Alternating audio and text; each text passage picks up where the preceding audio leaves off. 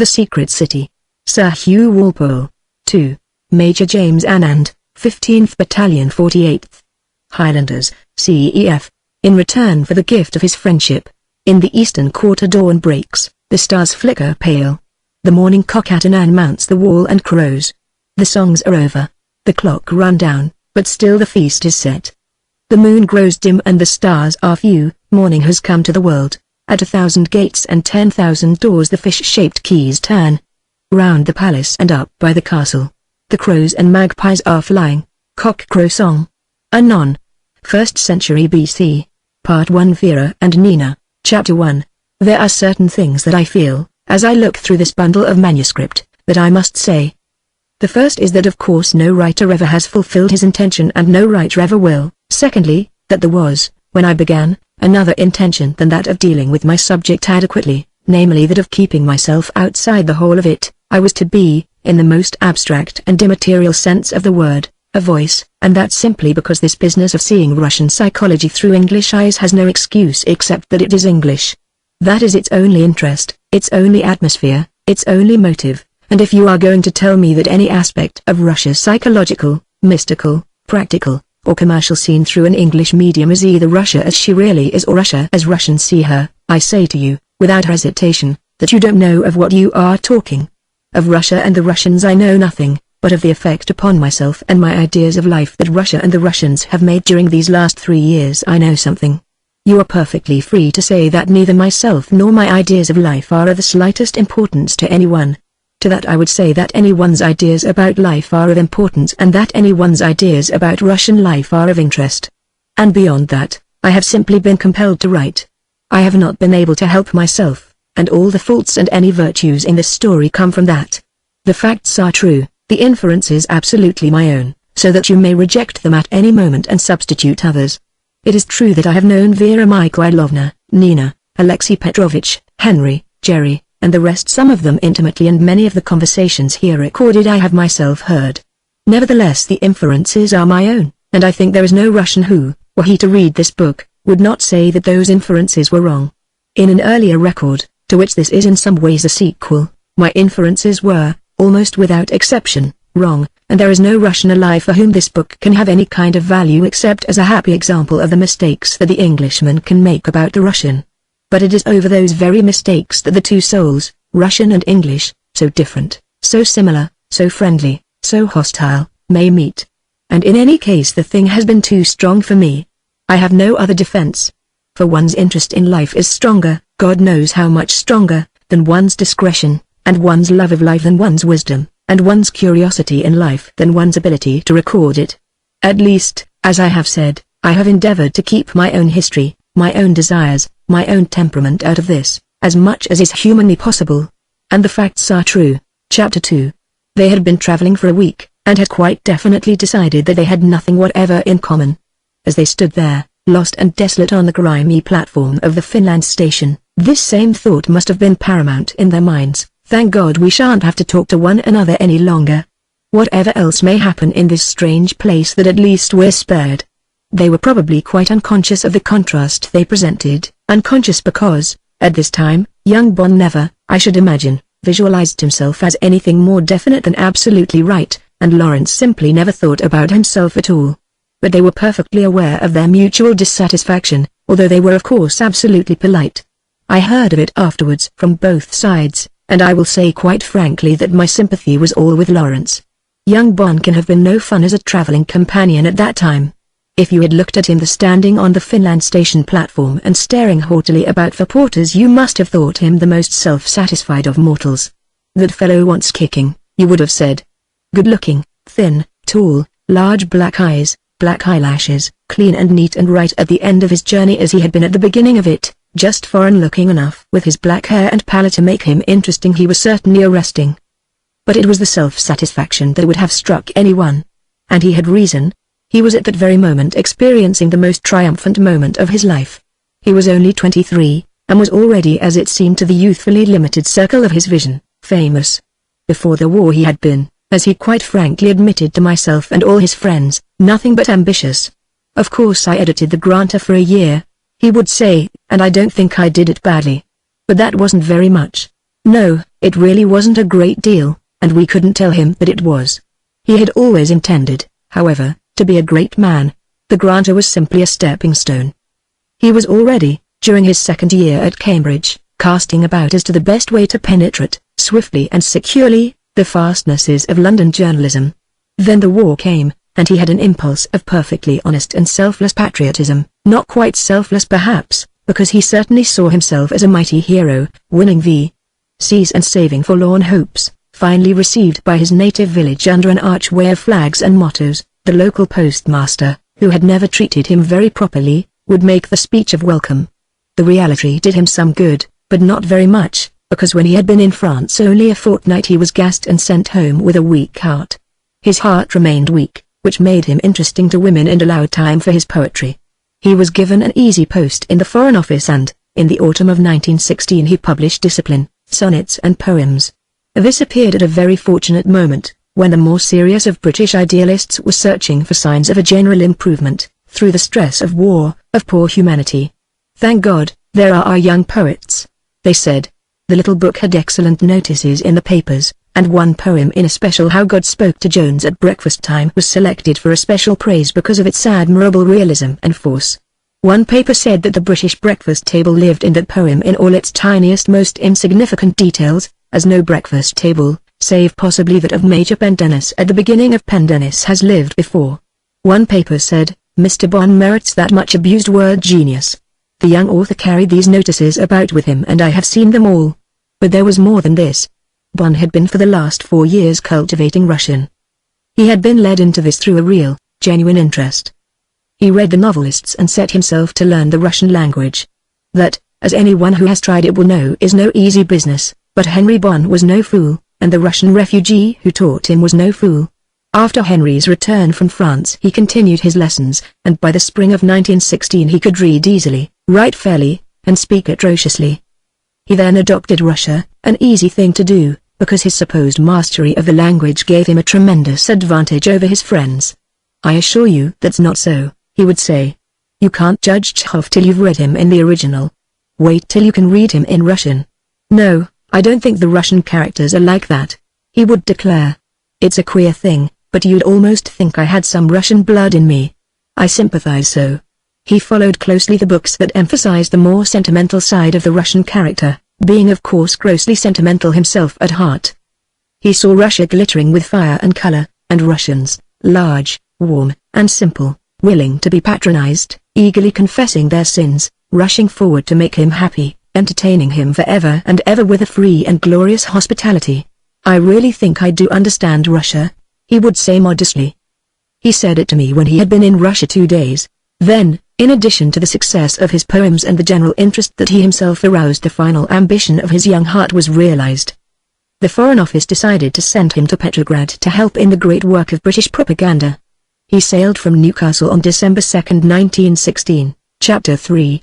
At this point I am inevitably reminded of that other Englishman who, 2 years earlier than Bonn, had arrived in Russia with his own pack of dreams and expectations. But John Trenchard, of whose life and death I have tried elsewhere to say something, was young Bonn's opposite, and I do not think that the strange unexpectedness of Russia can be exemplified more strongly than by the similarity of appeal that she could make to two so various characters. John was shy, self-doubting, humble, brave, and a gentleman. Bonn was brave and a gentleman, but the rest had yet to be added to him. How he would have patronized Trenchard if he had known him. And yet at heart they were not perhaps so dissimilar. At the end of my story it will be apparent, I think, that they were not. That journey from Newcastle to Bergen, from Bergen to Tornio, from Tornio to Petrograd is a tiresome business. There is much waiting at custom houses, disarrangement of trains and horses and meals, long wearisome hours of stuffy carriages and grimy window panes.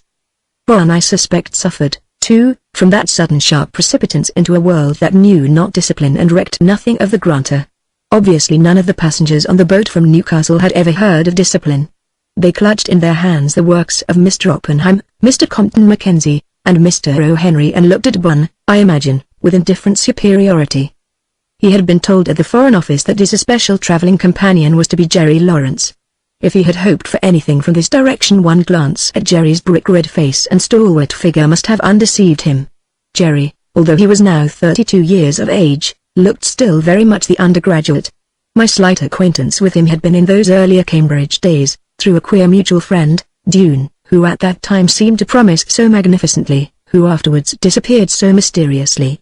You would never have supposed that Lawrence, captain of the University Rugger during his last 2 years, captain of the English team through all the internationals of the season 1913-14, could have had anything in common, except football, with Dune, artist and poet if ever there was one. But on the few occasions when I saw them together it struck me that football was the very least part of their common ground. And that was the first occasion on which I suspected that Jerry Lawrence was not quite what he seemed. I can imagine Lawrence standing straddleways on the deck of the Jupiter, his short thick legs wide apart, his broad back indifferent to everything and everybody, his rather plump, ugly, good-natured face staring out to sea as though he saw nothing at all. He always gave the impression of being half asleep. He had a way of suddenly lurching on his legs as though in another moment his desire for slumber would be too strong for him, and would send him crashing to the ground. He would be smoking an ancient briar, and his thick red hands would be clasped behind his back. No encouraging figure for Bond's aestheticism. I can see as though I had been present Bond's approach to him, his patronizing introduction, his kindly suggestion that they should eat their meals together, Jerry's smiling, lazy acquiescence. I can imagine how Bond decided to himself that he must make the best of this chap. After all, it was a long tiresome journey, and anything was better than having no one to talk to. But Jerry, unfortunately, was in a bad temper at the start. He did not want to go out to Russia at all. His father, old Stephen Lawrence, had been for many years the manager of some works in Petrograd, and the first 15 years of Jerry's life had been spent in Russia. I did not, at the time when I made Jerry's acquaintance at Cambridge, know this. Had I realized it I would have understood many things about him which puzzled me. He never alluded to Russia, never apparently thought of it, never read a Russian book, had, it seemed, no connection of any kind with any living soul in that country.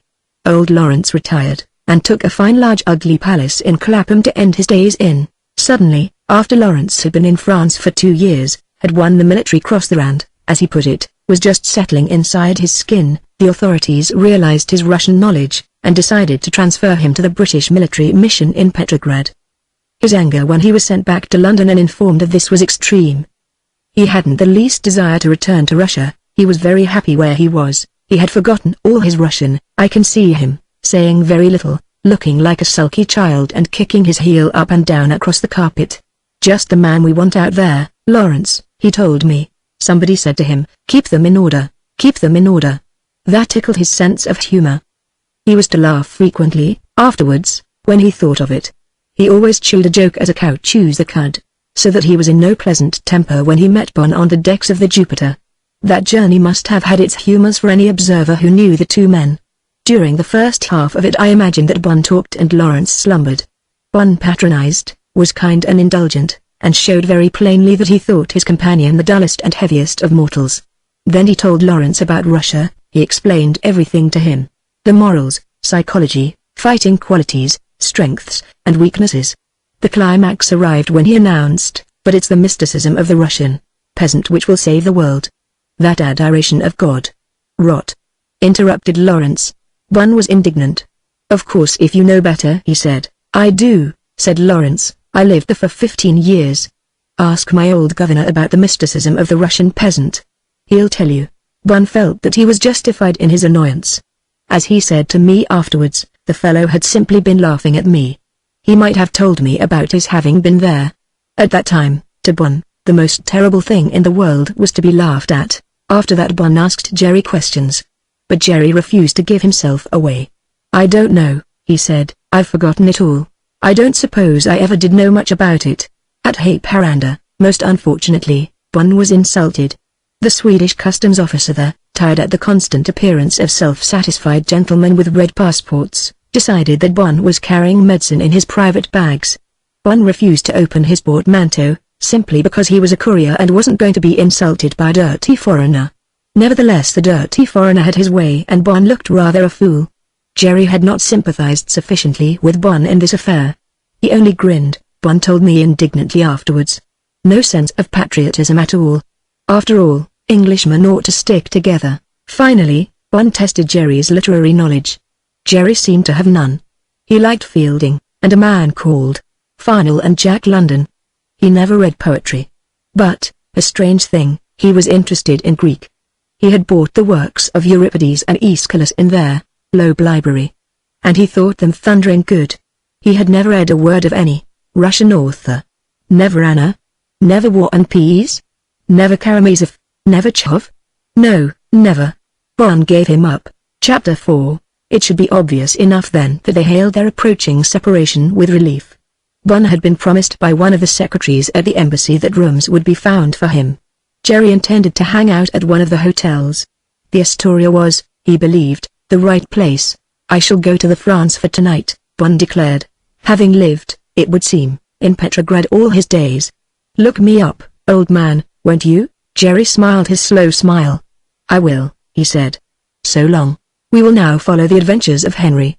He had in him, I know, a tiny creature with sharp ironical eyes and pointed springing feet who watched his poses, his sentimentalities and heroics with affectionate scorn. This same creature watched him now as he waited to collect his bags, and then stood on the gleaming steps of the station whilst the porters fetched in his Vostchik, and the rain fell in long thundering lines of steel upon the bare and desolate streets. You're very miserable and lonely, the creature said. You didn't expect this. No, Henry had not expected this, and he also had not expected that the Izvostchik would demand 8 rubles for his fare to the France. Henry knew that this was the barest extortion, and he had sworn to himself long ago that he would allow nobody to do him. He looked at the rain and submitted. After all, it's wartime, he whispered to the creature. He huddled himself into the cab, his baggage piled all about him, and tried by pulling at the hood to protect himself from the elements. He has told me that he felt that the rain was laughing at him. The cab was so slow that he seemed to be sitting in the middle of pools and the melting snow. He was dirty, tired, hungry, and really not far from tears. Poor Henry was very, very young. He scarcely looked at the neighbor as he crossed the bridge. All the length of the quay he saw only the hunched, heavy back of the old cabman and the spurting, jumping rain, the vast stone grave-like buildings and the high grey sky. He drove through the red square that swung in the rain. He was thinking about the 8 rubles. He pulled up with a jerk outside the France Hotel. Here he tried, I am sure, to recover his dignity, but he was met by a large, stout, Eastern-looking gentleman with peacock feathers in his round cap who smiled gently when he heard about the 8 rubles, and ushered Henry into the dark hall with a kindly patronage that admitted of no reply. The France is a good hotel, and its host is one of the kindest of mortals, but it is in many ways Russian rather than continental in its atmosphere. That ought to have pleased and excited so sympathetic a soul as Henry. I am afraid that this moment of his arrival was the first realization in his life of that stern truth that that which seems romantic in retrospect is only too often unpleasantly realistic in its actual experience. He stepped into the dark hall, damp like a well, with a whirring snarling clock on the wall and a heavy glass door pulled by a rope swinging and shifting, the walls and door and rack with the letters shifting too. In this rocking world there seemed to be no stable thing. He was dirty and tired and humiliated. He explained to his host, who smiled but seemed to be thinking of other things, that he wanted a bath and a room and a meal. He was promised these things, but there was no conviction abroad that the France had gone up in the world since Henry Bon had crossed its threshold. An old man with a grey beard and the fixed and glittering eye of the ancient mariner told him to follow him. How well I know those strange, cold, winding passages of the France, creeping in and out across boards that shiver and shake, with walls pressing in upon you so thin and rocky that the wind whistles and screams and the paper makes ghostly shadows and signs as though unseen fingers moved it. There is that smell, too, which a Russian hotel alone, of all the hostelries in the world, can produce, a smell of damp and cabbage soup, of sunflower seeds and cigarette ends, of drainage and patchouli, of, in some odd way, the sea and fish and wet pavements. It is a smell that will, until I die, be presented to me by those dark half-hidden passages, warrens of intricate fumbling ways with boards suddenly rising like little mountains in the path. Behind the wainscot one hears the scuttling of innumerable rats. The ancient mariner showed Henry to his room and left him. Henry was depressed at what he saw. His room was a slip cut out of other rooms, and its one window was faced by a high black wall down whose surface gleaming water trickled. The bare boards showed large and gaping cracks. There was a washstand, a bed, a chest of drawers, and a faded padded armchair with a hole in it. In the corner near the window was an icon of tinsel and wood. A little round marble-topped table offered a dusty carafe of water. A heavy red plush bell rope tapped the wall. He sat down in the faded armchair and instantly fell asleep. Was the room hypnotic? Why not? There are stranger things than that in Petrograd. I myself am aware of what walls and streets and rivers, engaged on their own secret life in that most secret of towns, can do to the mere mortals who interfere with their stealthy concerns. Henry dreamt. He was never afterwards able to tell me of what he had dreamt, but it had been a long heavy cobwebby affair, in which the walls of the hotel seemed to open and to close, black little figures moving like ants up and down across the winding ways. He saw innumerable carafes and basins and beds, the wallpaper whistling, the rats scuttling, and lines of cigarette ends, black and yellow, moving in trails like worms across the boards. All men like worms, like ants, like rats, and the gleaming water trickling interminably down the high black wall. Of course he was tired after his long journey, hungry too, and depressed. He awoke to find the ancient mariner watching him. He screamed. The mariner reassured him with a toothless smile, gripped him by the arm and showed him the bathroom. "Пожалуйста," said the mariner. Although Henry had learnt Russian, so unexpected was the pronunciation of this familiar word that it was as though the old man had said "Open Sesame." Chapter 5. He felt happy and consoled after a bath, a shave, and breakfast. Always I should think he reacted very quickly to his own physical sensations, and he was, as yet, too young to know that you cannot lay ghosts by the simple brushing of your hair and sponging your face. After his breakfast he lay down on the bed and again fell asleep, but this time not to dream. He slept like a Briton, dreamless, healthy and clean. He awoke as sure of himself as ever. The first incantation had not, you see, been enough. He plunged into the city. It was raining with that thick dark rain that seems to have mud in it before it has fallen.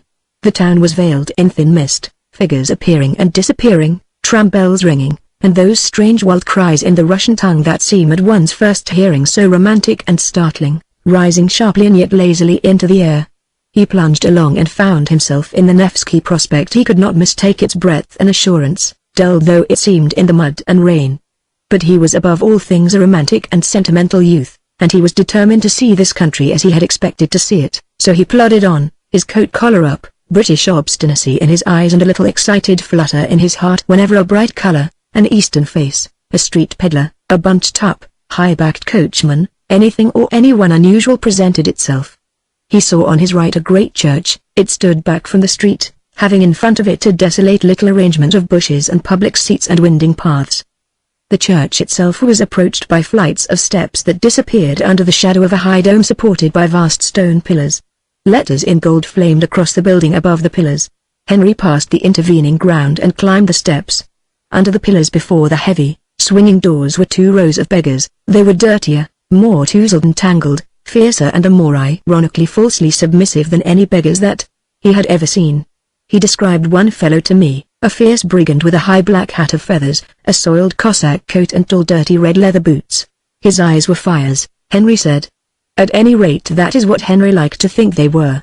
There was a woman with no legs and a man with neither nose nor ears. I am sure that they watched Henry with supplicating hostility. He entered the church and was instantly swallowed up by a vast multitude. He described to me afterwards that it was as though he had been pushed, by the evil, eager fingers of the beggars no doubt, into deep water. He rose with a gasp, and was first conscious of a strange smell of dirt and tallow and something that he did not know, but was afterwards to recognize as the scent of sunflower seed. He was pushed upon, pressed and pulled, fingered and crushed. He did not mind. He was glad this was what he wanted. He looked about him and found that he and all the people round him were swimming in a hazy golden mist flung into the air from the thousands of lighted candles that danced in the breeze blowing through the building. The whole vast shining floor was covered with peasants, pressed, packed together. Peasants, men and women. He did not see a single member of the middle class. In front of him under the altar there was a blaze of light, and figures moved in the blaze uncertainly, indistinctly. Now and then a sudden quiver passed across the throng, as wind blows through the corn. Here and the men and women knelt, but for the most part they stood steadfast, motionless, staring in front of them. He looked at them and discovered that they had the faces of children, simple, trustful, unintelligent, unhumorous children, and eyes, always kindlier than any he had ever seen in other human beings. They stood there gravely, with no signs of religious fervor, with no marks of impatience or weariness, and also with no evidence of any especial interest in what was occurring. It might have been a vast concourse of sleepwalkers. He saw that 3 soldiers near to him were holding hands. From the lighted altars came the echoing whisper of a monotonous chant. The sound rose and fell, scarcely a voice, scarcely an appeal, something rising from the place itself and sinking back into it again without human agency. After a time he saw a strange movement that at first he could not understand. Then watching, he found that unlit candles were being passed from line to line, one man leaning forward and tapping the man in front of him with the candle, the man in front passing it, in his turn, forward, and so on until at last it reached the altar where it was lighted and fastened into its sconce. This tapping with the candles happened incessantly throughout the vast crowd. Henry himself was tapped, and felt suddenly as though he had been admitted a member of some secret society. He felt the tap again and again, and soon he seemed to be hypnotized by the low chant at the altar and the motionless silent crowd and the dim golden mist. He stood, not thinking, not living. Away, questioning nothing, wanting nothing. He must of course finish with his romantic notion. People pushed around him, struggling to get out. He turned to go and was faced, he told me, with a remarkable figure. His description, romantic and sentimental though he tried to make it, resolved itself into nothing more than a sketch of an ordinary peasant, tall, broad, black-bearded, neatly clad in blue shirt, black trousers, and high boots. This fellow stood apparently away from the crowd, apart, and watched it all, as you so often may see the Russian peasant doing, with indifferent gaze. In his mild blue eyes one fancied that he saw all kinds of things: power, wisdom, prophecy, a figure apart and symbolic. But how easy in Russia it is to see symbols and how often those symbols fail to justify themselves. Well, I let Bon have his fancies. I should know that man anywhere again, he declared. It was as though he knew what was going to happen and was ready for it. Then I suppose he saw my smile, for he broke off and said no more. And here for a moment I leave him and his adventures. Chapter 6. I must speak, for a moment, of myself. Throughout the autumn and winter of 1914 and the spring and summer of 1915 I was with the Russian Red Cross on the Polish and Galician fronts. During the summer and early autumn of 1915 I shared with the 9th Army the retreat through Galicia. Never very strong physically, owing to a lameness of the left hip from which I have suffered from birth, the difficulties of the retreat and the loss of my two greatest friends gave opportunities to my arch-enemy sciatica to do what he wished with me, and in October 1915 I was forced to leave the front and return to Petrograd. I was an invalid throughout the whole of that winter, and only gradually during the spring of 1916 was able to pull myself back to an old shadow of my former vigor and energy. I saw that I would never be good for the front again, but I minded that the less now in that the events of the summer of 1915 had left me without heart or desire. The merest spectator of life, passive and, I cynically believed, indifferent. I was nothing to anyone, nor was anyone anything to me.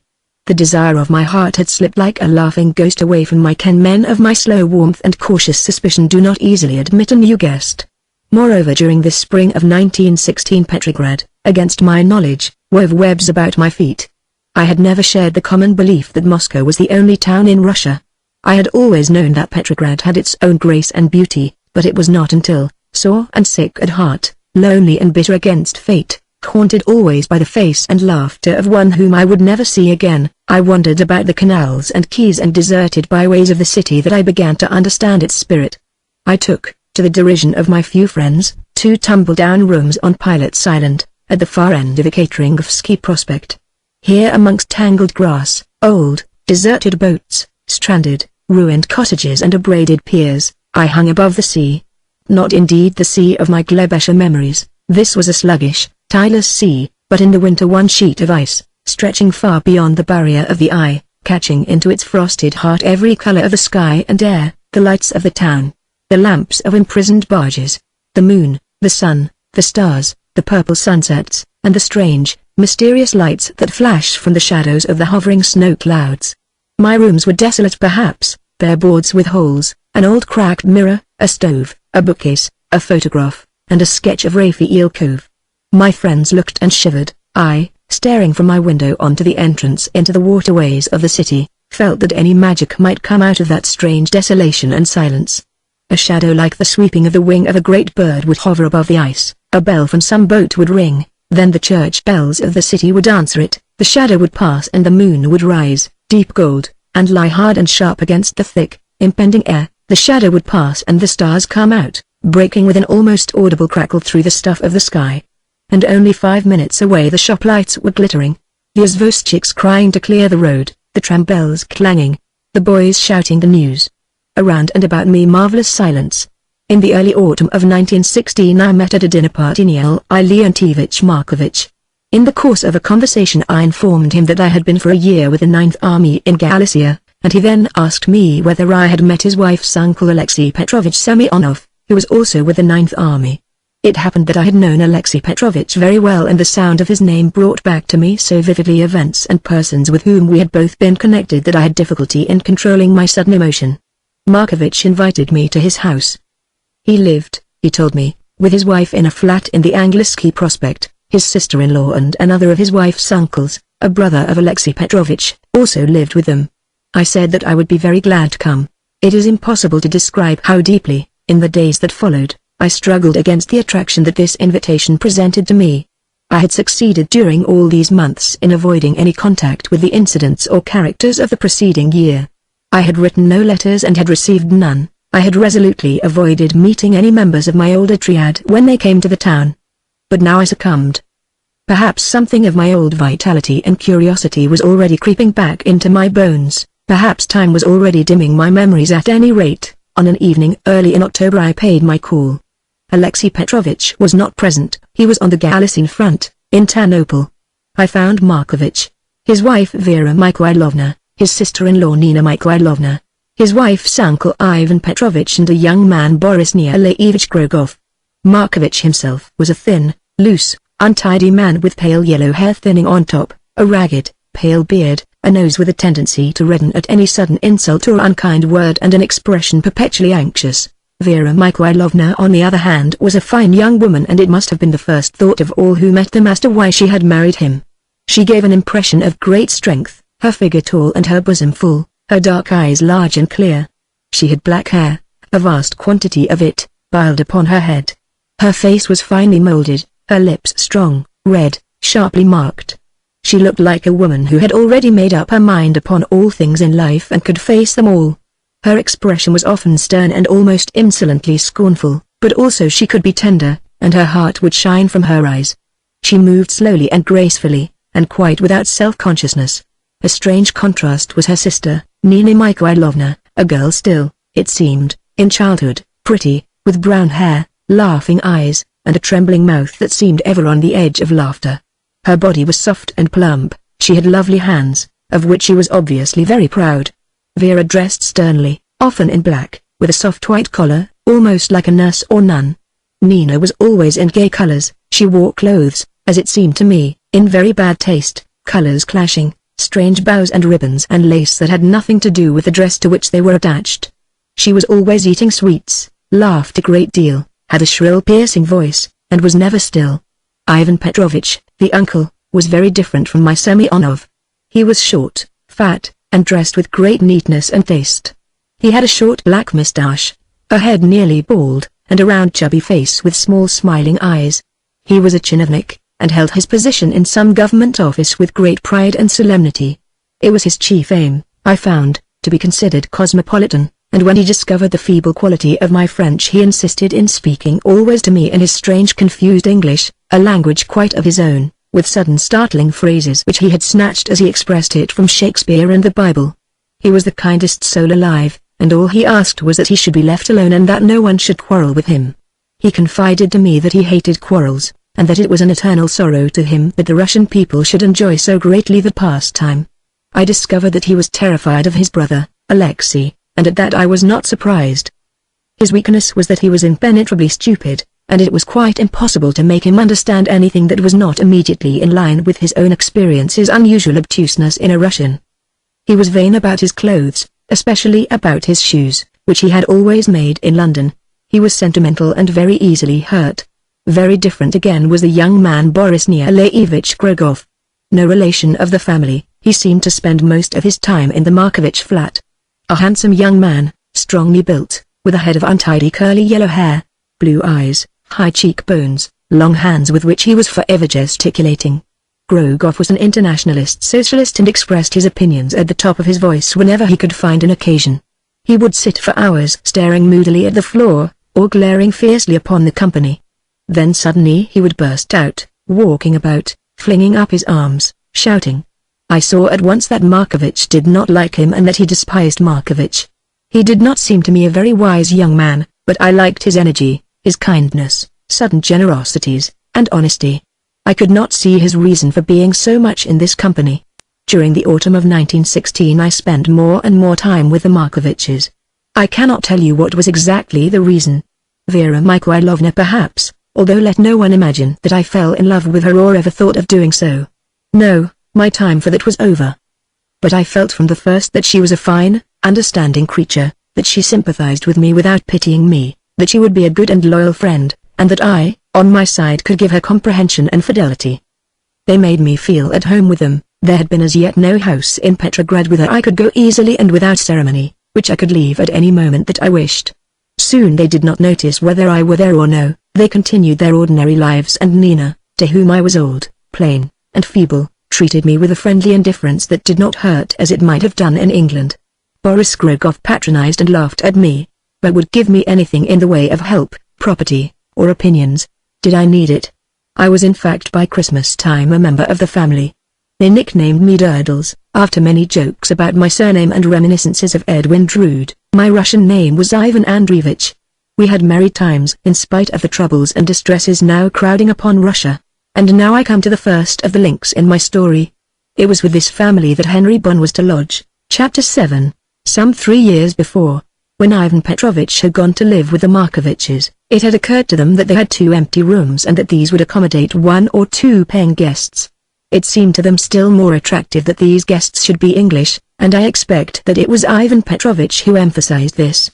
The British consulate was asked to assist them, and after a few inconspicuous clerks and young businessmen they entertained for a whole 6 months the Honorable Charles Trafford, one of the junior secretaries at the embassy. At the end of those 6 months the Honorable Charles, burdened with debt, and weakened by little sleep and much liquor, was removed to a less exciting atmosphere. With all his faults, he left faithful friends in the Markovich flat, and he, on his side, gave so enthusiastic an account of Markovich's attempts to restrain and modify his impetuosities that the embassy recommended her care and guidance to other young secretaries. The war came and Vera Mikhailovna declared that she could have lodgers no longer, and a terrible blow this was to Ivan Petrovich. Then suddenly, towards the end of 1916, she changed her mind and announced to the embassy that she was ready for anyone whom they could send her. Henry Bonn was offered, accepted, and prepared for. Ivan Petrovich was a happy man once more.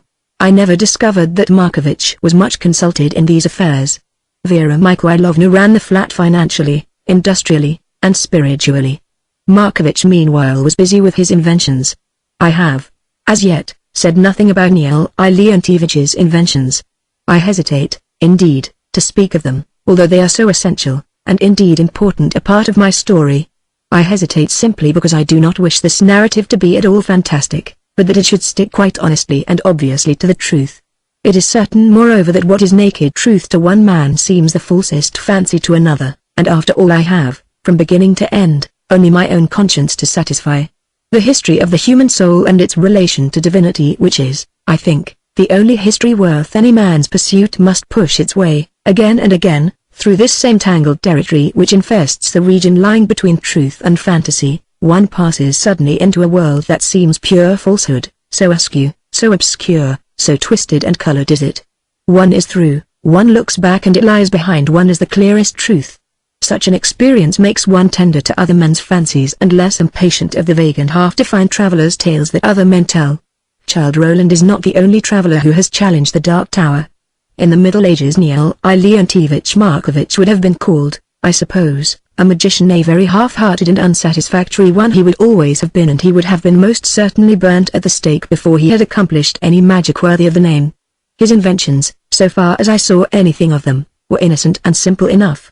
It was the man himself rather than his inventions that arrested the attention. About the time of Bonn's arrival upon the scene it was a new kind of ink that he had discovered, and for many weeks the Markovich flat dripped ink from every pore. He had no laboratory, no scientific materials, nor, I think, any profound knowledge. The room where he worked was a small box-like place off the living room, a cheerless enough abode with a little high-barred window in it as in a prison cell, cardboard boxes piled high with feminine garments, a sewing machine, old dusty books, and a broken-down perambulator occupying most of the space. I never could understand why the perambulator was there, as the Markoviches had no children. Niel Leontievich sat at a table under the little window, and his favorite position was to sit with the chair perched on one leg, and so, rocking in this insecure position, he brooded over his bottles and glasses and trays. This room was so dark even in the middle of the day that he was often compelled to use a lamp. There he hovered, with his ragged beard, his ink-stained fingers and his red-rimmed eyes, making strange noises to himself and evolving from his materials continual little explosions that caused him infinite satisfaction. He did not mind interruptions, nor did he ever complain of the noise in the other room, terrific though it often was. He would be absorbed, in a trance, lost in another world, and surely amiable and harmless enough. And yet not entirely amiable. His eyes would close to little spots of dull, lifeless color. The only thing alive about him seemed to be his hands that moved and stirred as though they did not belong to his body at all, but had an independent existence of their own, and his heels protruding from under his chair were like horrid little animals waiting, malevolently, on guard. His inventions were, of course, never successful, and he contributed, therefore, nothing to the maintenance of his household. Vera Mikhailovna had means of her own, and there were also the paying guests. But he suffered from no sense of distress at his impecuniosity. I discovered very quickly that Vera Mikhailovna kept the family purse, and one of the earliest sources of family trouble was, I fancy, his constant demands for money. Before the war he had, I believe, been drunk whenever it was possible. Because drink was difficult to obtain, and in a flood of patriotism roused by the enthusiasm of the early days of the war, he declared himself a teetotaler, and marvelously he kept his vows. This abstinence was now one of his greatest prides, and he liked to tell you about it. Nevertheless, he needed money as badly as ever, and he borrowed whenever he could. One of the first things that Vera Mikhailovna told me was that I was on no account to open my purse to him. I was not always able to keep my promise. On this particular evening of Bond's arrival I came, by invitation, to supper. They had told me about their Englishman, and had asked me indeed to help the first awkward half-hour over the stile. It may seem strange that the British Embassy should have chosen so uncouth a host as Niel Leontievich for their innocent secretaries, but it was only the more enterprising of the young men who preferred to live in a Russian family. Most of them inhabited elegant flats of their own, ornamented with colored stuffs and gaily decorated cups and bright trays from the Jews' market, together with English comforts and luxuries dragged all the way from London. Moreover, Markovitch figured very slightly in the consciousness of his guests, and the rest of the flat was roomy and clean and light. It was, like most of the homes of the Russian intelligentsia, overburdened with family history. Amazing the things that Russians will gather together and keep, one must suppose, only because they are too lethargic to do away with them. On the walls of the Markovitch dining room all kinds of pictures were hung: old family photographs, yellow and dusty, old calendars, prints of ships at sea, and young men hanging over stiles, and old ladies having tea, photographs of the Kremlin and the Lavrat Kiev, copies of Ivan and his murdered son, Insarov's portrait of Chelyapin as Boris Godunov. Bookcases there were with tattered editions of Pushkin and Lermontov. The middle of the living room was occupied with an enormous table covered by a dark red cloth, and this table was the center of the life of the family. A large clock wheezed and groaned against the wall, and various chairs of different shapes and sizes filled up most of the remaining space. Nevertheless, although everything in the room looked old except the white and gleaming stove, Vera Mikhailovna spread over the place the impress of her strong and active personality. It was not a sluggish room, nor was it untidy as so many Russian rooms are. Around the table everybody sat. It seemed that at all hours of the day and night some kind of meal was in progress there, and it was almost certain that from 2:30 in the afternoon until 2:30 on the following morning the samovar would be found there, presiding with sleepy dignity over the whole family and caring nothing for anybody. I can smell now that especial smell of tea and radishes and salted fish, and can hear the wheeze of the clock, the hum of the samovar, Nina's shrill laugh and Boris's deep voice. I owe that room a great deal. It was there that I was taken out of myself, and memories that fared no better for their perpetual resurrection. That room called me back to life. On this evening there was to be, in honor of young Bun, an especially fine dinner. A message had come from him that he would appear with his boxes at 7:30. When I arrived Vera was busy in the kitchen, and Nina adding in her bedroom extra ribbons and laces to her costume. Boris Niolaevich was not present. Niel Leontievich was working in his den. I went through to him. He did not look up as I came in. The room was darker than usual. The green shade over the lamp was tilted wickedly as though it were cocking its eye at Markovitch's vain hopes, and there was the man himself, one cheek a ghastly green, his hair on end and his chair precariously balanced. I heard him say as though he repeated an incantation: "New, what? New, what? New, what? Zdrast, Neil I. Leontievich, I said. Then I did not disturb him but sat down on a rickety chair and waited. Ink dripped from his table onto the floor. One bottle lay on its side, the ink oozing out. Other bottles stood, some filled, some half-filled, some empty. Ah, ha! He cried, and there was a little explosion. A cork spurted out and struck the ceiling. There was smoke and the crackling of glass. He turned round and faced me, a smudge of ink on one of his cheeks, and that customary nervous unhappy smile on his lips. "Well, how goes it?" I asked. "Well enough." He touched his cheek then sucked his fingers. "I must Washington, we have a guest tonight." "And the news, what's the latest?" He always asked me this question, having apparently the firm conviction that an Englishman must know more about the war than a man of any other nationality. But he didn't pause for an answer. "News, but of course there is none. What can you expect from this Russia of ours? And the rest, it's all too far away for any of us to know anything about it. Only Germany's close at hand." "Yes. Remember that. You forget it sometimes in England. She's very near indeed. We've got a guest coming from the English embassy. His name's Boone. And a funny name too. You don't know him, do you?" "No, I didn't know him." I laughed. Why should he think that I always knew everybody, I who kept to myself so? The English always stick together. That's more than can be said for us, Russians. We're a rotten lot. Well, I must go and Washington. Then, whether by a sudden chance of light and shade, or if you like to have it, by a sudden revelation on the part of a beneficent providence, he really did look malevolent, standing in the middle of the dirty little room, malevolent and pathetic too, like a cross, sick bird. "Vera's got a good dinner ready. That's one thing, Ivan Andreevich," he said, "and vodka a little bottle. We got it from a friend. But I don't drink now, you know." He went off and I, going into the other room, found Vera Mikhailovna giving last touches to the table. I sat and watched with pleasure her calm assured movements. She really was splendid, I thought, with the fine carriage of her head, her large mild eyes, her firm strong hands, all ready for the guest. "Vera Mikhailovna?" I asked. "Yes," she answered, smiling at me. "I hope so." "He won't be very particular, will he, because we aren't princes?" "I can't answer for him," I replied, smiling back at her. "But he can't be more particular than the Honorable Charles, and he was a great success." The Honorable Charles was a standing legend in the family, and we always laughed when we mentioned him. I don't know. She stopped her work at the table and stood, her hand up to her brow as though she would shade her eyes from the light. "I wish he wasn't coming, the new Englishman, I mean. Better perhaps as we were Nicholas." She stopped short. "Oh, I don't know. They're difficult times, Ivan Andreevich." The door opened and old Uncle Ivan came in. He was dressed very smartly with a clean white shirt and a black bow tie and black patent leather shoes, and his round face shone as the sun. "Ah, Mr. Deward," he said, trotting forward. "Good health to you. What excellent weather we're sharing." "So we are, M. Semyonov," I answered him. "Although it did rain most of yesterday, you know." "But weather of the soul perhaps you mean? In that case I'm very glad to hear that you are well." "Ah, of the soul?" He always spoke his words very carefully, clipping and completing them, and then standing back to look at them as though they were china ornaments arranged on a shining table. "No, my soul today is not of the first rank, I'm afraid." It was obvious that he was in a state of the very greatest excitement. He could not keep still, but walked up and down beside the long table, fingering the knives and forks. Then Nina burst in upon us in one of her frantic rages. Her tempers were famous both for their ferocity and the swiftness of their passing. In the course of them she was like some impassioned bird of brilliant plumages, tossing her feathers, fluttering behind the bars of her cage at some impertinent, teasing passer-by. She stood there now in the doorway, gesticulating with her hands. "New, Snwishto. Michael Alexandrovich has put me off, says he is busy all night at the office."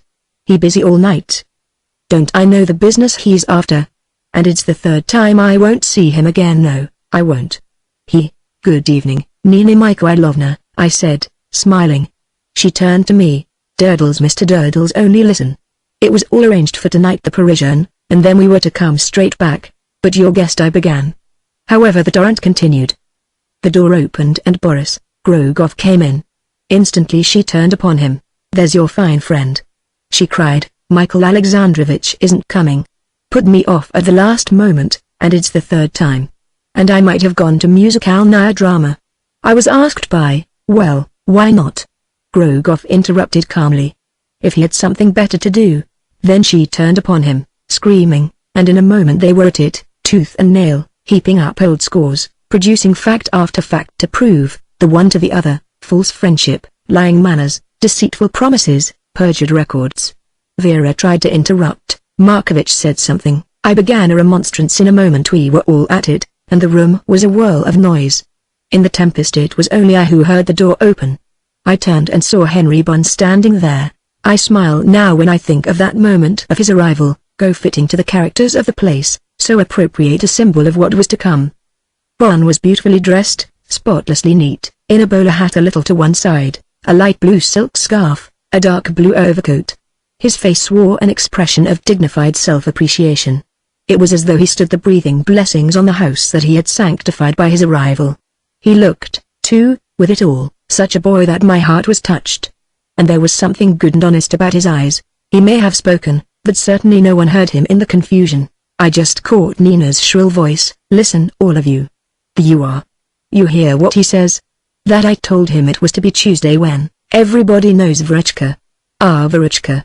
He says. Then she paused. I caught her amazed glance at the door, her gasp, a scream of stifled laughter, and behold she was gone. Then they all saw. There was instant silence, a terrible pause, and then Bunn's polite gentle voice, "Is this where Mr. Markovich lives?" "I beg your pardon." Great awkwardness followed. It is quite an illusion to suppose that Russians are easy, affable hosts. I know of no people in the world who are so unable to put you at your ease if there is something unfortunate in the air. They have few easy social graces, and they are inclined to abandon at once a situation if it is made difficult for them. If it needs an effort to make a guest happy they leave him alone and trust to a providence in whose powers, however, they entirely disbelieve. Bunn was led to his room, his bags being carried by old Saka, there, Markovich's servant, and the dvornik. His bags, I remember, were very splendid, and I saw the eyes of Uncle Ivan grow large as he watched their progress. Then with a sigh he drew a chair up to the table and began eating zakuska, putting salt fish and radishes and sausage onto his plate and eating them with a fork. "Dis Dieu, Ivan," Vera said reproachfully. "Not yet, we haven't begun, Ivan Andreevich. What do you think? Will he want hot water?" She hurried after him. The evening thus unfortunately begun was not happily continued. There was a blight upon us all. I did my best, but I was in considerable pain and very tired. Moreover, I was not favorably impressed with my first sight of young Bunn. He seemed to me foolish and conceited. Uncle Ivan was afraid of him. He made only one attack. "It was a very fruitful journey that you had, sir, I hope?" "I beg your pardon," said Bunn. "A very fruitful journey, nothing burdensome nor extravagant?" "Oh, all right, thanks," Bunn answered, trying unsuccessfully to show that he was not surprised at my friend's choice of words. But Uncle Ivan saw that he had not been successful and his lip trembled. Markovich was silent and Boris Niolaevich sulked. Only once towards the end of the meal Bunn interested me. "I wonder," he asked me, "whether you know a fellow called Lawrence? He traveled from England with me. A man who's played a lot of football, not Jerry Lawrence, the international." I said. "Surely he can't have come out here?" Of course it was the same. I was interested and strangely pleased. The thought of Lawrence's square back and cheery smile was extremely agreeable just then. "Oh, I'm very glad," I answered. "I must get him to come and see me. I knew him pretty well at one time." "Where's he to be found?" Bunn, with an air of rather gentle surprise, as though he could not help thinking it strange that anyone should take an interest in Lawrence's movements, told me where he was lodging. "And I hope you also will find your way to me sometime." I added, "It's an out-of-place grimy spot, I'm afraid. You might bring Lawrence round one evening." Soon after that, feeling that I could do no more towards retrieving an evening definitely lost, I departed. At the last I caught Markovich's eye. He seemed to be watching for something. A new invention perhaps. He was certainly an unhappy man. Chapter 8. I was to meet Jerry Lawrence sooner than I had expected. And it was in this way. 2 days after the evening that I have just described I was driven to go and see Vera Mikhailovna. I was driven, partly by my curiosity, partly by my depression, and partly by my loneliness. This same loneliness was, I believe, at this time beginning to affect us all. I should be considered perhaps to be speaking with exaggeration if I were to borrow the title of one of Mrs. Oliphant's old-fashioned and charming novels and to speak of Petrograd as already a beleaguered city, beleaguered, moreover, in very much the same sense as that other old city was. From the very beginning of the war, Petrograd was isolated not by the facts of the war, its geographical position or any of the obvious causes, but simply by the contempt and hatred with which it was regarded. From very old days it was spoken of as a German town. If you want to know Russia, don't go to Petrograd. Simply a cosmopolitan town like any other. A smaller Berlin, and so on, and so on. This sense of outside contempt influenced its own attitude to the world. It was always at war with Moscow. It showed you when you first arrived its Nevsky, its ordered squares, its official buildings, as though it would say, I suppose you will take the same view as the rest. If you don't wish to look any deeper, here you are. I'm not going to help you. As the war developed, it lost whatever gaiety and humor it had. After the fall of Warsaw, the attitude of the Russian people in general became fatalistic. Much nonsense was talked in the foreign press about Russia coming back again and again. Russia, the harder she was pressed, the harder she resisted, and the ghost of Napoleon retreating from Moscow was presented to every home in Europe, but the plain truth was that, after Warsaw, the temper of the people changed. Things were going wrong once more, as they had always gone wrong in Russian history, and as they always would go wrong. Then followed bewilderment. What to do? Whose fault was it all? Shall we blame our blood or our rulers? Our rulers, certainly, as we always, with justice, have blamed them. Our blood, too, perhaps. From the fall of Warsaw, in spite of momentary flashes of splendor and courage, the Russians were a blindfolded, naked people, fighting a nation fully armed. Now, Europe was vast continents away, and only Germany, that old Germany whose soul was hateful, whose practical spirit was terribly admirable, was close at hand. The Russian people turned hither and thither, first to its Tsar, then to its generals, then to its democratic spirit, then to its idealism, and there was no hope anywhere. They appealed for liberty. In the autumn of 1916 a great prayer from the whole country went up that the bandage might be taken from its eyes, and soon, lest when the light did at last come the eyes should be so unused to it that they should see nothing. Nicholas had his opportunity, the greatest opportunity perhaps ever offered to man. He refused it. From that moment the easiest way was closed, and only a most perilous rocky path remained. With every week of that winter of 1916, Petrograd stepped deeper and deeper into the darkness. Its strangeness grew and grew upon me as the days filed through. I wondered whether my illness and the troubles of the preceding year made me see everything at an impossible angle, or it was perhaps my isolated lodging, my grumbling rooms, with the grey expanse of sea and sky in front of them, that was responsible. Whatever it was, Petrograd soon came to be to me a place with a most terrible secret life of its own. There is an old poem of Pushkin's that Alexander Benois has most marvelously illustrated, which has for its theme the rising of the river Neva in November 1824. On that occasion the splendid animal devoured the town, and in Pushkin's poem you feel the devastating power of the beast, and in Benois' pictures you can see it licking its lips as it swallowed down pillars and bridges and streets and squares, with poor little fragments of humanity clutching and crying and fruitlessly appealing. This poem only emphasized for me the suspicion that I had originally had, that the great river and the marshy swamp around it despised contemptuously the buildings that man had raised beside and upon it, and that even the buildings in their turn despised the human beings who thronged them. It could only be some sense of this kind that could make one so repeatedly conscious that one's feet were treading ancient ground. The town, raised all over piece by Peter the Great, could claim no ancient history at all, but through every stick and stone that had been laid there stirred the spirit and soul of the ground, so that out of one of the sluggish canals one might expect at any moment to see the horrid and scaly head of some Paleolithic monster with dead and greedy eyes slowly push its way up, that it might gaze at the little black hurrying atoms as they crossed and recrossed the grey bridge. There are many places in Petrograd where life is utterly dead, where some building, half completed, has fallen into red and green decay, where the water lies still under iridescent scum and thick clotted reeds seem to stand at bay, concealing in their depths some terrible monster. At such a spot I have often fancied that the eyes of countless inhabitants of that earlier world are watching me, and that not far away the waters of Neva are gathering their mighty momentum for some instant, when, with a great heave and swell, they will toss the whole fabric of brick and mortar from their shoulders, flood the streets and squares, and then sink tranquilly back into great sheets of unruffled waters marked only with reeds and the sharp cry of some traveling bird. All this may be fantastic enough. I only know that it was sufficiently real to me during that winter of 1916 to be ever at the back of my mind, and I believe that some sense of that kind had in all sober reality something to do with its strange weight of uneasy anticipation that we all of us, yes, the most unimaginative amongst us, felt at this time. Upon this afternoon when I went to pay my call on Vera Mikhailovna, The real snow began to fall. We had had the false preliminary attempt a fortnight before. Now in the quiet persistent determination, the solid soft resilience beneath one's feet, and the patient acquiescence of roofs and bridges and cobbles, one knew that the real winter had come. Already, although it was only 4 o'clock in the afternoon, there was darkness, with the strange almost metallic glow as of the light from an inverted looking glass that snow makes upon the air. I had not far to go, but the long stretch of the Ekateringovsky Canal was black and gloomy and desolate, repeating here and there the pale yellow reflection of some lamp, but for the most part dim and dead, with the hulks of barges lying like sleeping monsters on its surface. As I turned into Angliski Prospect, I found stretched like a black dados, far down the street, against the wall, a queue of waiting women. They would be there until the early morning, many of them, and it was possible that then the bread would not be sufficient. And this not from any real lack, but simply from the mistakes of the bungling, speculating government. No wonder that one's heart was heavy. I found Vera Mikhailovna to my relief alone. When Saka brought me into the room, she was doing what I think I had never seen her do before, sitting unoccupied, her eyes staring in front of her, her hands folded on her lap.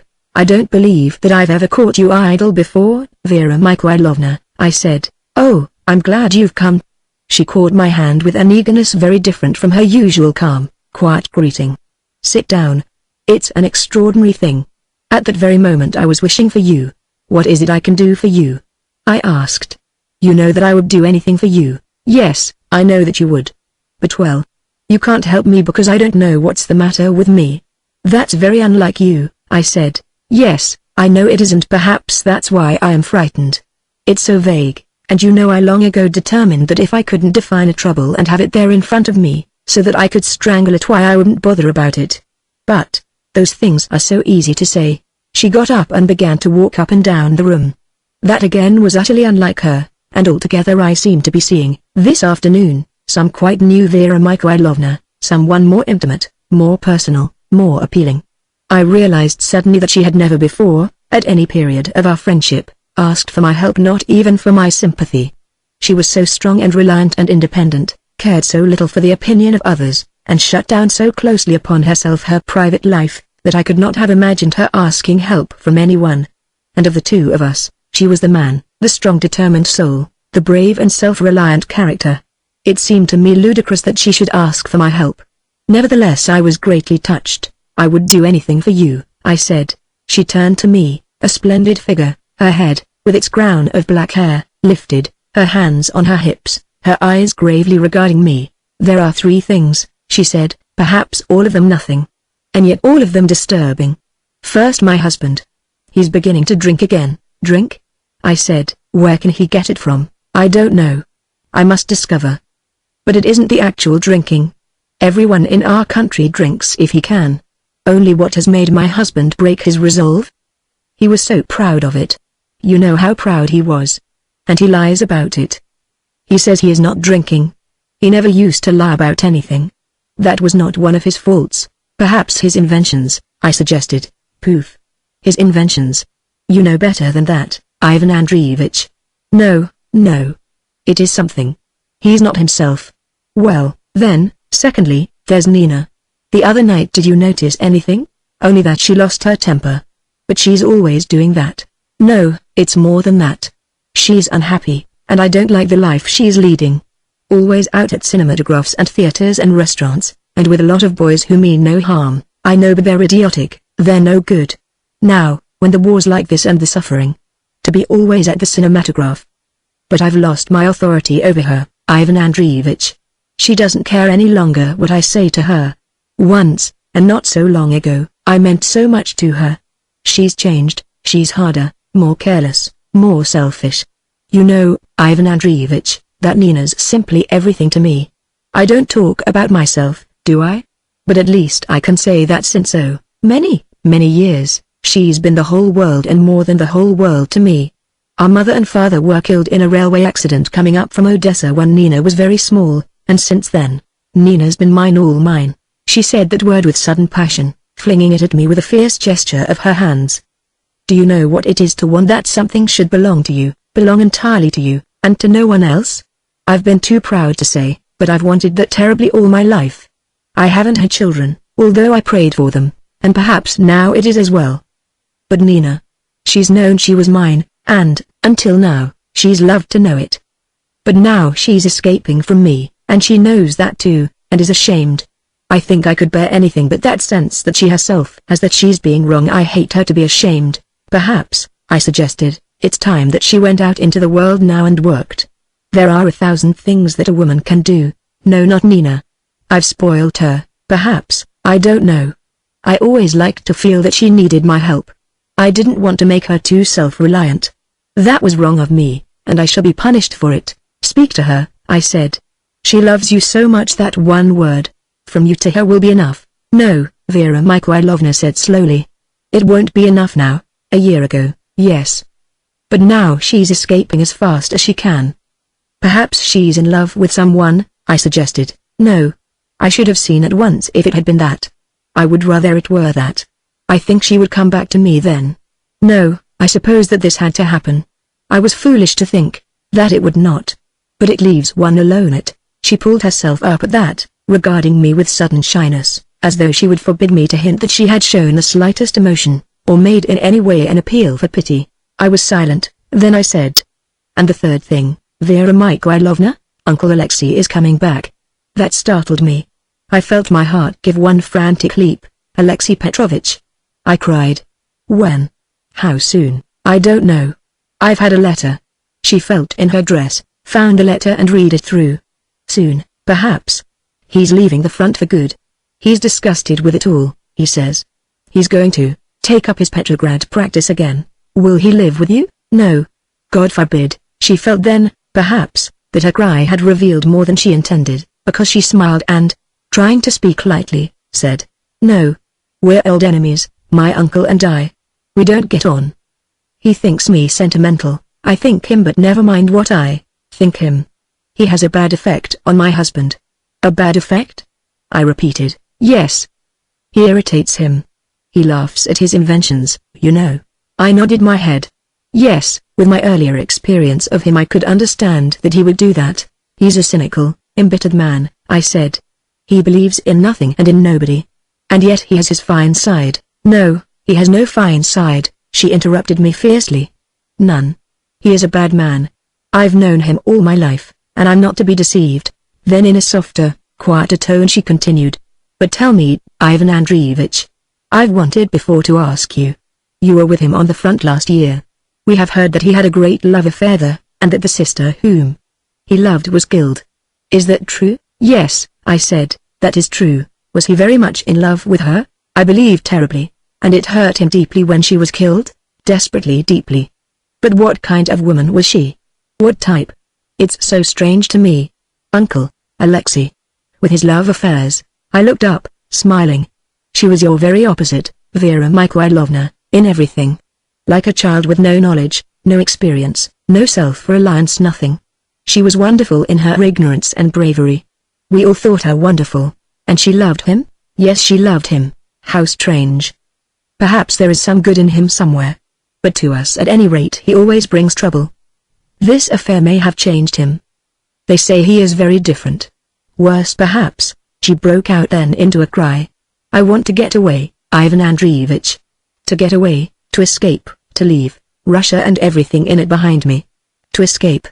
It was just then that Saka knocked on the door. She came in to say that there was an Englishman in the hall inquiring for the other Englishman who had come yesterday, that he wanted to know when he would be back. Perhaps I can help, I said. I went out into the hall and there, I found Jerry Lawrence. He stood there in the dusk of the little hall looking as resolute and unconcerned as an Englishman, in a strange and uncertain world, is expected to look. Not that he ever considered the attitudes fitting to adopt on certain occasions. He would tell you, if you inquired, that he couldn't stand those fellows who looked into every glass they passed. His brow wore now a simple and innocent frown like that of a healthy baby presented for the first time with a strange and alarming rattle.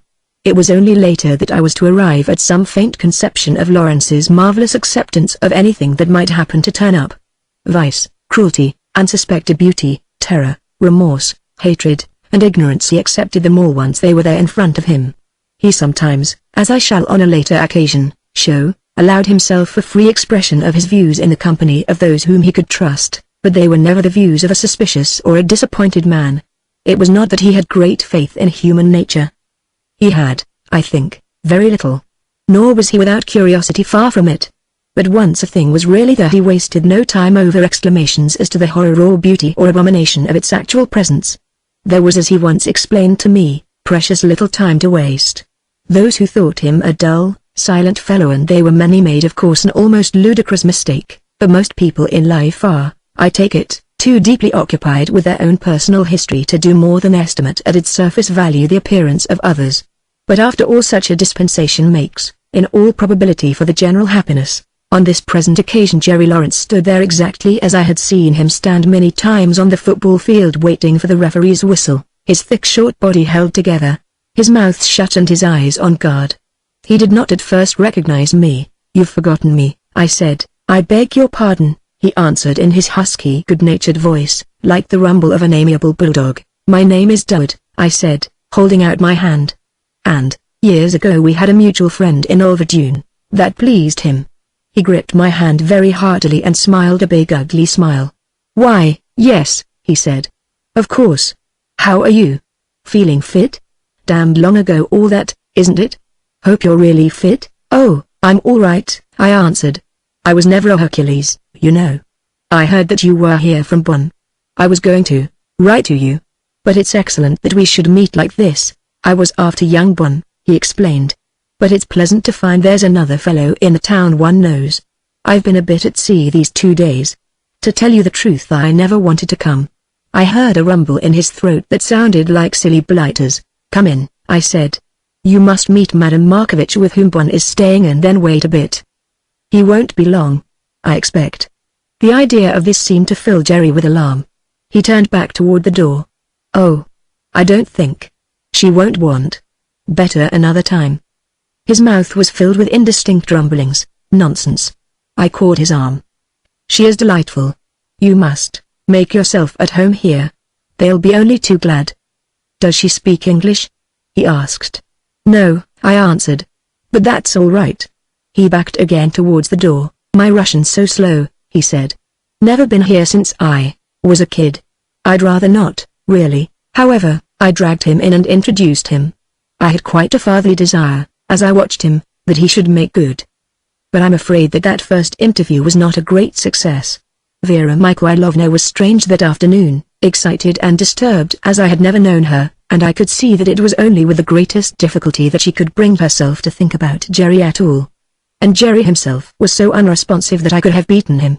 "Why, you're duller than you used to be," I thought to myself, and wondered how I could have suspected, in those days, subtle depths and mysterious comprehensions. Vera Mikhailovna asked him questions about France and London, but, quite obviously, did not listen to his answers. After 10 minutes he pulled himself up slowly from his chair.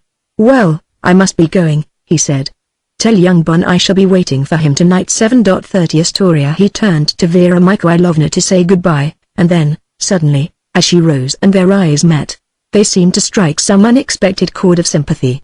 It took both of them, I think, by surprise. For quite a moment they stared at one another. "Please come whenever you want to see your friend," she said. "We shall be delighted." "Thank you," he answered simply, and went. When he had gone she said to me, "I like that man.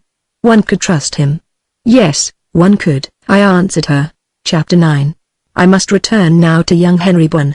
I would like to arouse your sympathy for him, but sympathy's a dangerous medicine for the young, who are only too ready, so far as their self-confidence goes, to take a mile if you give them an inch. But with Bonn it was simply a case of redelivering, piece by piece, the mile that he had had no possible right to imagine in his possession, and at the end of his relinquishment he was as naked and impoverished a soul as any life with youth and health on its side can manage to sustain. He was very miserable during these first weeks, and then it must be remembered that Petrograd was, at this time, no very happy place for anybody. Bonn was not a coward. He would have stood the worst things in France without flinching, but he was neither old enough nor young enough to face without a tremor the queer world of nerves and unfulfilled expectation in which he found himself. In the first place, Petrograd was so very different from anything that he had expected. Its size and space, its power of reducing the human figure to a sudden speck of insignificance, its strange lights and shadows, its waste spaces and cold, empty, moonlit squares, its jumble of modern and medieval civilization. Above all, its supreme indifference to all and sundry, these things cowed and humiliated him. He was sharp enough to realize that here he was nobody at all. Then he had not expected to be so absolutely cut off from all that he had known. The Western world simply did not seem to exist. The papers came so slowly that on their arrival they were not worth reading.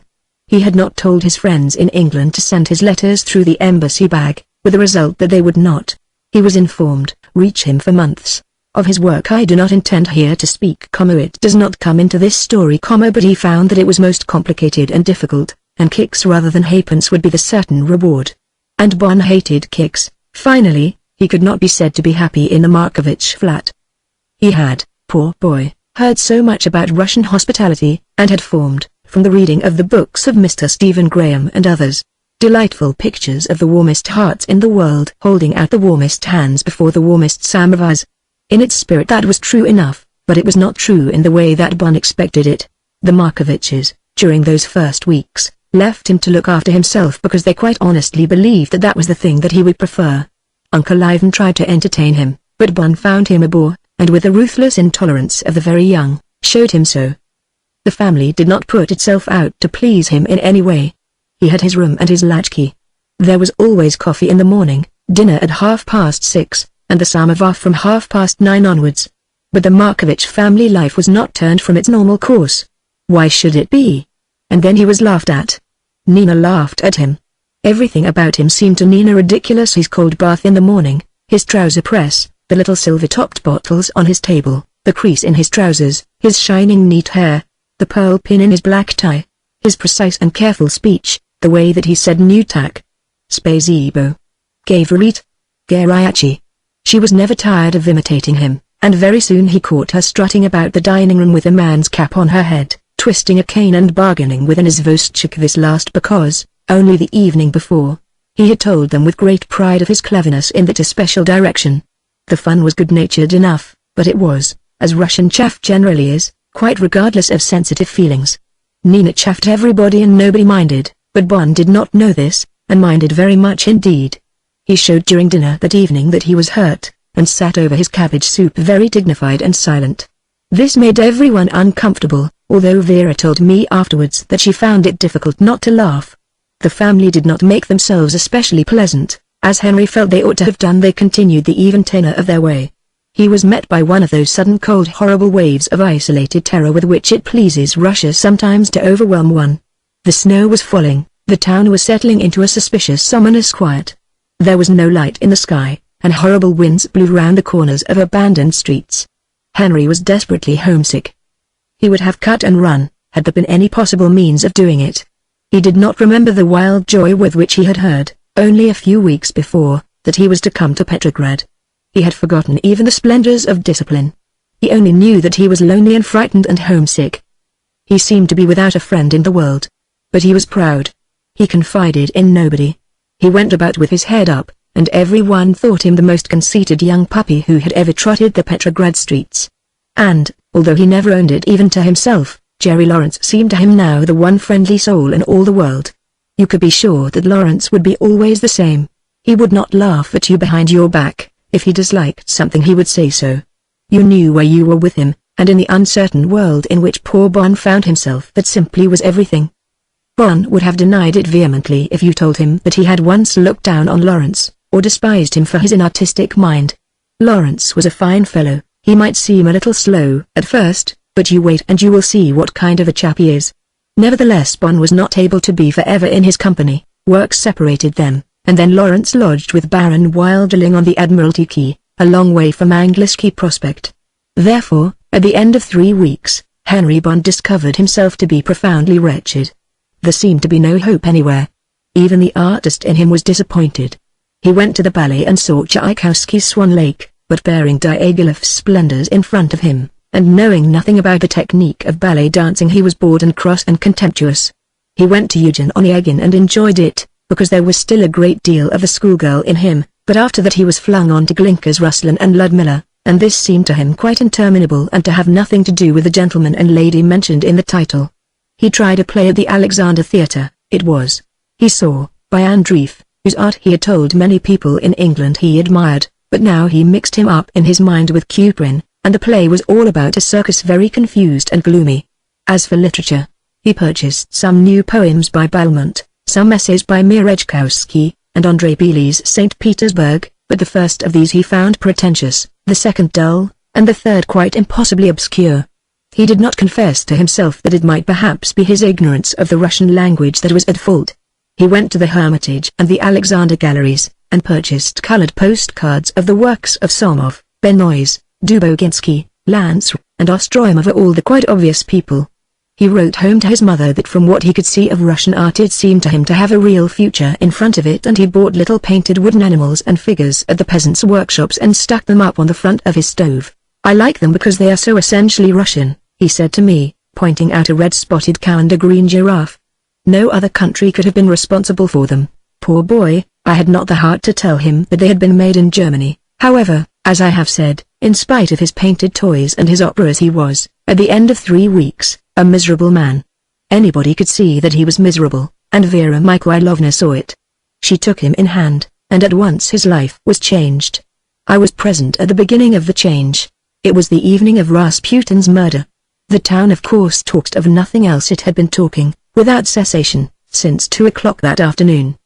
The dirty, sinister figure of the monk with his magnetic eyes, his greasy beard, his robe, his girdle, and all his other properties, brooded gigantic over all of us. He was brought into immediate personal relationship with the humblest, most insignificant creature in the city, and with him incredible shadows and shapes, from Dostoevsky, from Gogol, from Lermontov, from Nekrasov, from whom you please, all the shadows of whom one is eternally subconsciously aware, and Russia faced us and reminded us that they were not shadows but realities. The details of his murder were not accurately known. It was only sure that, at last, after so many false rumors of attempted assassination, he was truly gone, and this world would be bothered by his evil presence no longer. Pictures formed in one's mind as one listened. The day was fiercely cold, and this seemed to add to the horror of it all, to the Hoffmannesque fantasy of the party, the lights, the supper, and the women. The murder with its mixture of religion and superstition and melodrama, the body flung out at last so easily and swiftly, onto the frozen river. How many souls must have asked themselves that day, why, if this is so easy, do we not proceed further? A man dies more simply than you, thought only resolution. Only resolution. I know that that evening I found it impossible to remain in my lonely rooms. I went round to the Markovich flat. I found Vera Mikhailovna and Bon preparing to go out. They were alone in the flat. He looked at me apprehensively. I think that I appeared to him at that time a queer, moody, ill-disposed fellow, who was too old to understand the true character of young men's impetuous souls. It may be that he was right. "Will you come with us, Ivan Andreevich?" Vera Mikhailovna asked me.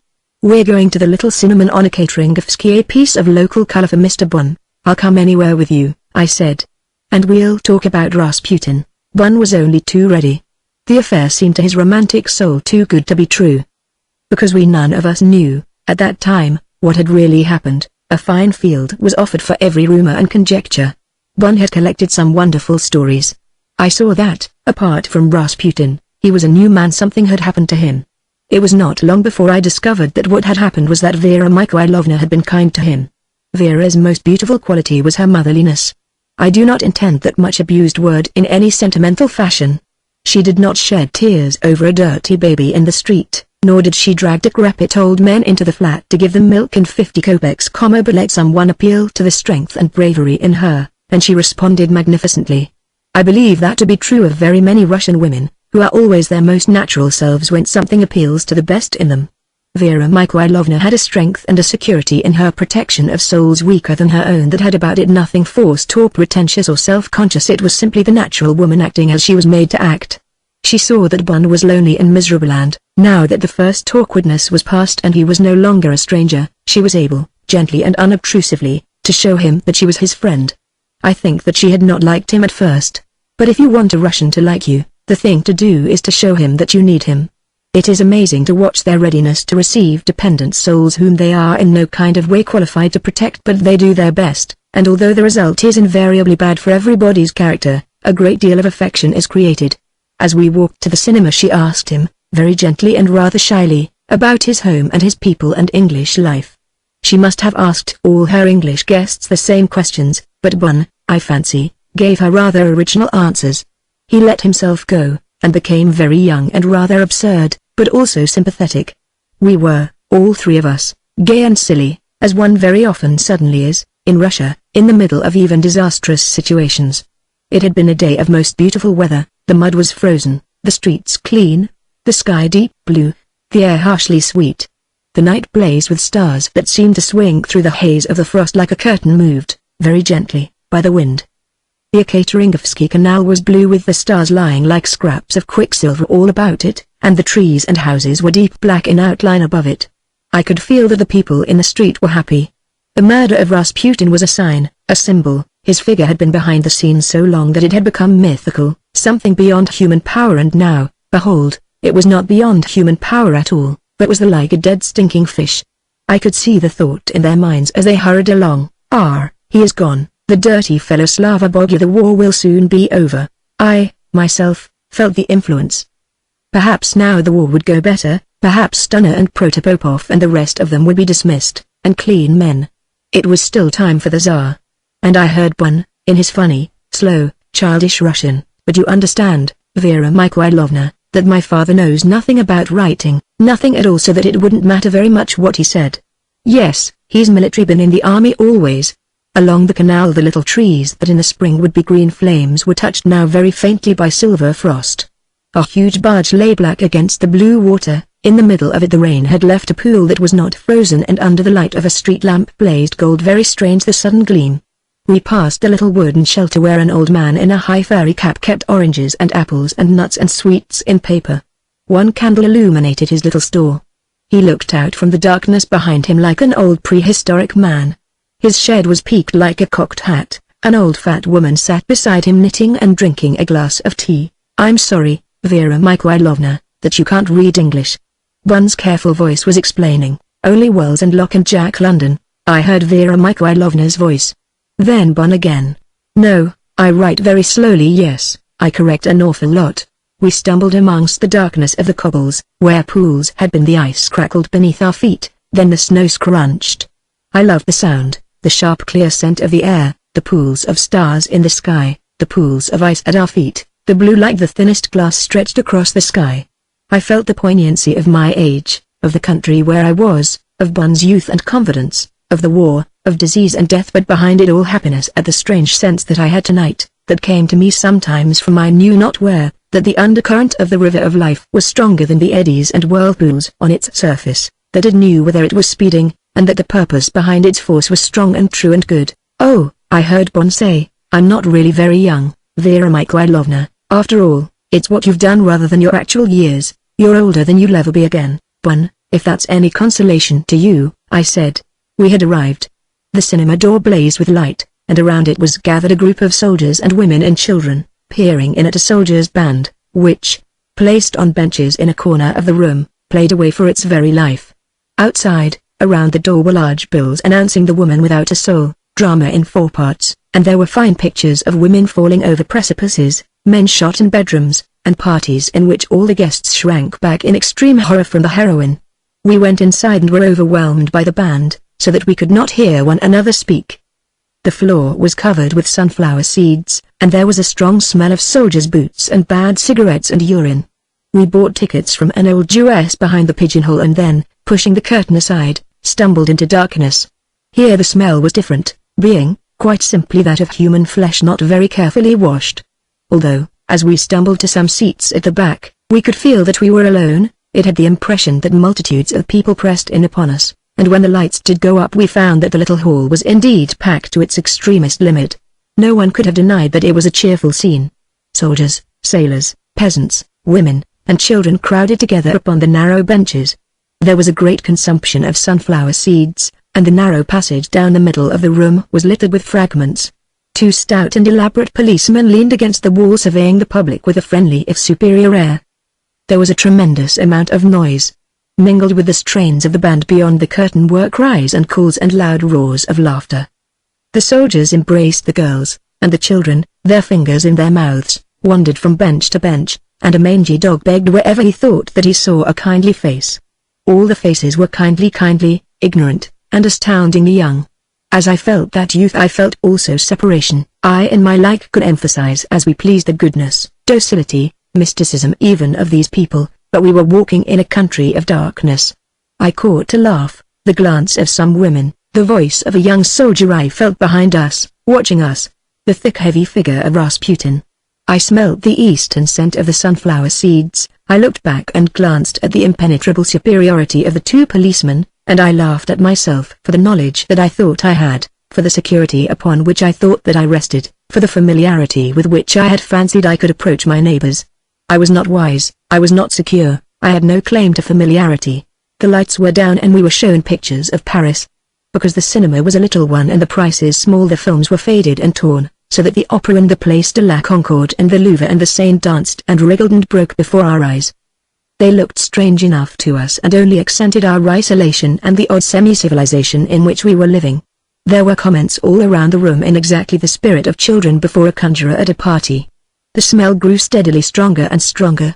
My head swam a little and I seemed to see Rasputin, swelling in his black robe, catching us all into its folds, sweeping us up into the starlight sky.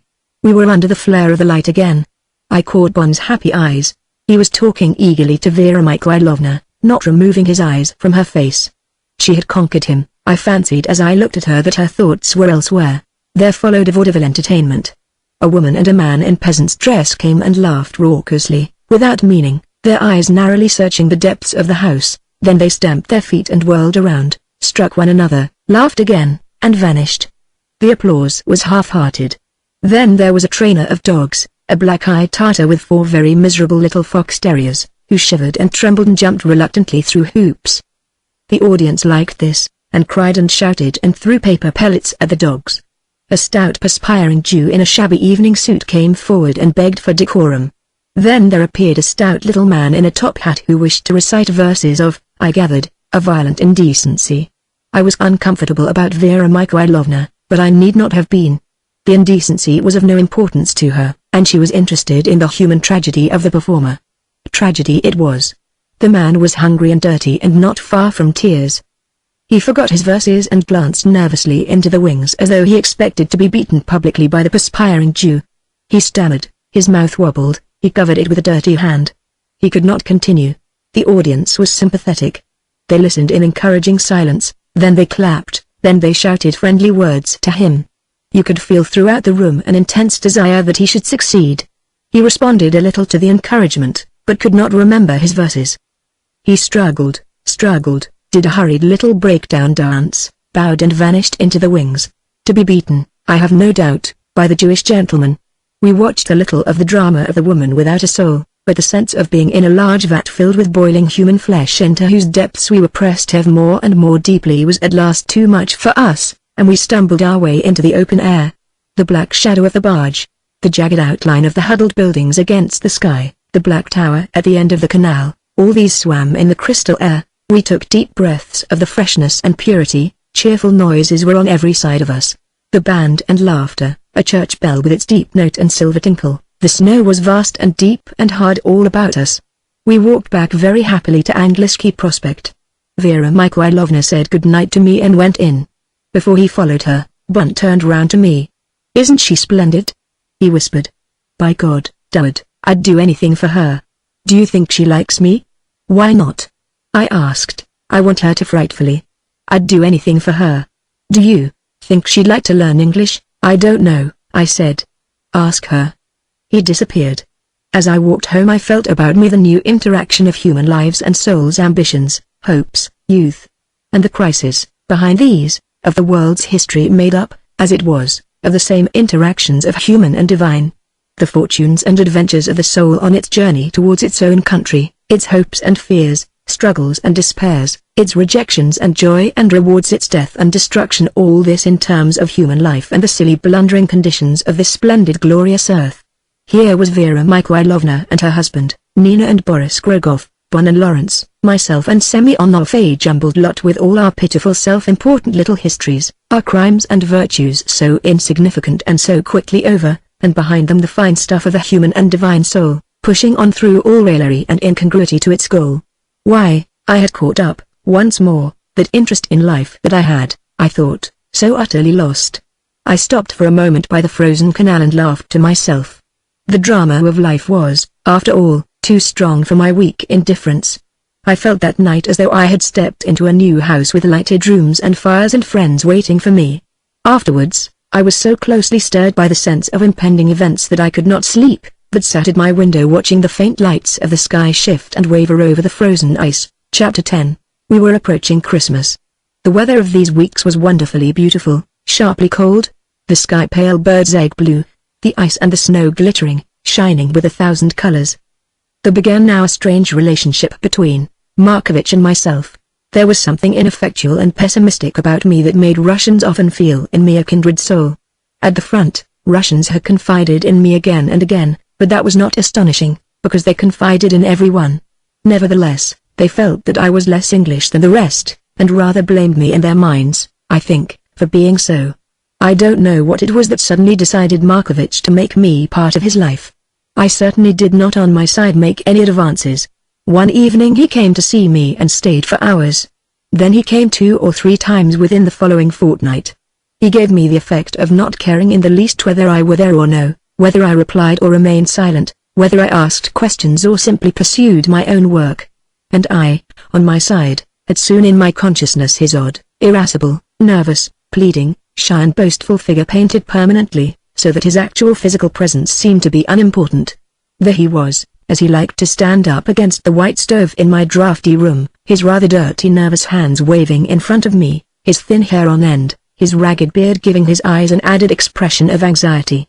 His body was a poor affair, his legs thin and uncertain, an incipient stomach causing his waistcoat suddenly to fall inwards somewhere halfway up his chest, his feet in ill-shapen boots, and his neck absurdly small inside his high stiff collar. His stiff collar jutting sharply into his weak chin was perhaps his most striking feature. Most Russians of his careless habits wore soft collars or students' shirts that fastened tight about the neck, but this high white collar was with Markovich a sign and a symbol, the banner of his early ambitions. It was the first and last of him. He changed it every day. It was always high and sharp, gleaming and clean, and it must have hurt him very much. He wore with it a shabby black tie that ran as far up the collar as it could go, and there was a sense of pathos and struggle about this tie as though it were a wild animal trying to escape over an imprisoning wall. He would stand clutching my stove as though it assured his safety in a dangerous country, then suddenly he would break away from it and start careering up and down my room, stopping for an instant to gaze through my window at the sea and the ships, then off again, swinging his arms, his anxious eyes searching everywhere for confirmation of the ambitions that still inflamed him. For the root and soul of him was that he was greatly ambitious. He had been born, I learnt, in some small town in the Moscow province, and his father had been a schoolmaster in the place, a kind of Bredonov, I should imagine, from the things that Markovich told me about him. The father, at any rate, was a mean, malicious, and grossly sensual creature, and he finally lost his post through his improper behavior towards some of his own small pupils. The family then came to evil days, and at a very early age young Markovich was sent to Petrograd to earn what he could with his wits. He managed to secure post of a secretary to an old fellow who was engaged in writing the life of his grandfather, a difficult book, as the grandfather had been a voluminous letter writer, and this correspondence had to be collected and tabulated. For months, and even years, young Markovich laboriously endeavored to arrange these old yellow letters, dull, pathetic, incoherent. His patron grew slowly imbecile, but through the fogs that increasingly besieged him saw only this one thing clearly, that the letters must be arranged. He kept Markovich relentlessly at his table, allowing him no pleasures, feeding him miserably and watching him personally undress every evening lest he should have secreted certain letters somewhere on his body. There was something almost sadist apparently in the old gentleman's observation of Markovich's labors. It was during these years that Markovich's ambitions took flame. He was always, as he told me, having amazing ideas. I asked him what kind of ideas. Ideas by which the world would be transformed. Those letters were all old, you know, and dusty, and yellow, and eaten, some of them, by rats, and they'd lie on the floor and I'd try to arrange them in little piles according to their dates. There'd be rows of little packets all across the floor, and then somehow, when one's back was turned, they'd move, all of their own wicked purpose, and one would have to begin all over again, bending with one's back aching, and seeing always the stupid handwriting. I hated it, Ivan Andreevich, of course I hated it, but I had to do it for the money. And I lived in his house, too, and as he got madder it wasn't pleasant. He wanted me to sleep with him because he saw things in the middle of the night, and he'd catch hold of me and scream and twist his fat legs round me. No, it wasn't agreeable. Omni sympathicum safs zem. He wasn't a nice man at all. But while I was sorting the letters, these ideas would come to me and I would be on fire. It seemed to me that I was to save the world, and that it would not be difficult if only one might be resolute enough. That was the trouble, to be resolute. One might say to oneself, on Friday, October 13th I will do so and so, and then on Saturday, November 3rd I will do so and so, and then on December 24th it will be finished. But then on October 13th one is, maybe, in quite another mood, one is even ill possibly, and so nothing is done and the whole plan is ruined. I would think all day as to how I would make myself resolute, and I would say when old Fodor Stepanovich would pinch my ear and deny me more soup, "Aha, you wait, you old pig face, you wait until I've mastered my resolution and then I'll show you." I fancied, for instance, that if I could command myself sufficiently I could just go to people and say, "You must have bath houses like this and this." I had all the plans ready, you know, and in the hottest room you have couches like this, and you have a machine that beats your back so not those dirty old things that leave bits of green stuff all over you, and so on, and so on. But better ideas than that, ideas about poverty and wealth, no more kings, you know, nor police, but not your cheap socialism that fellows like Boris Nyolaevich shout about, no, real happiness, so that no one need work as I did for an old beast who didn't give you enough soup, and have to keep quiet, all the same, and say nothing. Ideas came like flocks of birds, so many that I couldn't gather them all, but had sometimes to let the best ones go. And I had no one to talk to about them, only the old cook and the girl in the kitchen, who had a child by old Fodor that he wouldn't own, but she swore it was his, and told everyone the time when it happened and where it was and all. Then the old man fell downstairs and broke his neck, and he'd left me some money to go on with the letters. At this point Markovich's face would become suddenly triumphantly malevolent, like the face of a schoolboy who remembers a trick that he played on a hated master. Do you think I went on with them, Ivan Andreevich? No, not I. But I kept the money. That was wrong of you, I would say gravely. Yes, wrong of course. But hadn't he been wrong always? And after all, isn't everybody wrong?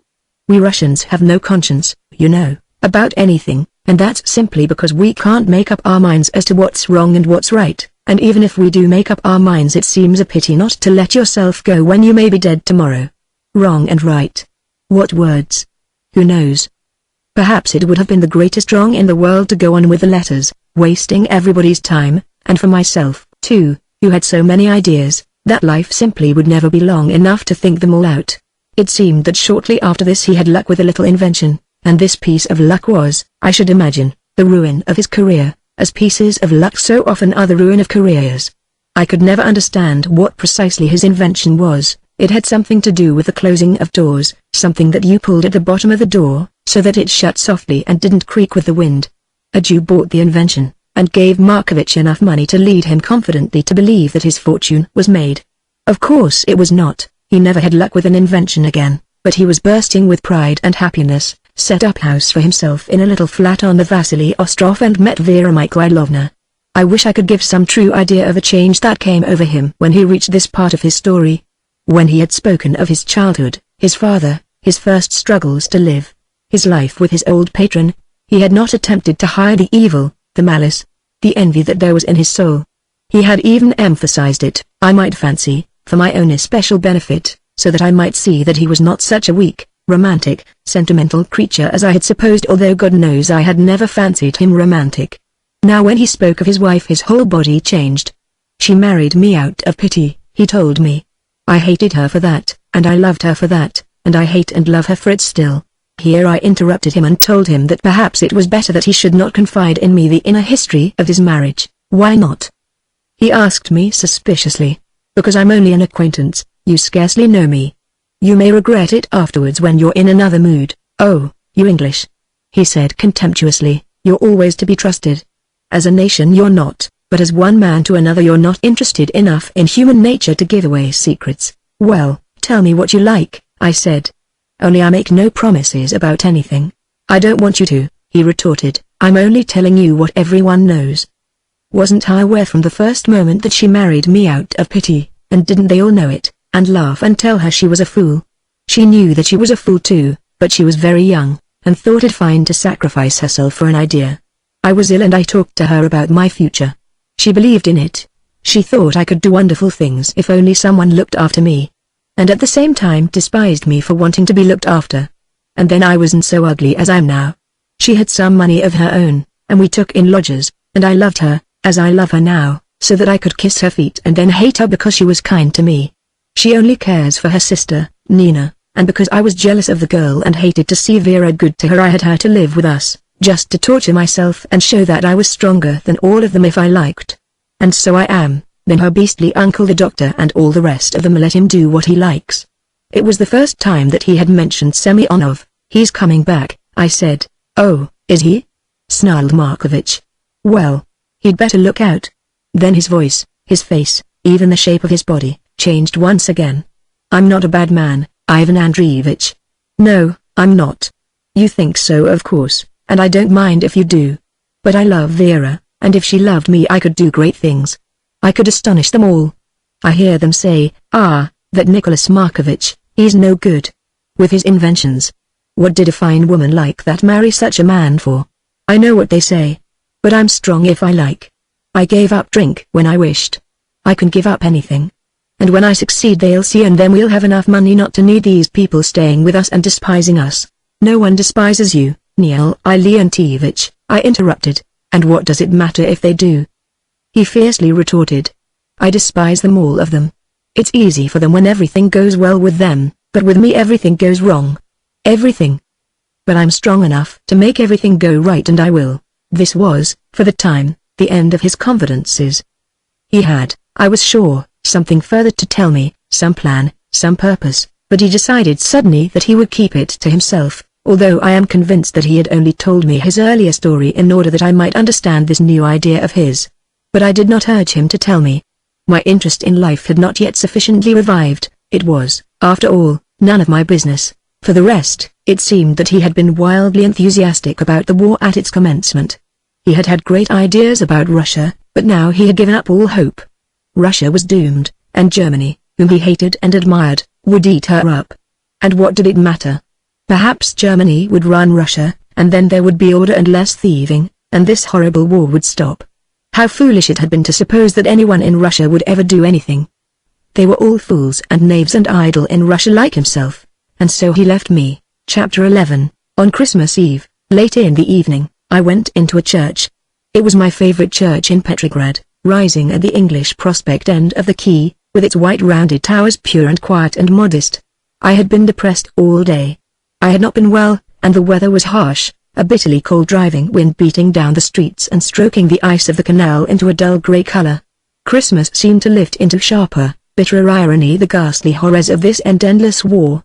Last Christmas I had been too ill to care, and the Christmas before I had been at the front when the war had been young and full of hope, and I had seen enough nobility and self-sacrifice to be reassured about the true stuff of the human soul. Now all that seemed to be utterly gone. On the one side my mind was filled with my friends, John Trenchard and Marie Ivanovna. The sacrifice that they had made seemed to be wicked and useless. I had lost altogether that conviction of the continuance and persistence of their souls that I had, for so long, carried with me. They were dead, dead. Simply dead. There at the front one had believed in many things. Here in this frozen and starving town, with every ghost working against every human, there was assurance of nothing, only deep foreboding and an ominous silence. The murder of Rasputin still hung over every head. The first sense of liberty had passed, and now his dirty malicious soul seemed to be watching us all, reminding us that he had not left us, but was waiting for the striking of some vast catastrophe that the friends whom he had left behind him to carry on his work were preparing. It was this sense of moving so desperately and so hopelessly in the dark that was with me. Any chance that there had seemed to be of Russia rising from the war with a free soul appeared now to be utterly gone. Before our eyes the powers that ruled us were betraying us, laughing at us, selling us. And we did not know who was our enemy, who our friend, whom to believe, of whom to take counsel. Peculation and lying and the basest intrigue was on every side of us, hunger for which there was no necessity, want in a land packed with everything. I believe that there may have been very well another side to the picture, but at that time we could not see, we did not wish to see, we were blindfolded men. I entered the church and found that the service was over. I passed through the aisle into the little rounded cup of dark and gold where the altars were.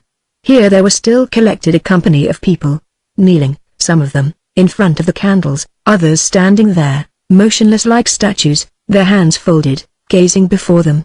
The candles flung a mist of dim embroidery upon the walls, and within the mist the dark figures of the priests moved to and fro. An old priest with long white hair was standing behind a desk close to me, and reading a long prayer in an unswerving monotonous voice. There was the scent of candles and cold stone and hot human breath in the little place. The tawdry gilt of the icons glittered in the candlelight, and an echo of the cold wind creeping up the long dark aisle blew the light about so that the gilt was like flashing piercing eyes. I wrapped my shuba closely about me, and stood lost in a hazy, indefinite dream. I was comforted and touched by the placid, mild, kindly faces of those standing near me. No evil here, I thought.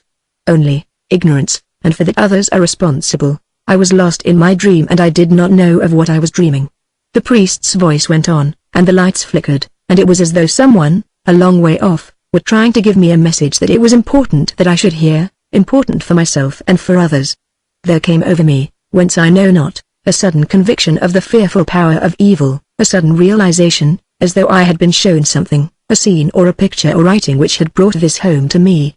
The lights seemed to darken, the priest's figure faded, and I felt as though the message that someone had been trying to deliver to me had been withdrawn. I waited a moment, looking about me in a bewildered fashion, as though I had in reality just woken from sleep. Then I left the church. Outside the cold air was intense. I walked to the end of the quay and leaned on the stone parapet. The nave seemed vast like a huge, white, impending shadow. It swept in a colossal wave of frozen ice out to the far horizon, where tiny, twinkling lights met it and closed it in. The bridges that crossed it held forth their lights, and there were the gleams, like traveling stars, of the passing trams, but all these were utterly insignificant against the vast body of the contemptuous ice. On the farther shore the buildings rose in a thin, tapering line, looking as though they had been made of black tissue paper, against the solid weight of the cold, stony sky.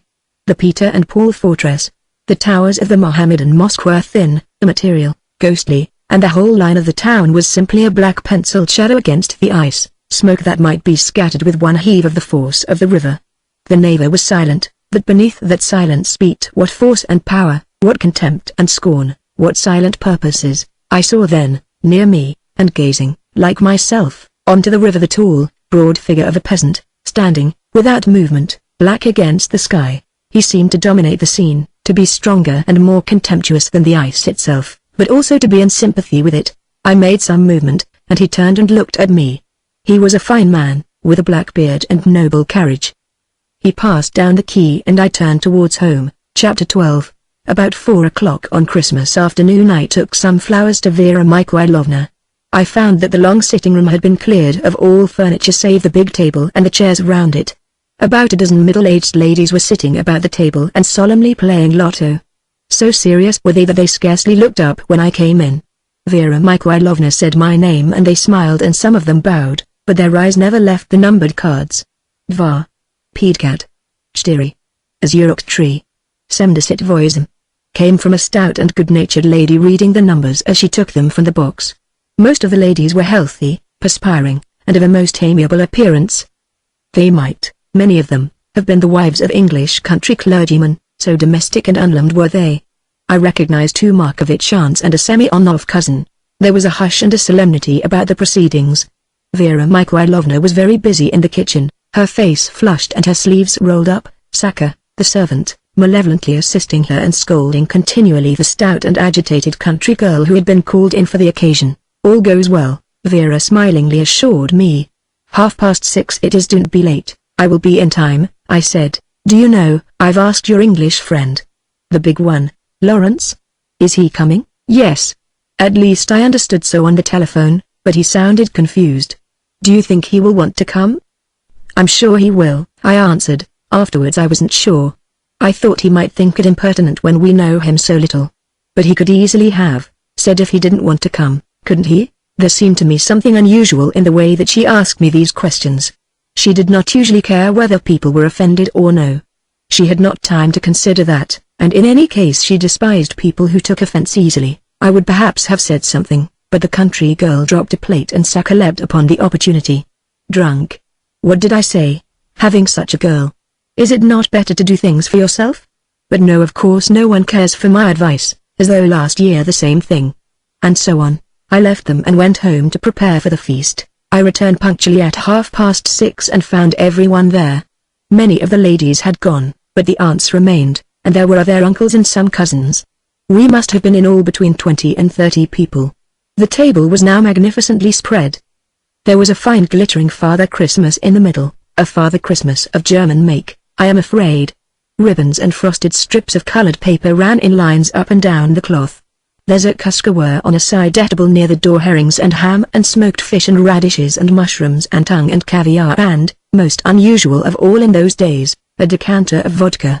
No one had begun yet, everyone stood about, a little uneasy and awkward, with continuous glances flung at the zakuska table. Of the company Markovitch first caught my eye. I had never seen him so clean and smart before. His high, piercing collar was of course the first thing that one saw, then one perceived that his hair was brushed, his beard trimmed, and that he wore a very decent suit of rather shiny black. This washing and scouring of him gave him a curiously subdued and imprisoned air. I felt sympathetic towards him. I could see that he was anxious to please, happy at the prospect of being a successful host, and, tonight, most desperately in love with his wife. That last stood out and beyond all else. His eyes continually sought her face. He had the eyes of a dog watching and waiting for its master's appreciative word. I had never before seen Vera Mikhailovna so fine and independent and, at the same time, so kind and gracious. She was dressed in white, very plain and simple, her shining black hair piled high on her head, her kind, good eyes watching everyone and everything to see that all were pleased. She, too, was happy tonight, but happy also in a strange, subdued, quiescent way, and I felt, as I always did about her, that her soul was still asleep and untouched, and that much of her reliance and independence came from that. Uncle Ivan was in his smart clothes, his round face very red, and he wore his air of rather ladylike but inoffensive superiority. He stood near the table with the zakuska, and his eyes rested there. I do not now remember many of the Markovitch and Semyonov relations. There was a tall thin young man, rather bald, with a short black moustache. He was nervous and self-assertive, and he had a high, shrill voice. He talked incessantly. There were several delightful, middle-aged women, quiet and ready to be pleased with everything, the best Russian type of all perhaps, women who knew life, who were generously tolerant, kind-hearted, with a quiet sense of humor and no nonsense about them. There was one fat red-faced man in a very tight black coat, who gave his opinion always about food and drink. He was from Moscow. His name Paul Leontievich Rozanov, and I met him on a later occasion of which I shall have to tell in its place.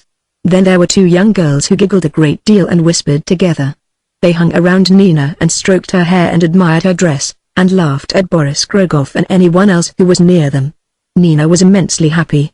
She loved parties, of course, and especially parties in which she was the hostess. She was like a young kitten or puppy in a white frock, with her hair tumbling over her eyes. She was greatly excited, and as joyous as though there were no war, and no afflicted Russia, and nothing serious in all the world. This was the first occasion on which I suspected that Grogov cared for her. Outwardly he did nothing but chaff and tease her, and she responded in that quick, rather sharp and very often crudely personal way at which foreigners for the first time in Russian company so often wonder. Badinage with Russians so quickly passes to lively and noisy quarreling, which in its turn so suddenly fades into quiet contented amiability that it is little wonder that the observer feels rather breathless at it all. Grogov was a striking figure, with his fine height and handsome head and bold eyes. But there was something about him that I did not like. Immensely self-confident, he nevertheless seldom opened his mouth without betraying great ignorance about almost everything. He was hopelessly ill-educated, and was the more able therefore from the very little knowledge that he had to construct a very simple socialist creed in which the main statutes were that everything should be taken from the rich and given to the poor, the peasants should have all their land, and the rulers of the world be beheaded. He had no knowledge of other countries, although he talked very freely of what he called his international principles. I could not respect him as I could many Russian revolutionaries, because he had never on any occasion put himself out or suffered any inconvenience for his principles, living as he did, comfortably, with all the food and clothes that he needed. At the same time he was, on the other hand, kindly and warm-hearted, and professed friendship for me, although he despised what he called my capitalistic tendencies.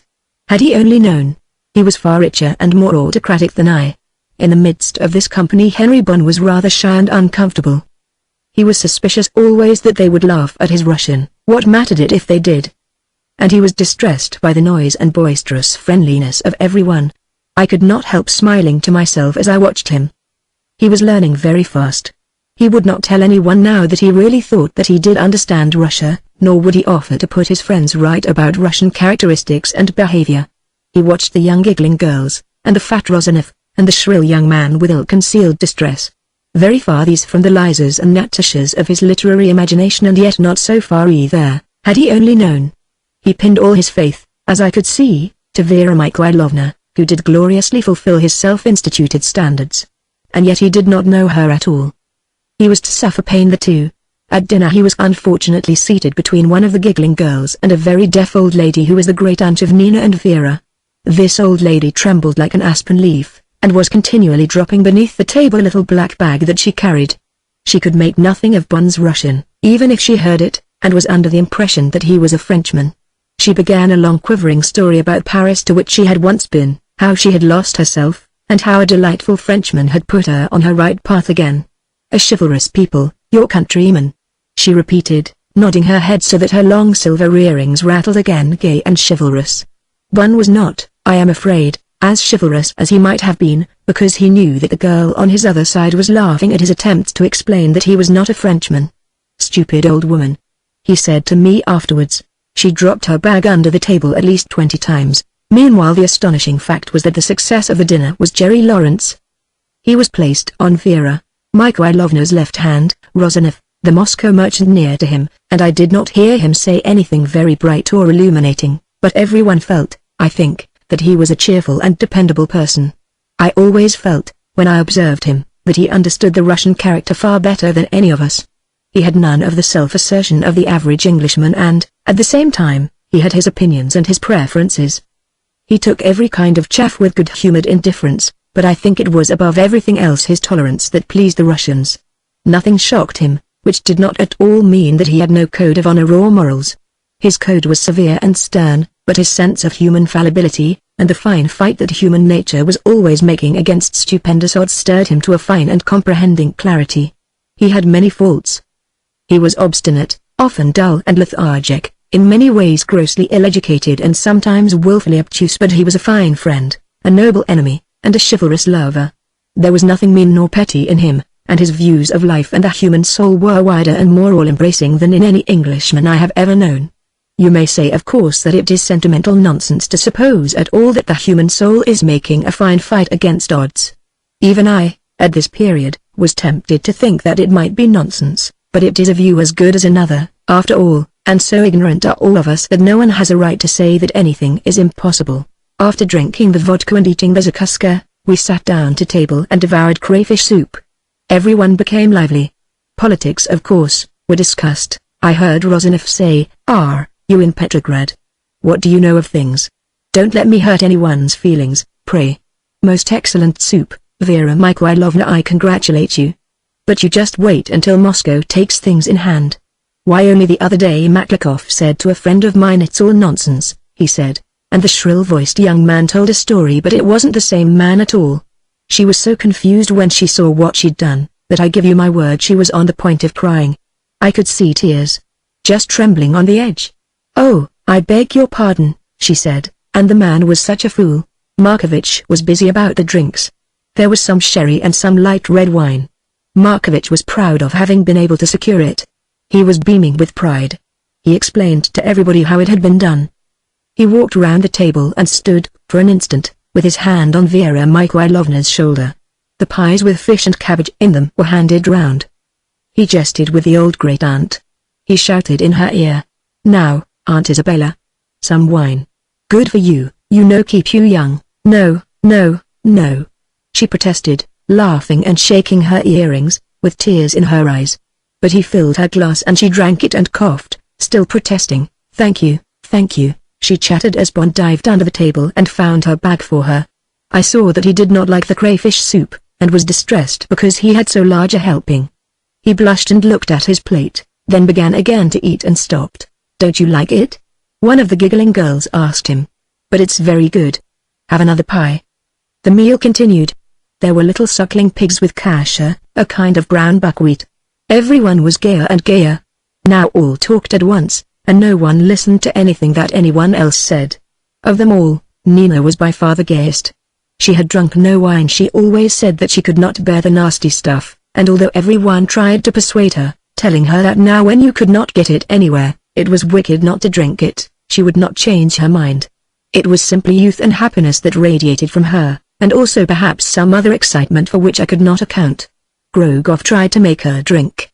She defied him. He came over to her chair, but she pushed him away, and then lightly slapped his cheek. Everyone laughed. Then he whispered something to her. For an instant the gaiety left her eyes. "You shouldn't say that," she answered almost angrily. He went back to his seat. I was sitting next to her, and she was very charming to me, seeing that I had all that I needed and showing that she liked me. "You mustn't be gloomy and ill and miserable," she whispered to me. "Oh. I've seen you. There's no need. Come to us and we'll make you as happy as we can, Vera and I. We both love you, my dear. I'm much too old and stupid for you to bother about." She put her hand on my arm. "I know that I'm wicked and care only for pleasure. Vera's always saying so. But I can be better if you want me to be." This was flattering, but I knew that it was only her general happiness that made her talk like that. And at once she was after something else. "You're Englishman," she said, looking across the table at Lawrence. "I like his face. I should be frightened of him, though." "Oh no, you wouldn't," I answered. "He wouldn't hurt anyone." She continued to look at him and he, glancing up, their eyes met. She smiled and he smiled. Then he raised his glass and drank. "I mustn't drink," she called across the table. "It's only water and that's bad luck." "Oh, you can challenge any amount of bad luck, I'm sure," he called back to her. I fancied that Grogoff did not like this. He was drinking a great deal. He roughly called Nina's attention. "Nina. Ah, Nina," but she, although I am certain that she heard him, paid no attention. He called again more loudly. "Nina. Nina." "Well?" She turned towards him, her eyes laughing at him. "Drink my health." "I can't. I have only water." "Then you must drink wine." "I won't. I detest it, but you must." He came over to her and poured a little red wine into her water. She turned and emptied the glass over his hand. For an instant his face was dark with rage. "I'll pay you for that," I heard him whisper. She shrugged her shoulders. "He's tiresome, Boris," she said. "I like your Englishman better. We were ever gayer and gayer." There were now of course no cakes nor biscuits, but there was jam with our tea, and there were even some chocolates. I noticed that Vera and Lawrence were getting on together famously. They talked and laughed, and her eyes were full of pleasure. Markovich came up and stood behind them, watching them. His eyes devoured his wife, Vera. He said suddenly, "Yes," she cried. She had not known that he was behind her. She was startled. She turned round and he came forward and kissed her hand. She let him do this, as she let him do everything, with the indulgence that one allows a child. He stood, afterwards, half in the shadow, watching her. And now the moment for the event of the evening had arrived. The doors of Markovich's little workroom were suddenly opened, and there instead of the shabby untidy dark little hole there was a splendid Christmas tree blazing with 100 candles. Colored balls and frosted silver and wooden figures of red and blue hung all about the tree. It was most beautifully done. On a table close at hand were presents. We all clapped our hands. We were childishly delighted. The old great-aunt cried with pleasure. Boris Grogoff suddenly looked like a happy boy of 10. Happiest and proudest of them all was Markovich. He stood there, a large pair of scissors in his hand, waiting to cut the string round the parcels. We said again and again, "Marvelous. Wonderful. Splendid. But this year, however, did you find it, Vera Mikhailovna? To take such trouble? Splendid. Splendid." Then we were given our presents. Vera, it was obvious, had chosen them, for there was taste and discrimination in the choice of everyone. Mine was a little old religious figure in beaten silver. Lawrence had a silver snuff box. Everyone was delighted. We clapped our hands. We shouted. Someone cried cheers for our host and hostess. We gave them, and in no half measure. We shouted. Boris Grogoff cried. More cheers. It was then that I saw Markovich's face that had been puckered with pleasure like the face of a delighted child suddenly stiffen. His hand moved forward, then dropped. I turned and found, standing in the doorway, quietly watching us, Alexei Petrovich Semyonov. Chapter 13. I stared at him. I could not take my eyes away. I instantly forgot everyone else, the room, the tree, the lights.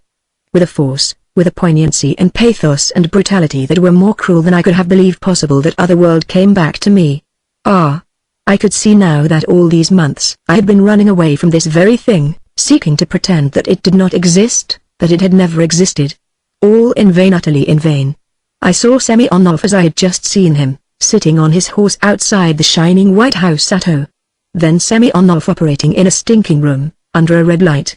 His arms bathed in blood, then Semyonov untrenched, then Semyonov speaking to Maria Ivanovna, her eyes searching his face. Then that day when I woke from my dream in the orchard to find his eyes staring at me through the bright green trees, and afterwards when we went in to look at her dead, then worst of all that ride back to the stab with my hand on his thick, throbbing arm. Semyonov in the forest, working, sneering, hating us, despising us, carrying his tragedy in his eyes and defying us to care. Semyonov that last time of all, vanishing into the darkness with his nothing. That lingering echo of a defiant desperate soul that had stayed with me, against my bidding, ever since I had heard it.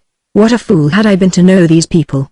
I had felt from the first to what it must lead, and I might have avoided it and I would not. I looked at him, I faced him, I smiled. He was the same as he had been. A little stouter, perhaps, his pale hair and square-cut beard looking as though it had been carved from some pale honey-colored wood. The thick stolidity of his long body and short legs, the squareness of his head, the coldness of his eyes and the violent red of his lips, all were just as they had been the same man, save that now he was in civilian clothes, in a black suit with a black bow tie. There was a smile on his lips, that same smile half sneer half friendliness that I knew so well.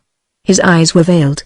He was, I believe, as violently surprised to see me as I had been to see him, but he held himself in complete control. He said, "Why, Dud, Ivan Andreevich." Then he greeted the others. I was able, now, to notice the general effect of his arrival. It was as though a cold wind had suddenly burst through the windows, blown out all the candles upon the tree and plunged the place into darkness.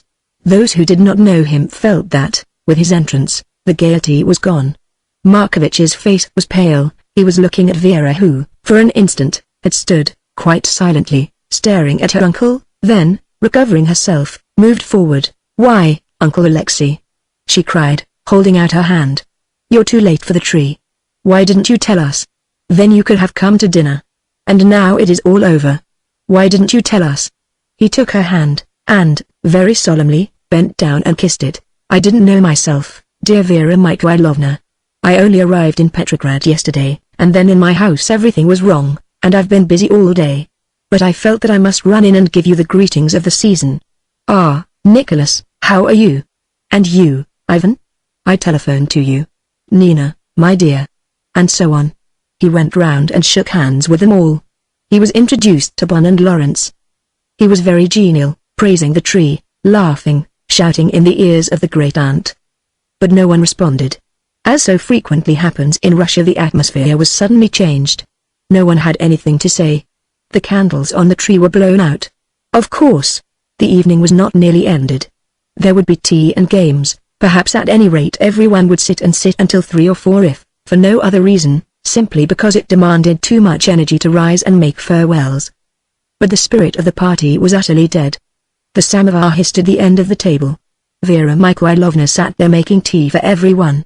Semyonov, I should now in the heart of his relations, have thought of him as Alexei Petrovich, but so long had he been Semyonov to me that Semyonov he must remain, was next to her, and I saw that he took trouble, talking to her, smiling, his stiff strong white fingers now and then stroking his thick beard, his red lips parting a little, then closing so firmly that it seemed that they would never open again. I noticed that his eyes often wandered towards me. He was uneasy about my presence there, I thought, and that disturbed me. I felt as I looked at him the same confusion as I had always felt. I did not hate him. His strength of character, his fearlessness, these things in a country famous for neither quality I was driven to admire and to respect. And I could not hate what I admired, and yet my fear gathered and gathered in volume as I watched him. What would he do with these people? What plans had he? What purpose? What secret, selfish ambitions was he out now to secure? Markovich was silent, drinking his tea, watching his wife, watching us all with his nervous frowning expression. I rose to go and then, when I had said farewell to everyone and went towards the door, Semyonov joined me. "Well, Ivan Andreevich," he said. "So we have not finished with one another yet." He looked at me with his steady unswerving eyes, he smiled. I also smiled as I found my coat and hat in the little hall. Saka helped me into my shuba. He stood, his lips a little apart, watching me. "What have you been doing all this time?" he asked me. "I've been ill," I answered. "Not had, I hope." "No, not had. But enough to keep me very idle." As much of an optimist as ever? Was I an optimist? Why, surely. A charming one. Do you love Russia as truly as ever? I laughed, my hand on the door. That's my affair, Alexei Petrovich, I answered. Certainly, he said, smiling. You're looking older, you know. You too, I said. Yes, perhaps. Would I still think you sentimental, do you suppose? It is of no importance, Alexei Petrovich, I said. I'm sure you have other better things to do. Are you remaining in Petrograd? He looked at me then very seriously, his eyes staring straight into mine. I hope so. You will work at your practice? Perhaps. He nodded to me. Strange to find you here, he said. We shall meet again. Good night. He closed the door behind me. Chapter 14. Next day I fell ill. I had felt unwell for several weeks, and now I woke up to a bad feverish cold, my body one vast ache, and at the same time impersonal. Away from me, floating over above me, sinking under me, tied to me only by pain. I was too utterly apathetic to care. The old woman who looked after my rooms telephoned to my doctor, a stout, red-faced jolly man, who came and laughed at me, ordered me some medicine, said that I was in a high fever, and left me. After that, I was, for several days, caught into a world of dreams and nightmares. No one, I think, came near me, save my old woman, Marfa, and a new acquaintance of mine, the rat. The rat I had met some weeks before outside my house. I had been returning one evening, through the dark, with a heavy bag of books which I had fetched from an English friend of mine who lodged in the Millionaire. I had had a cab for most of the distance, but that had stopped on the other side of the bridge. It could not drive amongst the rubbish pebbles and spars of my island. As I staggered along with my bag, a figure had risen, as it seemed to me, out of the ground and asked huskily whether he could help me. I had only a few steps to go, but he seized my burden and went in front of me. I submitted. I told him my door and he entered the dark passage, climbed the rickety stairs and entered my room. Here we were both astonished. He, when I had lighted my lamp, was staggered by the splendor and luxury of my life. I, as I looked at him, by the wildness and uncouthness of his appearance. He was as a savage from the center of Africa, thick ragged hair and beard, a powerful body in rags, and his whole attitude to the world primeval and utterly primitive. His mouth was cruel, his eyes, as almost always with the Russian peasant, mild and kindly. I do not intend to take up much space here with an account of him, but he did, after this first meeting, in some sort attach himself to me. I never learned his name nor where he lived. He was, I should suppose, an absolutely abominable plunderer and pirate and ruffian. He would appear suddenly in my room, stand by the door and talk, but talk with the ignorance, naivete, brutal simplicity of an utterly abandoned baby. Nothing mystical or beautiful about the rat. He did not disguise from me in the least that there was no crime that he had not committed: murder, rape, arson, immorality of the most hideous, sacrilege, the basest betrayal of his best friends. He was not only savage, an outlaw, he was deliberate anarchist and murderer. He had no redeeming point that I could anywhere discover. I did not in the least mind his entering my room when he pleased. I had the nothing of any value. He could take my life even, had he a mind to that. The naive abysmal depths of his depravity interested me. He formed a kind of attachment to me. He told me that he would do anything for me. He had a strange tact which prevented him from intruding upon me when I was occupied. He was as quick as any cultured civilized cosmopolitan to see if he was not wanted. He developed a certain cleanliness, he told me, with an air of disdainful superiority, that he had been to the public baths. I gave him an old suit of mine and a pair of boots. He very seldom asked for anything. Once and again he would point to something and say that he would like to have it. If I said that he could not, he expressed no disappointment. Sometimes he stole it, but he always acknowledged that he had done so if I asked him, although he would lie stupendously on other occasions for no reason at all. Now you must bring that back, I would say sternly. Oh no, Barin. Why? You have so many things. Surely you will not object. Perhaps I will bring it and perhaps not. You must certainly bring it, I would say. We will see, he would say, smiling at me in the friendliest fashion. He was the only absolutely happy Russian I have ever known. He had no passages of despair. He had been in prison, he would be in prison again. He had spasms of the most absolute ferocity. On one occasion I thought that I should be his next victim, and for a moment my fate hung, I think, in the balance, but he changed his mind. He had a real liking for me, I think. When he could get it, he drank a kind of furniture polish, the only substitute in these days for vodka. This was an absolutely killing drink. and I tried to prove to him that frequent indulgence in it meant an early decease. That did not affect him in the least. Death had no horror for him, although I foresaw, with justice as after events proved, that if he were faced with it he would be a very desperate coward. He liked very much my cigarettes, and I gave him these on condition that he did not spit sunflower seeds over my floor. He kept his word about this. He chatted incessantly, and sometimes I listened and sometimes not. He had no politics and was indeed comfortably ignorant of any sort of geography or party division. There were for him only the rich and the poor. He knew nothing about the war, but he hoped. He frankly told me that there would be anarchy in Petrograd, so that he might rob and plunder. "I will look after you then, Baron," he answered me, "so that no one shall touch you." I thanked him. He was greatly amused by my Russian accent, although he had no interest in the fact that I was English, nor did he want to hear in the least about London nor any foreign town. Martha, my old servant, was, of course, horrified at this acquaintanceship of mine, and warned me that it would mean both my death and hers. He liked to tease and frighten her, but he was never rude to her and offered some time to help her with her work, an offer that she always indignantly refused. He had some children, he told me, but he did not know where they were. He tried to respect my hospitality, never bringing any friends of his with him, and only once coming when he was the worse for drink. On that occasion he cried and endeavored to embrace me. He apologized for this the next day. They would try to take him soon, he supposed, for a soldier, but he thought that he would be able to escape. He hated the police, and would murder them all if he could. He told me great tales of their cruelty, and he cursed them most bitterly. I pointed out to him that society must be protected, but he did not see why this need be so.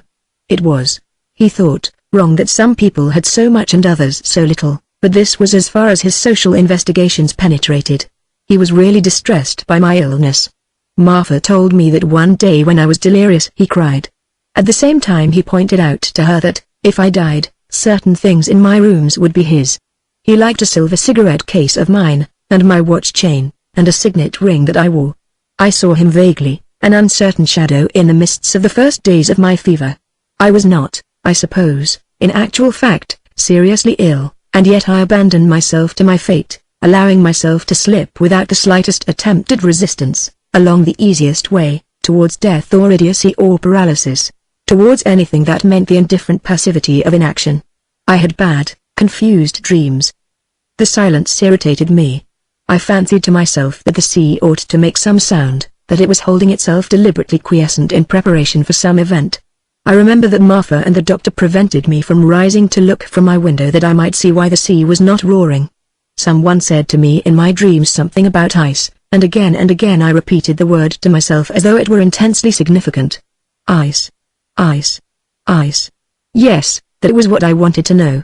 My idea from this was that the floor upon which I rested was exceedingly thin, made only of paper in fact, and that at any moment it might give way and precipitate me upon the ice. This terrified me, and the way that the cold blew up through the cracks in the floor was disturbing enough.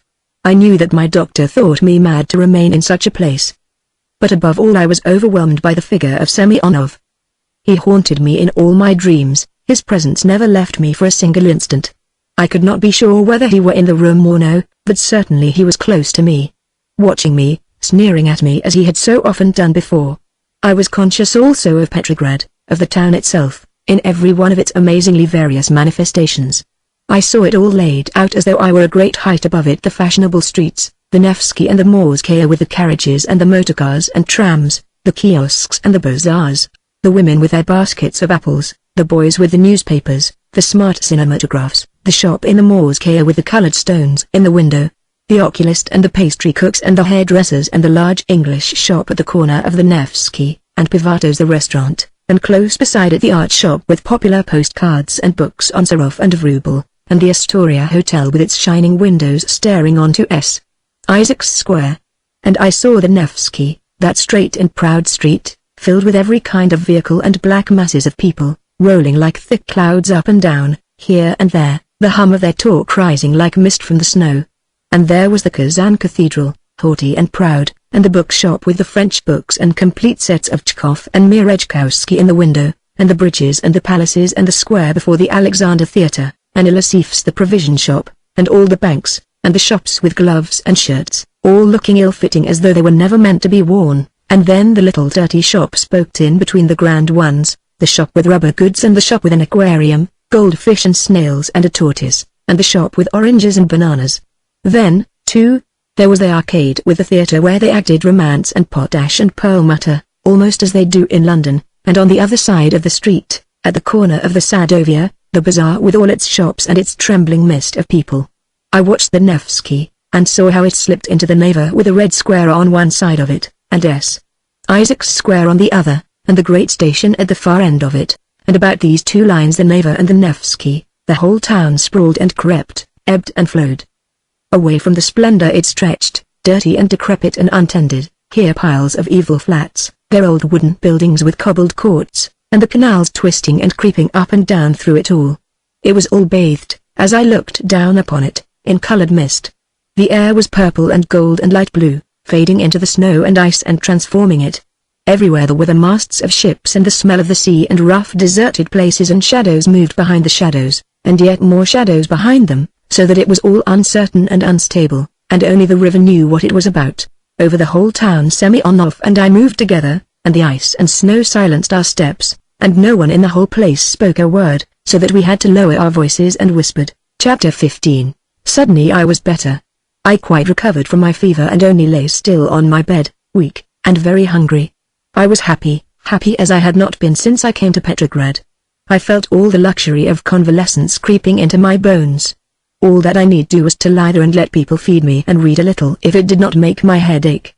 I had a watercolor painted by Alexander Benoist on the wall opposite me, a night in the Caucasus, with a heavy sweep of black hill, a deep blue steady sky, and a thin grey road running into endless distance. A pleasing picture, with no finality in its appeal, intimate too, so that it was one's own road and one's own hill. I had bought it extravagantly, at last year's Miriskstva, and now I was pleased at my extravagance. Martha was very good to me, feeding me, and being cross with me to make me take an interest in things, and acting with wonderful judgment about my visitors. Numbers of people, English and Russian, came to see me. I had not known that I had so many friends. I felt amiable to all the world, and hopeful about it, too. I looked back on the period before my illness as a bad dream. People told me I was foolish to live out in this wretched place of mine, where it was cold and wild and lonely. And then when they came again they were not so sure, and they looked out on the ice that shone in waves and shadows of light under the sun, and thought that perhaps they too would dry. But of course, I knew well that they would not. As I grew stronger I felt an intense and burning interest in the history that had been developing when I fell ill. I heard that Vera Mikhailovna and Nina had called many times. Markovitch had been, and Henry Bunn and Lawrence. Then, one sunny afternoon, Henry Bunn came in and I was surprised at my pleasure at the sight of him. He was shocked at the change in me, and was too young to conceal it. "Oh, you do look bad," were his first words as he sat down by my bed. "I say, are you comfortable here? Wouldn't you rather be somewhere with conveniences, telephone and lifts and things?" "Not at all," I answered. "I've got a telephone. I'm very happy where I am." "It is a queer place," he said. "Isn't it awfully unhealthy? Quite the reverse with the sea in front of it. About the healthiest spot in Petrograd, but I should get the blues here. So lonely and quiet. Petrograd is a strange town. Most people don't dream there's a queer place like this." "That's why I like it," I said. "I expect there are lots of queer places in Petrograd if you only knew." He wandered about the room, looking at my few pictures and my books and my writing table. At last he sat down again by my bed. "Now tell me all the news," I said. "News?" he asked. He looked uncomfortable, and I saw at once that he had come to confide something in me. "What sort of news?" "Political, anything." "Well, politics are about the same. They say there's going to be an awful row in February when the Duma meets, but then other people say there won't be a row at all until the war is over." "What else do they say?" "They say Protopopov is up to all sorts of tricks. That he says prayers with the Empress and they summon Rasputin's ghost. That's all rot, of course. But he does just what the Empress tells him, and they're going to enslave the whole country and hand it over to Germany." "What will they do that for?" I asked. "Why, then, the Tsarich will have it under Germany. They say that none of the munitions are going to the front, and Protopopov's keeping them all to blow up the people here with." "What else?" I asked sarcastically. "No, but really, there's something in it, I expect." Henry looked serious and important. "Then on the other hand, Clutton Davis says the Tsar's absolutely all right, dead keen on the war and hates Germany. I don't know, but Clutton Davis sees him nearly every day. Anything else? I asked. Oh, food's worse than ever. Going up every day, and the bread queues are longer and longer. The Germans have spies in the queues, women who go up and down telling people it's all England's fault, and people are just the same. Donons and the Bear are crowded every day. You can't get a table. So are the cinematographs and their theaters. I went to the ballet last night. What was it? La Filmalga di Casavina dancing divinely. Everyone was there. This closed the strain of public information. I led him further. Well, Bun, what about our friends the Markoviches? I asked. How are you getting on there? He blushed and looked at his boots. All right, he said. They're very decent. Then he burst out with, I say, Dud, what do you think of this uncle that's turned up, the doctor chap? Nothing particular. Why, you were with him at the front, weren't you? I was. Was he a good doctor? Excellent. He had a love affair at the front, hadn't he? Yes. And she was killed? Yes. Poor devil. Then he added, did he mind very much? Very much. Funny thing, you wouldn't think he would. Why not? I asked. Oh, he looks a hard sort of fellow, as though he'd stand anything. I wouldn't like to have a row with him. Has he been to the Markoviches much lately? Yes, almost every evening. What does he do there? Oh, just sits and talks. Markovich can't bear him. You can see that easily enough. He teases him. How do you mean? I asked. Oh, he laughs at him all the time, at his inventions and that kind of thing. Markovich gets awfully wild. He is a bit of an ass, isn't he? Do you like Semyonov? I asked. I do rather, said Henry. He's very decent to me. I had a walk with him one afternoon. He said you were awfully brave at the front. Thank him for nothing, I said. And he said you didn't like him, didn't you? Ah, that's too old a story, I answered. We know what we feel about one another. Well, Lawrence simply hates him, continued Bun. He says he's the most thundering cad, and as bad as you make them. I don't see how he can tell. This interested me extremely. When did he tell you this? I asked. Yesterday. I asked him what he had to judge by, and he said, instinct.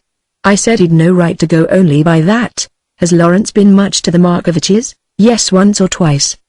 He just sits there and never opens his mouth. Very wise of him if he hasn't got anything to say. No, but really, do you think so? It doesn't make him popular. Why, who doesn't like him? Nobody, answered Henry ungrammatically. None of the English anyway. They can't stand him at the embassy or the mission. They say he's fearfully stuck up and thinks about nothing but himself. I don't agree. Of course, all the same, he might make himself more agreeable to people. What nonsense! I answered hotly. Lawrence is one of the best fellows that ever breathed. The Markoviches don't dislike him, do they? No, he's quite different with them. Vera Mikhailovna likes him, I know. It was the first time that he had mentioned her name to me. He turned towards me now. His face crimson. I say, that's really what I came to talk about, Dud. I care for her madly. I'd die for her. I would really. I love her, Dud. I see now I've never loved anybody before. Well, what will you do about it? Do about it? Why, nothing, of course. It's all perfectly hopeless. In the first place, there's Markovich. Yes. There's Markovich, I agreed. She doesn't care for him, does she? You know that he waited, eagerly staring into my face. I had a temptation to laugh. He was so very young, so very helpless, and yet that sense of his youth had pathos in it too, and I suddenly liked young Bun for the first time. Look here, Bun, I said, trying to speak with a proper solemnity. Don't be a young ass. You know that it's hopeless, any feeling of that kind. She does care for her husband. She could never care for you in that way, and you'd only make trouble for them all if you went on with it. On the other hand, she needs a friend badly. You can do that for her. Be her pal. See that things are all right in the house. Make a friend of Markovich himself. Look after him. Look after Markovich. Bun exclaimed. Yes. I don't want to be melodramatic, but there's trouble coming there, and if you're the friend of them all, you can help more than you know. Only none of the other business. Bun flushed. She doesn't know, she never will. I only want to be a friend of hers, as you put it. Anything else is hopeless, of course. I'm not the kind of fellow she'd ever look at, even if Markovich wasn't there.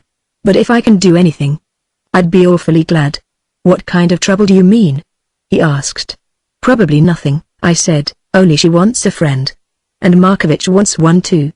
There was a pause, then Bon said, I say, David, what an awful ass I was. What about? I asked. About my poetry and all that. Thinking it so important. Yes, I said, you were. I've written some poetry to her and I tore it up. He ended. That's a good thing, said I. I'm glad I told you, he said. He got up to go. I say. David. Well, I asked, you're an awfully funny chap. Not a bit what you look, that's all right, I said. I know what you mean. Well, good night, he said, and went. Chapter 16. I thought that night, as I lay cozily in my dusky room, of those old stories by Wilkie Collins that had once upon a time so deeply engrossed my interest, stories in which, because someone has disappeared on a snowy night, or painted his face blue, or locked up a room and lost the key, or broken down in his carriage on a windy night at the crossroads, dozens of people are involved, diaries are written, confessions are made, and all the characters move along different roads towards the same lighted, comfortable Berlin. That is the kind of story that intrigues me, whether it be written about outside mysteries by Wilkie Collins or inside mysteries by the great creator of the Golden Bowl, or mysteries of both kinds, such as Henry Gallion has given us.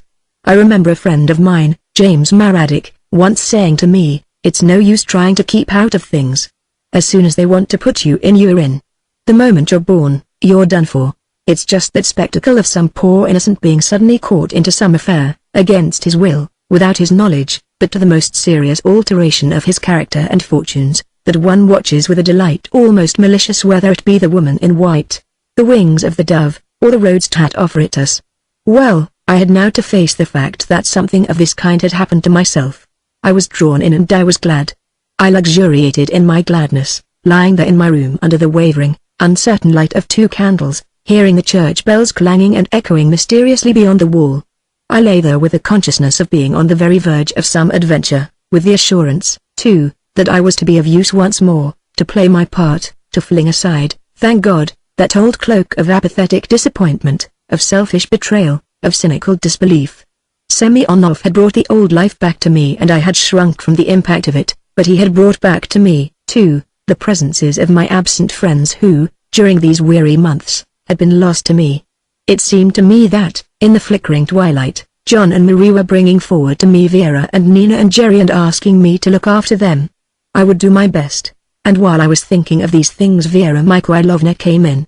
She was suddenly in the room, standing there, her furs up to her throat, her body in shadow, but her large, grave eyes shining through the candlelight, her mouth smiling. Is it all right? She said, coming forward. I'm not in the way? You're not sleeping? I told her that I was delighted to see her. I've been almost every day, but Martha told me you were not well enough. She does guard you like a dragon. But tonight Nina and I are going to Rosanov's, to a party, and she said she'd meet me here. Shan't I worry you? Worry me.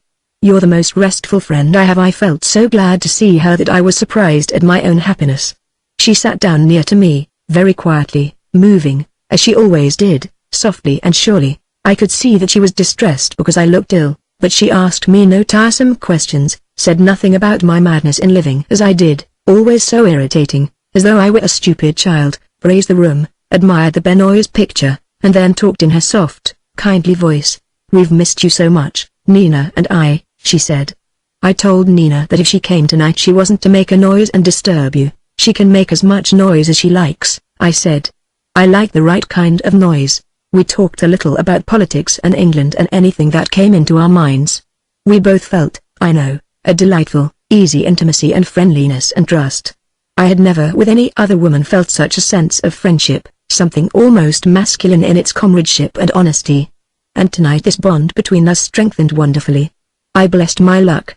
I saw that there were dark lines under her eyes and that she was pale.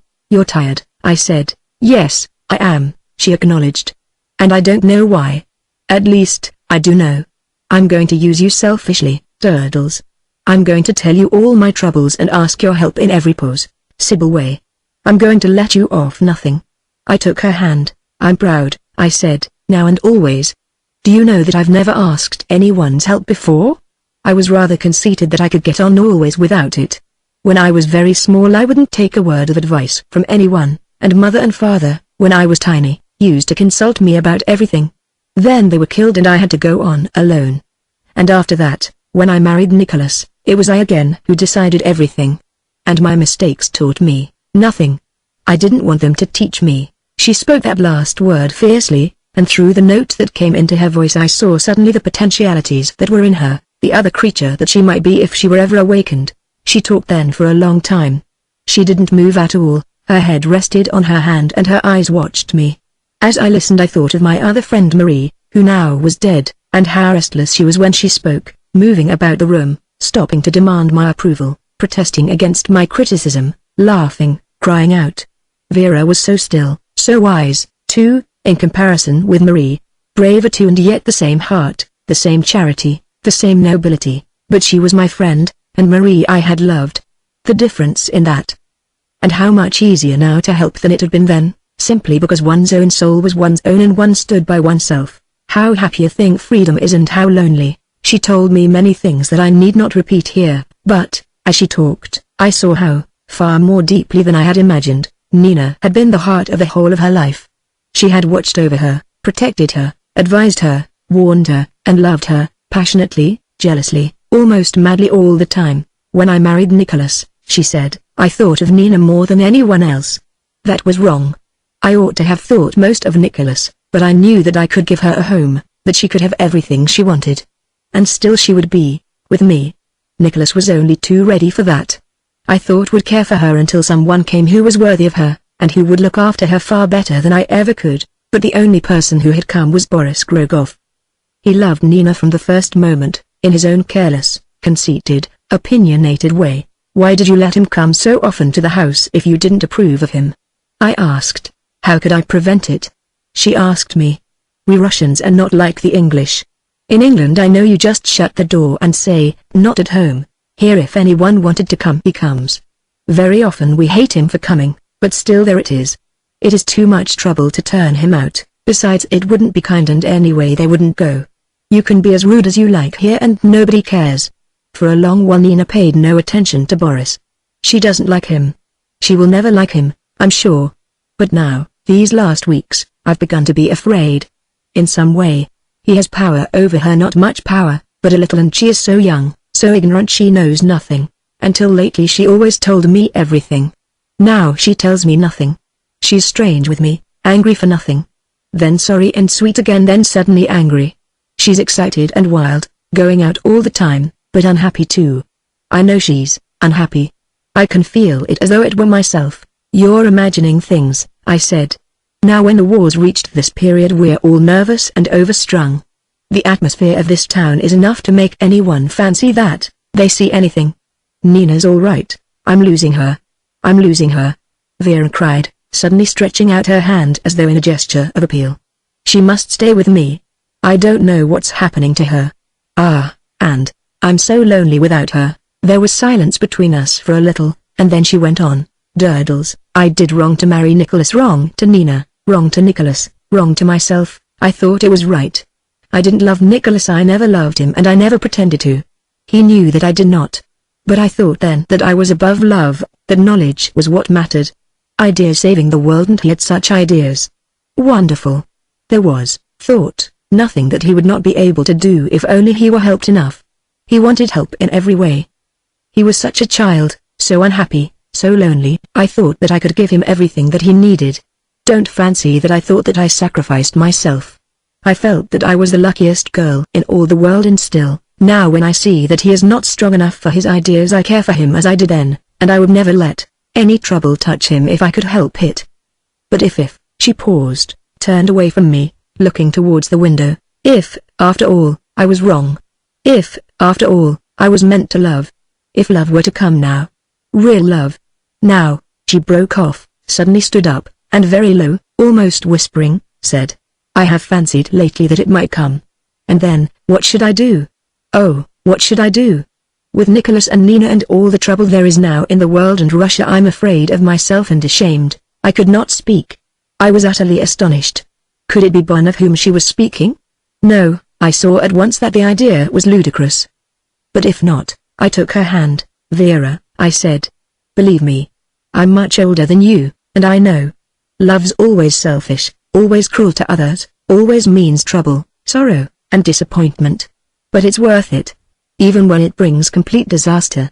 Life isn't life without it. I felt her hand tremble in mine. "I don't know," she said. "I know nothing of it, except my love for Nina. It isn't that now there's anybody. Don't think that. There is no one, no one. Only my self-confidence is gone. I can't see clearly anymore. My duty is to Nina and Nicholas. And if they are happy, nothing else matters, nothing. And I'm afraid that I'm going to do them harm." She paused as though she were listening. "There's no one, there, is there?" she asked me. By the door? "No, no one. There are so many noises in this house. Don't they disturb you?" "I don't think of them now. I'm used to them and in fact like them," she went on. "It's Uncle Alexei, of course. He comes to see us nearly every day. He's very pleasant, more pleasant than he has ever been before, but he has a dreadful effect on Nicholas." "I know the effect he can have," I said. "I know that Nicholas has been feeling for a long time that his inventions are no use. He will never own it to me or to anyone, but I can tell.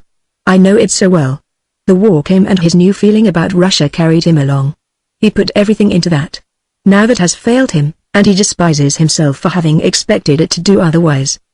He's raging about, trying to find something that he can believe in, and Uncle Alexei knows that and plays on that. He teases him, he drives him wild and then makes him happy again. He can do anything with him he pleases. He always could. But now he has some plan. I used to think that he simply laughed at people because it amused him to see how weak they can be. But now there's more than that. He's been hurt himself at last, and that has hurt his pride, and he wants to hurt back. It's all in the dark. The war's in the dark. Everything." Then she smiled and put her hand on my arm. "That's why I've come to you, because I trust you and believe you and know you say what you mean." Once before Marie had said those same words to me. It was as though I heard her voice again. "I won't fail you," I said. There was a knock on the door. It was flung open as though by the wind, and Nina was with us. Her face was rosy with the cold, her eyes laughed under her little round fur cap. She came running across the room, pulled herself up with a little cry beside the bed, and then flung herself upon me, throwing her arms around my neck and kissing me. "My dear Nina!" cried Vera. She looked up, laughing. "Why not? Poor Durdles. Are you better? Why, Edney, give me your hands. But how cold they are. And there are drafts everywhere. I've brought you some chocolates and a book, my dear." Vera cried again. "He won't like that," pointing to a work of fiction by a modern Russian literary lady whose heart and brain are of the succulent variety. "Why not? She's very good. It's lovely. All about impossible people. Durdles, dear. I'll give up the party. We won't go. We'll sit here and entertain you. I'll send Boris away. We'll tell him we don't want him, Boris," cried Vera. "Yes," Nina laughed a little uneasily. "I thought. I know you said he wasn't to come. He'll quarrel with Rozanov, of course. But he said he would. And so how was one to prevent him? You're always so tiresome, Vera. I'm not a baby now, nor is Boris. If he wants to come he shall come." Vera stood away from us both. I could see that she was very angry. I had never seen her angry before. "You know that it's impossible, Nina," she said. "You know that Rozanov hates him. And besides there are other reasons, you know them perfectly well, Nina." Nina stood there pouting, tears were in her eyes. "You're unfair," she said. "You don't let me do anything. You give me no freedom. I don't care for Boris, but if he wants to go he shall go.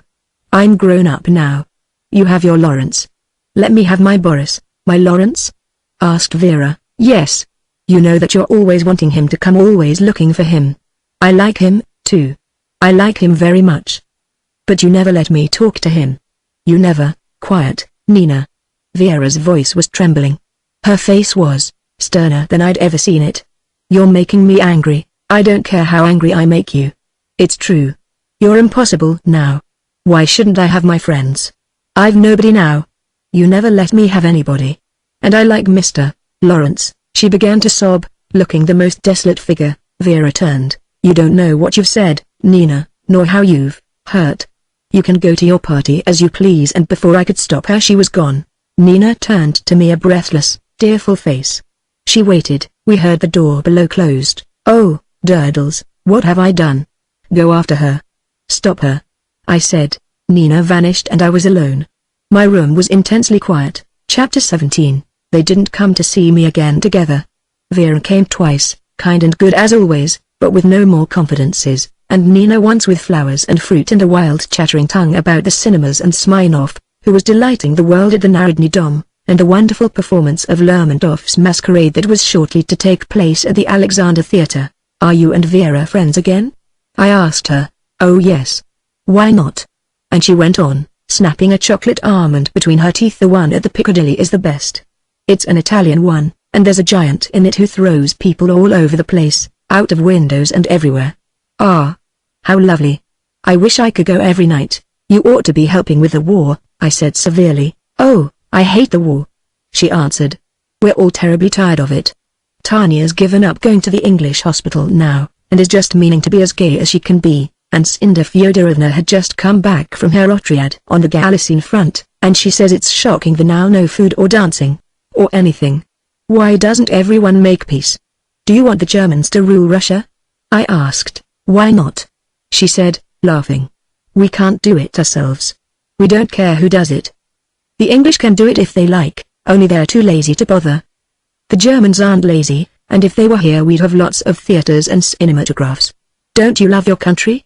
I asked. "This isn't our country," she answered.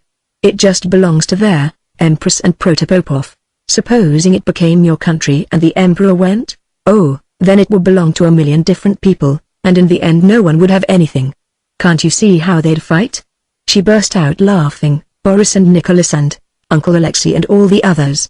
Then she was suddenly serious. "I know, Durdles, you consider that I'm so young and frivolous that I don't think of anything serious. But I can see things like anyone else. Can't you see that we're all so disappointed with ourselves that nothing matters? We thought the war was going to be so fine, but now it's just like the Japanese one, all robbery and lies, and we can't do anything to stop it." "Perhaps someday someone will," I said. "Oh yes," she answered scornfully, "men like Boris." After that she refused to be grave for a moment, danced about the room, singing, and finally vanished, a whirlwind of blue silk. A week later I was out in the world again. That curious sense of excitement that had first come to me during the early days of my illness burned now more fiercely than ever. I cannot say what it was exactly that I thought was going to happen. I have often looked back, as many other people must have done, to those days in February and wondered whether I foresaw anything of what was to come, and what were the things that might have seemed to me significant if I had noticed them. And here I am deliberately speaking of both public and private affairs. I cannot quite frankly dissever the two. At the front, a year and a half before, I had discovered how intermingled the souls of individuals and the souls of countries were, and how permanent private history seemed to me and how transient public events. But whether that was true or no before, it was now most certain that it was the story of certain individuals that I was to record. The history that was being made behind them could at its best be only a background. I seemed to step into a city ablaze with a sinister glory. If that appears melodramatic, I can only say that the dazzling winter weather of those weeks was melodramatic.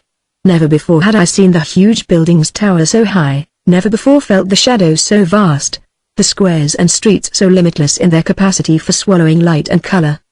The sky was a bitter changeless blue, the buildings black, the snow and ice, glittering with purple and gold, swept by vast swinging shadows as though huge doors opened and shut in heaven, or monstrous birds hovered, their wings spread, motionless in the limitless space. And all this had, as ever, nothing to do with human life. The little courtyards with their woodstacks and their colored houses, carts and the cobbled squares and the little stumpy trees that bordered the canals and the little wooden huts beside the bridges with their candles and fruit, these were human and friendly and good, but they had their precarious condition like the rest of us. On the first afternoon of my new liberty I found myself in the Nevsky Prospect, bewildered by the crowds and the talk and trams and motors and carts that passed in unending sequence up and down the long street. Standing at the corner of the Sadovia and the Nevsky, one was carried straight to the point of the golden spire that guarded the farther end of the great street. All was gold, the surface of the road was like a golden stream, the canal was gold, the thin spire caught into its piercing line all the color of a swiftly fading afternoon, the wheels of the carriages gleamed, the flower baskets of the women glittered like shining foam. The snow flung its crystal color into the air like thin fire dim before the sun. The street seemed to have gathered onto its pavements the citizens of every country under the sun. Tartars, Mongols, Little Russians, Chinamen, Japanese, French officers, British officers, peasants and fashionable women, schoolboys, officials, actors and artists and businessmen and priests and sailors and beggars and hawkers, and, guarding them all, friendly, urbane, filled with a pleasant self-importance that seemed at that hour the simplest and easiest of attitudes, the police, Rum rum rum wah wah wah wah. Like the regular beat of a shuttle the hum rose and fell, as the sun faded into rosy mist and white vapors stole above the still canals. I turned to go home and felt someone touch my elbow. I swung round and there, his broad face ruddy with the cold, was Jerry Lawrence. I was delighted to see him and told him so. "Well, I'm damned glad," he said gruffly. "I thought you might have a grudge against me." "A grudge?" I said. "Why, haven't been to see you. Heard you were ill, but didn't think you'd want me hanging round." "Why this modesty?" I asked. "No, well, you know what I mean." He shuffled his feet. "No good in a sick room." "Mine wasn't exactly a sick room," I said. "But I heard that you did come." "Yes. I came twice," he answered, looking at me shyly. "Your old woman wouldn't let me see you." "Never mind that," I said. "Let's have an evening together soon." "Yes, as soon as you like." He looked up and down the street. "There are some things I'd like to ask your advice about." "Certainly," I said. "What do you say to coming and dining at my place?" "Ever met Wildling?" "Wildling?" I could not remember for the moment the name. "Yes, the old josser I live with." Fine old man, got a point of view of his own. "Delighted," I said. "Tomorrow. 8 o'clock. Don't dress." He was just going off when he turned again. "Awfully glad you're better," he said. He cleared his throat, looked at me in a very friendly way, then smiled. "Awfully glad you're better," he repeated, then went off, rolling his broad figure into the evening mist. I turned towards home. Chapter 18. I arrived at the Baron's punctually at 8 o'clock. His flat was in a small side street off the English Quay. I paused for a moment, before turning into its dark recesses, to gather in the vast expanse of the frozen river and the long white quay. It was as though I had found my way behind a towering wall that now closed me in with a smile of contemptuous derision. There was no sound in the shining air, and the only figure was a guard who moved monotonously up and down outside the Winter Palace. I rang the bell, and the Schwitzer, bowing very ceremoniously, told me the flat was on the second floor. I went up a broad stone staircase and found a heavy oak door with brass nails confronting me. When this slowly swung open, I discovered a very old man with white hair bowing before me. He was a splendid figure in a uniform of dark blue, his tall thin figure straight and slim. His white moustaches so neat and fierce that they seemed to keep guard over the rest of his face, as though they warned him that they would stand no nonsense. There was an air of hushed splendor behind him, and I could hear the heavy, solemn ticking of a clock keeping guard over all the austere sanctities of the place. When I had taken off my shuba and galoshes, I was ushered into a magnificent room with a high gold clock on the mantelpiece, gilt chairs, heavy dark carpets and large portraits frowning from the grey walls. The whole room was bitterly silent, save for the tick of the clock. There was no fire in the fireplace, but a large gleaming white stove flung out a close-scented heat from the further corner of the room. There were 2 long glass bookcases, some little tables with gilt legs, and a fine Japanese screen of dull gold. The only other piece of furniture was a huge grand piano near the window. I sat down and was instantly caught into the solemn silence. There was something threatening in the hush of it all. "We do what we're told," the clock seemed to say, "and so must you." I thought of the ice and snow beyond the windows, and, in spite of myself, shivered. Then the door opened and the Baron came in. He stood for a moment by the door, staring in front of him as though he could not penetrate the heavy and dusky air, and seen thus, under the height and space of the room. He seemed so small as to be almost ridiculous. But he was not ridiculous for long. As he approached, one was struck at once by the immaculate efficiency that followed him like a protecting shadow.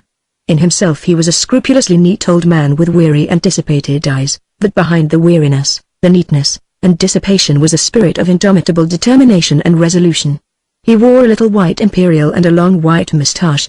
His hair was brushed back and his forehead shone like marble. He wore a black suit, white spats, and long, pointed, black patent leather shoes.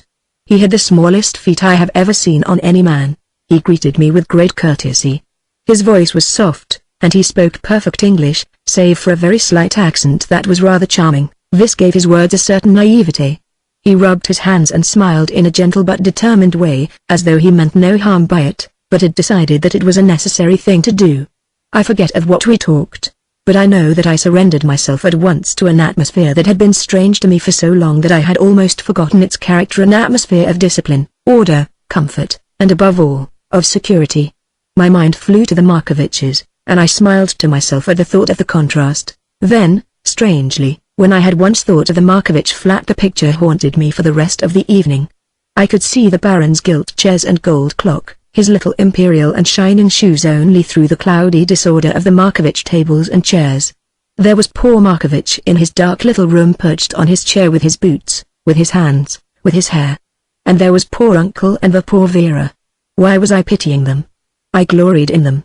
That is Russia. This is, allow me to introduce you to my wife, the Baron said, bending forward, the very points of his toes expressing amiability.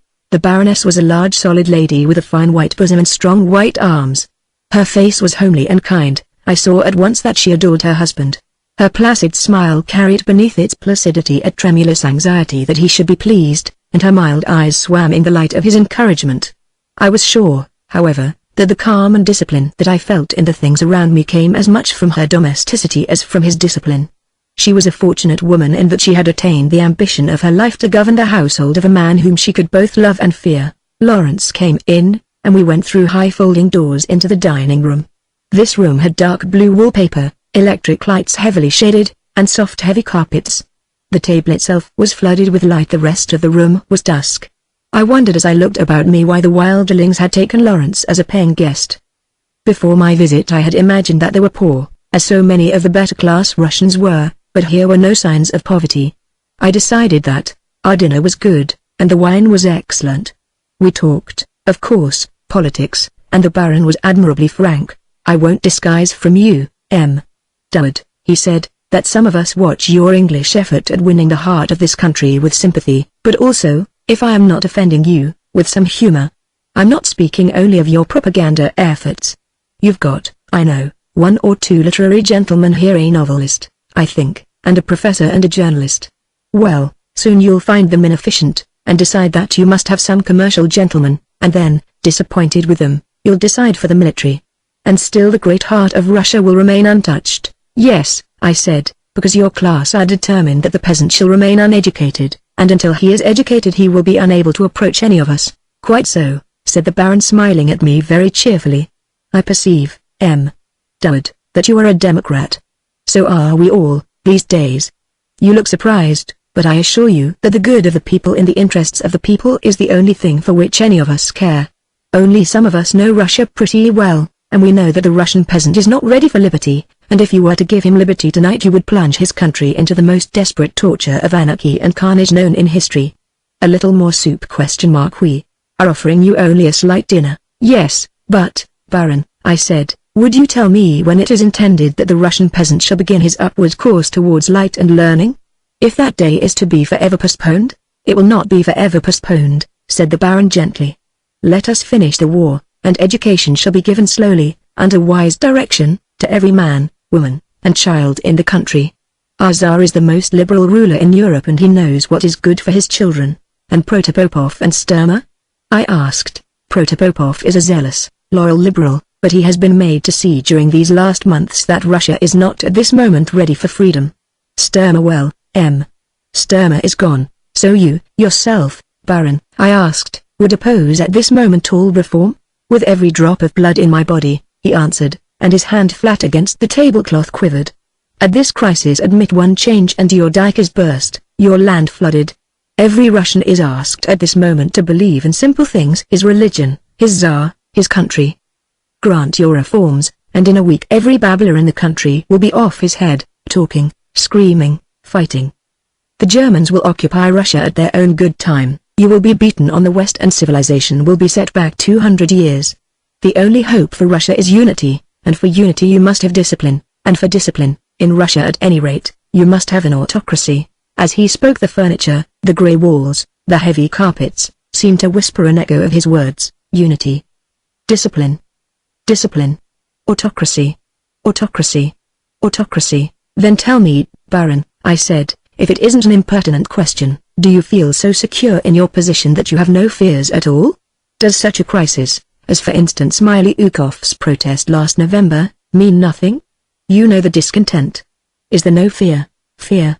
He interrupted me, his voice swift and soft and triumphant. Dud, are you so ignorant of Russia that you consider the outpourings of a few idealistic intelligentsia, professors and teachers and poets, as important? What about the people, Dud? You ask any peasant in the Moscow government, or Little Russia, or the Ukraine whether he will remain loyal to his little father or no.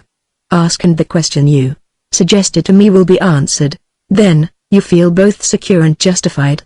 I said, we feel both secure and justified, he answered me, smiling. After that our conversation was personal and social. Lawrence was very quiet.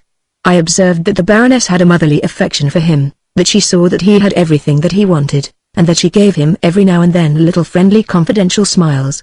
As the meal proceeded, as I drank the most excellent wine and the warm austerity of my surroundings gathered ever more closely around me, I wondered whether after all my apprehensions and forebodings of the last weeks had not been the merest sick man's cowardice.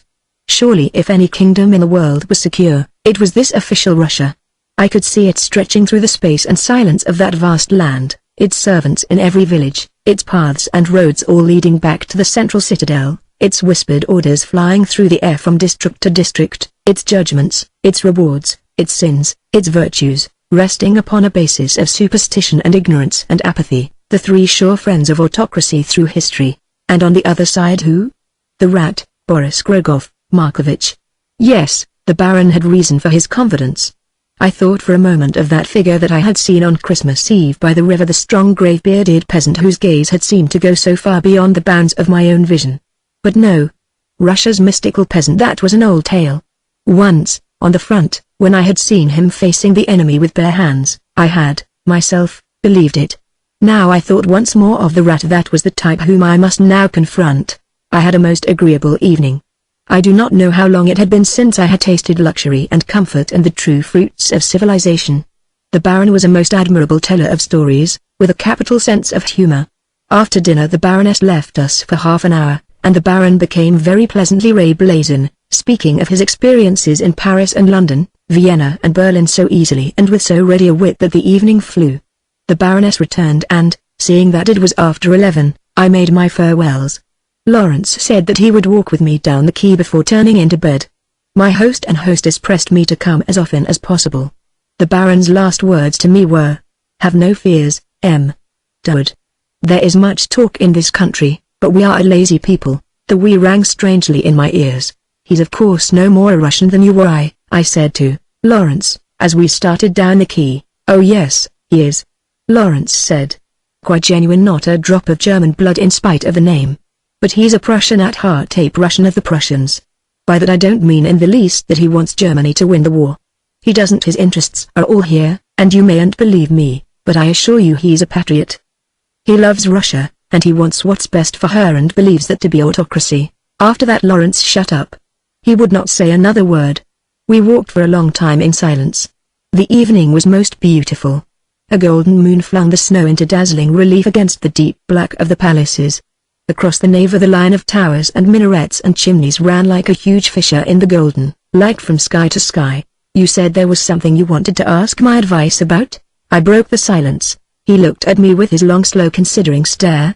He mumbled something, then, with a sudden gesture, he gripped my arm, and his heavy body quivering with the urgency of his words he said, "It's Vera Markovitch. I'd give my body and soul and spirit for her happiness and safety. God forgive me, I'd give my country and my honor. I ache and long for her, so that I'm afraid for my sanity. I've never loved a woman, nor lusted for one, nor touched one in my whole life. And now, I've gone right in. I've spoken no word to anyone, but I couldn't stand my own silence. Dud, you've got to help me." I walked on, seeing the golden light and the curving arc of snow and the little figures moving like dolls from light to shadow. Lawrence. I had never thought of him as an urgent lover. Even now, although I could still feel his hand quivering on my arm, I could have laughed at the ludicrous incongruity of romance, and that stolid thick-set figure. And at the same time I was afraid. Lawrence in love was no boy on the threshold of life like Bonn. Here was no trivial passion. I realized even in that first astonished moment the trouble that might be in store for all of us. "Look here, Lawrence," I said at last. "The first thing that you may as well realize is that it is hopeless. Vera Mikhailovna has confided in me a good deal lately, and she is devoted to her husband, thinks of nothing else. She's simple, naive, with all her sense and wisdom. Hopeless." He interrupted, and he gave a kind of grim chuckle of derision. "My dear Dud, what do you suppose I'm after? Rape and adultery and Markovitch after us with a pistol? I tell you," and here he spoke fiercely, as though he were challenging the whole ice-bound world round us, "that I want nothing but her happiness, her safety, her comfort. Do you suppose that I'm such an ass as not to recognize the kind of thing that my loving her would lead to? I tell you I'm after nothing for myself, and that not because I'm a fine unselfish character, but simply because the thing's too big to let anything into it but herself. She shall never know that I care tuppence about her, but she's got to be happy and she's got to be safe. Just now, she's neither of those things, and that's why I've spoken to you. She's unhappy and she's afraid, and that's got to change. I wouldn't have spoken of this to you if I thought you'd be so short-sighted. All right. All right. I said testily. You may be a kind of Galahad, Lawrence, outside all natural law. I don't know, but you'll forgive me if I go for a moment on my own experience, and that experience is, that you can start on as highbrow an elevation as you like, but love doesn't stand still, and the body's the body, and tomorrow isn't yesterday, not by no means. Moreover, Markovitch is a Russian and a peculiar one at that. Finally, remember that I want Vera Mikhailovna to be happy quite as much as you do. He was suddenly grave and almost boyish in his next words. I know that you're a decent chap, David. I know it's hard to believe me, but I just ask you to wait and test me.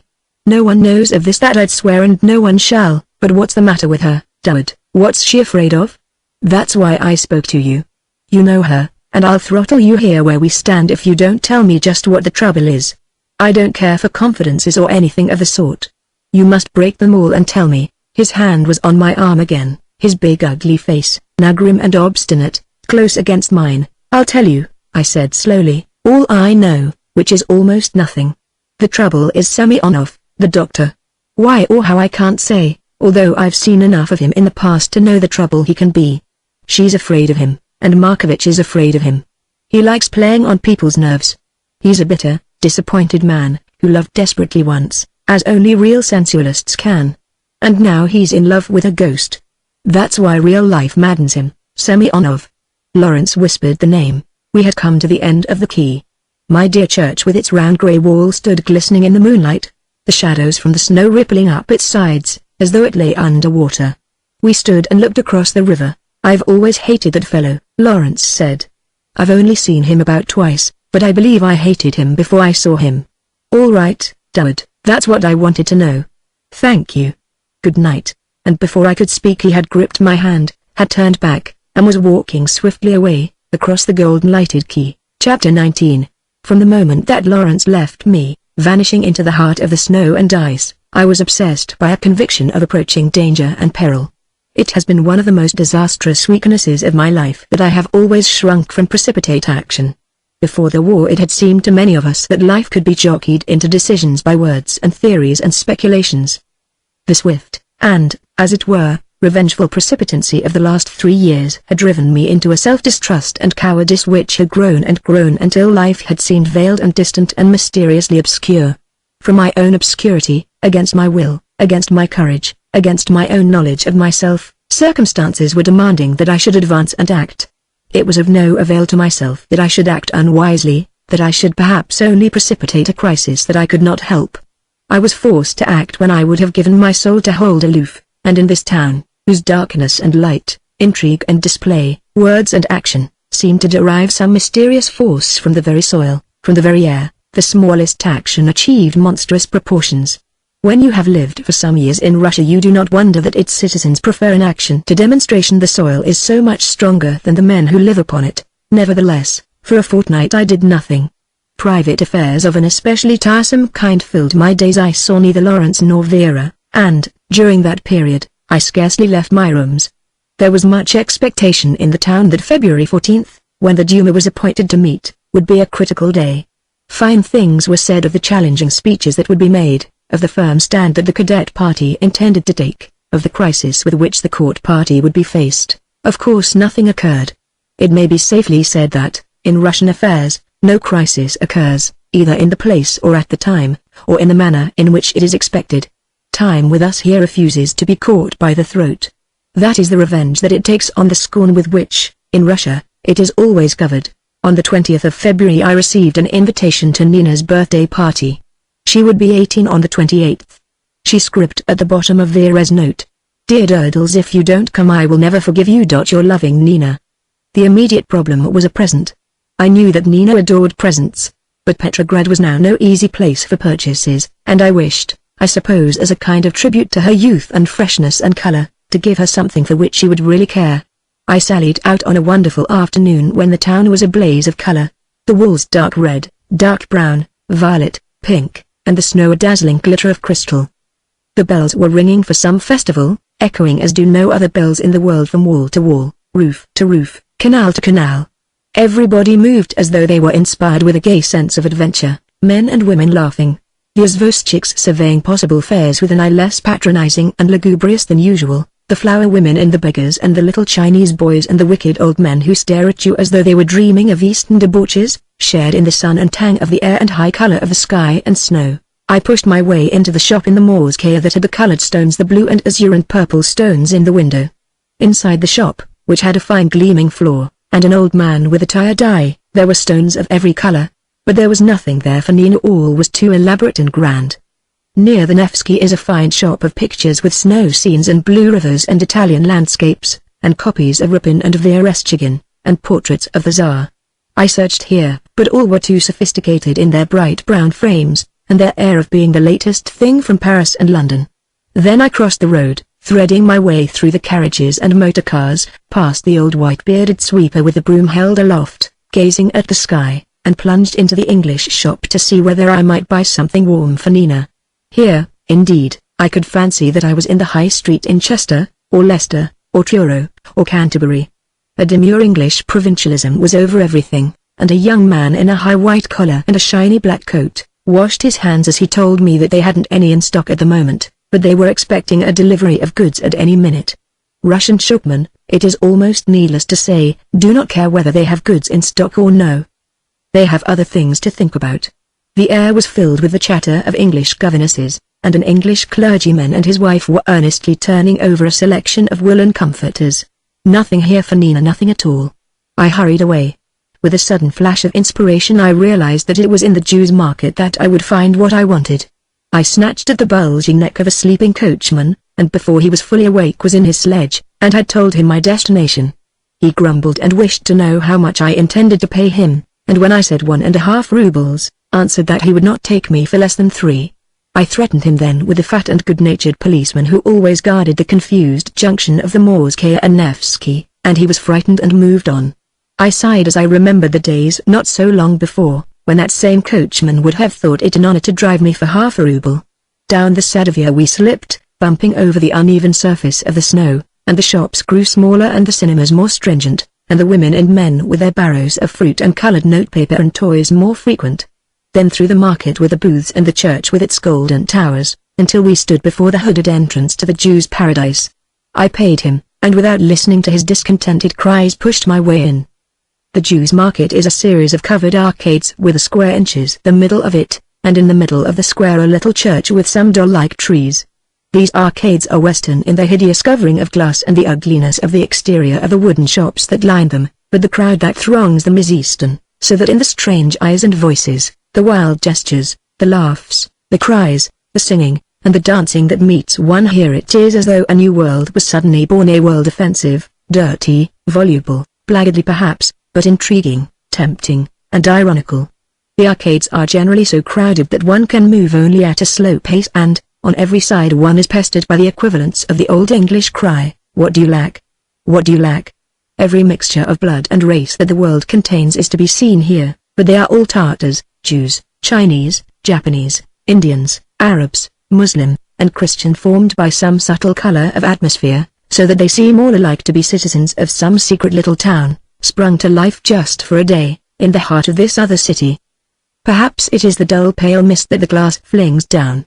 Perhaps it is the uncleanly dust-clogged air. Whatever it be, there is a stain of grey shadowy smoke upon all this world, and icons and shabby jewels, and piles of Eastern clothes, and old brass pots, and silver, hilted swords, and golden tasseled Tartar coats gleam through the shadow and wink and stare. Today the arcades were so crowded that I could scarcely move, and the noise was deafening. Many soldiers were there, looking with indulgent amusement upon the scene, and the Jews with their skullcaps and the fat, huge-breasted Jewish women screamed and shrieked and waved their arms like boughs in a storm. I stopped at many shops and fingered the cheap silver toys, the little blue and green icons, the buckles and beads and rosaries that thronged the trays, but I could not find anything for Nina. Then suddenly I saw a square box of mother of pearl and silver, so charming and simple. the figures on the silver lid so gracefully carved that I decided at once. The Jew in charge of it wanted twice as much as I was ready to give, and we argued for 10 minutes before a kindly and appreciative crowd. At last we arranged a compromise, and I moved away, pleased and satisfied. I stepped out of the arcade and faced the little square. It was, at that instant, fantastic and oddly colored. The sun, about to set, hung in the misty sky a perfect round crimson globe, and it was perched, almost maliciously, just above the tower of the little church. The rest of the world was grey. The square was a thick mass of human beings so tightly wedged together that it seemed to move backwards and forwards like a floor of black wood pushed by a lever. One lamp burned behind the window of the church. The old houses leaned forward as though listening to the Babel below their eaves. But it was the sun that seemed to me then so evil and secret and cunning. Its deep red was aloof and menacing, and its outline so sharp that it was detached from the sky as though it were human, and would presently move and advance towards us. I don't know what there was in that crowd of struggling human beings and that detached red sun. The air was cruel, and through all the arcades that seemed to run like veins to this heart of the place I could feel the cold and the dark and the smoky dusk creeping forward to veil us all with deepest night. I turned away and then saw, advancing towards me, as though he had just come from the church, pushing his way, and waving a friendly hand to me, Semyonov. Chapter 20. His greeting was most amiable. He was wearing a rather short fur coat that only reached to a little below his knees, and the fur of the coat was of a deep rich brown, so that his pale square yellow beard contrasted with this so abruptly as to seem false. His body was as ever thick and self-confident, and the round fur cap that he wore was cocked ever so slightly to one side. I did not want to see him, but I was caught. I fancied that he knew very well that I wanted to escape, and that now, for sheer perversity, he would see that I did not. Indeed, he caught my arm and drew me out of the market. We passed into the dusky streets. "Now, Ivan Andreevich," he said, "this is very pleasant." "Very. You elude me, you know, which is unkind with two so old acquaintances. Of course I know that you dislike me, and I don't suppose that I have the highest opinion of you, but, nevertheless, we should be interested in one another. Our common experience." He broke off with a little shiver, and pulled his fur coat closer around him. I knew that all that I wanted was to break away. We had passed quickly on leaving the market into some of the meanest streets of Petrograd. This was the Petrograd of Dostoevsky, the Petrograd of poor folk and crime and punishment and the despised and rejected. Monstrous groups of flats towered above us, and in the gathering dusk the figures that slipped in and out of the doors were furtive shadows and ghosts. No one seemed to speak. You could see no faces under the spare pale-flamed lamps, only hear whispers and smell rotten stinks and feel the snow, foul and soiled under one's feet. "Look here, Semyonov," I said, slipping from the control of his hand, "it's just as you say. We don't like one another, and we know one another well enough to say so. Neither you nor I wish to revive the past, and there's nothing in the present that we have in common, nothing." He laughed. "What about my delightful nieces and their home circle? You were always one to shrink from the truth, Ivan Andreevich. You fancy that you can sink into the bosom of a charming family and escape the disadvantages. Not at all. There are always disadvantages in a Russian family. I am the disadvantage in this one." He laughed again, and insisted on taking my arm once more. "If you feel so strongly about me, Dud," when he used my surname he always accented the second syllable very strongly, "all you have to do is to cut my niece Vera out of your visiting list. That, I imagine, is the last thing that you wish."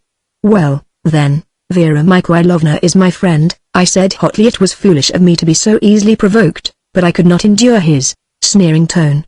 "If you imply nonsense," he answered sharply, "I imply nothing.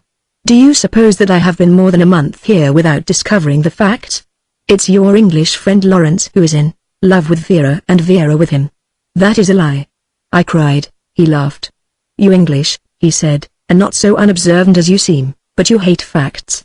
Vera and your friend Lawrence have been in love with one another since their first meeting, and my dear nephew-in-law Markovitch knows it." "That's impossible," I cried. "No," Semyonov replied, "I was wrong. He does not know it. He suspects, and my nephew-in-law in a state of suspicion is a delightful study." By now we were in a narrow street, so dark that we stumbled at every step. We seemed to be quite alone. It was I who now caught his arm. "Semyonov," I said, and my urgency stopped him so that he stood where he was. "Leave them alone. Leave them alone. They've done no harm to you, they can offer you nothing, they are not intelligent enough for you nor amusing enough." Even if it is true what you say it will pass, Lawrence will go away. I will see that he does. Only, leave them alone. For God's sake, let them be. His face was very close to mine, and, looking at it in the gathering dark, it was as though it were a face of glass behind which other faces passed and repassed. I cannot hope to give any idea of the strange mingling of regret, malice, pride, pain, scorn, and humor that those eyes showed. His red lips parted as though he would speak. For a moment he turned away from me and looked down the black tunnel of the street, then he walked forward again. "You are wrong, my friend," he said, "if you imagine that there is no amusement for me in a study of my family. It is my family, you know. I have none other. Perhaps it has never occurred to you, Dud, that possibly I am a lonely man." As he spoke I heard again the echo of that voice as it vanished into the darkness. "No one?" And the answer, "No one. Don't imagine," he continued, "that I am asking for your pity. That indeed would be humorous. I pity no one, and I despise the men who have it to bestow. But there are situations in life that are intolerable, Ivan Andreevich, and any man who is a man will see that he escapes from such a thing. May I not find in the bosom of my family such an escape?" He laughed. "I know nothing about that," I began hotly. "All I know is," but he went on as though he had not heard me, "have you ever thought about death since you came away from the front, Dud? It used to occupy your mind a good deal while you were there, I remember, in a foolish, romantic, sentimental way, of course. You'll forgive my saying that your views of death were those of a second-hand novelist. All the same, I'll do you the justice of acknowledging that you had studied it at first hand. You're not a coward, you know." I was struck most vividly with a sense of his uneasiness. During those other days uneasy was the very last thing that I ever would have said that he was. Even after his catastrophe his grip of his soul did not loosen. It was just that loosening that I felt now. He had less control of the beasts that dwelt beneath the ground of his house, and he could hear them snarl and whine, and could feel the floor quiver with the echo of their movements. I suddenly knew that I was afraid of him no longer. "Now, see, Alexei Petrovich," I said, "it isn't death that we want to talk about now. It is a much simpler thing. It is, that you shouldn't for your own amusement simply go in and spoil the lives of some of my friends for nothing at all except your own stupid pride. If that's your plan, I'm going to prevent it." "Why, Ivan Andreevich," he cried, laughing, "this is a challenge. You can take it as what you please," I answered gravely. "But, incorrigible sentimentalist," he went on, "tell me, are you, English and moralist and believer in a good and righteous God as you are you really going to encourage this abominable adultery, this open, ruthless wrecking of a good man's home? You surprise me. This is a new light on your otherwise rather uninteresting character." "Never mind my character," I answered him. "All you've got to do is to leave Vera Mikhailovna alone. There'll be no wrecking of homes, unless you are the wrecker." He put his hand on my arm again. "Listen, Dud," he said, "I'll tell you a little story. I'm a doctor, you know, and many curious things occur within my province. Well, some years ago I knew a man who was very miserable and very proud. His pride resented that he should be miserable, and he was always suspecting that people saw his weakness, and as he despised human nature, and thought his companions fools and deserving of all that they got, and more, he couldn't bear the thought that they should perceive that he allowed himself to be unhappy. He coveted death. If it meant extinction, he could imagine nothing pleasanter than so restful an aloofness, quiet and apart and alone, whilst others hurried and scrambled and pursued the future. And if death did not mean extinction, then he thought that he might snatch and secure for himself something which in life had eluded him. So he coveted death. But he was too proud to reach it by suicide. That seemed to him a contemptible and cowardly evasion, and such an easy solution would have denied the purpose of all his life. So he looked about him and discovered amongst his friends a man whose character he knew well, a man idealistic and foolish and romantic, like yourself, Ivan Andreevich, only caring more for ideas, more impulsive and more reckless. He found this man and made him his friend. He played with him as a cat does with a mouse. He enjoyed life for about a year and then he was murdered. "Murdered?" I exclaimed. "Yes, shot by his idealistic friend. I envy him that year. He must have experienced many breathless sensations. When the murderer was tried, his only explanation was that he had been irritated and disappointed." "Disappointed of what?" asked the judge. "Of everything in which he believed," said the man. "It seemed a poor excuse for a murder. He is still, I have no doubt, in Siberia, but I envy my friend. That was a delightful death to die. Good night, Ivan Andreevich." He waved his hand at me and was gone. I was quite alone in the long black street, engulfed by the high, overhanging flats. Chapter 21. Late on the afternoon of Nina's birthday, when I was on the point of setting out for the English prospect, the rat appeared. I had not seen him for several weeks, but there he was, stepping suddenly out of the shadows of my room, dirty and disreputable and cheerful. He had been, I perceived, drinking furniture polish. "Good evening, Baron." "Good evening," I said sternly. "I told you not to come here when you were drunk." "I'm not drunk," he said, offended, "only a little. It's not much that you can get these days." "I want some money, Baron." "I've none for you," I answered. "It's only a little. God knows that I wouldn't ask you for much. But I'm going to be very busy these next days, and it's work that won't bring pay quickly. There'll be pay later, and then I will return it to you." "There's nothing for you tonight," I said. He laughed. "You're a fine man, Baron. A foreigner is fine. That's where the poor Russian is unhappy. I love you, Baron, and I will look after you, and if, as you say, there isn't any money here, one must pray to God and he will show one the way." "What's this work you're going to do?" I asked him. "There's going to be trouble the other side of the river in a day or two," he answered, "and I'm going to help." "Help what?" I asked. "Help the trouble," he answered, smiling. "Behave like a blackguard, in fact, blackguard, Baron," he protested, using a Russian word that is worse than blackguard. "Why these names? I'm not a good man, God have mercy on my soul. But then I pretend nothing. I am what you see. If there's going to be trouble in the town I may as well be there. Why not I as well as another? And it is to your advantage, Baron, that I should be." "Why to my advantage?" I asked him. "Because I am your friend, and will protect you," he answered. "I wouldn't trust you a yard." I told him. "Well, perhaps you're right," he said. "We are as God made us. I am no better than the rest." "No, indeed you're not," I answered him. "Why do you think there'll be trouble?" "I know. Perhaps a lot of trouble, perhaps only a little. But it will be a fine time for those of us who have nothing to lose." "So you have no money for me?" "Nothing.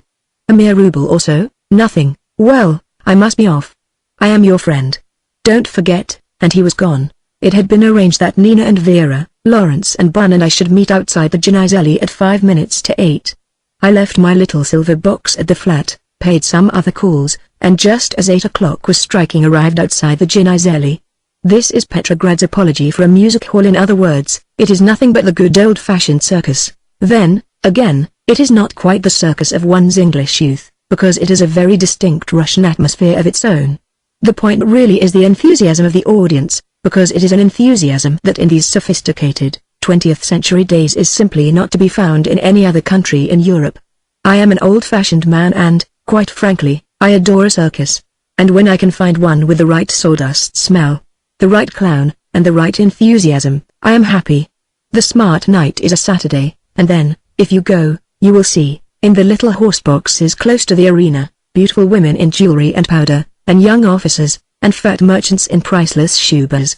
But tonight was not a Saturday, and therefore the audience was very democratic, screaming cackles from the misty distances of the gallery, and showering sunflower seeds upon the heads of the bourgeoisie, who were, for the most part, of the smaller shopkeeper kind. Nina, tonight, was looking very pretty and excited. She was wearing a white silk dress with blue bows, and all her hair was piled on the top of her head in imitation of Vera, but this only had the effect of making her seem incredibly young and naive, as though she had put her hair up just for the evening because there was to be a party. It was explained that Markovitch was working but would be present at supper. Vera was quiet, but looked happier, I thought, than I had seen her for a long time. Bun was looking after her, and Lawrence was with Nina.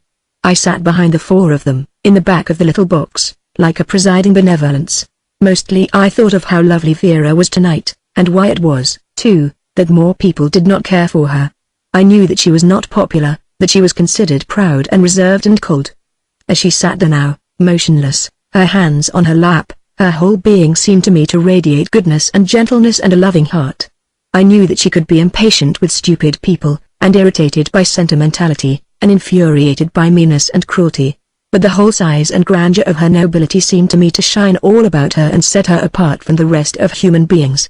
She was not a woman whom I ever could have loved. She had not the weaknesses and naiveties and appealing helplessness that drew love from one's heart. Nor could I have ever dared to face the depth and splendor of the passion that there was in her. I was not built on that heroic scale. God forgive me if, as I watched them, I felt a sudden glow of almost eager triumph at the thought of Lawrence as her lover. I checked it. My heart was suddenly heavy. Such a development could only mean tragedy, and I knew it. I had even sworn to Semyonov that I would prevent it. I looked at them and felt my helpless weakness. Who was I to prevent anything? And who was there now, in the whole world, who would be guided by my opinion? They might have me as a confidant because they trusted me, but after that? No, I had no illusions. I was pushed off the edge of the world, hanging on still with one quivering hand. Soon my grip would loosen and, God help me, I did not want to go. Nina turned back to me and, with a little excited clap of her hands, drew my attention to the gallant Madame Gianzelli, who, although by no means a chicken, arrayed in silver tights and a large black picture hat, stood on one foot on the back of her white horse and bowed to the already hysterical gallery.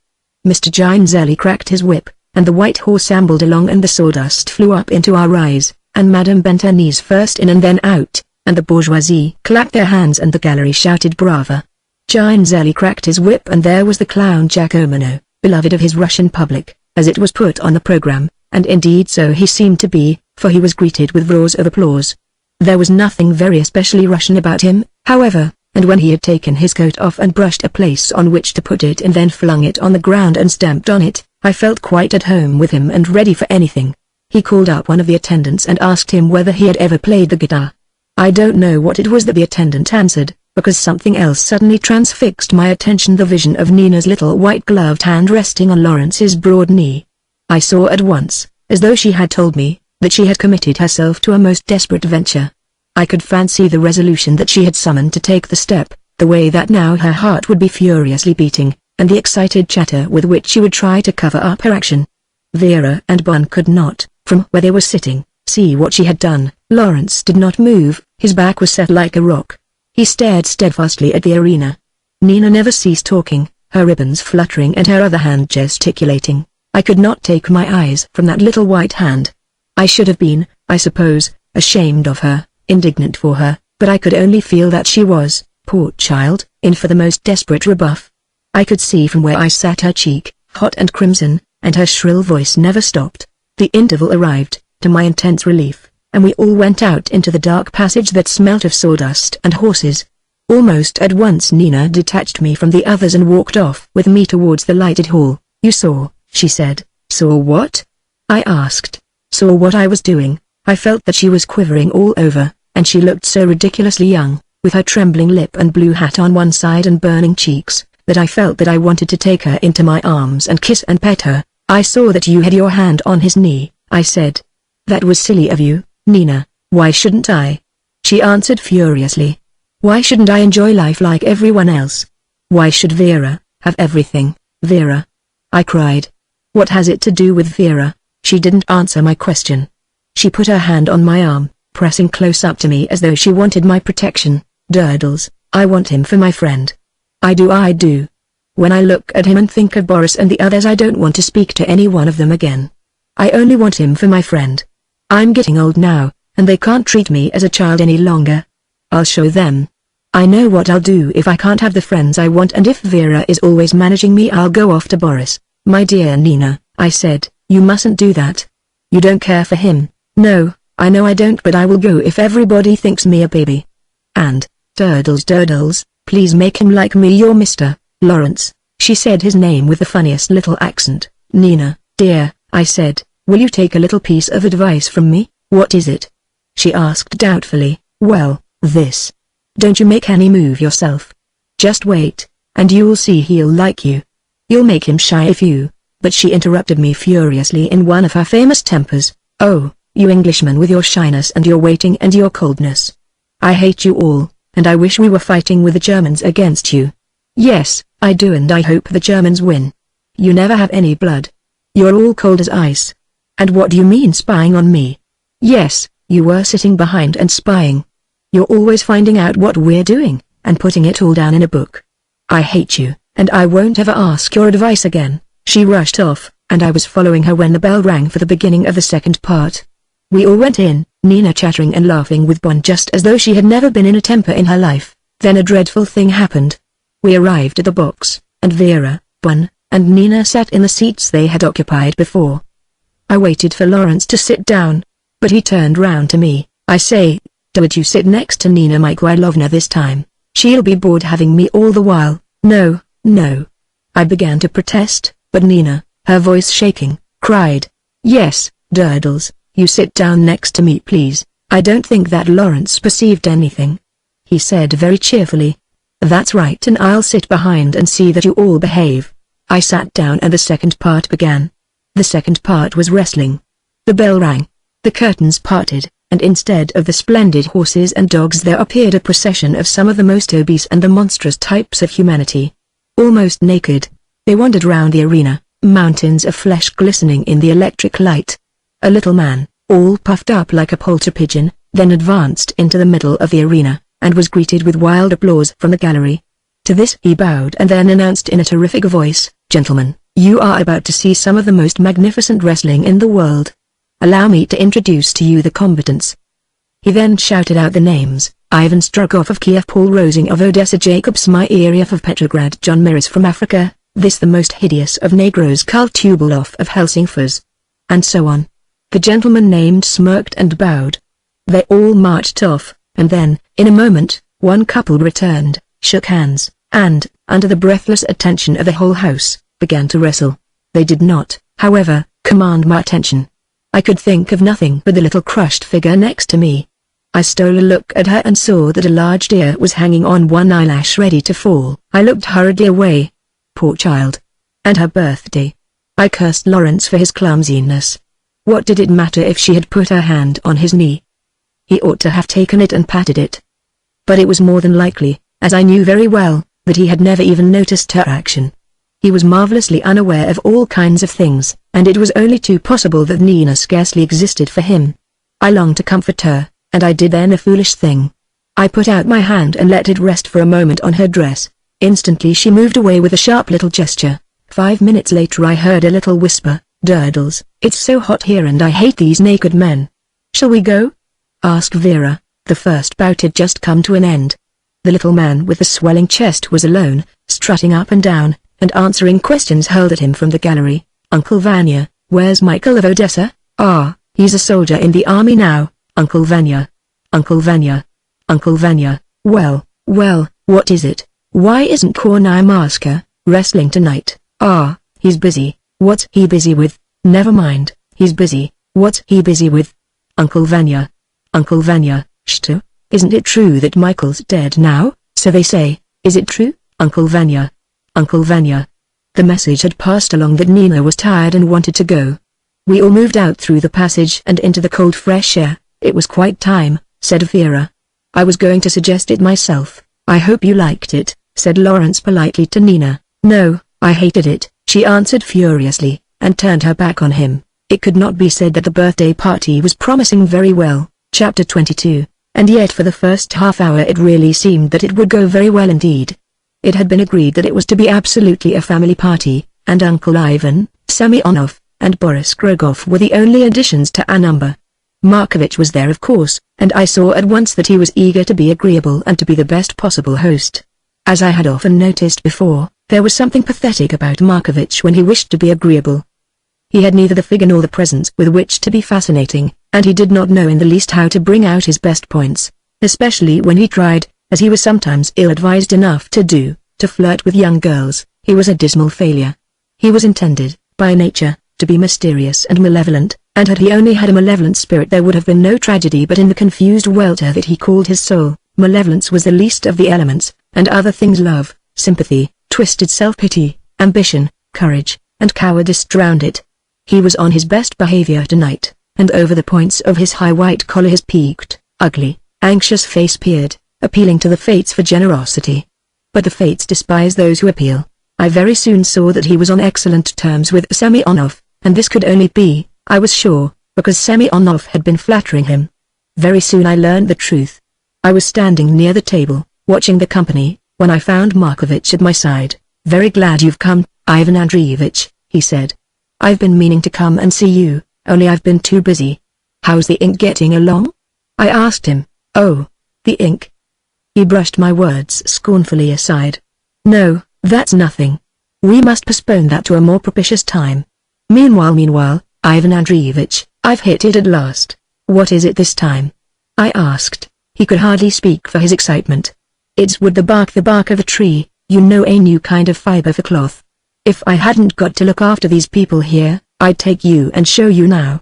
You're a clever fellow, you'd understand at once. I've been showing it to Alexei." He nodded in the direction of Semyonov, "and he entirely agrees with me that there's every kind of possibility in it. The thing will be to get the labor, that's the trouble nowadays, but I'll find somebody, one of these timbermen." "So that was it, was it?" I looked across at Semyonov, who was now seated on Vera's right hand just opposite Boris Grogov. He was very quiet, very still, looking about him. His square pale beard a kind of symbol of the secret immobility of his soul. I fancied that I detected behind his placidity an almost relieved self-satisfaction, as though things were going very much better than he had expected. "So Alexei Petrovich thinks well of it, does he?" I asked. "Most enthusiastic," answered Markovich eagerly. "He's gone into the thing thoroughly with me, and has made some admirable suggestions. Ivan Andreevich, I think I should tell you I misjudged him. I wasn't fair on what I said to you the other day about him. Or perhaps it is that being at the front has changed him, softened him a bit. His love affair there, you know, made him more sympathetic and kindly. I believe he means well to us all. Vera won't agree with me. She's more cynical than she used to be. I don't like that in her. She never had a suspicious nature before, but now she doesn't trust one." "You don't tell her enough," I interrupted. "Tell her?" He looked at me doubtfully. "What is there I should tell her?" "Everything," I answered. "Everything?" His eyes suddenly narrowed, his face was sharp and suspicious. "Does she tell me everything?" "Answer me that, Ivan Andreevich. There was a time once, but now I give my confidences where I'm trusted. If she treated me fairly, there was no chance to say more." They called us to the table. I took my place between Nina and Ivan. As I have said, the supper began very merrily. Boris Grogov was, I think, a little drunk when he arrived. At any rate, he was noisy from the very beginning. I have wondered often since whether he had any private knowledge that night which elated and excited him, and was responsible in part, perhaps, for what presently occurred. It may well have been so, although at the time, of course, nothing of the kind occurred to me. Nina appeared to have recovered her spirits. She was sitting next to Lawrence, and chatted and laughed with him in her ordinary fashion, and now, stupidly enough, when I try to recall exactly the steps that led up to the catastrophe, I find it difficult to see things clearly. I remember that very quickly I was conscious that there was danger in the air. I was conscious of it first in the eyes of Semyonov, those steady, watching, relentless eyes so aloof as to be inhuman. He was on the other side of the table, and suddenly I said to myself, "He's expecting something to happen." Then, directly after that, I caught Vera's eye, and I saw that she too was anxious.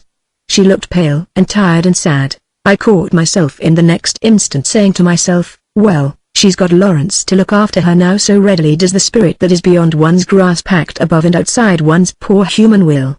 I saw then that the trouble was once again, as it had often been before, Grogov. He was drinking heavily the rather poor claret which Markovich has managed to secure from somewhere. He addressed the world in general. "I tell you that we're going to stop this filthy war," he cried. "And if our government won't do it, we'll take things into our own hands." "Well," said Semyonov, smiling, "that's a thing that no Russian has ever said before, for certain." Everyone laughed, and Grogov flushed. "Oh, it's easy to sneer," he said. "Just because there've been miserable cowards in Russian history, you think it will always be so. I tell you it is not so. The time is coming when tyranny will topple from its throne, and will show Europe the way to liberty." "By which you mean," said Semyonov, "that you'll involve Russia in at least 3 more wars in addition to the one she's, at present so magnificently losing." "I tell you," screamed Grogov, now so excited that he was standing on his feet and waving his glass in the air, "that this time you have not cowards to deal with. This will not be as it was in 1905, I know of what I'm speaking." Semyonov leaned over the table and whispered something in Markovich's ear. I had seen that Markovich had already been longing to speak. He jumped up onto his feet, fiercely excited, his eyes flaming. "It's nonsense that you are talking, sheer nonsense," he cried. "Russia's lost the war, and all we who believed in her have our hearts broken. Russia won't be mended by a few pouring idiots who talk and talk without taking action." "What do you call me?" screamed Grogov. "I mention no names," said Markovich, his little eyes dancing with anger. "Take it or no as you please. But I say that we have had enough of all this vaporing talk, all this pretense of courage. Let us admit that freedom has failed in Russia, that she must now submit herself to the yoke." "Coward! Coward!" screamed Grogov. "It's you who are the coward." cried Markovich. "Call me that and I'll show you. I do call you it." There was an instant's pause, during which we all of us had, I suppose, some idea of trying to intervene, but it was too late. Grogoff raised his hand and, with all his force, flung his glass at Markovich. Markovich ducked his head, and the glass smashed with a shattering tinkle on the wall behind him. We all cried out, but the only thing of which I was conscious was that Lawrence had sprung from his seat, had crossed to where Vera was standing, and had put his hand on her arm. She glanced up at him. That look which they exchanged, a look of revelation, of happiness, of sudden marvelous security, was so significant that I could have cried out to them both, "Look out! Look out!" But if I had cried they would not have heard me. My next instinct was to turn to Markovich. He was frowning, coughing a little, and feeling the top of his collar. His face was turned towards Grogoff and he was speaking, could catch some words. "No, right. In my own house. Boris. I apologize. Please don't think of it." But his eyes were not looking at Boris at all, they were turned towards Vera, staring at her, begging her, beseeching her. What had he seen? How much had he understood? And Nina? And Semyonov? But at once, in a way most truly Russian, the atmosphere had changed. It was Nina who controlled the situation. "Boris," she cried, "come here." We all waited in silence. He looked at her, a little sulkily, his head hanging, but his eyes glancing up at her. He seemed nothing then but a boy caught in some misdemeanor, obstinate, sulky, but ready to make peace if a chance were offered him. "Boris, come here."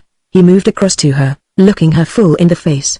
His mouth sulky, but his eyes rebelliously smiling. Well, she stood away from the table, drawn to her full height, her eyes commanding him. "How dare you? Boris, how dare you?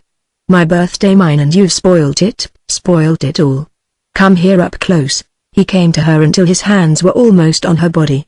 He hung his head, standing over her. She stood back as though she were going to strike him, then suddenly with a laugh she sprang upon the chair beside her, flung her arms round his neck and kissed him, then, still standing on the chair, turned and faced us all. "Now, that's enough all of you. Michael, Uncle Ivan, Uncle Alexei. Durdles, how dare you, all of you? You're all as bad, every one of you. I'll punish all of you if we have any more politics. Beastly politics, what do they matter? It's my birthday. My birthday, I tell you, it shan't be spoilt." She seemed to me so excited as not to know what she was saying. What had she seen? What did she know? Meanwhile Grogoff was elated, wildly pleased, like a boy who, contrary to all his expectations, had won a prize. He went up to Markovich with his hand out. "Nicholas, forgive me, Prastit, I forgot myself. I'm ashamed, my abominable temper. We are friends. You were right, too. We talk here in Russia too much, far too much, and when the moment comes for action we shrink back. We see too far perhaps. Who knows? But you were right and I am a fool. You've taught me a lesson by your nobility. Thank you, Nick, Olas. And all of you, I apologize to all of you." We moved away from the table. Vera came over to us, and then sat on the sofa with her arm around Nina's neck. Nina was very quiet now, sitting there, her cheeks flushed, smiling, but as though she were thinking of something quite different. Someone proposed that we should play petty shifts. We gathered around the table, and soon everyone was laughing and gambling. Only once I looked up and saw that Markovich was gazing at Vera, and once again I looked at Vera and saw that she was staring before her, seeing nothing, lost in some vision, but it was not of Markovich that she was thinking. I was the first to leave. I said good night to everyone. I could hear their laughter as I waited at the bottom of the stairs for the dvornik to let me out, but when I was in the street the world was breathlessly still. I walked up the prospect, no soul was in sight, only the scattered lamps, the pale snow, and the houses. At the end of the canal I stopped. The silence was intense. It seemed to me then that in the very center of the canal the ice suddenly cracked, slowly pulled apart, leaving a still pool of black water. The water slowly stirred, rippled, then a long, horned, and scaly head pushed up. I could see the shining scales on its thick side and the rib torn on the back of the neck. Beneath it the water stirred and heaved. With dead glazed eyes it stared upon the world, then slowly, as though it were drawn from below, it sank. The water rippled in narrowing circles, then all was still. The moon came out from behind filmy shadow. The world was intensely light, and I saw that the ice of the canal had never been broken, and that no pool of black water caught the moon's rays. It was fiercely cold and I hurried home, pulling my shuba more closely about me. Part 2 Lawrence, Chapter 1. Of some of the events that I am now about to relate, it is obvious that I could not have been an eyewitness, and yet, looking back from the strange isolation that is now my world, I find it incredibly difficult to realize what I saw and what I did not.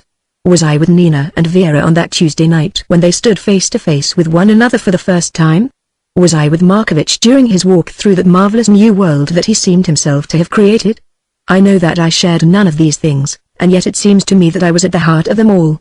I may have been told many things by the actors in those events, I may not. I cannot now in retrospect see any of it save as my own personal experience, and as my own personal experience I must relate it, but, as I have already said at the beginning of this book, no one is compelled to believe either my tale or my interpretation. Every man would, I suppose, like to tell his story in the manner of some other man. I can conceive the events of this part of my narration being interpreted in the spirit of the wildest farce, of the genteelest comedy, of the most humorous satire. Other men, other gifts.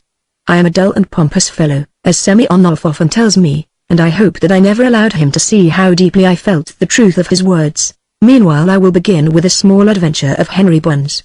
Apparently, one evening soon after Nina's party, he found himself about 10:30 in the evening, lonely and unhappy, walking down the Nevsky. Gay and happy crowds wandered by him, brushing him aside, refusing to look at him, showing in fact no kind of interest in his existence. He was suddenly frightened. The distances seemed terrific, and the Nevsky was so hard and bright and shining that it had no use at all for any lonely young man. He decided suddenly that he would go and see me. He found an izvostchik, but when they reached the Ekaterinskivsky Canal the surly coachman refused to drive further, saying that his horse had gone lame, and that this was as far as he had bargained to go. Henry was forced to leave the cab, and then found himself outside the Little People's Cinema, where he had once been with Vera and myself. He knew that my rooms were not far away, and he started off beside the white and silent canal, wondering why he had come, and wishing he were back in bed. There was still a great deal of the baby in Henry, and ghosts and giants and scaly-headed monsters were not incredibilities to his young imagination. As he left the main thoroughfare and turned down past the widening docks, he suddenly knew that he was terrified.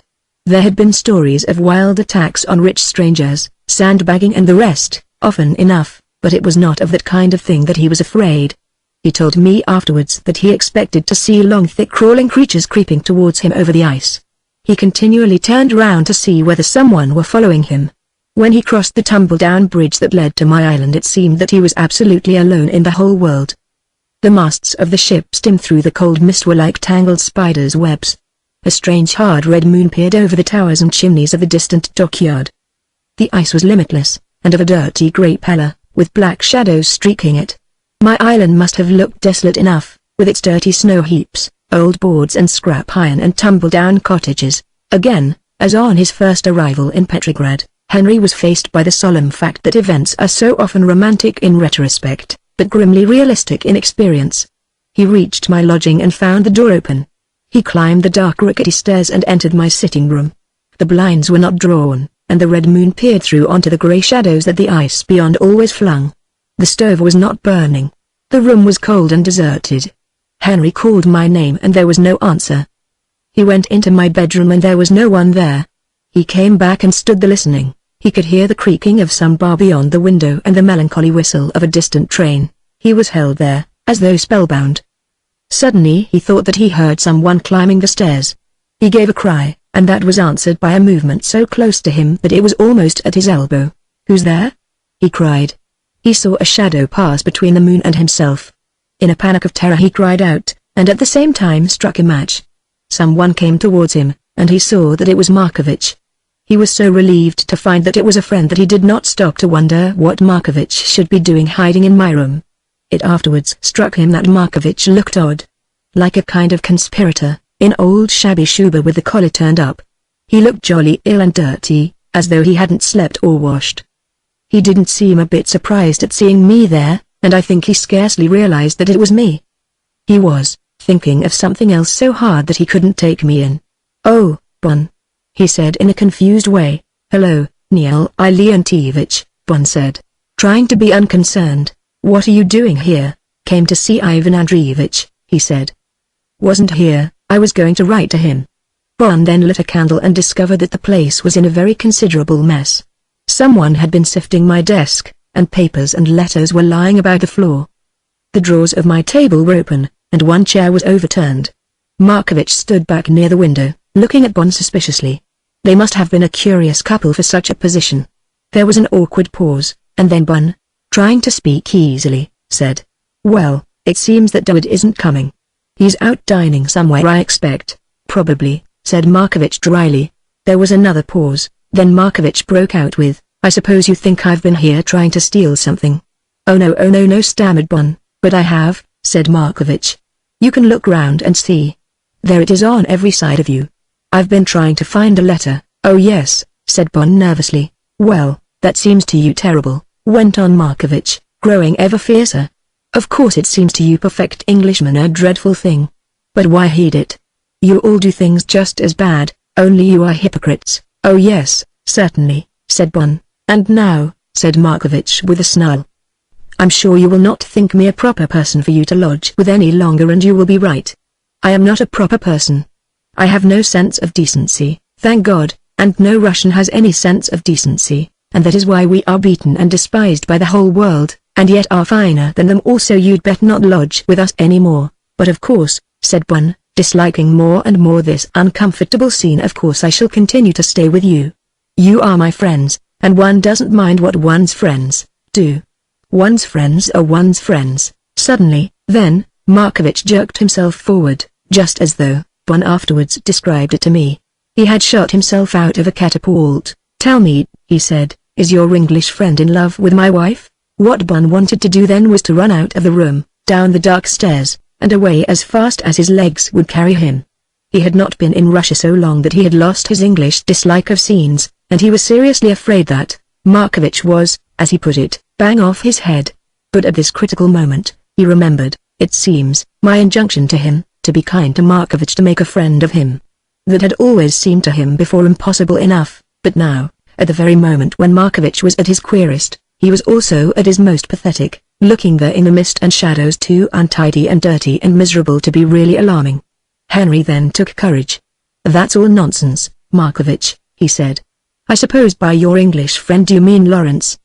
He thinks the world of your wife, of course, as we all do, but he's not the fellow to be in love.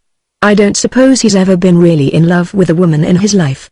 He's a kindly good-hearted chap, Lawrence, and he wouldn't do harm to a fly." Markovich peered into Bon's face. "What did you come here for, any of you?" he asked. "What's Russia overrun with foreigners for? We'll clear the lot of you out, all of you." Then he broke off, with a pathetic little gesture, his hand up to his head. "But I don't know what I'm saying, I don't mean it, really. Only things are so difficult, and they slip away from one so. I love Russia and I love my wife, Mr. Bon, and they've both left me. But you aren't interested in that. Why should you be? Only remember when you're inclined to laugh at me that I'm like a man in a cockle-shell boat and it isn't my fault. I was put in it, but I'm never inclined to laugh," said Bon eagerly. "I may be young and only an Englishman, but I shouldn't wonder if I don't understand better than you think. You try and see. And I'll tell you another thing, Neil Leontievich, I loved your wife myself, loved her madly, and she was so good to me and so far above me, that I saw that it was like loving one of the angels. That's what we all feel, Neil Leontievich, so that you needn't have any fear she's too far above all of us. And I only want to be your friend and hers, and to help you in any way I can." I can see Bon saying this, very sincere. His cheeks flushed, eager. Markovich held out both his hands. "You're right," he cried. "She's above us all. It's true that she's an angel, and we are all her servants. You have helped me by saying what you have, and I won't forget it.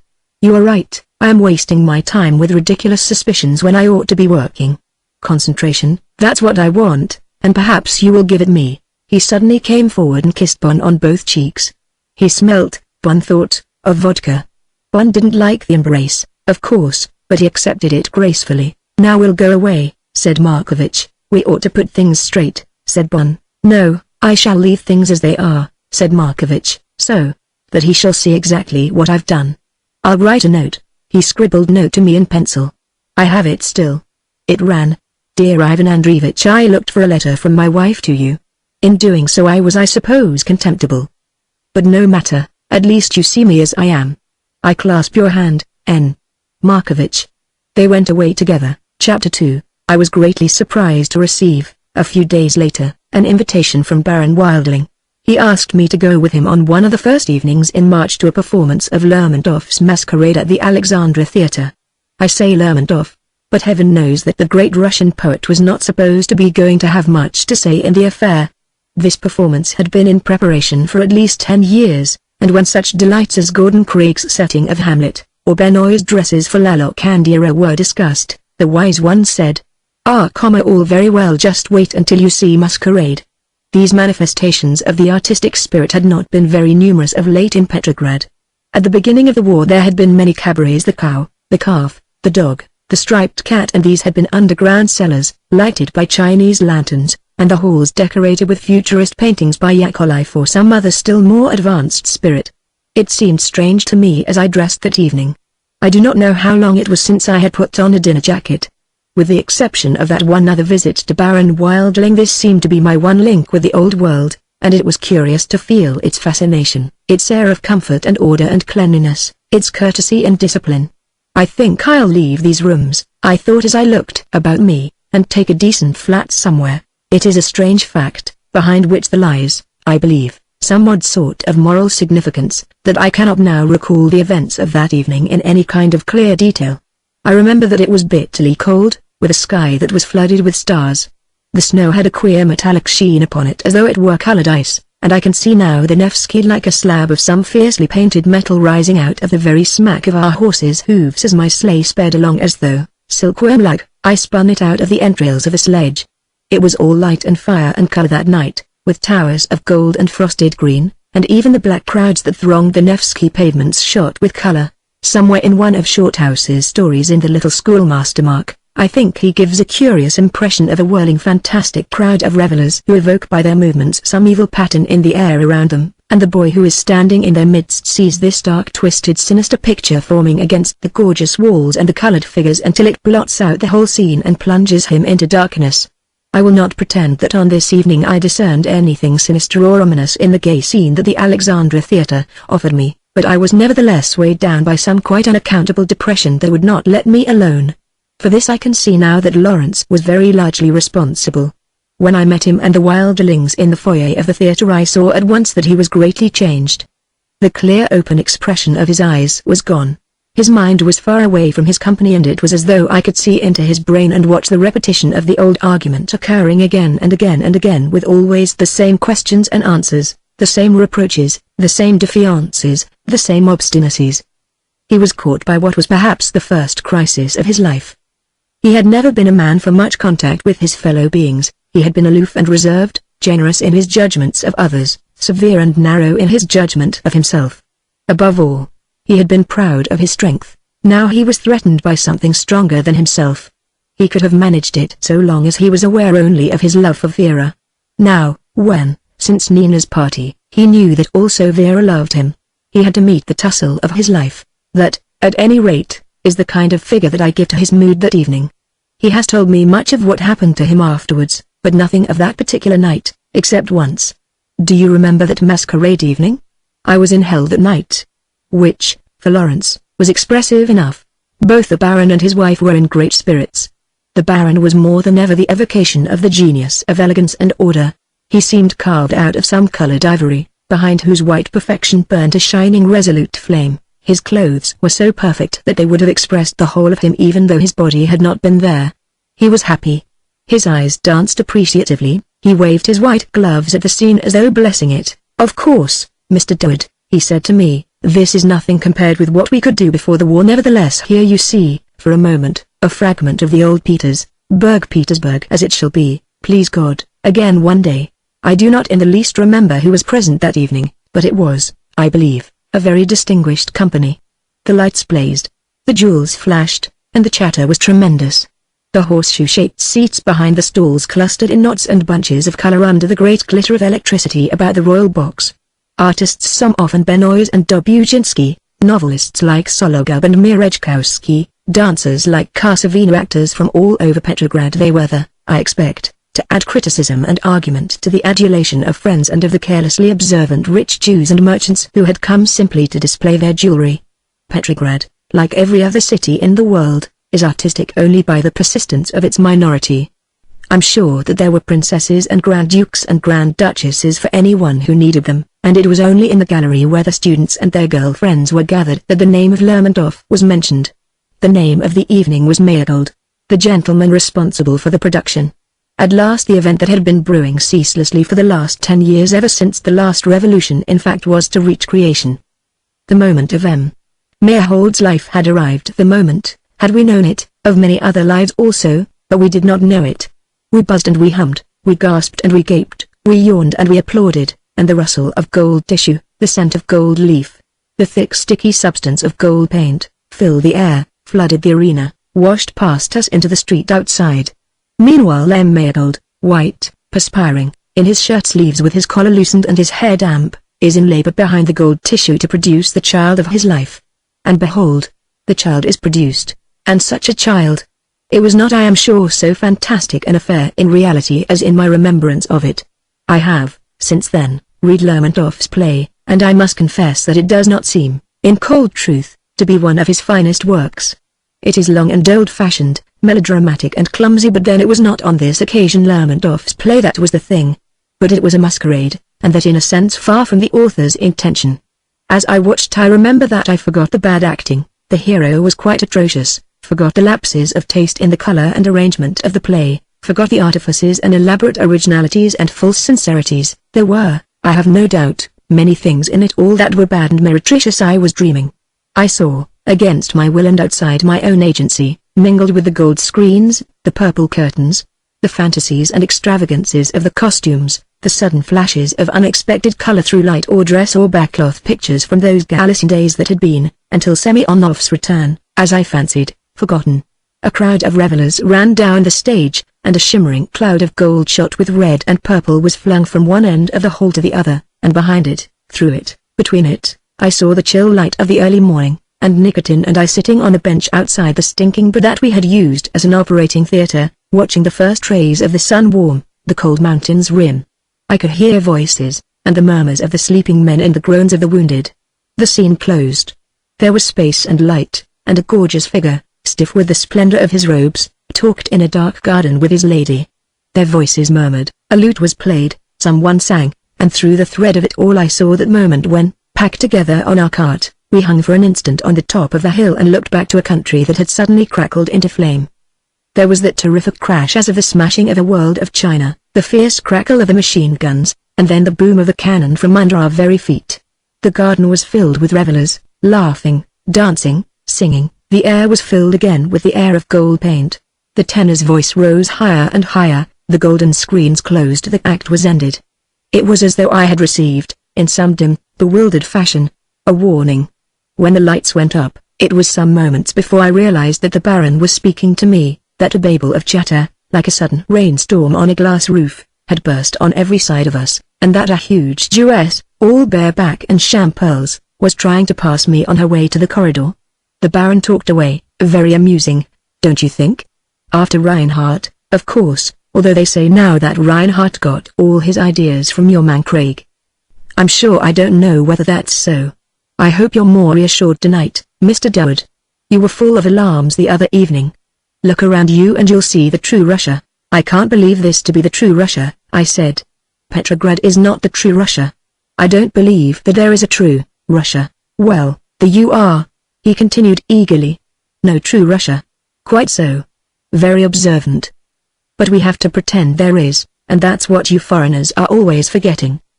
The Russian is an individualist. Give him freedom and he'll lose all sense of his companions. He will pursue his own idea.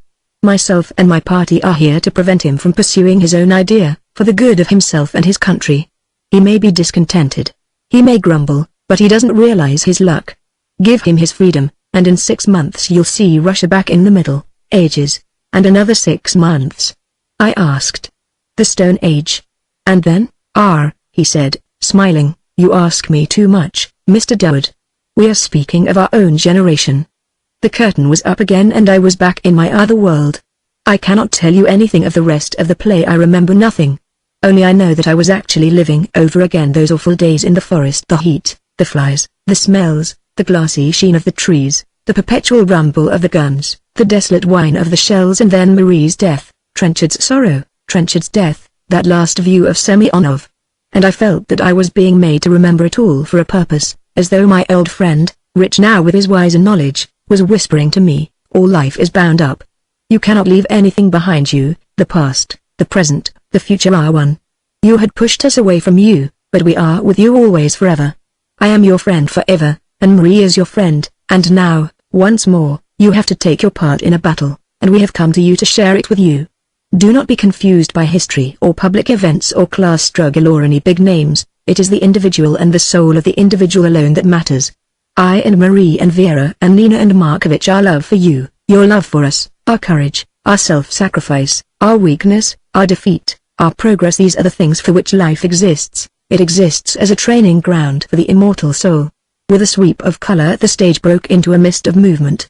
Masked and hooded figures in purple and gold and blue and red danced madly off into a forest of stinking, sodden leaves and trees as thin as tissue paper burned by the sun.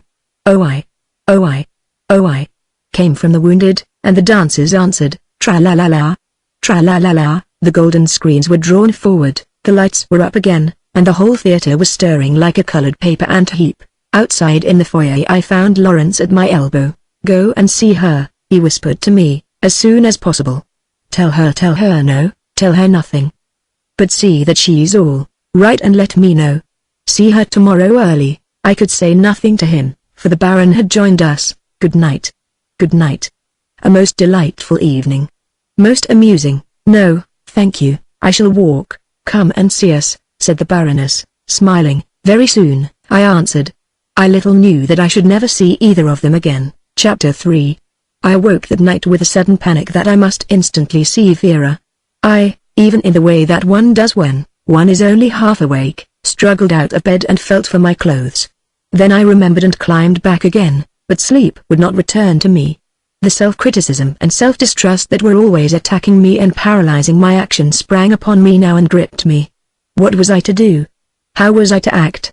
I saw Vera and Nina and Lawrence and, behind them, smiling at me, Semyonov. They were asking for my help, but they were, in some strange, intangible way, most desperately remote. When I read now in our papers shrill criticisms on our officials, our cabinet, our generals, our propagandists, our merchants, for their failure to deal adequately with Russia, I say, deal adequately. First you must catch your bird. And no Western snare has ever caught the Russian bird of paradise, and I dare prophesy that no Western snare ever will. Had I not broken my heart in the pursuit, and was I not as far as ever from attainment? The secret of the mystery of life is the isolation that separates every man from his fellow, the secret of dissatisfaction too, and the only purpose in life is to realize that isolation, and to love one's fellow man because of it, and to show one's own courage, like a flag to which the other travelers may wave their answer. But we Westerners have at least the waiting comfort of our discipline, of our materialism, of our indifference to ideas. The Russian, I believe, lives in a world of loneliness peopled only by ideas.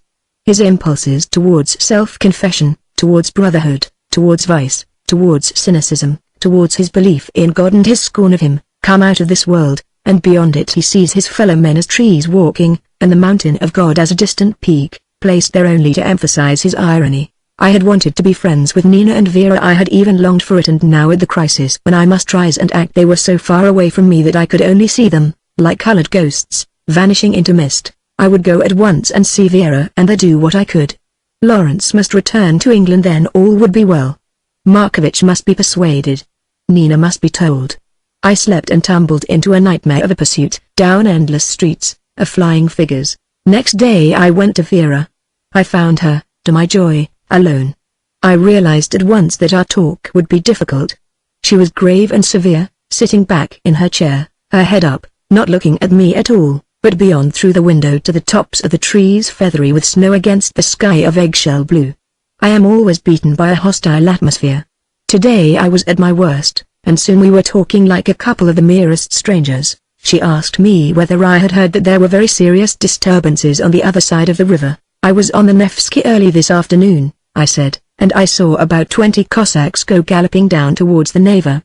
I asked somebody and was told that some women had broken in to the bakers' shops on Vasily Ostrov. It will end as they always end, said Vera. Some arrests and a few people beaten, and a policeman will get a medal. There was a long pause. I went to masquerade the other night, I said, I hear it's very good. Pretentious and rather vulgar but amusing all the same. Everyone's talking about it and trying to get seats. Yes. Mayor Holt must be pleased. They discuss it much more than they do the war, or even politics. Everyone's tired of the war. I said nothing. She continued. So I suppose we shall just go on for years and years. And then the Empress herself will be tired one day and it will suddenly stop. She showed a flash of interest, turning to me and looking at me for the first time since I had come in. Ivan Andreevich, what do you stay in Russia for? Why don't you go back to England? I was taken by surprise. I stammered, why do I stay? Why? Because I like it. You can't like it. There's nothing to like in Russia. There's everything. I answered. And I have friends here, I added. But she didn't answer that, and continued to sit staring out at the trees. We talked a little more about nothing at all, and then there was another long pause. At last I could endure it no longer. I jumped to my feet. Vera Mikhailovna, I cried, what have I done? Done? She asked me with a look of self-conscious surprise. What do you mean? You know what I mean well enough, I answered. I tried to speak firmly, but my voice trembled a little. You told me I was your friend. When I was ill the other day you came to me and said that you needed help and that you wanted me to help you. I said that I would. I paused. Well? She said, in a hard, unrelenting voice. Well, I hesitated and stammered, cursing myself for my miserable cowardice. You are in trouble now, Vera, great trouble. I came here because I am ready to do anything for you, anything, and you treat me like a stranger, almost like an enemy. I saw her lip tremble only for an instant. She said nothing. If you've got anything against me since you saw me last, I went on, tell me and I'll go away. But I had to see you and also Lawrence. At the mention of his name her whole body quivered, but again only for an instant. Lawrence asked me to come and see you. She looked up at me then gravely and coldly, and without the sign of any emotion either in her face or voice. Thank you, Ivan Andreevich. But I want no help. I am in no trouble. It was very kind of Mr. Lawrence, but really then I could endure it no longer. I broke out. Vera, what's the matter? You know all this isn't true. I don't know what idea you have now in your head, but you must let me speak to you. I've got to tell you this, that Lawrence must go back to England, and as soon as possible, and I will see that he does. That did its work. In an instant she was upon me like a wild beast, springing from her chair, standing close to me, her head flung back, her eyes furious. You wouldn't dare? She cried. It's none of your business, Ivan Andreevich. You say you're my friend. You're not. You're my enemy, my enemy. I don't care for him, not in the very least. He is nothing to me at all. But he mustn't go back to England. It will ruin his career. You will ruin him for life, Ivan Andreevich. What business is it of yours? You imagine because of what you fancied you saw at Nina's party. There was nothing at Nina's party, nothing. I love my husband, Ivan Andreevich, and you are my enemy if you say anything else. And you pretend to be his friend, but you are his enemy if you try to have him sent back to England. He must not go. For the matter of that, I will never see him again, never, if that is what you want. See, I promise you, never, never. She suddenly broke down. She, Vera Mikhailovna, the proudest woman I had ever known, turning from me, her head in her hands, sobbing, her shoulders bent. I was most deeply moved. I could say nothing at first, then, when the sound of her sobbing became unbearable to me, I murmured, Vera, please. I have no power. I can't make him go. I will, only do what you wish. Vera, please, please. Then, with her back still turned to me, I heard her say, please, go. I didn't mean I didn't. But go now. And come back later. I waited a minute, and then, miserable, terrified of the future, I went. Chapter 4. Next night, it was Friday evening, Semyonov paid me a visit. I was just dropping to sleep in my chair.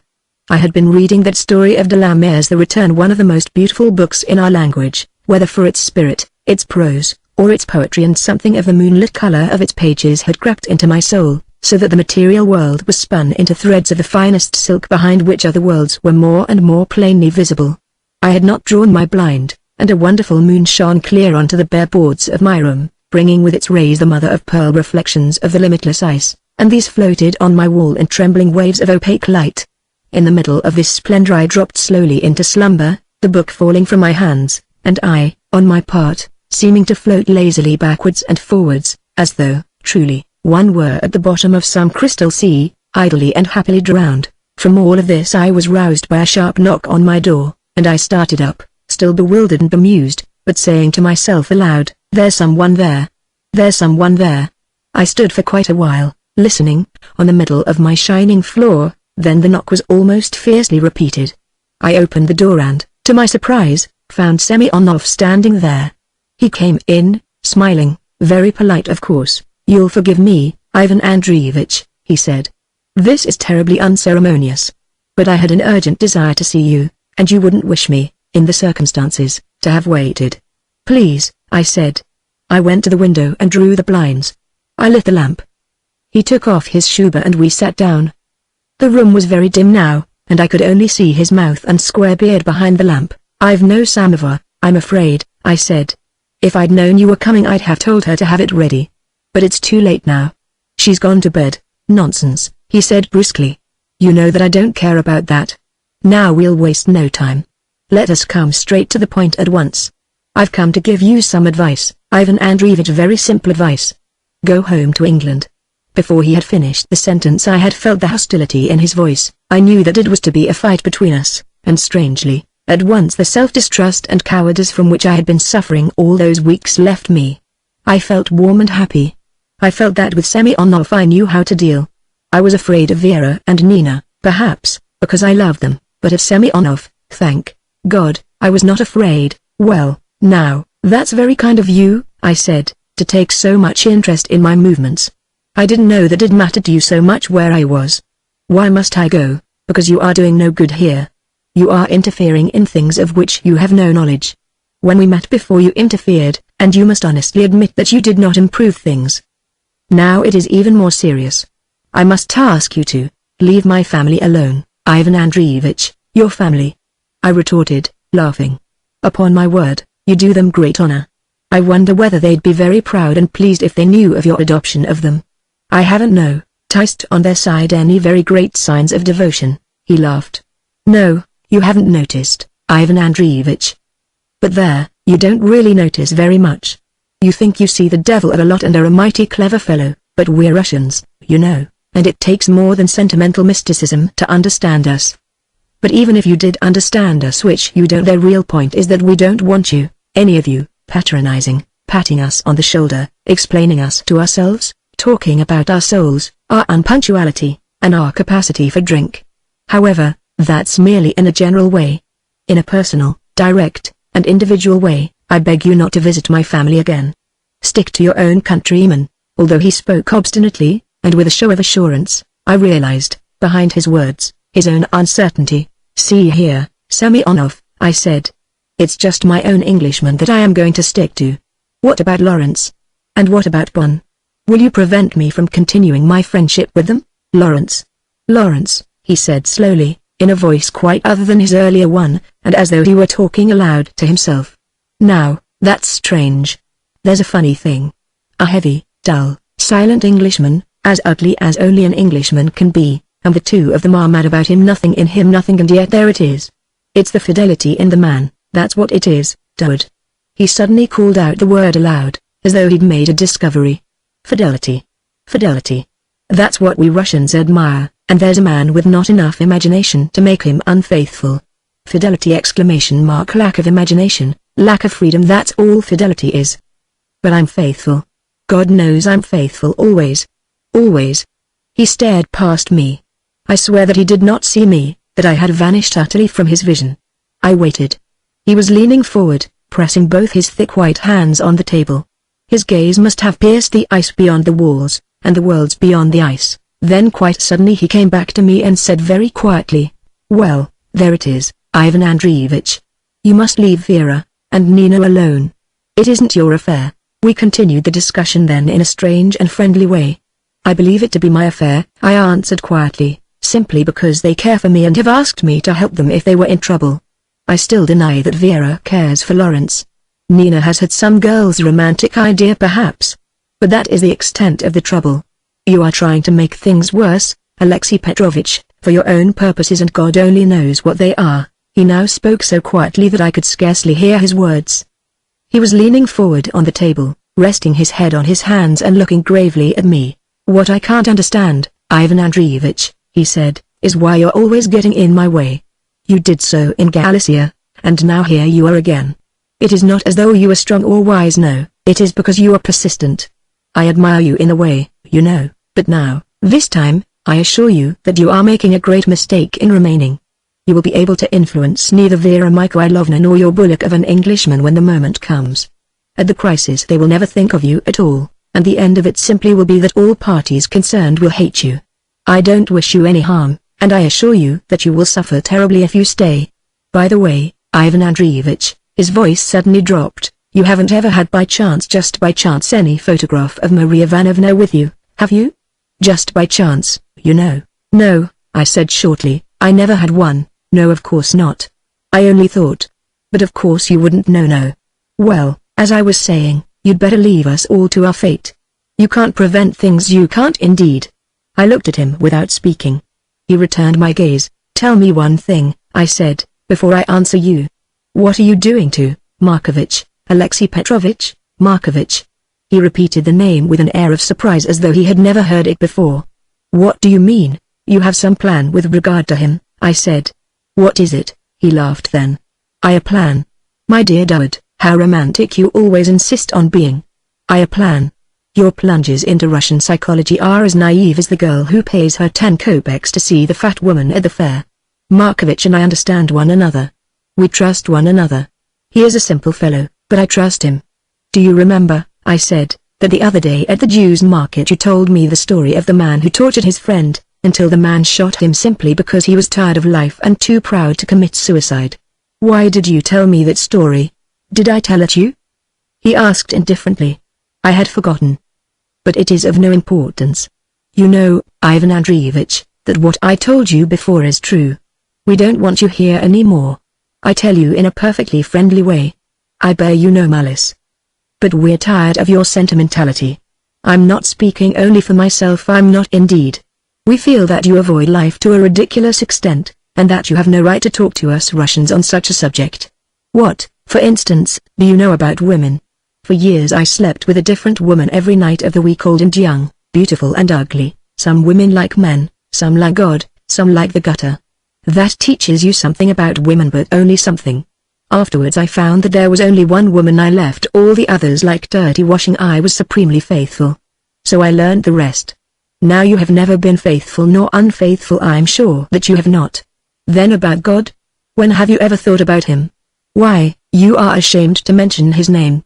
If an Englishman speaks of God when other men are present, everyone laughs, and yet why? It is a very serious and interesting question. God exists undoubtedly, and so we must make up our minds about him. We must establish some relationship. What it is does not matter, that is our individual case, but only the English establish no relationship and then call it a religion. And so in this affair of my family. What does it matter what they do? That is the only thing of which you think, that they should die or disgrace their name or be unhappy or quarrel. Pooh! What are not all those things compared with the idea behind them? If they wish to sacrifice happiness for an idea, that is their good luck, and no Russian would think of preventing them. But you come in with your English morality and sentiment, and scream and cry. No, Ivan Andreevich, go home. Go home. I waited to be quite sure that he had finished, and then I said, that's all as it may be, Alexei Petrovich. It may be as you say. The point is, that I remain here. He got up from his chair. You are determined on that? I am determined, I answered. Nothing will change you? Nothing. Then it is a battle between us, if you like, so be it. I helped him on with his shuba. He said, in an ordinary conversational tone. There may be trouble tomorrow. There's been shooting by the Nicholas station this afternoon, I hear. I should avoid the Nevsky tomorrow. I laughed. I'm not afraid of that kind of death, Alexei Petrovich, I said. No, he said, looking at me. I will do you justice. You are not. He pulled his shuba close about him. Good night, Ivan Andreevich, he said. It's been a very pleasant talk, very, I answered. Good night. After he had gone I drew back the blinds and let the moonlight flood the room. Chapter 5. I feel conscious, as I approach the center of my story, that there is an appearance of uncertainty in the way that I pass from one character to another. I do not defend that uncertainty. What I think I really feel now, on looking back, is that each of us, myself, Semyonov, Vera, Nina, Lawrence, Bun, Grogov, yes, and the rat himself was a part of a mysterious figure who was beyond us, outside us, and above us all. The heart, the lungs, the mouth, the eyes. Used against our own human agency, and yet free within that domination for the exercise of our own free will. Have you never felt when you have been swept into the interaction of some group of persons that you are being employed as a part of a figure that without you would be incomplete? The figure is formed. For an instant it remains, gigantic, splendid, towering above mankind, as a symbol, a warning, a judgment, an ideal, a threat. Dimly you recognize that you have played some part in the creation of that figure, and that living for a moment, as you have done, in some force outside your individuality, you have yet expressed that same individuality more nobly than any poor assertion of your own small lowly figure could afford. You have been used and now you're alone again. You were caught up and united to your fellowmen. God appeared to you not, as you had expected, in a vision cut off from the rest of the world, but in a revelation that you shared and that was only revealed because you were uniting with others. And yet your individuality was still there, strengthened, heightened, purified. And the vision of the figure remains. When I woke on Saturday morning, after my evening with Semyonov, I was conscious that I was relieved as though I had finally settled some affair whose uncertainty had worried me. I lay in bed chuckling as though I had won a triumph over Semyonov, as though I said to myself, well, I needn't be afraid of him any longer. It was a most beautiful day, crystal clear, with a stainless blue sky and the snow like a carpet of jewels, and I thought I would go and see how the world was behaving. I walked down the Morskaya, finding it quiet enough, although I fancied that the faces of the passers-by were anxious and nervous. Nevertheless, the brilliant sunshine and the clear peaceful beauty of the snow reassured me the world was too beautiful and well-ordered a place to allow disturbance. Then at the corner of the English shop where the Morskaya joins the Nevsky Prospect, I realized that something had occurred. It was as through the world that I had known so long, and with whom I felt upon such intimate terms, had suddenly screwed round its face and showed me a new grin. The broad space of the Nevsky was swallowed up by a vast crowd, very quiet, very amiable, moving easily, almost slothfully, in a slowly stirring stream. As I looked up the Nevsky I realized what it was that had given me the first positive shock of an altered world. The trams had stopped. I had never seen the Nevsky without its trams. I had always been forced to stand on the brink, waiting whilst the stream of izvozchiks galloped past and the heavy, lumbering, colored elephants tottered along, amiable and slow and good-natured like everything else in that country. Now the elephants were gone. The izvozchiks were gone. So far as my eye could see, the black stream flooded the shining way. I mingled with the crowd and found myself slowly propelled in an amiable, aimless manner up the street. "What's the matter?" I asked a cheerful, fat little chinovnik, who seemed to be tethered to me by some outside invincible force. "I don't know," he said. "They're saying there's been some shooting up by the Nicholas station, but that was last night.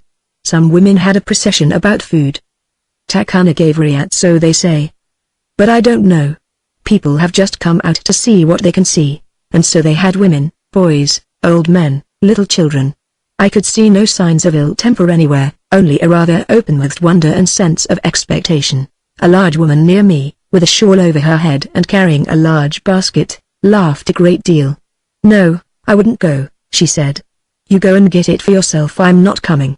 "Not I was too clever for that." Then she would turn, shrilly calling for some child who was apparently lost in the crowd. "Saka. Ah. Saka," she cried, and turning again, look at the Cossack. There's a fine Cossack." It was then that I noticed the Cossacks. They were lined up along the side of the pavement, and sometimes they would suddenly wheel and clatter along the pavement itself, to the great confusion of the crowd who would scatter in every direction. They were fine-looking men, and their faces expressed childish and rather worried amiability. The crowd obviously feared them not at all, and I saw a woman standing with her hand on the neck of one of the horses, talking in a very friendly fashion to the soldier who rode it. "That's strange," I thought to myself, "there's something queer here." It was then, just at the entrance of the Malaya Konyushnia, that a strange little incident occurred. Some fellow I could just see his shaggy head, his pale face, and black beard had been shouting something, and suddenly a little group of Cossacks moved towards him and he was surrounded. They turned off with him towards a yard close at hand. I could hear his voice shrilly protesting. The crowd also moved behind, murmuring. Suddenly a Cossack, laughing, said something. I could not hear his words, but everyone near me laughed. The little chinovnik at my side said to me, "That's right. They're not going to shoot, whatever happens, not on their brothers, they say." They'll let the fellow go in a moment. It's only just for discipline's sake. That's right. That's the spirit. But what about the police? I asked. Ah, the police. His cheery, good-natured face was suddenly dark and scowling. Let them try, that's all. It's Protopopov, who's our enemy, not the Cossacks. And a woman near him repeated, yes, yes, it's Protopopov. Hurrah for the Cossacks. I was squeezed now into a corner, and the crowd swirled and eddied about me in a tangled stream, slow, smiling, confused, and excited. I pushed my way along, and at last tumbled down the dark stone steps into the Cave de la Grave, a little restaurant patronized by the foreigners and certain middle-class Russians. It was full, and everyone was eating his or her meal very comfortably as though nothing at all were the matter. I sat down with a young American, an acquaintance of mine attached to the American embassy. There's a tremendous crowd in the Nevsky, I said. Guess I'm too hungry to trouble about it, he answered. Do you think there's going to be any trouble? I asked. Course not. These folks are always wandering round. Protopopov has it in hand all right. Yes, I suppose he has, I answered with a sigh. You seem to want trouble, he said, suddenly looking up at me. No, I don't want trouble, I answered. But I'm sick of this mess, this mismanagement, thievery, lying. One's tempted to think that anything would be better. Don't you believe it, he said brusquely. Excuse me, dude, I've been in this country 5 years. A revolution would mean God's own upset, and you've got a war on, haven't you? They might fight better than ever, I argued. Fight? He laughed. They're damn sick of it all, that's what they are. And a revolution would leave them like a lot of silly sheep wandering onto a precipice. But there won't be no revolution. Take my word. It was at that moment that I saw Boris Grogov come in. He stood in the doorway looking about him, and he had the strangest air of a man walking in his sleep, so bewildered, so rapt, so removed was he. He stared about him, looked straight at me, but did not recognize me. Finally, when a waiter showed him a table, he sat down still gazing in front of him. The waiter had to speak to him twice before he ordered his meal, and then he spoke so strangely that the fellow looked at him in astonishment. Guess that chap's seen the millennium, remarked my American. Or he's drunk, maybe. This appearance had the oddest effect on me. It was as though I had been given a sudden conviction that after all there was something behind this disturbance. I saw, during the whole of the rest of that day, Grogov's strange face with the exalted, bewildered eyes, the excited mouth, the body tense and strained as though waiting for a blow. And now, always when I look back I see Boris Grogov standing in the doorway of the Cave de la Grave like a ghost from another world warning me. In the afternoon I had a piece of business that took me across the river. I did my business and turned homewards.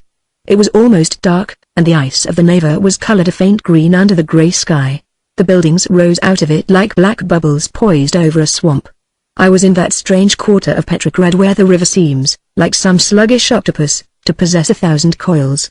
Always you are turning upon a new bend of the ice, secretly stretching into darkness. Strange bridges suddenly meet you, and then, where you had expected to find a solid mass of hideous flats, there will be a cluster of masts and the smell of tar, and little fierce red lights like the eyes of waiting beasts. I seemed to stand with ice on every side of me, and so frail was my trembling wooden bridge that it seemed an easy thing for the ice, that appeared to press with tremendous weight against its banks, to grind the supports to fragments. There was complete silence on every side of me. The street to my left was utterly deserted. I heard no cries nor calls, only the ice seemed once and again to quiver as though some submerged creature was moving beneath it. That vast crowd on the Nevsky seemed to be a dream. I was in a world that had fallen into decay and desolation, and I could smell rotting wood, and could fancy that frozen blades of grass were pressing up through the very pavement stones.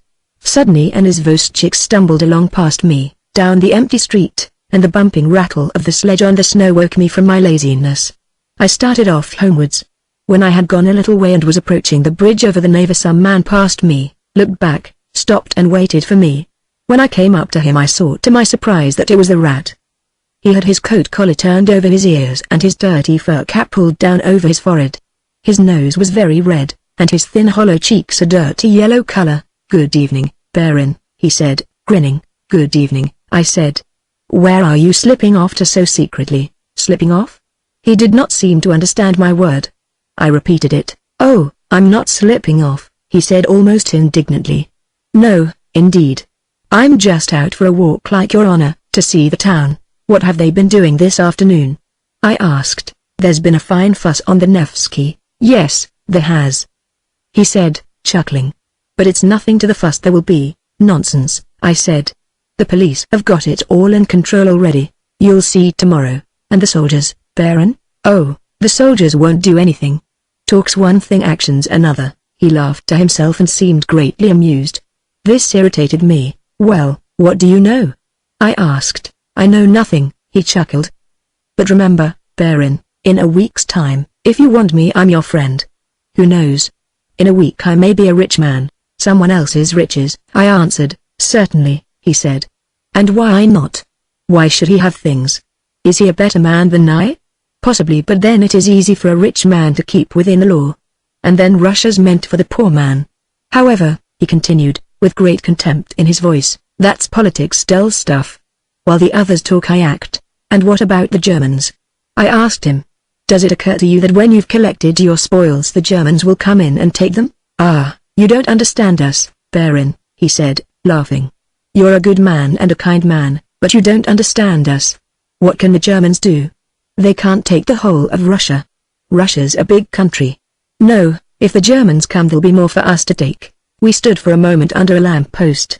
He put his hand on my arm and looked up at me with his queer ugly face, his sentimental dreary eyes, his red nose, and his hard, cruel little mouth. "But no one shall touch you unless it's myself if I'm very drunk. But you, knowing me, will understand afterwards that I was at least not malicious." I laughed. "And this mysticism that they tell us about in England. Are you mystical, rat? Have you a beautiful soul?"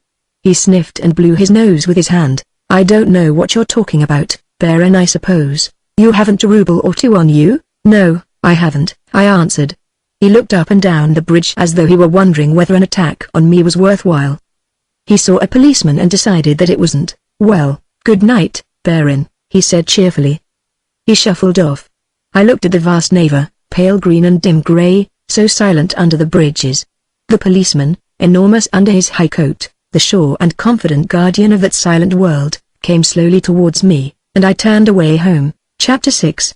The next day, Sunday, I have always called in my mind Nina's Day, and so I propose to deal with it here, describing it as far as possible from her point of view and placing her in the center of the picture. The great fact about Nina, at the end, when everything has been said, must always be her youth. That Russian youthfulness is something that no Western people can ever know, because no Western people are accustomed, from their very babyhood, to bathe in an atmosphere that deals only with ideas. In no Russian family is the attempt to prevent children from knowing what life really is maintained for long. The spontaneous impetuosity of the parents breaks it down. Nevertheless, the Russian boy and girl, when they come to the awkward age, have not the least idea of what life really is. Dear me, no. They possess simply a bundle of incoherent ideas, untested, ill-digested, but a wonderful basis for incessant conversation. Experience comes, of course, and for the most part it is unhappy experience. Life is a tragedy to every Russian simply because the daily round is forgotten by him in his pursuit of an ultimate meaning.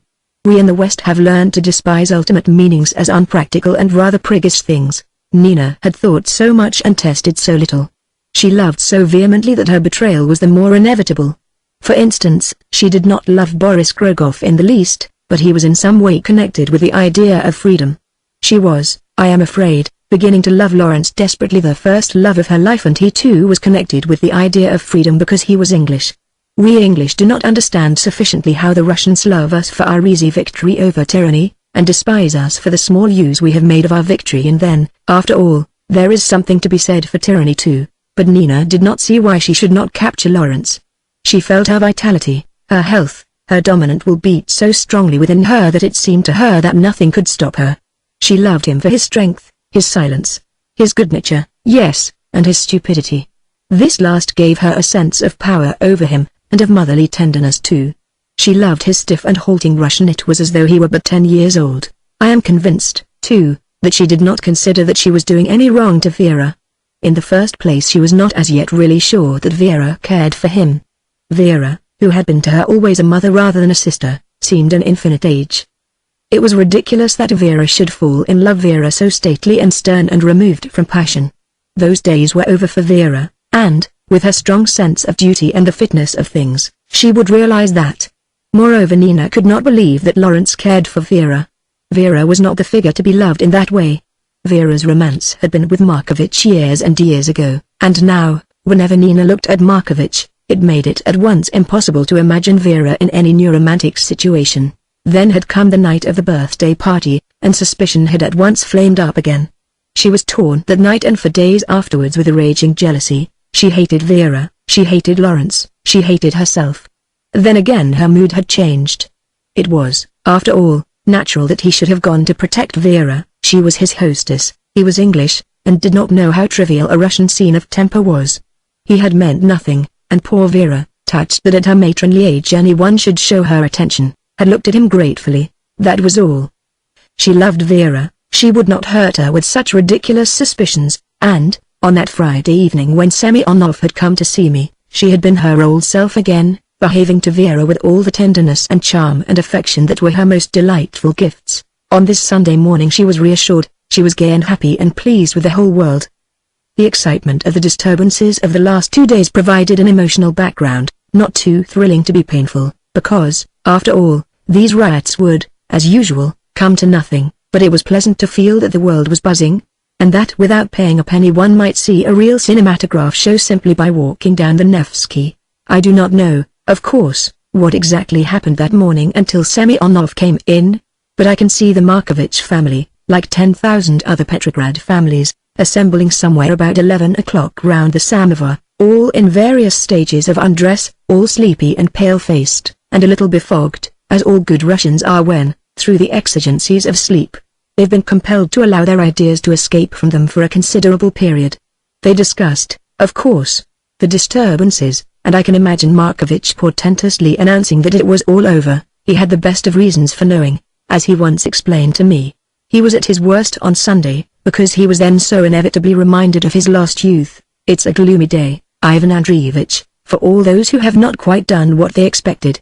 The bells ring, and you feel that they ought to mean something to you, but of course one's gone past all that. But it's a pity. Nina's only thought that morning was that Lawrence was coming in the afternoon to take her for a walk. She had arranged it all. After a very evident hint from her he had suggested it.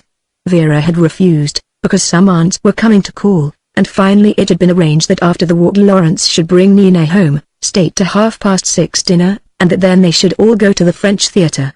I also was asked to dinner and the theatre. Nina was sure that something must happen that afternoon. It would be a crisis. She felt within her such vitality, such power, such domination, that she believed that today she could command anything. She was, poor child, supremely confident, and that not through conceit or vanity, but simply because she was a fatalist and believed that destiny had brought Lawrence to her feet. It was the final proof of her youth that she saw the whole universe working to fulfill her desire. The other proof of her youth was that she began, for the first time, to suffer desperately. The most casual mention of Lawrence's name would make her heart beat furiously, suffocating her, her throat dry, her cheeks hot, her hands cold. Then, as the minute of his arrival approached, she would sit as though she were the center of a leaping fire that gradually inch by inch was approaching nearer to her, the flames staring like little eyes on the watch, the heat advancing and receding in waves like hands. She hoped that no one would notice her agitation. She talked nonsense to whomsoever was near to her with little nervous laughs. She seemed to herself to be terribly unreal, with a fierce hostile creature inside her who took her heart in his hot hands and pressed it, laughing at her. And then the misery. That little episode at the circus of which I had been a witness was only the first of many dreadful ventures. She confessed to me afterwards that she did not herself know what she was doing. And the final result of these adventures was to encourage her because he had not repelled her. He must have noticed, she thought, the times when her hand had touched his, when his mouth had been so close to hers that their very thoughts had mingled, when she had felt the stuff of his coat, and even for an instant stroked it.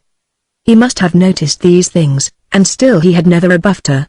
He was always so kind to her. She fancied that his voice had a special note of tenderness in it when he spoke to her, and when she looked at his ugly, quiet, solid face, she could not believe that they were not meant for one another. He must want her, her gaiety, happiness, youth. It would be wrong for him not to. There could be no girls in that stupid, practical, far-away England who would be the wife to him that she would be. Then the cursed misery of it waiting. They could hear in their sitting room the steps coming up the stone stairs outside their flat, and every step seemed to be his. He had come earlier than he had fixed. Vera had stupidly forgotten. perhaps, or he had found waiting any longer impossible. Yes, surely that was his footfall, she knew it so well.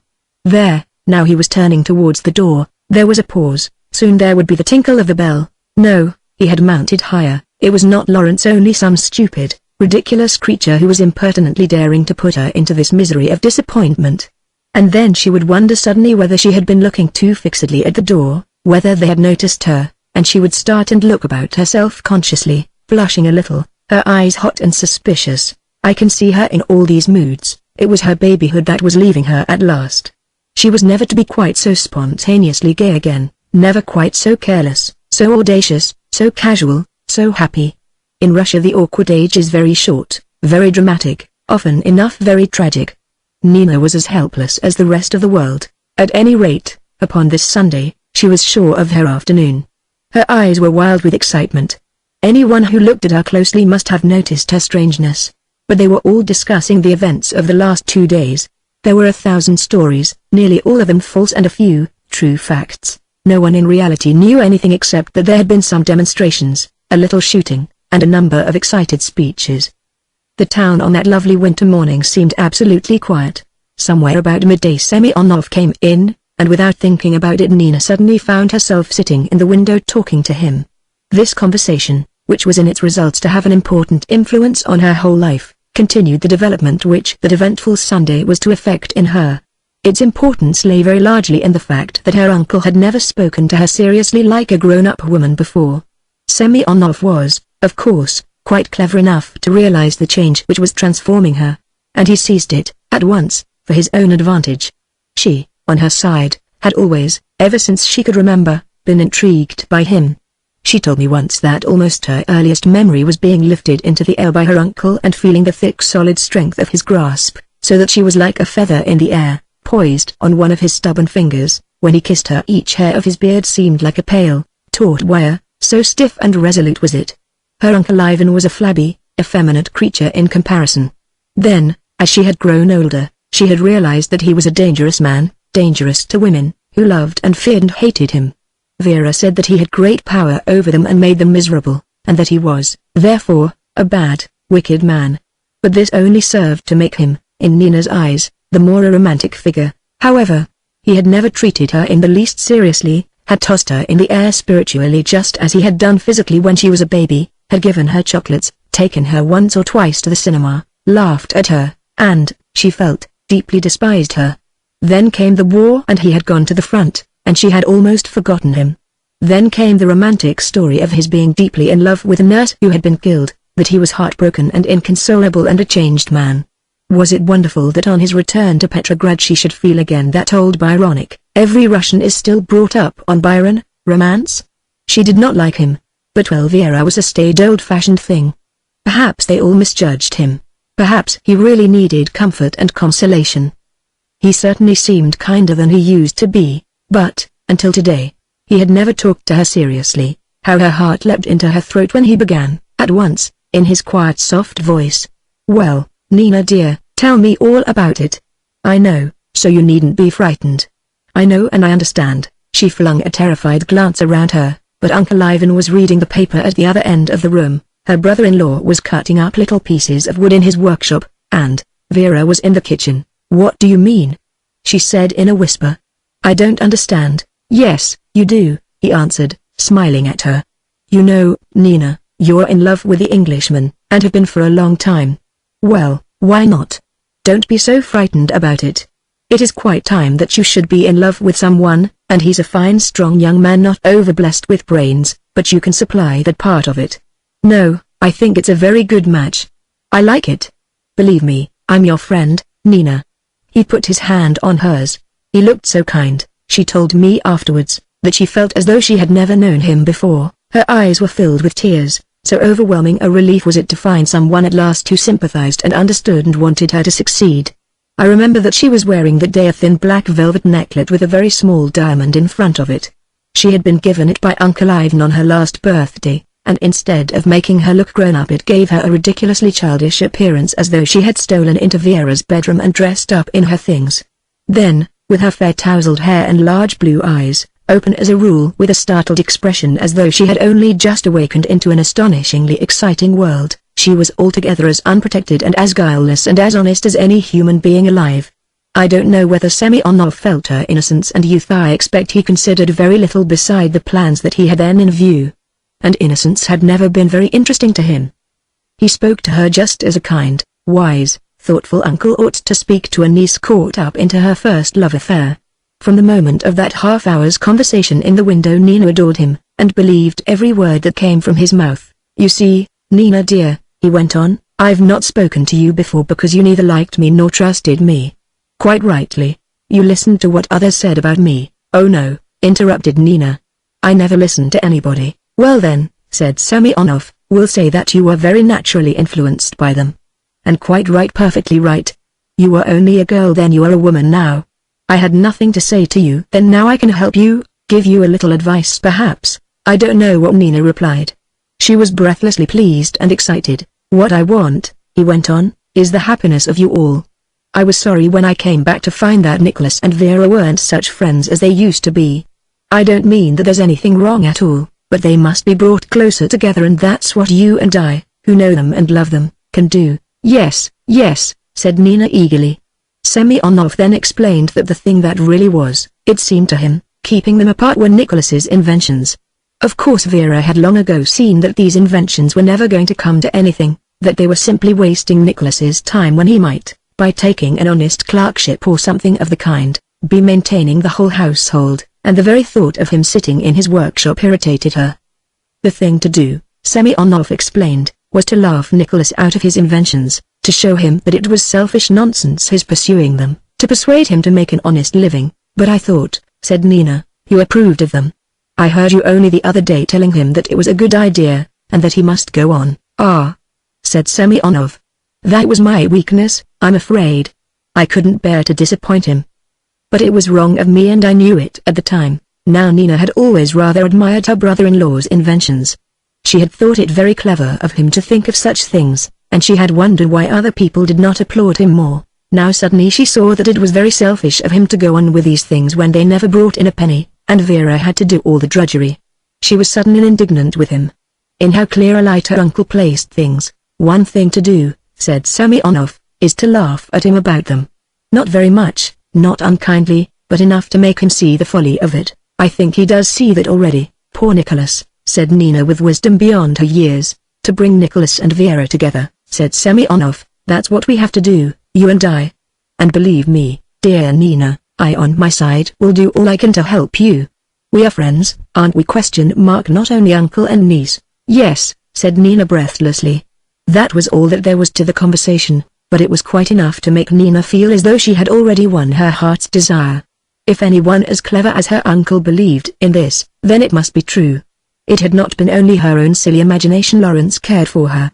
Her uncle had seen it, otherwise he would never have encouraged her. Lawrence cared for her. Suddenly, in the happy spontaneity of the moment, she did what she very seldom did, bent forward and kissed him. She told me afterwards that that kiss seemed to displease him. He got up and walked away. Chapter 7. I do not know exactly what occurred during that afternoon. Neither Lawrence nor Nina spoke about it to me. I only know that Nina returned subdued and restrained. I can imagine them going out into that quiet town and walking along the deserted quay. The quiet that afternoon was, I remember, marvelous. The whole world was holding its breath. Great events were occurring, but we were removed from them all. The ice quivered under the sun and the snow clouds rose higher and higher into the blue, and once and again a bell chimed and jangled. There was an amazing peace. Through this peaceful world Nina and Lawrence walked. His mind must, I know, have been very far away from Nina. Probably he saw nothing of her little attempts at friendship, her gasping sentences that seemed to her so daring and significant he scarcely heard. His only concern was to endure walk as politely as possible and return to Vera. Perhaps if she had not had that conversation with her uncle she would have realized more clearly how slight a response was made to her, but she thought only that this was his English shyness and gaucherie. She must go slowly and carefully. He was not like a Russian. She must not frighten him. Ah, how she loved him as she walked beside him, seeing and not seeing the lovely frozen colors of the winter day, the quickly flooding saffron sky, the first bright star, the great pearl grey cloud of the Neva as it was swept into the dark. In the dark she put, I am sure, her hand on his arm, and felt his strength and took her small hurried steps beside his long ones. He did not, I expect, feel her hand on his sleeve at all. It was Vera whom he saw through the dusk.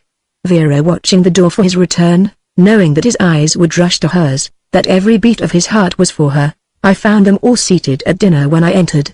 I brought them the news of the shooting up at the Nicholas station. Perhaps, we had better not go to the theatre, I said. A number of people were killed this afternoon, and all the trams are stopped. Still it was all remote from us. They laughed at the idea of not going to the theatre. The tickets had been bought 2 weeks ago, and the walk would be pleasant. Of course we would go. It would be fun, too, to see whether anything were happening. With how strange a clarity I remember the events of that evening. It is detached and hangs by itself among the other events of that amazing time, as though it had been framed and separated for some especial purpose. My impression of the color of it now is of a scene intensely quiet. I saw at once on my arrival that Vera was not yet prepared to receive me back into her friendship. And I saw, too, that she included Lawrence in this ostracism. She sat there, stiff and cold, smiling and talking simply because she was compelled, for politeness' sake, to do so.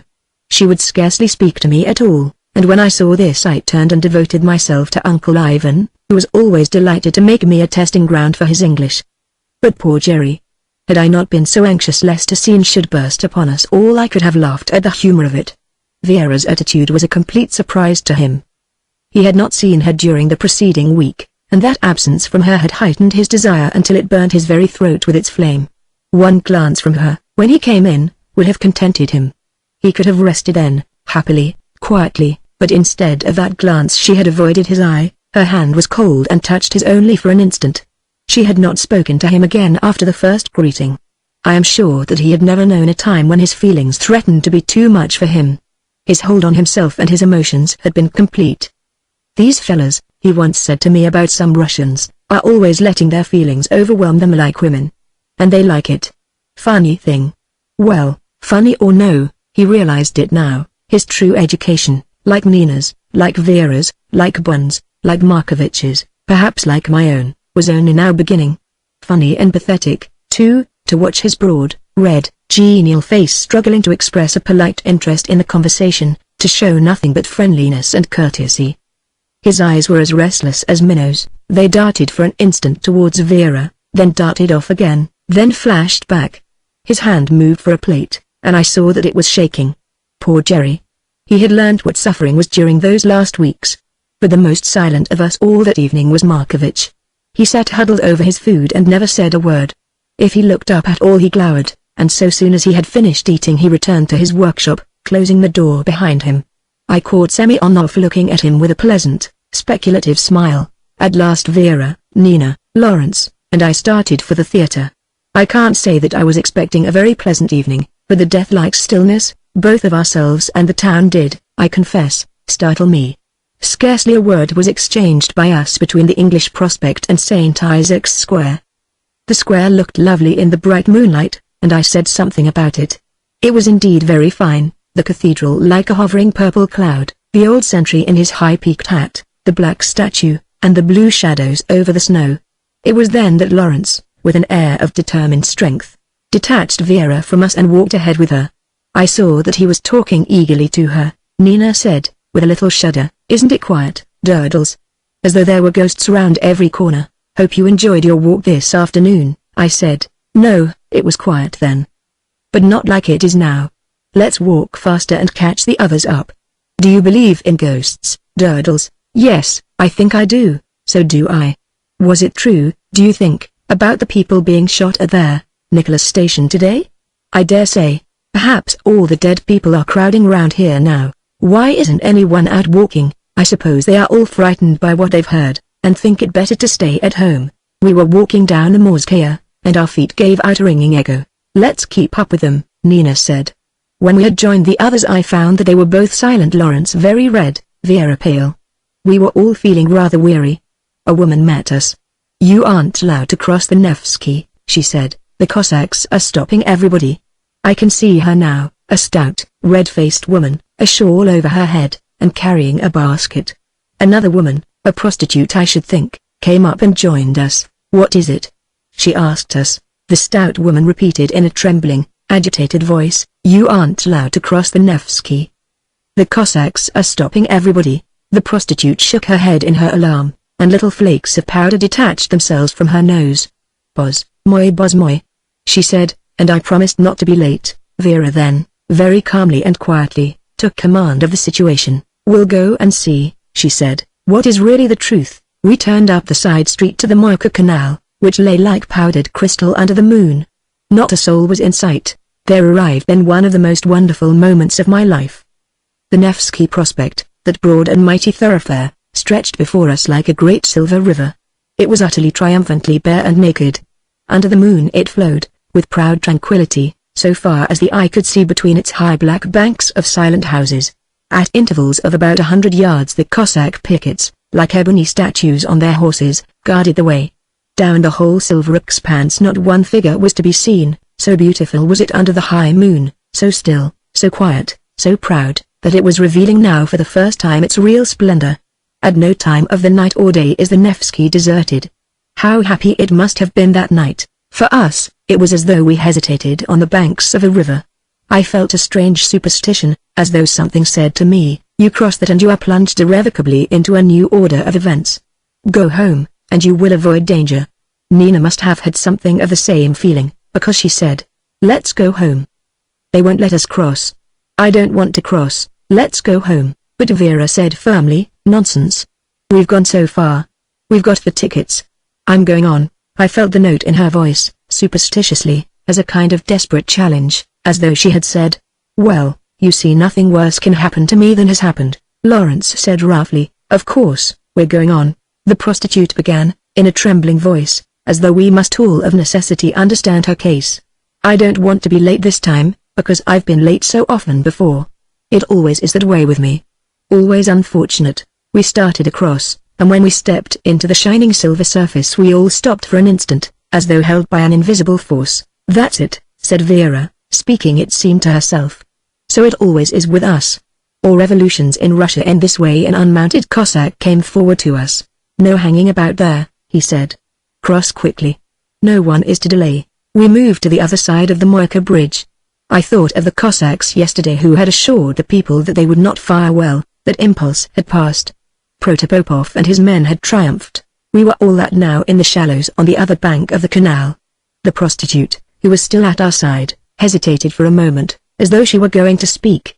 I think she wanted to ask whether she might walk with us a little way. Suddenly she vanished without sound, into the black shadows. "Come along," said Vera. "We shall be dreadfully late." She seemed to be mastered by an overpowering desire not to be left alone with Lawrence. She hurried forward with Nina, and Lawrence and I came more slowly behind. We were now in a labyrinth of little streets and black overhanging flats. Not a soul anywhere, only the moonlight in great broad flashes of light. Once or twice a woman hurried by, keeping in the shadow. Sometimes, at the far end of the street, we saw the shining, naked Nevsky. Lawrence was silent. Then, just as we were turning into the square where the Mikhailovsky Theater was, he began. "What's the matter? What's the matter with her? What have I done?" "I don't know that you've done anything," I answered. "But don't you see?" he went on. "She won't speak to me. She won't look at me. I won't stand this long. I tell you I won't stand it long. I'll make her come off with me in spite of them all. I'll have her to myself. I'll make her happy, as she's never been in all her life. But I must have her. I can't live close to her like this, and yet never be with her. Never alone, never alone. Why is she behaving like this to me?" He spoke really like a man in agony. The words coming from him in little tortured sentences as though they were squeezed from him desperately, with pain at every breath that he drew. "She's afraid of herself, I expect, not of you."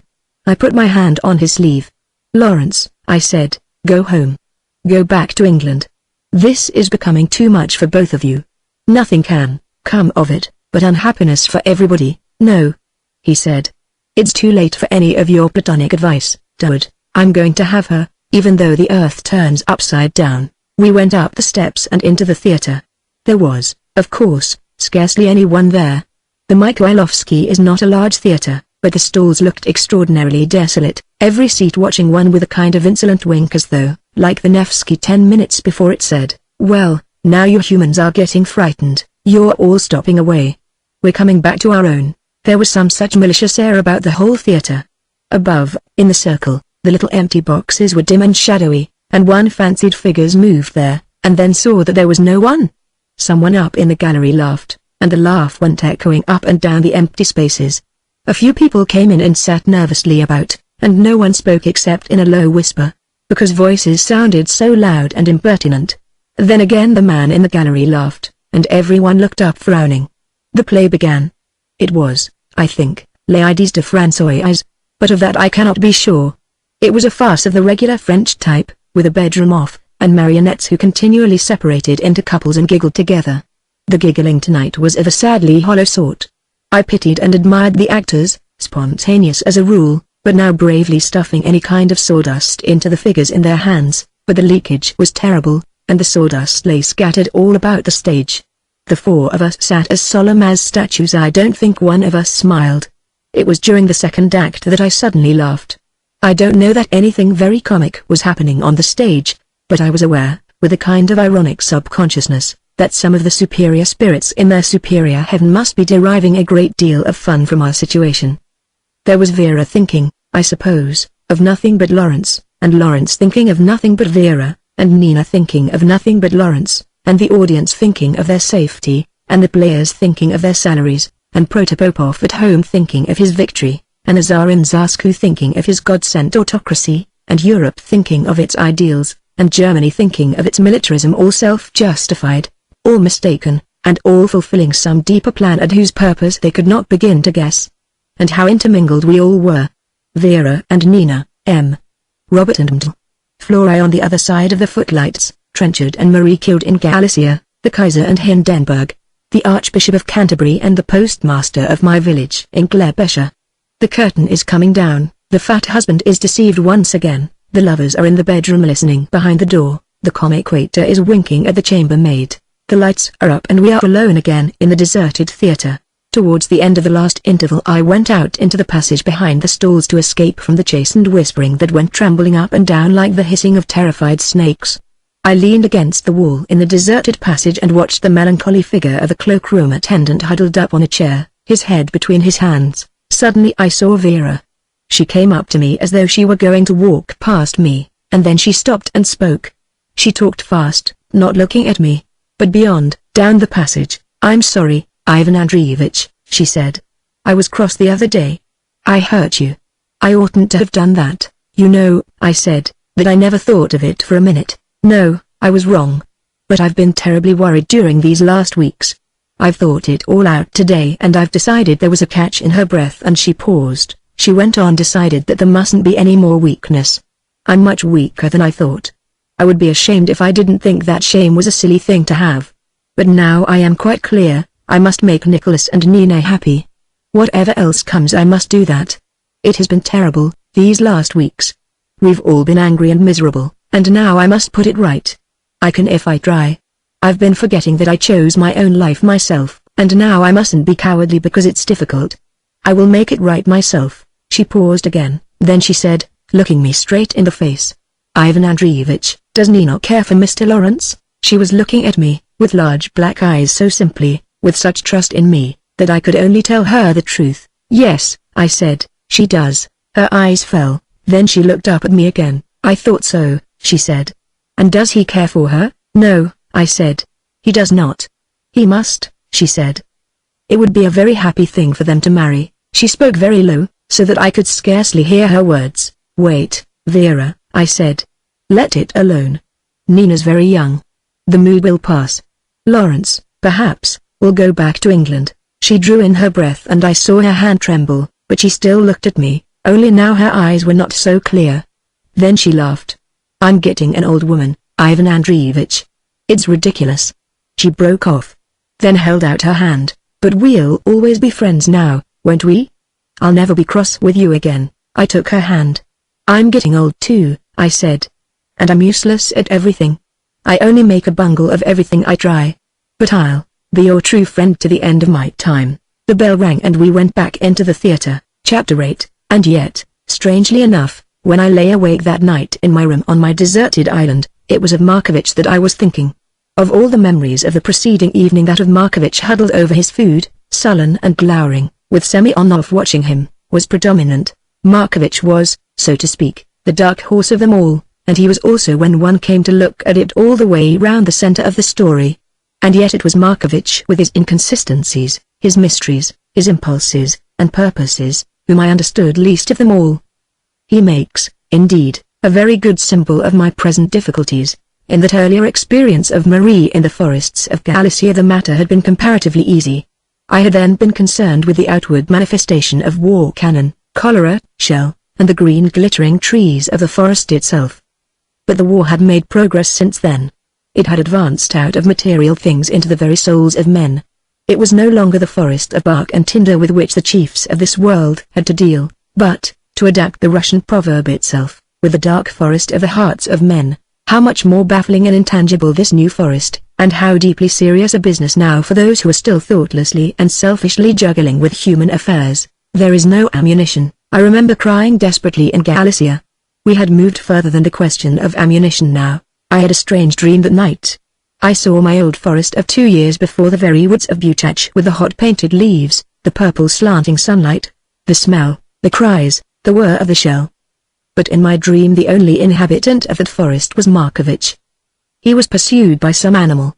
What beast it was I could not see, always the actual vision was denied to me, but I could hear it plunging through the thickets, and once I caught a glimpse of a dark crouching body like a shadow against the light. But Markovich I saw all the time, sweating with heat and terror, his clothes torn, his eyes inflamed, his breath coming in desperate pants, turning once and again as though he would stop and offer defiance, then hasting on, his face and hands scratched and bleeding.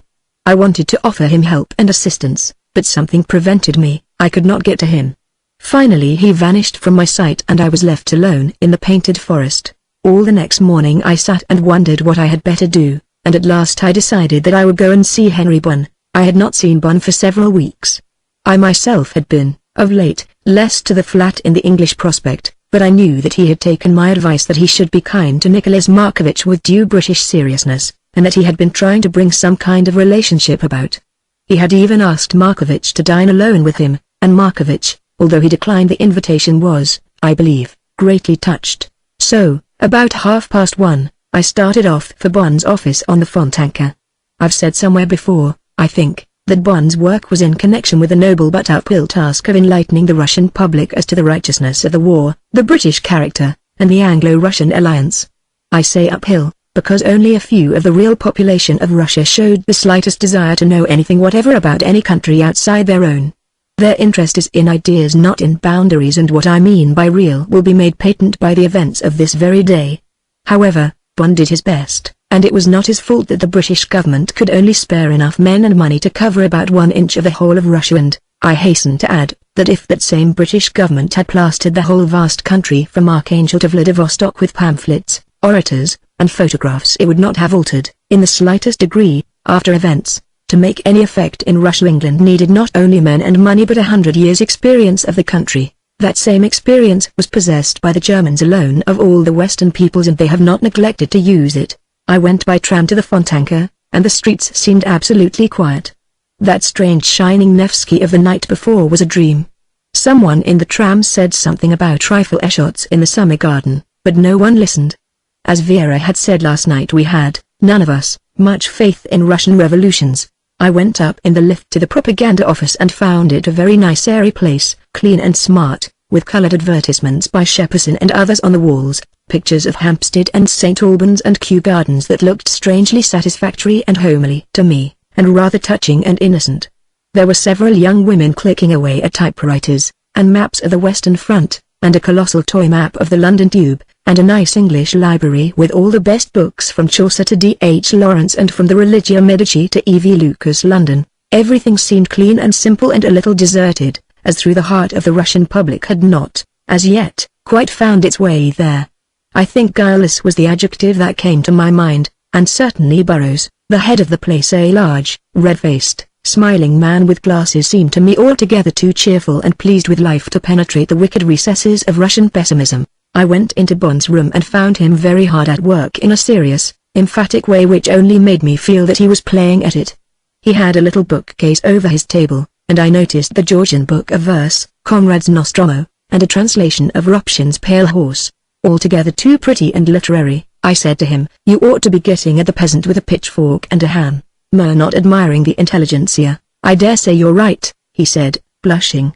But whatever we do we're wrong. We have fellows in here cursing us all day. If we're simple we're told we're not clever enough, if we're clever we're told we're too complicated. If we're militant we're told we ought to be tender-hearted, and if we're tender-hearted we're told we're sentimental, and at the end of it all the Russians don't care a damn. Well, I dare say you're doing some good somewhere, I said indulgently. Come and look at my view, he said, and see whether it isn't splendid. He spoke no more than the truth. We looked across the canal over the roofs of the city domes and towers and turrets, grey and white and blue, with the dark red walls of many of the older houses stretched like an Arabian carpet beneath white bubbles of clouds that here and there marked the blue sky. It was a scene of intense peace, the smoke rising from the chimneys, izvostchiks stumbling along on the further banks of the canal, and the people sauntering in their usual lazy fashion up and down the Nevsky. Immediately below our window was a skating rink that stretched straight across the canal. There were some figures, like little dolls, skating up and down, and they looked rather desolate beside the deserted bandstands and the empty seats.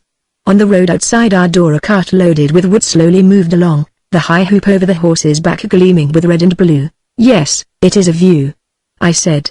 Splendid exclamation mark, and all as quiet as though there'd been no disturbances at all. Have you heard any news? No, said Bon. To tell the truth I've been so busy that I haven't had time to ring up the embassy. And we've had no one in this morning. Monday morning, you know. He added, always very few people on Monday morning, as though he didn't wish me to think that the office was always deserted. I watched the little doll-like men circling placidly round and round the rink. One bubble cloud rose and slowly swallowed up the sun. Suddenly I heard a sharp crack like the breaking of a twig. What's that?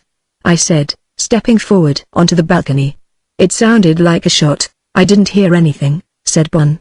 You get funny echoes up here sometimes. We stepped back into Bon's room and, if I had had any anxieties, they would at once, I think, have been reassured by the unemotional figure of Bon's typist, a gay young woman with peroxide hair, who was typing away as though for her very life. Look here, Bon, can I talk to you alone for a minute? I asked. The peroxide lady left us. It's just about Markovich I wanted to ask you, I went on. I'm infernally worried, and I want your help. It may seem ridiculous of me to interfere in another family like this, with people with whom I have, after all, nothing to do. But there are two reasons why it isn't ridiculous. One is the deep affection I have for Nina and Vera. I promised them my friendship, and now I've got to back that promise. And the other is that you and I are really responsible for bringing Lawrence into the family. They never would have known him if it hadn't been for us. There's danger and trouble of every sort brewing, and Semyonov, as you know, is helping it on wherever he can. Well, now, what I want to know is, how much have you seen of Markovich lately, and has he talked to you? Bon considered. I've seen very little of him, he said at last. I think he avoids me now. He's such a weird bird that it's impossible to tell of what he's really thinking.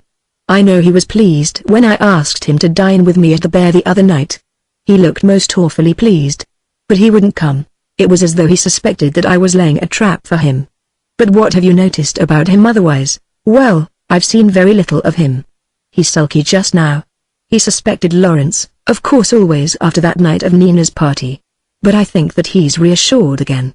And of course it's all so ridiculous, because there's nothing to suspect. Absolutely nothing, is there? Absolutely nothing, I answered firmly. He sighed with relief. Oh, you don't know how glad I am to hear that, he said.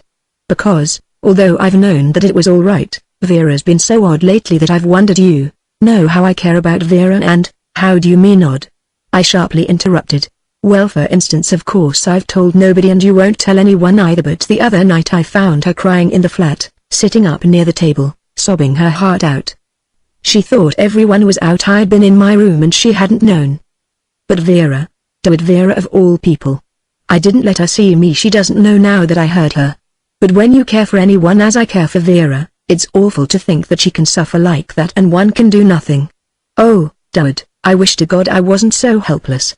You know, before I came out to Russia I felt so old, I thought there was nothing I couldn't do, that I was good enough for anybody. And now I'm the most awful ass. Fancy, Dad. Those poems of mine, I thought they were wonderful. I thought. He was interrupted by a sudden sharp crackle like a fire bursting into a blaze quite close at hand. We both sprang to the windows, threw them open. They were not sealed, for some unknown reason, and rushed out onto the balcony. The scene in front of us was just what it had been before. The bubble clouds were still sailing lazily before the blue, the skaters were still hovering on the ice. The cart of wood that I had noticed was vanishing slowly into the distance. But from the light tiny just over the bridge came a confused jumble of shouts, cries, and then the sharp, unmistakable rattle of a machine gun. It was funny to see the casual life in front of one suddenly pause at that sound. The doll-like skaters seemed to spin for a moment and then freeze. One figure began to run across the ice. A small boy came racing down our street shouting. Several men ran out from doorways and stood looking up into the sky, as though they thought the noise had come from there. The sun was just setting, the bubble clouds were pink, and windows flashed fire. The rattle of the machine gun suddenly stopped, and there was a moment's silence when the only sound in the whole world was the clatter of the woodcart turning the corner. I could see to the right of me the crowds in the Nevsky, that had looked like the continual unwinding of a ragged skein of black silk, break their regular movement and split up like flies falling away from an opening door. We were all on the balcony by now. The stout Burrows, Brookside, and another lady typist, Watson, the thin and the most admirable secretary. He held the place together by his diligence and order. 2 Russian clerks, Henry, and I. We all leaned over the railings and looked down into the street beneath us. To our left the Fontanka Bridge was quite deserted. Then, suddenly, an extraordinary procession poured across it. At that same moment, at any rate it seemed so now to me on looking back, the sun disappeared, leaving a world of pale grey mist shot with gold and purple. The stars were, many of them, already out, piercing with their sharp cold brilliance the winter sky. We could not at first see of what exactly the crowd now pouring over the bridge was composed. Then, as it turned and came down our street, it revealed itself as something so theatrical and melodramatic as to be incredible. Incredible, I say, because the rest of the world was not theatrical with it. That was always to be the amazing feature of the new scene into which, without knowing it, I was at that moment stepping. In Galicia the stage had been set. Ruined villages, plague-stricken peasants, shell holes, trenches, roads cut to pieces, huge trees leveled to the ground, historic chateau pillaged and robbed. But here the world was still the good old jog-trot world that one had always known. The shops and hotels and theatres remained as they had always been. There would remain, I believe, forever those dull Jaeger undergarments in the windows of the bazaar, and the bound edition of Chekhov in the bookshop just above the Moika, and the turtle and the goldfish in the aquarium near Lasif, and whilst those things were there I could not believe in melodrama. And we did not believe. We dug our feet into the snow, and leaned over the balcony railings absorbed with amused interest. The procession consisted of a number of motor lorries, and on these lorries soldiers were heaped. I can use no other word because, indeed, they seemed to be all piled upon one another, some kneeling forward, some standing, some sitting, and all with their rifles pointing outwards until the lorries looked like hedgehogs. Many of the rifles had pieces of red cloth attached to them, and one lorry displayed proudly a huge red flag that waved high in air with a sort of flaunting arrogance of its own. On either side of the lorries, filling the street, was the strangest mob of men, women, and children. There seemed to be little sign of order or discipline amongst them as they were all shouting different cries, down the Fontanka. No, the Duma. To the Nevsky. No, no, Tovarishchi, comrades, to the Nicholas station. Such rabble was it that I remember that my first thought was of pitying indulgence. So this was the grand outcome of Boris Grogov's eloquence, and the rat's plots for plunder! A fitting climax to such vain dreams. I saw the Cossack, that ebony figure of Sunday night. 10 such men, and this rabble was dispersed forever. I felt inclined to lean over and whisper to them, quick, quick, go home. They'll be here in a moment and catch you, and yet, after all, there seemed to be some show of discipline. I noticed that, as the crowd moved forward, men dropped out and remained picketing the doorways of the street. Women seemed to be playing a large part in the affair, peasants with shawls over their heads, many of them leading by the hand small children. Burrows treated it all as a huge joke. By Jove, he cried, speaking across to me, Dud, it's like that play Martin Harvey used to do. What was it? About the French Revolution, you know. The only way, said Peroxide, in a prim strangled voice. That's it, the only way, with their red flags and all. Don't they look ruffians, some of them? There was a great discussion going on under our windows. All the lorries had drawn up together, and the screaming, chattering, and shouting was like the noise of a parrot's aviary. The cold blue light had climbed now into the sky, which was thick with stars, The snow on the myriad roofs stretched like a filmy cloud as far as the eye could see. The moving, shouting crowd grew with every moment mistier. "Oh, dear. Mr. Burrows," said the little typist, who was not peroxide. "Do you think I shall ever be able to get home? We're on the other side of the river, you know. Do you think their bridges will be up? My mother will be so terribly anxious." "Oh, you'll get home all right," answered Burrows cheerfully. "Just wait until this crowd has gone by. I don't expect there's any fuss down by the river." His words were cut short by some order from one of the fellows below. Others shouted in response, and the lorries again began to move forward. "I believe he was shouting to us," said Bon. "It sounded like get off or get away, not he," said Burrows. "They're too busy with their own affairs." Then things happened quickly. There was a sudden strange silence below. I saw a quick flame from some fire that had apparently been lit on the Fontanka bridge. I heard the same voice call out once more sharply, and a second later I felt rather than heard a whiz like the swift flight of a bee past my ear. I was conscious that a bullet had struck the brick behind me. That bullet swung me into the revolution. Chapter 9. We were all gathered together in the office. I heard one of the Russians say in an agitated whisper, "Don't turn on their light. Don't turn on the light.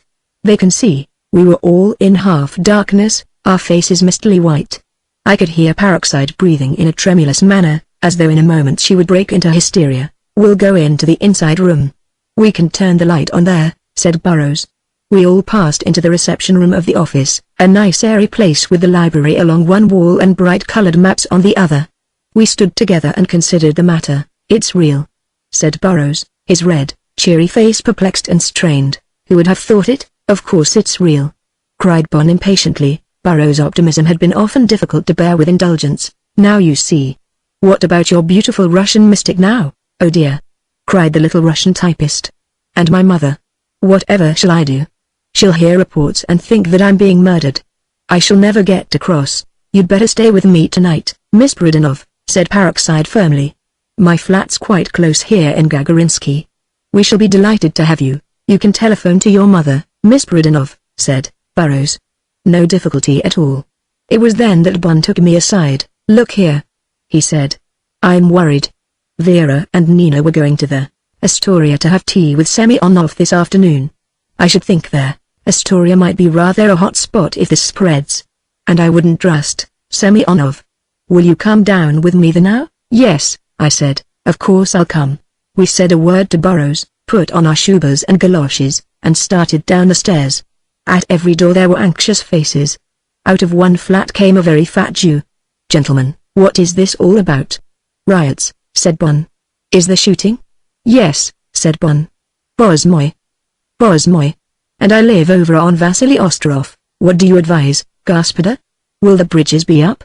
"Very likely," I answered. "I should stay here." "And they are shooting?" he asked again. "They are," I answered. "Gentlemen, stay for a moment. Perhaps together we could think. I am all alone here except for a lady. Most unfortunate. But we could not stay.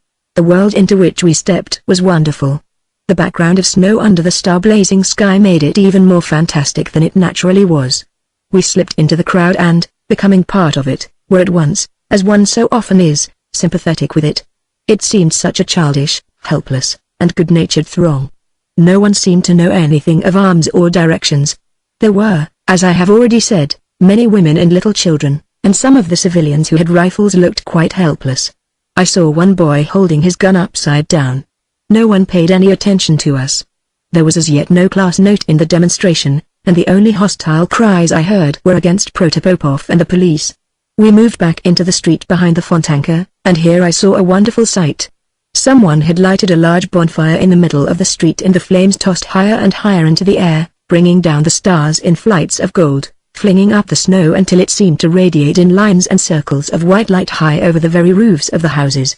In front of the fire a soldier, mounted on a horse, addressed a small crowd of women and boys. On the end of his rifle was a ragged red cloth. I could not see his face. I saw his arms wave, and the fire behind him exaggerated his figure and then dropped it into a straggling silhouette against the snow. The street seemed deserted except for this group, although now I could hear distant shouting on every side of me, and the monotonous clap clap clap clap of a machine gun. I heard him say, "Tovarishchi. Now is your time. Don't hesitate in the sacred cause of freedom. As our brethren did in the famous days of the French Revolution, so must we do now. All the army is coming over to our side. The Preobrazhensky have come over to us and have arrested their officers and taken their arms. We must finish with Protopopov and our other tyrants, and see that we have a just rule. Tovarishchi.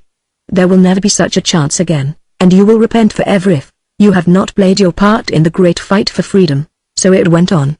It did not seem that his audience was greatly impressed. It was bewildered and dazed. But the fire leapt up behind him, giving him a legendary splendor, and the whole picture was romantic and unreal like a gaudy painting on a colored screen. We hurried through into the Nevsky, and this we found nearly deserted. The trams of course had stopped, a few figures hurried along, and once an izvoshchik went racing down towards the river. Well, now, we seem to be out of it, said one, with a sigh of relief. I must say I'm not sorry. I don't mind France, where you can tell which is the front and which the back, but this kind of thing does get on one's nerves. I dare say it's only local. We shall find them all as easy as anything at the Astoria, and wondering what we're making a fuss about. At that moment we were joined by an English merchant whom we both knew, a stout elderly man who had lived all his life in Russia. I was surprised to find him in a state of extreme terror. I had always known him as a calm, conceited, stupid fellow, with a great liking for Russian ladies. This pastime he was able as a bachelor to enjoy to the full. Now, however, instead of the ruddy, coarse, self-confident merchant there was a pallid, trembling jellyfish. I say, you fellows, he asked, catching my arm. Where are you off to? We're off to the Astoria, I answered. Let me come with you. I'm not frightened, not at all the same I don't want to be left alone. I was in the 1905 affair. That was enough for me. Where are they firing do you know? All over the place, said one, enjoying himself. They'll be down here in a minute. Good God. Do you really think so? It's terrible, these fellows, once they get loose they stick at nothing. I remember in 1905. Good heavens. Where had we better go? It's very exposed here, isn't it? It's very exposed everywhere, said one. I doubt whether any of us are alive in the morning. Good heavens. You don't say so. Why should they interfere with us? Oh, rich, you know, and that kind of thing. And then we're Englishmen. They'll clear out all the English. Oh, I'm not really English. My mother was Russian. I could show them my papers. Bon laughed. I'm only kidding you, watch it, he said. We're safe enough. Look, there's not a soul about. We were at the corner of the Moika now, all was absolutely quiet. 2 women and a man were standing on the bridge talking together. A few stars clustered above the bend of the canal seemed to shift and waver ever so slightly through a gathering mist, like the smoke of glowing candles. It seems all right, said the merchant, sniffing the air suspiciously as though he expected to smell blood. We turned towards the Morskaya. One of the women detached herself from the group and came to us. Don't go down the Morskaya, she said, whispering, as though some hostile figure were leaning over her shoulder. They're firing round the telephone exchange. Even as she spoke I heard the sharp clatter of the machine gun break out again, but now very close, and with an intimate note as though it were the same gun that I had heard before, which had been tracking me down round the town. Do you hear that? Said the merchant. Come on, said Bon. We'll go down the Moika. That seems safe enough. How strangely in the flick of a bullet the town had changed. Yesterday every street had been friendly, obvious, and open. They were now no longer streets, but secret blind avenues with strange trees, fantastic doors, shuttered windows, a grinning moon, malicious stars, and snow that lay there simply to prevent every sound. It was a town truly beleaguered as towns are in dreams. The uncanny awe with which I moved across the bridge was increased when the man with the women turned towards me, and I saw that he was or seemed to be that same grave-bearded peasant whom I had seen by the river, whom Henry had seen in the cathedral, who remained with one, as passing strangers sometimes do, like a symbol or a message or a threat. He stood, with the Nevsky behind him, calm and grave, and even it seemed a little amused, watching me as I crossed. I said to Bon, did you ever see that fellow before? Bon turned and looked. No, he said, don't you remember? The man that first day in the Kazan? They're all alike, Bon said. One can't tell. Oh, come on, said the merchant. Let's get to the Astoria. We started down the Moika, past that faded picture shop where there are always large moth-eaten canvases of cornfields under the moon and Russian weddings and Italian lakes. We had got very nearly to the little street with the wooden hoardings when the merchant gripped my arm. What's that? He gulped. The silence now was intense. We could not hear the machine gun nor any shouting. The world was like a picture smoking under a moon now red and hard. Against the wall of the street 2 women were huddled, one on her knees, her head pressed against the thighs of the other, who stood stretched as though crucified, her arms out, staring onto the canal. Beside a little kiosk, on the space exactly in front of the side street, lay a man on his face. His bowler hat had rolled towards the kiosk. His arms were stretched out so that he looked oddly like the shadow of the woman against the wall. Instead of one hand there was a pool of blood. The other hand with all the fingers stretched was yellow against the snow. As we came up a bullet from the Morskia struck the kiosk. The woman, not moving from the wall, said, "They've shot my husband." He did nothing. The other woman, on her knees, only cried without ceasing. The merchant said, "I'm going back to the Europe," and he turned and ran. "What's down that street?" I said to the woman, as though I expected her to say hobgoblins. Bon said, "This is rather beastly. We ought to move that fellow out of that. He may be alive still, and how silly such a sentence when only yesterday, just here, there was the beggar who sold bootlaces, and just where the man lay, an old muddled izvoshchik asleep on his box." We moved forward, and instantly it was as though I were in the middle of a vast desert quite alone with all the hosts of heaven aiming at me malicious darts. As I bent down my back was so broad that it stretched across Petrograd, and my feet were tiny like frogs. We pulled at the man. His head rolled and his face turned over, and the mouth was full of snow. It was so still that I whispered, whether to Bun or myself, "God, I wish somebody would shout." Then I heard the wood of the kiosk crack, ever so slightly, like an opening door, and panic flooded me as I had never known it do during all my time at the front. "I've no strength," I said to Bun. "Pull for God's sake." He answered. We dragged the body a little way. My hand clutched the thigh, which was hard and cold under the stuff of his clothing. His head rolled round, and his eyes now were covered with snow. We dragged him, and he bumped grotesquely. We had him under the wall, near the 2 women, and the blood welled out and dripped in a spreading pool at the women's feet. "Now," said Bun, "we've got to run for it." "Do you know," said I, as though I were making a sudden discovery, "I don't think I can."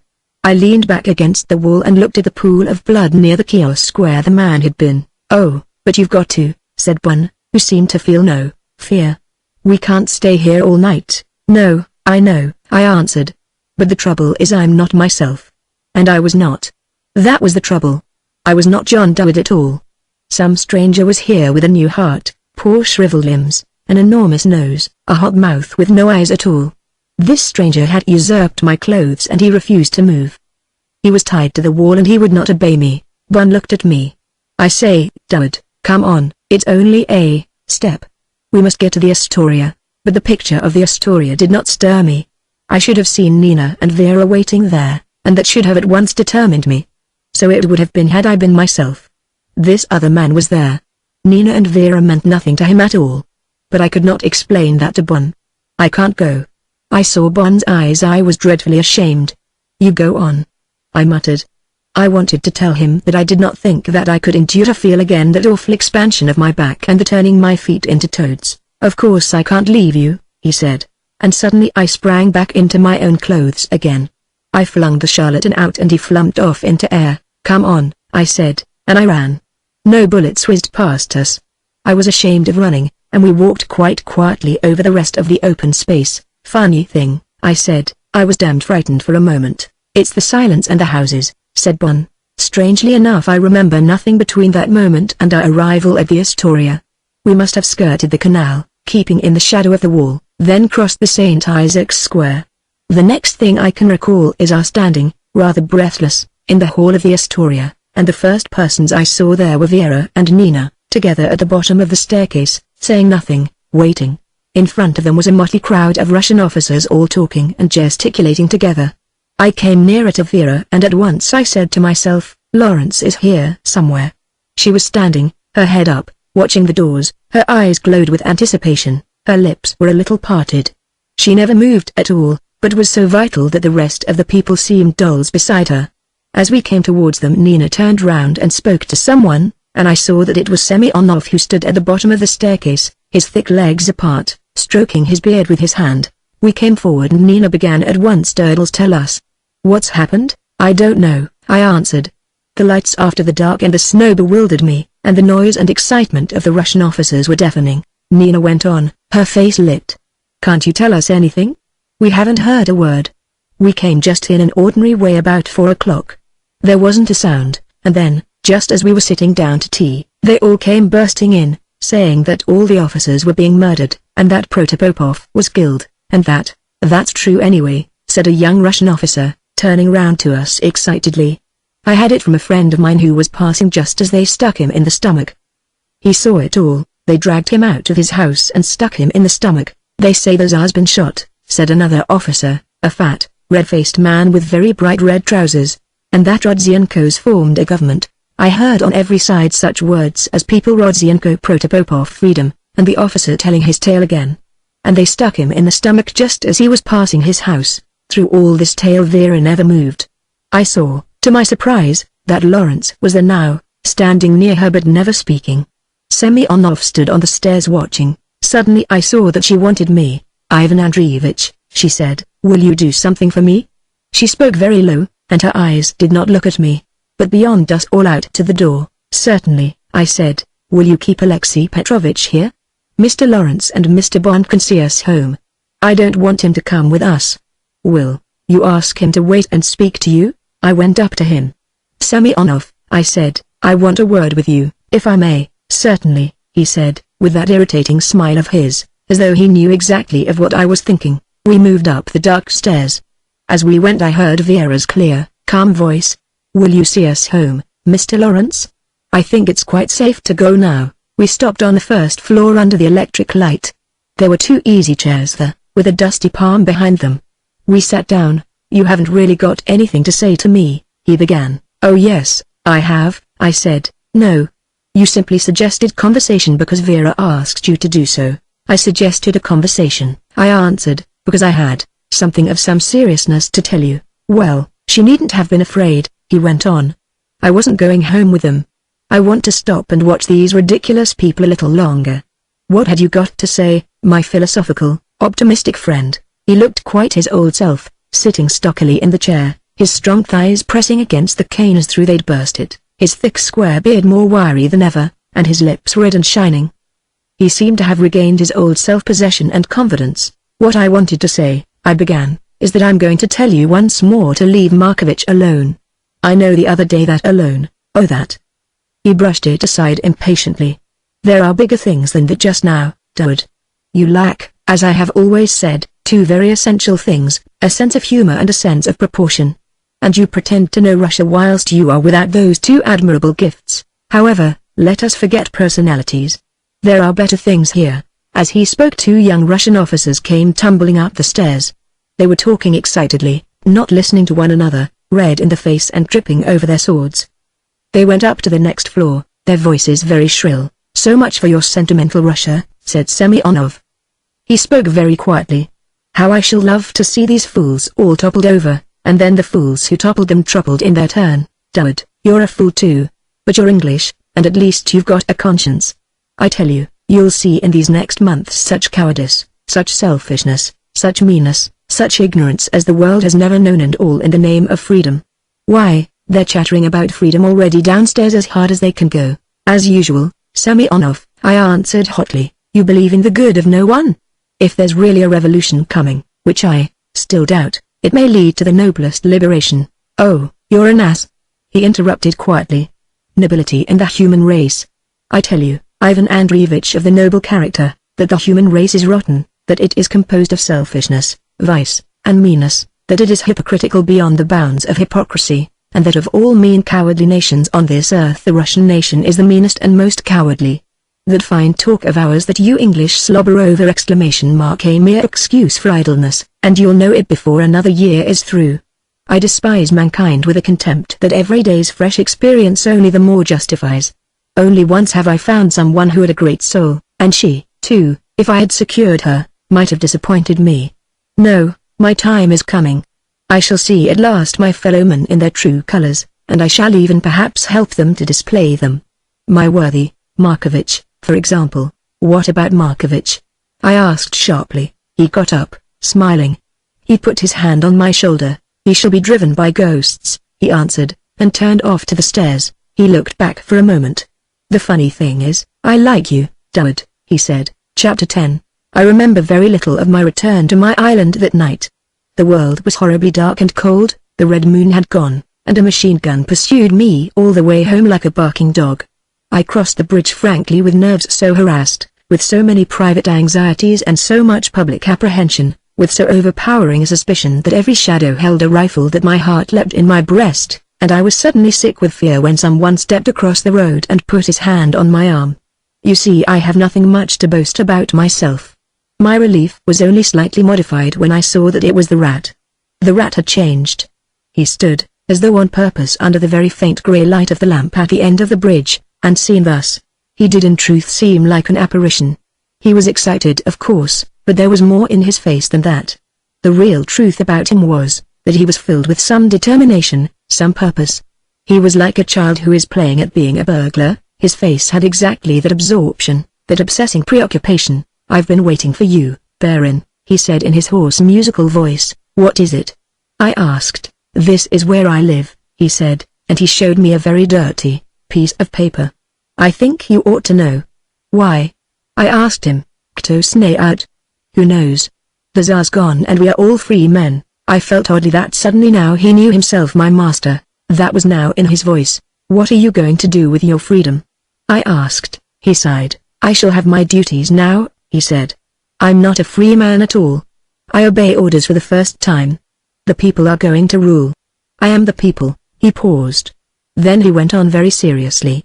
"That is why, Baron, I give you that paper. I have friendly feelings towards you. I don't know what it is, but I am your brother. They may come and want to rob your house. Show them that paper." "Thank you very much," I said. "But I'm not afraid. There's nothing I mind them stealing. All the same I'm very grateful." He went on very seriously. "There'll be no Tsar now and no police. We will stop the war and all be rich." He sighed.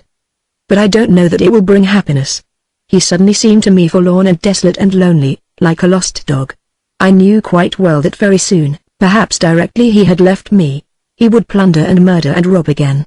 But that night, the two of us alone on the island and everything so still, waiting for great events, I felt close to him and protective. "Don't get knocked on the head, rat," I said, "during one of your raids. Death is easily come by just now. Look after yourself." He shrugged his shoulders. "Sto budt, what will be, will be. Nitvo, it's of no importance." He had vanished into the shadows. Chapter 11. I realize that the moment has come in my tale when the whole interest of my narrative centers in Markovich. Markovich is really the point of all my story, as I have, throughout, subconsciously, recognized. The events of that wonderful Tuesday when for a brief instant the sun of freedom really did seem to all of us to break through the clouds, that one day in all our lives when hopes, dreams, utopias, fairy tales seem to be sober and realistic fact, those events might be seen through the eyes of any of us.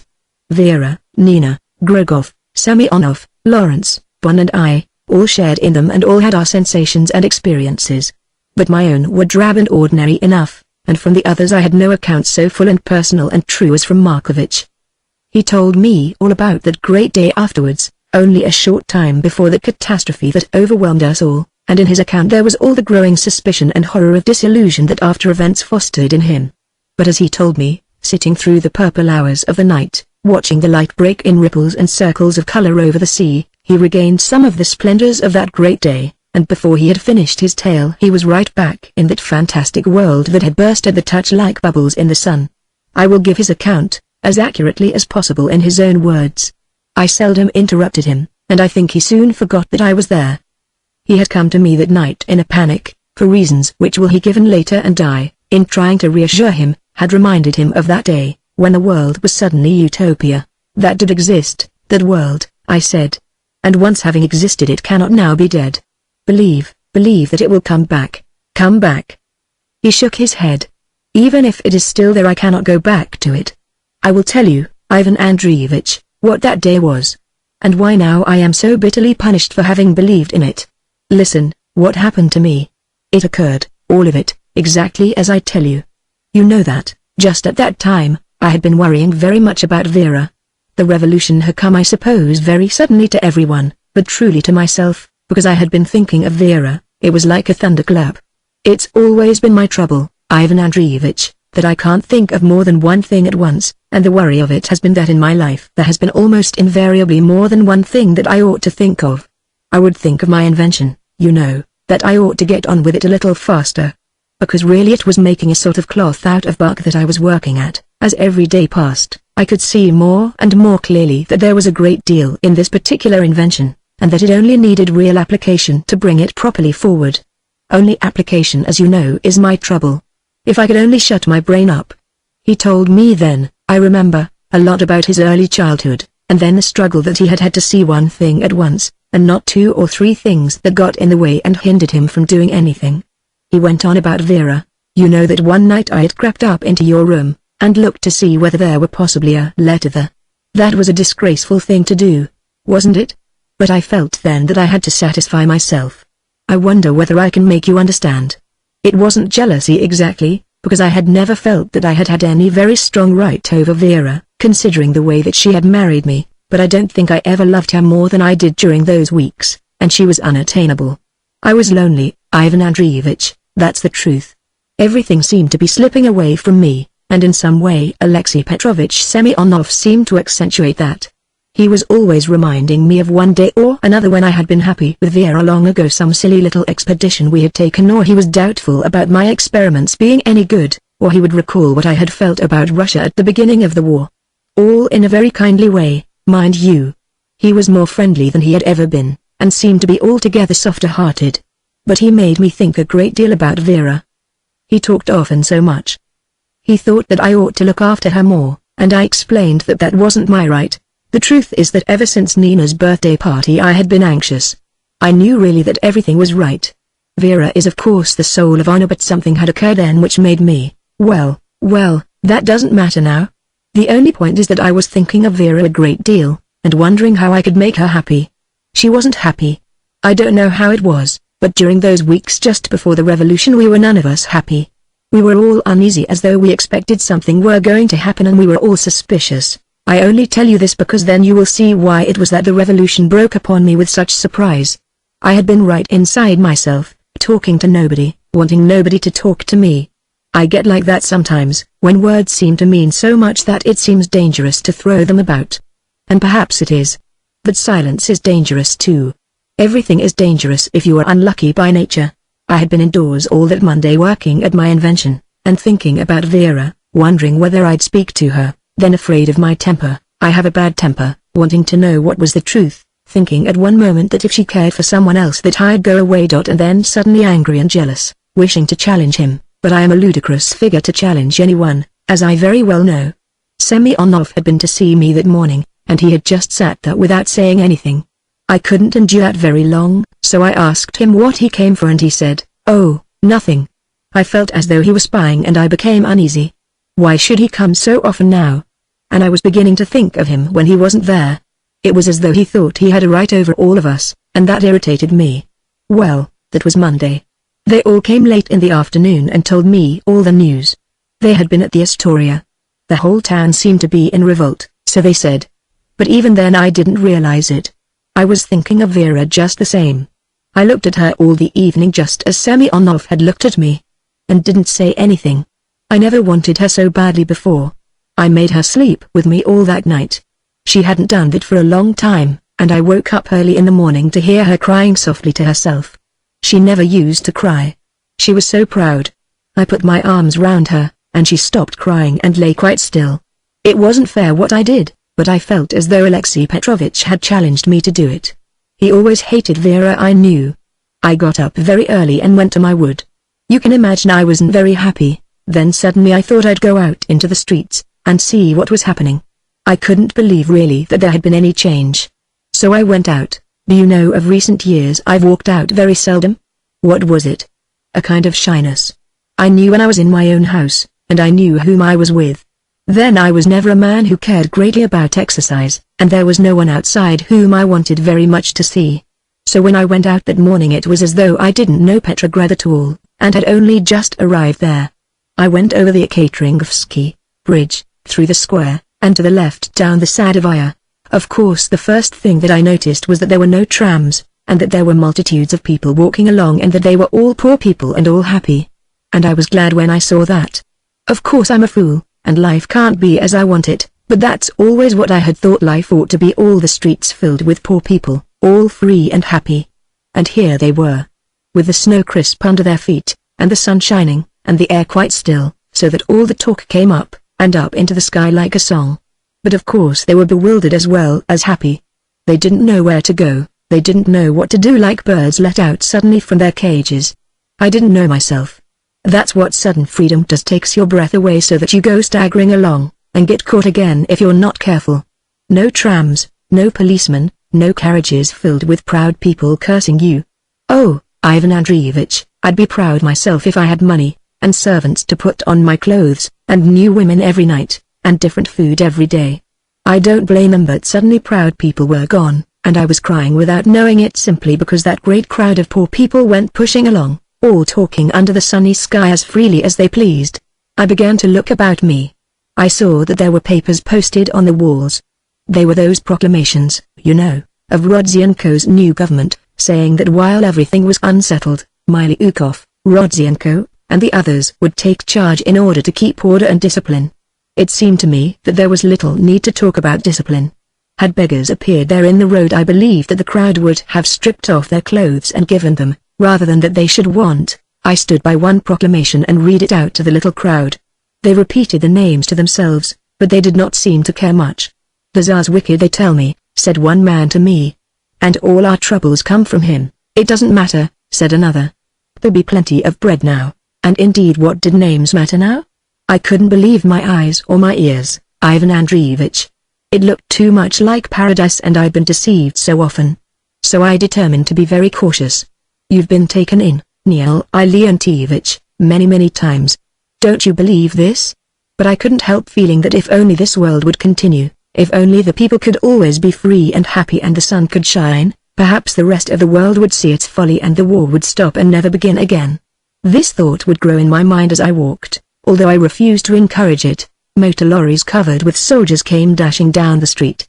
The soldiers had their guns pointed, but the crowd cheered and cheered, waving hands and shouting. I shouted too. The tears were streaming down my face.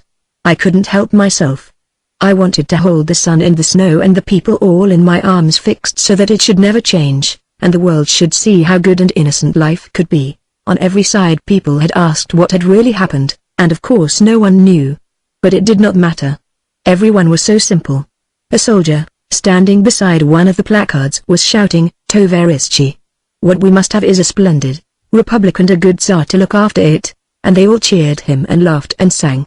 I turned up one of the side streets onto the Fontanka, and here I saw them emptying the rooms of one of the police. That was amusing. I laugh still when I think of it. Sending everything out of the windows, underclothes, ladies' bonnets, chairs, books, flower pots, pictures, and then all the records, white and yellow and pink paper, all fluttering in the sun like so many butterflies. The crowd was perfectly peaceful, in an excellent temper. Isn't that wonderful when you think that for months those people had been starved and driven, waiting all night in the street for a piece of bread, and that now all discipline was removed, no more policemen except those hiding for their lives in houses, and yet they did nothing, they touched no one's property, did no man any harm. People say now that it was their apathy, that they were taken by surprise, that they were like animals who did not know where to go, but I tell you, Ivan Andreevich, that it was not so. I tell you that it was because just for an hour the soul could come up from its dark waters and breathe the sun and the light and see that all was good. Oh, why cannot that day return? Why cannot that day return? He broke off and looked at me like a distracted child, his brows puckered, his hands beating the air. I did not say anything. I wanted him to forget that I was there. He went on. I could not be there all day. I thought that I would go on to the Duma. I flowed on with the crowd. We were a great river swinging without knowing why, in one direction and only interrupted, once and again, by the motor lorries that rattled along, the soldiers shouting to us and waving their rifles, and we replying with cheers. I heard no firing that morning at all. They said, in the crowd, that many thousands had been killed last night. It seemed that on the roof of nearly every house in Petrograd there was a policeman with a machine gun. But we marched along, without fear, singing. And all the time the joy in my heart was rising, and I was checking it, telling myself that in a moment I would be disappointed, that I would soon be tricked as I had been so often tricked before. But I couldn't help my joy, which was stronger than myself. It must have been early afternoon, so long had I been on the road, when I came at last to the Duma. You saw yourself, Ivan Andreevich, that all that week the crowd outside the Duma was truly a sea of people, with the motor lorries that bristled with rifles for sea monsters and the gun carriages for ships. And such a babel. Everyone talking at once and nobody listening to anyone. I don't know now how I pushed through into the court, but at last I was inside and found myself crushed up against the doors of the palace by a mob of soldiers and students. Here there was a kind of hush. When the door of the palace opened there was a little sigh of interest. At intervals armed guards marched up with some wretched pale dirty Gorodovoy whom they had taken prisoner. Nicholas Markovitch paused again and again. He had been looking out to the sea, over whose purple shadows the sky, pale green and studded with silver stars, seemed to wave magic shuttles of light, to and fro, backwards and forwards. You don't mind all these details, Ivan Andreevich? I am trying to discover, for my own sake, all the details that led me to my final experience. I want to trace the chain link by link. Nothing is unimportant. I assured him that I was absorbed by his story. And indeed I was. That little, uncouth, lost, and desolate man was the most genuine human being whom I had ever known. That quality, above all others, stood forth in him. He had his secret, as all men have their secret, the key to their pursuit of their own immortality. But Markovitch's secret was a real one, something that he faced with real bravery, real pride, and real dignity, and when he saw what the issue of his conduct must be he would, I knew, face it without flinching. He went on, but looking at me now rather than the sea looking at me with his grave, melancholy, angry eyes. After one of these convoys of prisoners the door remained for a moment open, and I, seeing my chance, slipped in after the guards. Here I was then in the very heart of the revolution, but still, you know, Ivan Andreevich, I couldn't properly seize the fact. I couldn't grasp the truth that all this was really occurring and that it wasn't just a play, a pretense, or a dream. Yes, a dream. Especially a dream. Perhaps, after all, that was what it was. The circular hall was piled high with machine guns, bags of flour, and provisions of all kinds. There were some armed soldiers, of course, and women, and beside the machine guns the floor was strewn with cigarette ends and empty tins and papers and bags and cardboard boxes and even broken bottles. Dirt and desolation. I remember that it was then when I looked at that floor that the first little suspicion stole into my heart, not a suspicion so much as an uneasiness. I wanted at once myself to set to work to clean up all the mess with my own hands. I didn't like to see it there, and no one caring whether it were there or number. In the Catherine Hall into which I peered there was a vast mob, and this huge mass of men stirred and coiled and uncoiled like some huge ant heap. Many of them, as I watched, suddenly turned into the outer hall.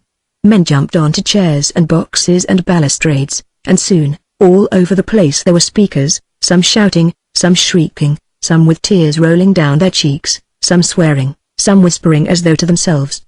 And all the regiments came pouring in from the station, tumbling in like puppies or babies with pieces of red cloth tied to their rifles, some singing, some laughing, some dumb with amazement. Thicker and thicker and thicker. Standing round the speakers with their mouths open and their eyes wide, pushing and jostling, but good-naturedly, like young dogs. Everywhere, you know, men were forming committees for social right, for a just peace, for women's suffrage, for Finnish independence, for literature and the arts, for the better treatment of prostitutes, for education, for the just division of the land. I had crept into my corner, and soon as the soldiers came thicker and thicker, the noise grew more and more deafening, the dust floated in hazy clouds. The men had their kettles and they boiled tea, squatting down there. Sometimes little processions pushed their way through, soldiers shouting and laughing with some white-faced policeman in their midst. Once I saw an old man, his shuba about his ears, stumbling with his eyes wide open, and staring as though he were sleepwalking. That was Sturma being brought to judgment. Once I saw a man so terrified that he couldn't move, but must be prodded along by the rifles of the soldiers. That was Pitirim, and the shouting and screaming rose and rose like a flood. Once Rodzienko came in and began shouting, "Tovarishchi! Tovarishchi!" But his voice soon gave away, and he went back into the salle Catherine again. The socialists had it their way. There were so many, and their voices were so fresh and the soldiers liked to listen to them. Land for everybody! They shouted. And bread and peace. Hurrah! Hurrah! Cried the soldiers. That's all very well, said a huge man near me. But Nick, Olas is coming, and tomorrow he will eat us all up. But no one seemed to care. They were all mad, and I was mad too. It was the drunkenness of dust. It got in our heads and our brains. We all shouted. I began to shout too, although I didn't know what it was that I was shouting. A grimy soldier caught me round the neck and kissed me. "Land for everybody," he cried. "Have some tea, Tovarishch." And I shared his tea with him. Then through the dust and noise I suddenly saw Boris Grogov. That was an astonishing thing. You see, I had dissociated all this from my private life. I had even, during these last hours, forgotten Vera, perhaps for the very first moment since I met her. She had seemed to have no share in this comma, and then suddenly the figure of Boris showed me that one's private life is always with one, that it is a secret city in which one must always live, and whose gates one will never pass through, whatever may be going on in the world outside. But Grogov. What a change. You know, I had always patronized him, Ivan Andreevich. It had seemed to me that he was only a boy with a boy's crude ideas. You know, his fresh face with the way that he used to push back his hair from his forehead, and shout his ideas. He never considered anyone's feelings. He was a complete egoist, and a man, it seemed to me, of no importance. But now, he stood on a bench and had around him a large crowd of soldiers. He was shouting in just his old way that he used in the English prospect, but he seemed to have grown in the meantime, into a man. He did not seem afraid anymore. I saw that he had power over the men to whom he was speaking. I couldn't hear what he said, but through the dust and heat he seemed to grow and grow until it was only him whom I saw there. He will carry off Nina, was my next thought, ludicrous there at such a time, in such a crowd, but it is exactly like that life shifts and shifts until it has formed a pattern. I was frightened by Grogov. I could not believe that the new freedom, the new Russia, the new world would be made by such men. He waved his arms. He pushed back his hair. The men shouted. Grogov was triumphant. The new world. Novaya Chesn, Novaya Chesn. New life, I heard him shout. The sun before it set flooded the hall with light. What a scene through the dust. The red flags, the women and the soldiers and the shouting. I was suddenly dismayed. How can order come out of this? I thought. They are all mad. Terrible things are going to happen. I was dirty and tired and exhausted. I fought my way through the mob, found the door. For a moment I looked back, to that sea of men lit by the last light of the sun. Then I pushed out, was thrown, it seemed to me, from man to man, and was at last in the air. Quiet, fires burning in the courtyard, a sky of the palest blue, a few stars, and the people singing their Marseillaises. It was like drinking great draughts of cold water after an intolerable thirst. Hasn't Chekhov said somewhere that Russians have nostalgia but no patriotism? That was never true of me. Can't remember how young I was when I remember my father talking to me about the idea of Russia. I've told you that he was by any kind of standard a bad man. He had, I think, no redeeming points at all, but he had, all the same, that sense of Russia. I don't suppose that he put it to any practical use, or that he even tried to teach it to his pupils, but it would suddenly seize him and he would let himself go, and for an hour he would be a fine master of words.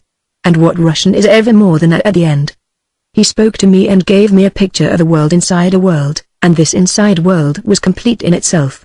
It had everything in it: beauty, wealth, force, power. It could be anything, it could do anything. But it was held by an evil enchantment as though a wicked magician had it in thrall, and everything slept as in Tchaikovsky's ballet. But one day, he told me, the prince would come and kill the enchanter, and this great world would come into its own. I remember that I was so excited that I couldn't bear to wait, but prayed that I might be allowed to go out and find the enchanter.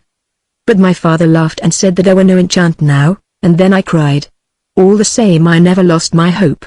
I talked to people about Russia, but it was never Russia itself they seemed to care for. It was women or drink or perhaps freedom and socialism, or perhaps some part of Russia, Siberia, or the Caucasus, but my world they none of them believed in.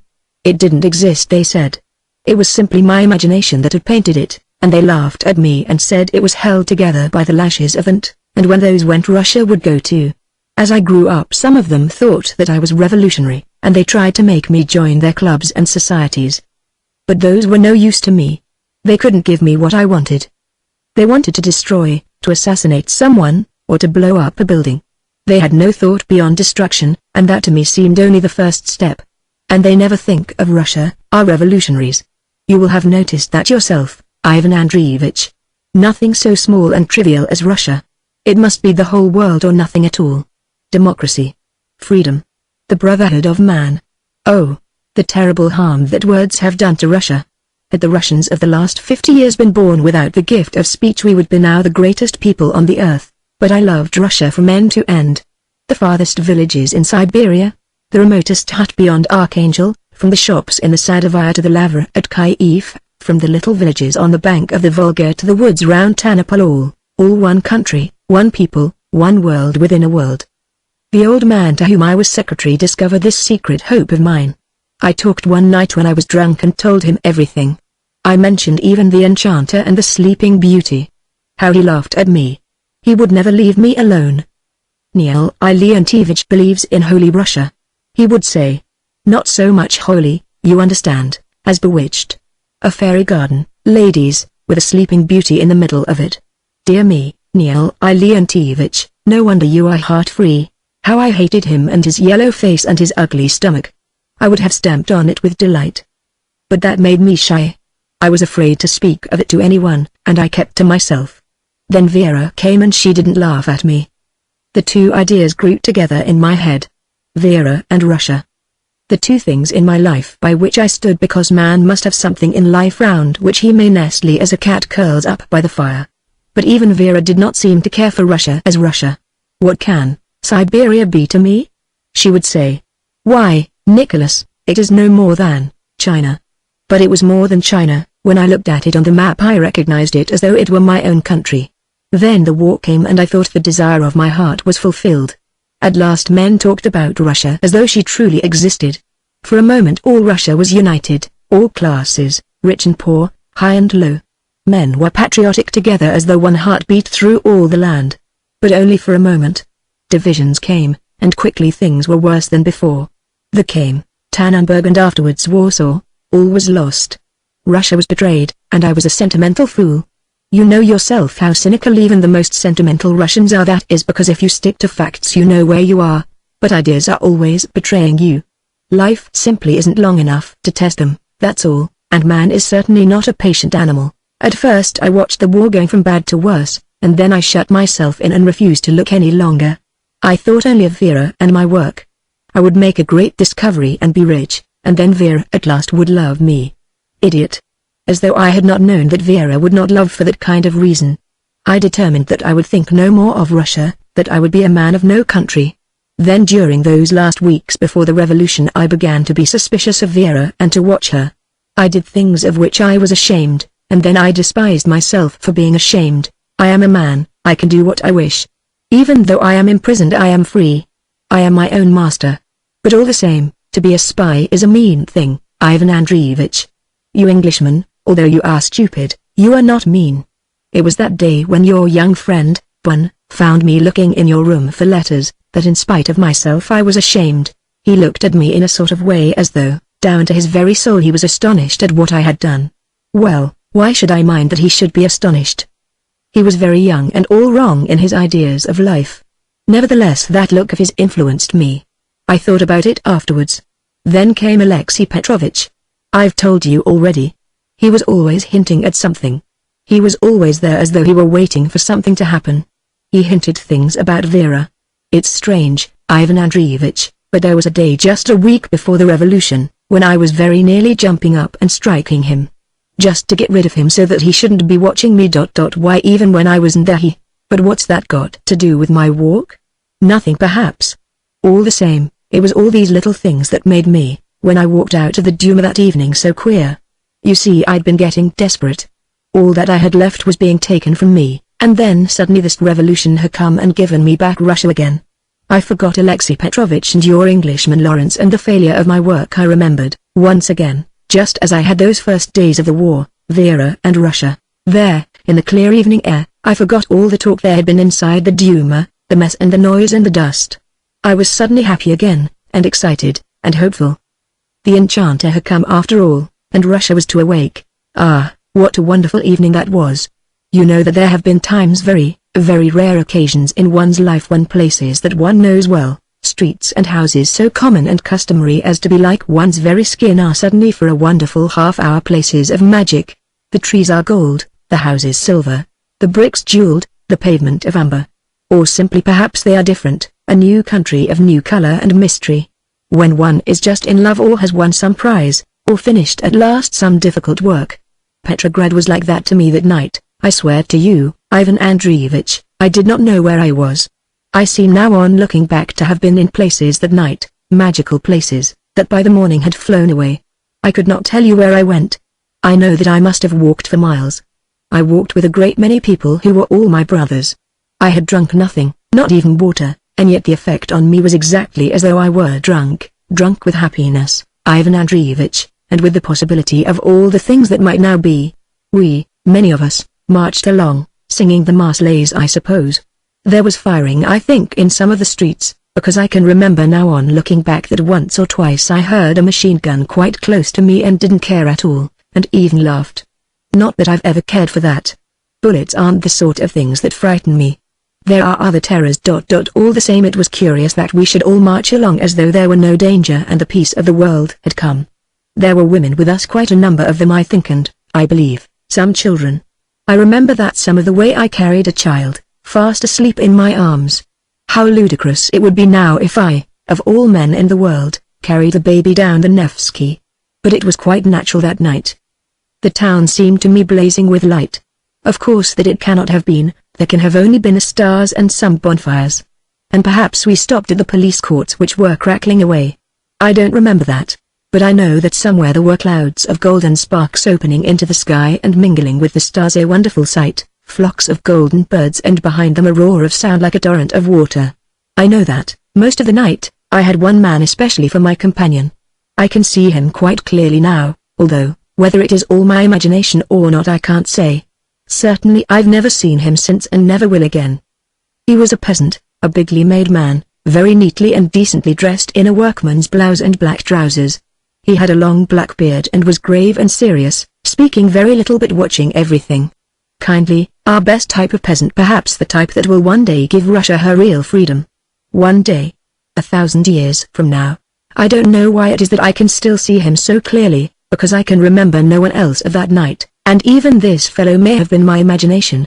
But I think that, as we walked along, I talked to him about Russia and how the whole land now from Archangel to Vladivostok might be free and be one great country of peace and plenty, first in all the world. It seemed to me that everyone was singing, men and women and children. We must, at last, have parted from most of the company. I had come with my friend into the quieter streets of the city. Then it was that I suddenly smelt the sea. You must have noticed how Petrograd is mixed up with the sea, how suddenly, where you never would expect it, you see the masts of ships all clustered together against the sky. I smelt the sea, the wind blew fresh and strong, and we were on the banks of the Neva. Everywhere there was perfect silence. The Neva lay, tranquil, bound under its ice. The black hulks of the ships lay against the white shadows like sleeping animals. The curve of the sky, with its multitude of stars, was infinite. My friend embraced me and left me, and I stayed alone, so happy, so sure of the peace of the world that I did what I had not done for years, sent up a prayer of gratitude to God. Then with my head on my hands, looking down at the masts of the ships, feeling Petrograd behind me with its lights as though it were the city of God, I burst into tears of happiness and joy and humble gratitude. I have no memory of anything further. Chapter 12. So much for the way that one Russian saw it. There were others. For instance, Vera. I suppose that the motive of Vera's life was her pride. Quite early, I should imagine, she had adopted that as the sort of talisman that would save her from every kind of ill. She told me once that when she was a little girl, the story of the witch who lured 2 children into the wood and then roasted them in her oven had terrified her beyond all control, and she would lie awake and shiver for hours because of it. It became a symbol of life to her. The forest was there and the oven and the witch, and so clever and subtle was the witch that the only way to outwit her was by pride. Then there was also her maternal tenderness. It was through that Markovitch won her. She had not of course loved him, she had never pretended to herself that she had, but she had seen that he wanted caring for, and then, having taken the decisive step, her pride had come to her aid, had shown her a glimpse of the witch waiting in the forest darkness, and had proved to her that here was her great opportunity.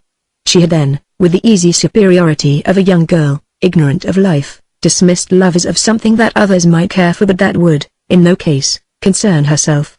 Did love for a moment smile at her or beckon to her, pride came to her and showed her Nina and Nicholas, and that was enough. But love knows its power. He suddenly put forth his strength, and Vera was utterly helpless, far more helpless than a Western girl with her conventional code and traditional training would have been. Vera had no convention and no tradition. She had only her pride and her maternal instinct, and these, for a time, fought a battle for her. Then they suddenly deserted her. I imagined that they really deserted her on the night of Nina's birthday party, but she would not admit defeat so readily, and fought on for a little.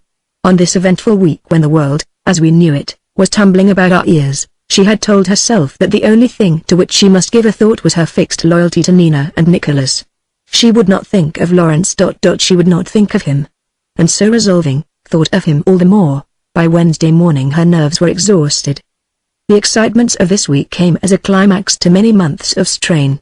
With the exception of her visit to the Astoria, she had been out scarcely at all, and, although the view from her flat was peaceful enough, she could imagine every kind of horror beyond the boundaries of the prospect, and in every horror Lawrence figured. There occurred that morning a strange little conversation between Vera, Semyonov, Nicholas Markovich, and myself. I arrived about 10 o'clock to see how they were and to hear the news. I found Vera sitting quietly at the table sewing.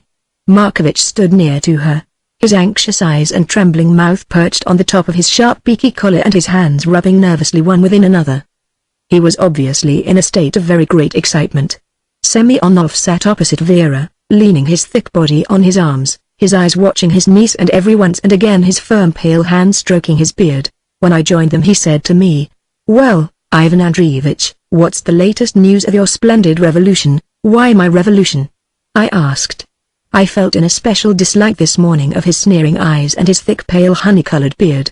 Whoever it was, he should be proud of it. To see thousands of people who've been hungry for months wandering about as I've seen them this morning and none of them touching a thing, it's stupendous. Semyonov smiled but said nothing. His smile irritated me. "Oh, of course you sneer at the whole thing, Alexei Petrovich," I said. "Anything fine in human nature excites your contempt, as I know of old." I think that was the first time that Vera had heard me speak to him in that way, and she looked up at me with sudden surprise and I think gratitude. Semyonov treated me with complete contempt. He answered me slowly, "No, Ivan Andreevich, I don't wish to deprive you of any kind of happiness. I wouldn't for worlds. But you know our people, that's the question? You haven't been here very long, you came loaded up with romantic notions, some of which you've discarded but only that you may pick up others. I don't want to insult you at all, but you simply don't know that the Christian virtues that you are admiring just now so extravagantly are simply cowardice and apathy. Wait a little. Wait a little. And then tell me whether I've not been right." There was a moment's pause like the hush before the storm, and then Markovich broke in upon us. I can see and hear him now, standing there behind Vera with his ridiculous collar and his anxious eyes. The words simply pouring from him in a torrent, his voice now rising into a shrill scream, now sinking into a funny broken bass like the growl of a young baby tiger. And yet he was never ridiculous. I've known other mortals, and myself one of the foremost, who, under the impulse or some sudden anger, enthusiasm, or regret, have been simply figures of fun. Markovich was never that. He was like a dying man fighting for possession of the last plank. I can't at this distance of time remember all that he said. He talked a great deal about Russia. While he spoke I noticed that he avoided Semyonov's eyes, which never for a single instant left his face. "Oh, don't you see, don't you see?" he cried. "Russia's chance has come back to her. We can fight now a holy, patriotic war. We can fight, not because we are told to by our masters, but because we, of our own free will, wish to defend the soil of our sacred country. Our country. No one has thought of Russia for the last 2 years. We have thought only of ourselves, our privations, our losses. But now, oh God, the world may be set free again because Russia is at last free." "Yes," said Semyonov quietly, his eyes covered Markovich's face as a searchlight finds out the running figure of man. "And who has spoken of Russia during the last few days?" "Russia? Why, I haven't heard the word mentioned once. I may have been unlucky, I don't know. I've been out and about the streets a good deal. I've listened to a great many conversations. Democracy, yes, and brotherhood and equality and fraternity and bread and land and peace and idleness. But Russia? Not a sound. It will come. It will come," Markovich urged. "It must come. You didn't walk, Alexei, as I did last night, through the streets, and see the people and hear their voices and see their faces. Oh, I believe that at last that good has come to the world, and happiness and peace, and it is Russia who will lead the way. Thank God. Thank God." Even as he spoke some instinct in me urged me to try and prevent him. I felt that Semyonov would not forget a word of this, and would make his own use of it in the time to come. I could see the purpose in Semyonov's eyes. I almost called out to Nicholas, "Look out! Look out!" Just as though a man was standing behind him with a raised weapon. "You really mean this?" asked Semyonov. "Of course I mean it," cried Markovich. "Do I not sound as though I did? I will remind you of it one day," said Semyonov. I saw that Markovich was trembling with excitement from head to foot. He sat down at the table near Vera and put one hand on the tablecloth to steady himself. Vera suddenly covered his hand with hers as though she were protecting him. His excitement seemed to stream away from him, as though Semyonov were drawing it out of him. He suddenly said, "You'd like to take my happiness away from me if you could. Alexei. You don't want me to be happy, what nonsense." Semyonov said, laughing. "Only I like the truth. I simply don't see the thing as you do. I have my view of us Russians. I have watched since the beginning of the war. I think our people lazy and selfish. Think you must drive them with a whip to make them do anything. I think they would be ideal under German rule, which is what they'll get if their revolution lasts long enough.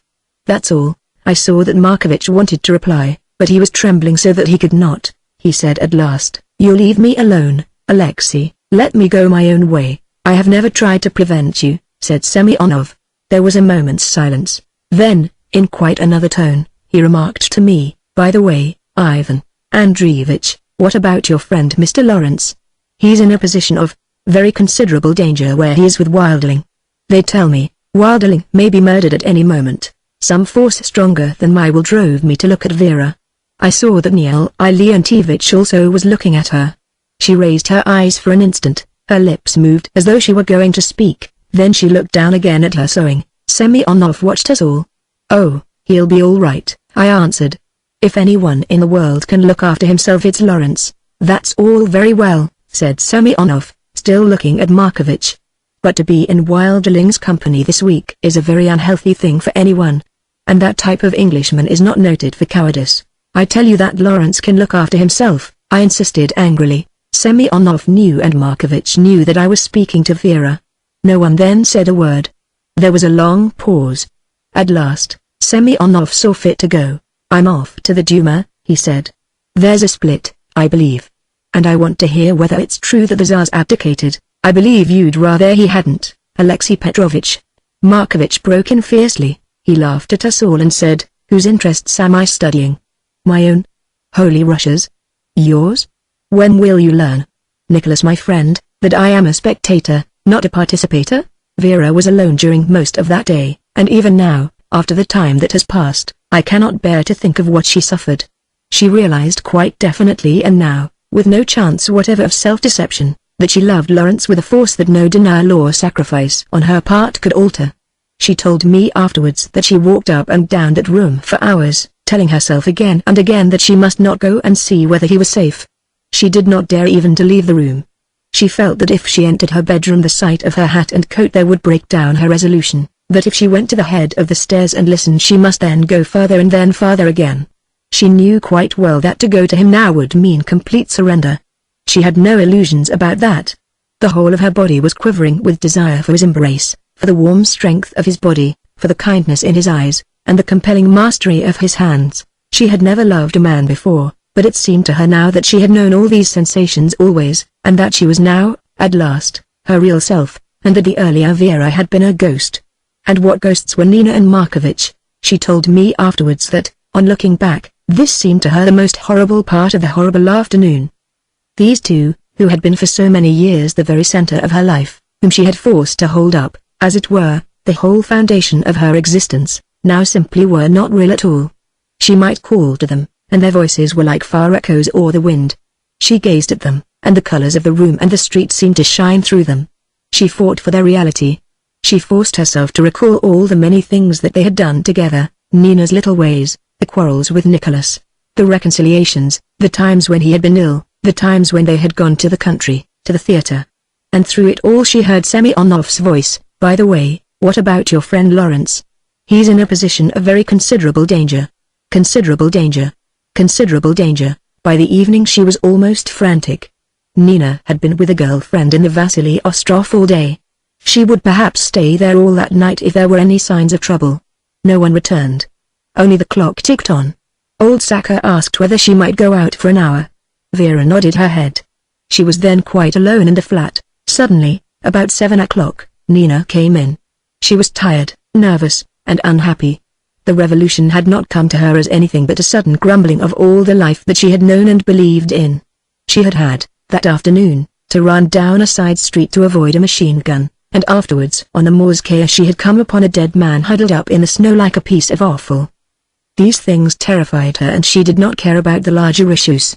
Her life had been always intensely personal, not selfish so much as vividly egoistic through her vitality. And now she was miserable, not because she was afraid for her own safety, but because she was face to face, for the first time, with the unknown and the uncertain. She came in, sat down at the table, put her head into her arms and burst into tears. She must have looked a very pathetic figure with her little fur hat askew, her hair tumbled like a child whose doll is suddenly broken. Vera was at her side in a moment. She put her arms around her. "Nina, dear, what is it?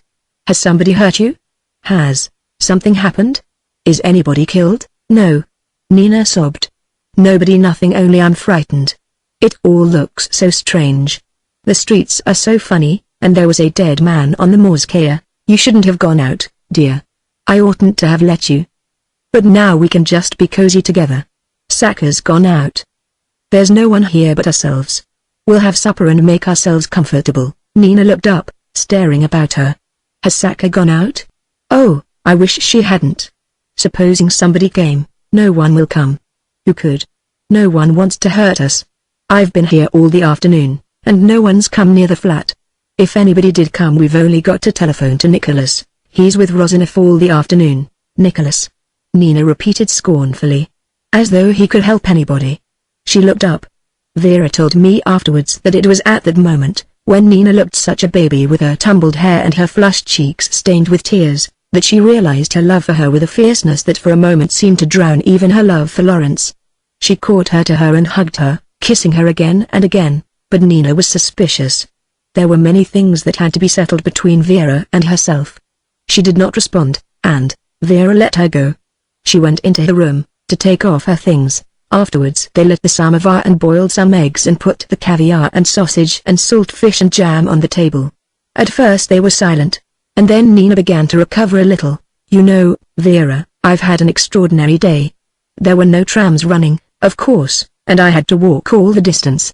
When I got there I found Katerina Ivanovna in a terrible way because their Masha, whom they've had for years, went to a revolutionary meeting last evening, and was out all night, and she came in this morning and said she wasn't going to work for them anymore, that everyone was equal now, and that they must do things for themselves.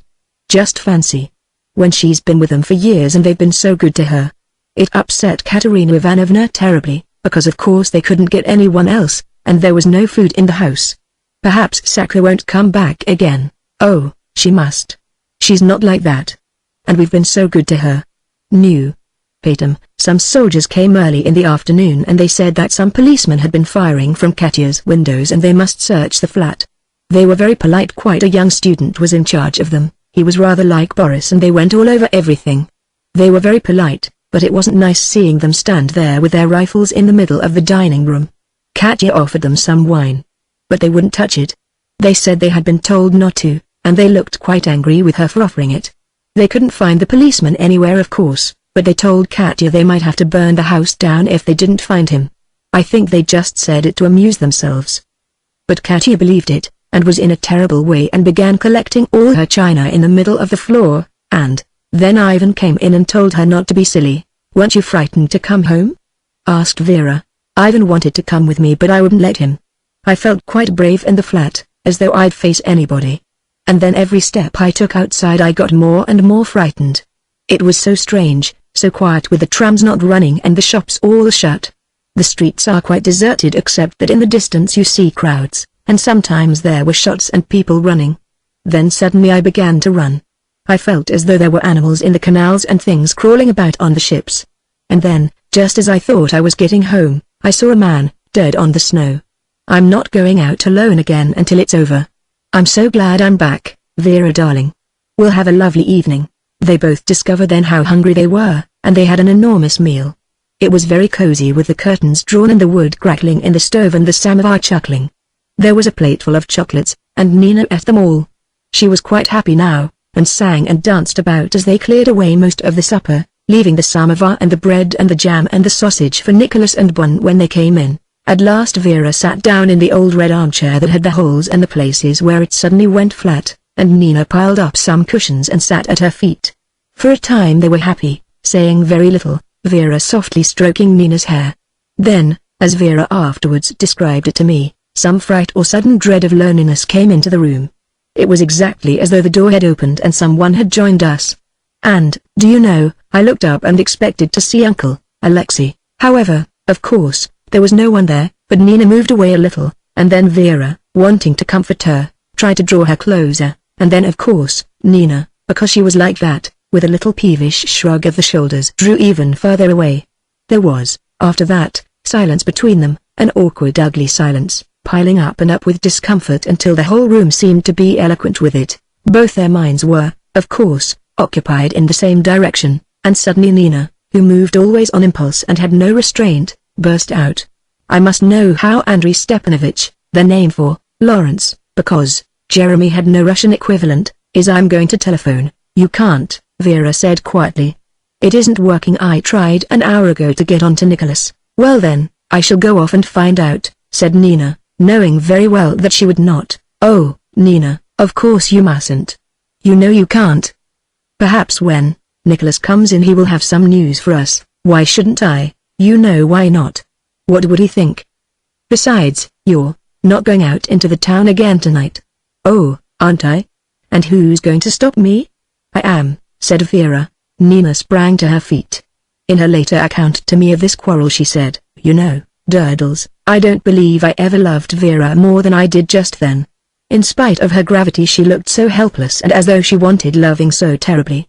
I could just have flung my arms round her and hugged her to death at the very moment that I was screaming at her. Why are we like that? At any rate Nina stood up there and stamped her foot, her hair hanging all about her face and her body quivering. Oh, you're going to keep me, are you? What right have you got over me? Can't I go and leave the flat at any moment if I wish, or am I to consider myself your prisoner? Suanito, Pajalu Esther. I didn't know. I can only eat my meals with your permission, I suppose. I have to ask your leave before going to see my friends. Thank you, I know now. But I'm not going to stand it. I shall do just as I please. I'm grown up. No one can stop me. Vera, her eyes full of distress, looked helplessly about her. She never could deal with Nina when she was in these storms of rage, and today she felt especially helpless. Nina, dear. Don't. You know that it isn't so. You can go where you please, do what you please. Thank you, said Nina, tossing her head. I'm glad to hear it. I know I'm tiresome very often. I'm slow and stupid. If I try you sometimes you must forgive me and be patient. Sit down again and let's be happy. You know how I love you. Nina, darling. Come again. But Nina stood there pouting. She was loving Vera so intensely that it was all that she could do to hold herself back, but her very love made her want to hurt. It's all very well to say you love me, but you don't act as though you do. You're always trying to keep me in. I want to be free. And Andrei Stepanovich. They both paused at Lawrence's name. They knew that that was at the root of the matter between them, that it had been so for a long time, and that any other pretense would be false. You know I love him, said Nina, and I'm going to marry him. I can see then Vera taking a tremendous pull upon herself as though she suddenly saw in front of her a gulf into whose depths, in another moment, she would fall. But my vision of the story, from this point, is Nina's. Vera told me no more until she came to the final adventure of the evening. This part of the scene then is witnessed with Nina's eyes, and I can only fill in details which, from my knowledge of them both, I believe to have occurred. Nina knew, of course, what the effect of her announcement would be upon Vera, but she had not expected the sudden thin pallor which stole like a film over her sister's face. The withdrawal, the silence. She was frightened, so she went on recklessly. Oh, I know that he doesn't care for me yet. I can see that, of course. But he will. He must. He's seen nothing of me yet. But I am stronger than he. I can make him do as I wish. I will make him. You don't want me to marry him, and I know why. She flung that out as a challenge, tossing her head scornfully, but nevertheless watching with frightened eyes her sister's face. Suddenly Vera spoke, and it was in a voice so stern that it was to Nina a new voice. as though she had suddenly to deal with some new figure whom she had never seen before. I can't discuss that with you, Nina. You can't marry because, as you say, he doesn't care for you in that way. Also, if he did, it would be a very unhappy marriage. You would soon despise him. He is not clever in the way that you want a man to be clever. You'd think him slow and dull after a month with him. And then he ought to beat you and he wouldn't. He'd be kind to you and then you'd be ruined. I can see now that I've always been too kind to you indeed. Everyone has, and the result is that you're spoilt and know nothing about life at all, lawmen. You are right. I've treated you as a child too long. I will do so no longer. Nina turned like a little fury, standing back from Vera as though she were going to spring upon her. That's it, is it? She cried. And all because you want to keep him for yourself. I understand. I have eyes. You love him. You are hoping for an intrigue with him. You love him. You love him. You love him. And he doesn't love you and you are so miserable. Vera looked at Nina, then suddenly turned and burying her head in her hands sobbed, crouching in her chair.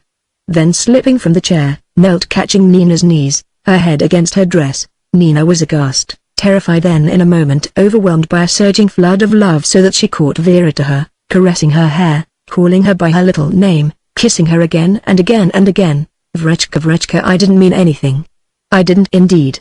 I love you. I love you. You know that I do. I was only angry and wicked. Oh, I'll never forgive myself. Vrechka, get up, don't kneel to me like that. She was interrupted by a knock on the outer hall door. To both of them that sound must have been terribly alarming. Vera said afterwards, that at once we realized that it was the knock of someone more frightened than we were. In the first place, no one ever knocked. They always rang the rather rickety electric bell, and then the sound was furtive and hurried, and even frantic, as though, said Vera, someone on the other side of the door was breathless. The sisters stood, close together, for quite a long time without moving. The knocking ceased and the room was doubly silent. Then suddenly it began again, very rapid and eager, but muffled, almost as though someone were knocking with a gloved hand. Vera went then. She paused for a moment in the little hall, for again there was silence, and she fancied that perhaps the intruder had given up the matter in despair. But, no, there it was again, and this third time seemed to her, perhaps because she was so close to it, the most urgent and eager of all. She went to the door and opened it. There was no light in the passage save a dim reflection from the lamp on the lower floor, and in the shadow she saw a figure cowering back into the corner behind the door. Who is it? She asked. The figure pushed past her, slipping into their own little hall. But you can't come in like that, she said, turning round on him. Shut the door. He whispered. Bosmoy. Bosmoy, shut the door. She recognized him then. He was the policeman from the corner of their street, a man whom they knew well. He had always been a pompous little man, stout and short of figure, kindly so far as they knew, although they had heard of him as cruel in the pursuit of his official duties. They had once talked to him a little and he explained, I wouldn't hurt a fly, God knows, he had said, of myself, but a man likes to do his work efficiently, and there are so many lazy fellows about here. He prided himself, they saw, on a punctilious attention to duty. When he had to come there for some paper or other he was always extremely polite, and if they were going away he helped them about their passports. He told them on another occasion that he was pleased with life, although one never knew of course when it might come down upon one. Well, it had come down on him now. A more pitiful object Vera had never seen. He was dressed in a dirty black suit and wore a shabby fur cap. His padded overcoat was torn, but the overwhelming effect of him was terror. Vera had never before seen such terror, and at once, as though the thing were an infectious disease, her own heart began to beat furiously. He was shaking so that the fur cap, which was too large for his head, waggled up and down over his eye in a ludicrous manner. His face was dirty as though he had been crying, and a horrid pallid grey in color. His collar was torn, showing his neck between the folds of his overcoat. Vera looked out down the stairs as though she expected to see something. The flat was perfectly still. There was not a sound anywhere. She turned back to the man again. He was crouching against the wall. You can't come in here, she repeated. My sister and I are alone. What do you want? What's the matter? Shut the door. Shut the door. Shut the door.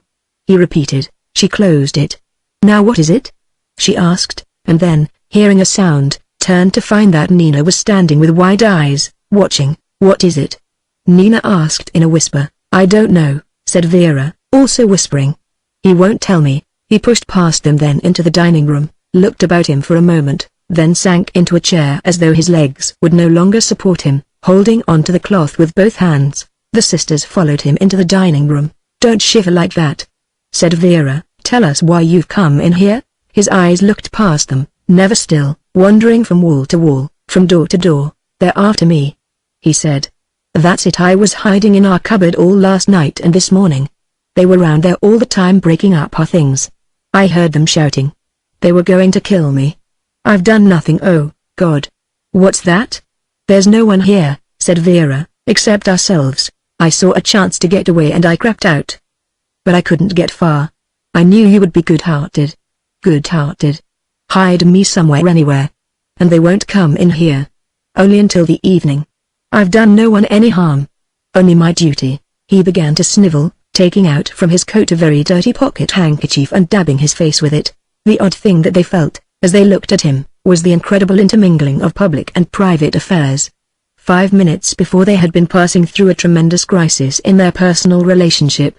The whole history of their lives together, flowing through how many years, through how many phases, how many quarrels, and happiness and adventures had reached here a climax whose issue was so important that life between them could never be the same again. So urgent had been the affair that during that hour they had forgotten the revolution, Russia, the war. Moreover, always in the past, they had assumed that public life was no affair of theirs. The Russo-Japanese War, even the spasmodic revolt in 1905, had not touched them except as a wind of ideas which blew so swiftly through their private lives that they were scarcely affected by it. Now in the person of that trembling, shaking figure at their table, the revolution had come to them, and not only the revolution, but a strange new secret city that Petrograd was. The whole ground was quaking beneath them, and in the eyes of the fugitive they saw what terror of death really was. It was no tale read in a storybook, no recounting of an adventure by some romantic traveler. It was here with them in the flat and at any moment. It was then that Vera realized that there was no time to lose. Something must be done at once. "Who's pursuing you?" she asked, quickly. "Where are they?" He got up and was moving about the room as though he was looking for a hiding place. "All the people. Everybody." He turned round upon them, suddenly striking, what seemed to them, a ludicrously grand attitude. "Abominable. That's what it is. I heard them shouting that I had a machine gun on the roof and was killing people. I had no machine gun. Of course not. I wouldn't know what to do with one if I had one. But they were. That's what they were shouting. And I've always done my duty. What's one to do? Obey one's superior officer? Of course, what he says one does. What's life for? And then naturally one expects reward. Things were going well with me, very well indeed, and then this comes. It's a degrading thing for a man to hide for a day and a night in a cupboard." His teeth began to chatter then so that he could scarcely speak. He seemed to be shaking with ague. He caught Vera's hand. Save me," he said. "Put me somewhere. I've done nothing disgraceful. They'll shoot me like a dog." The sisters consulted. "What are we to do?" asked Nina. "We can't let him go out to be killed." "No. But if we keep him here and they come in and find him, we shall all be involved. It isn't fair to Nicholas or Uncle Ivan. We can't let him go out." "No, we can't," Vera replied. She saw at once how impossible that was. Were he caught outside and shot, they would feel that they had his death forever on their souls. "There's the linen cupboard," she said. She turned round to Nina. "I'm afraid," she said, "if you hide here, you'll have to go into another cupboard. And it can only be for an hour or two. We couldn't keep you here all night." He said nothing except quick. "Take me." Vera led him into her bedroom and showed him the place. Without another word he pressed in amongst the clothes.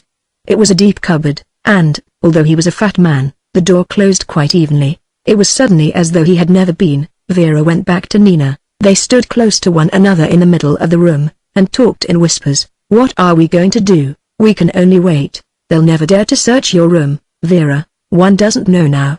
Everything's so different. Vera, you are brave. Forgive me what I said just now. I'll help you if you want." "Hush, Nina dear. Not that now. We've got to think what's best." They kissed very quietly, and then they sat down by the table and waited. There was simply nothing else to do. Vera said that, during that pause, she could see the little policeman everywhere. In every part of the room she found him, with his fat legs and dirty, streaky face and open collar. The flat was heavy, portentous with his presence, as though it stood with a self-important finger on its lips saying, "I've got a secret in here." Such a secret. You don't know what I've got." They discussed in whispers as to who would come in first. Nicholas or Uncle Ivan or Bon or Saka?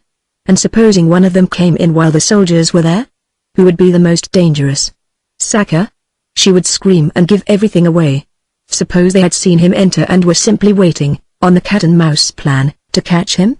That was an intolerable thought. "I think," said Nina, "I must go and see whether there's anyone outside." But there was no need for her to do that.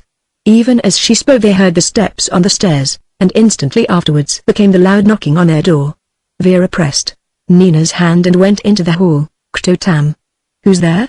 she asked. "Open the door. The Workmen and Soldiers Committee demand entrance in the name of the revolution."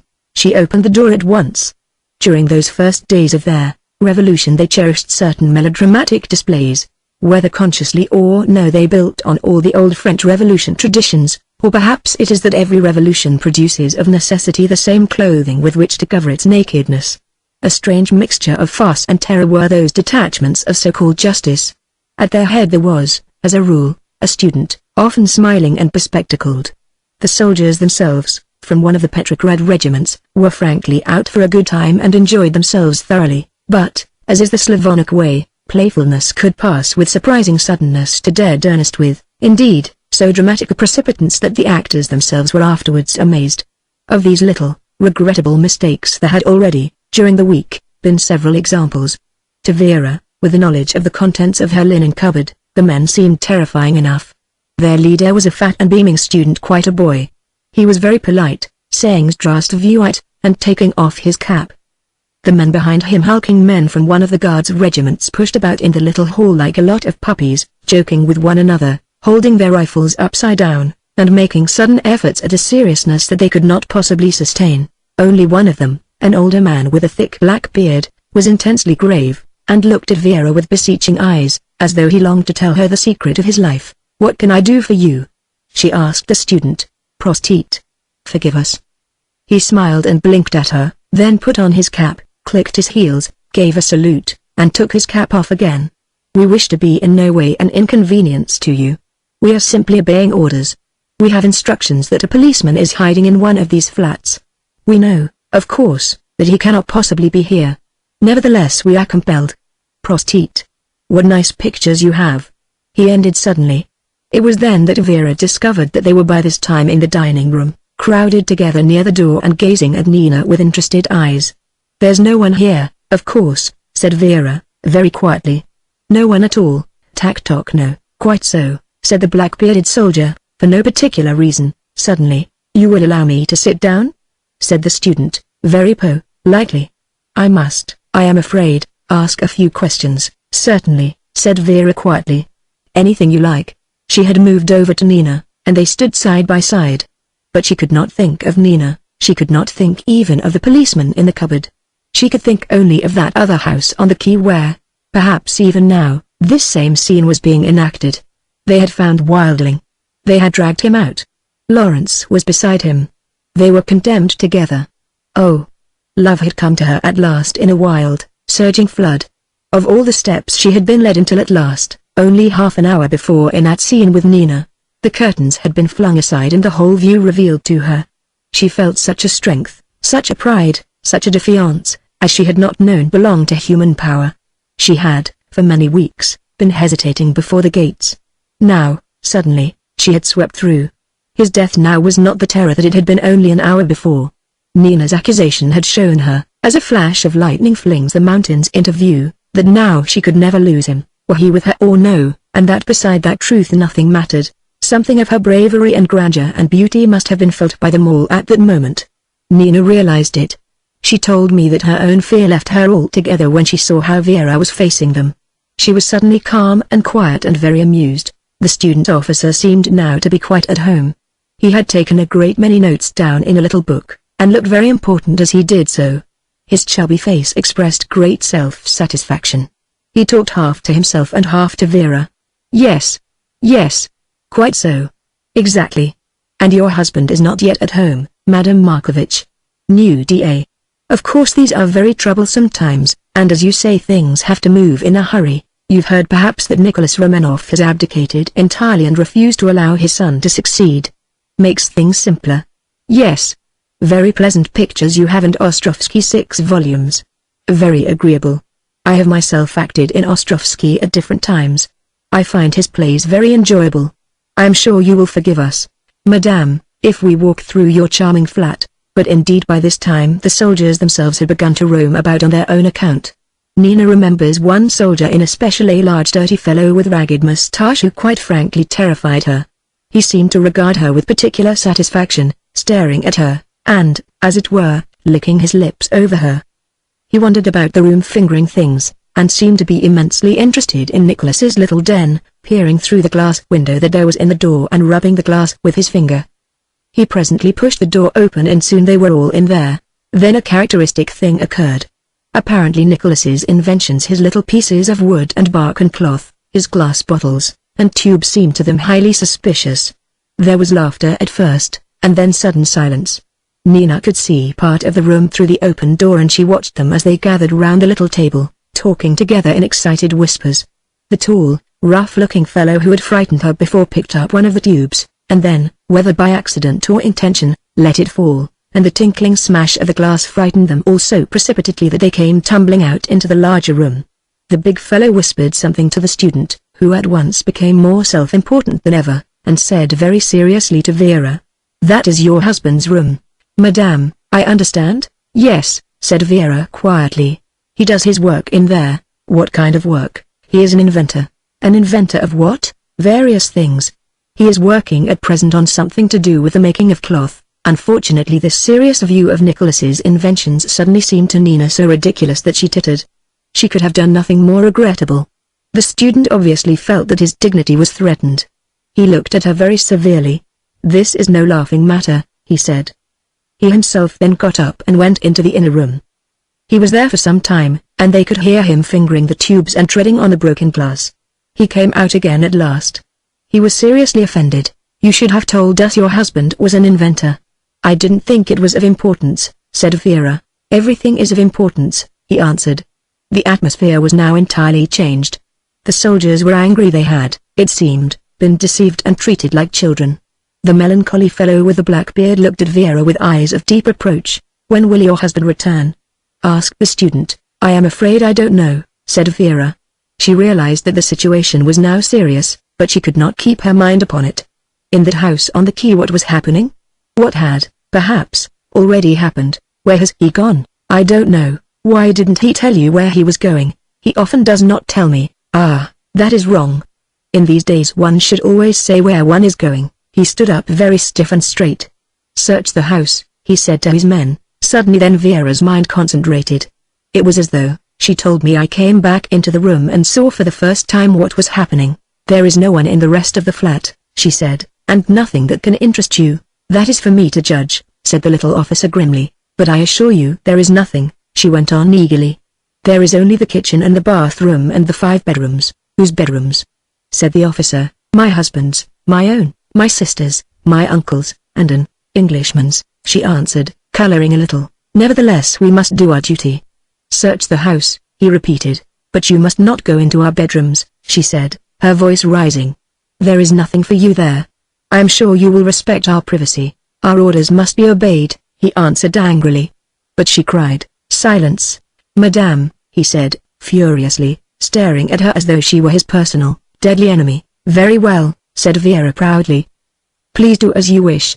The officer walked past her with his head up, and the soldiers followed him, their eyes malicious and inquisitive and excited. The sisters stood together waiting. Of course the end had come. They simply stood there fastening their resolution to the extreme moment. "I must go with them," said Vera. She followed them into her bedroom. It was a very little place and they filled it. They looked rather sheepish now, whispering to one another. "What's in there?" said the officer, tapping the cupboard. "Only some clothes," said Vera. "Open it," he ordered. Then the world did indeed stand still.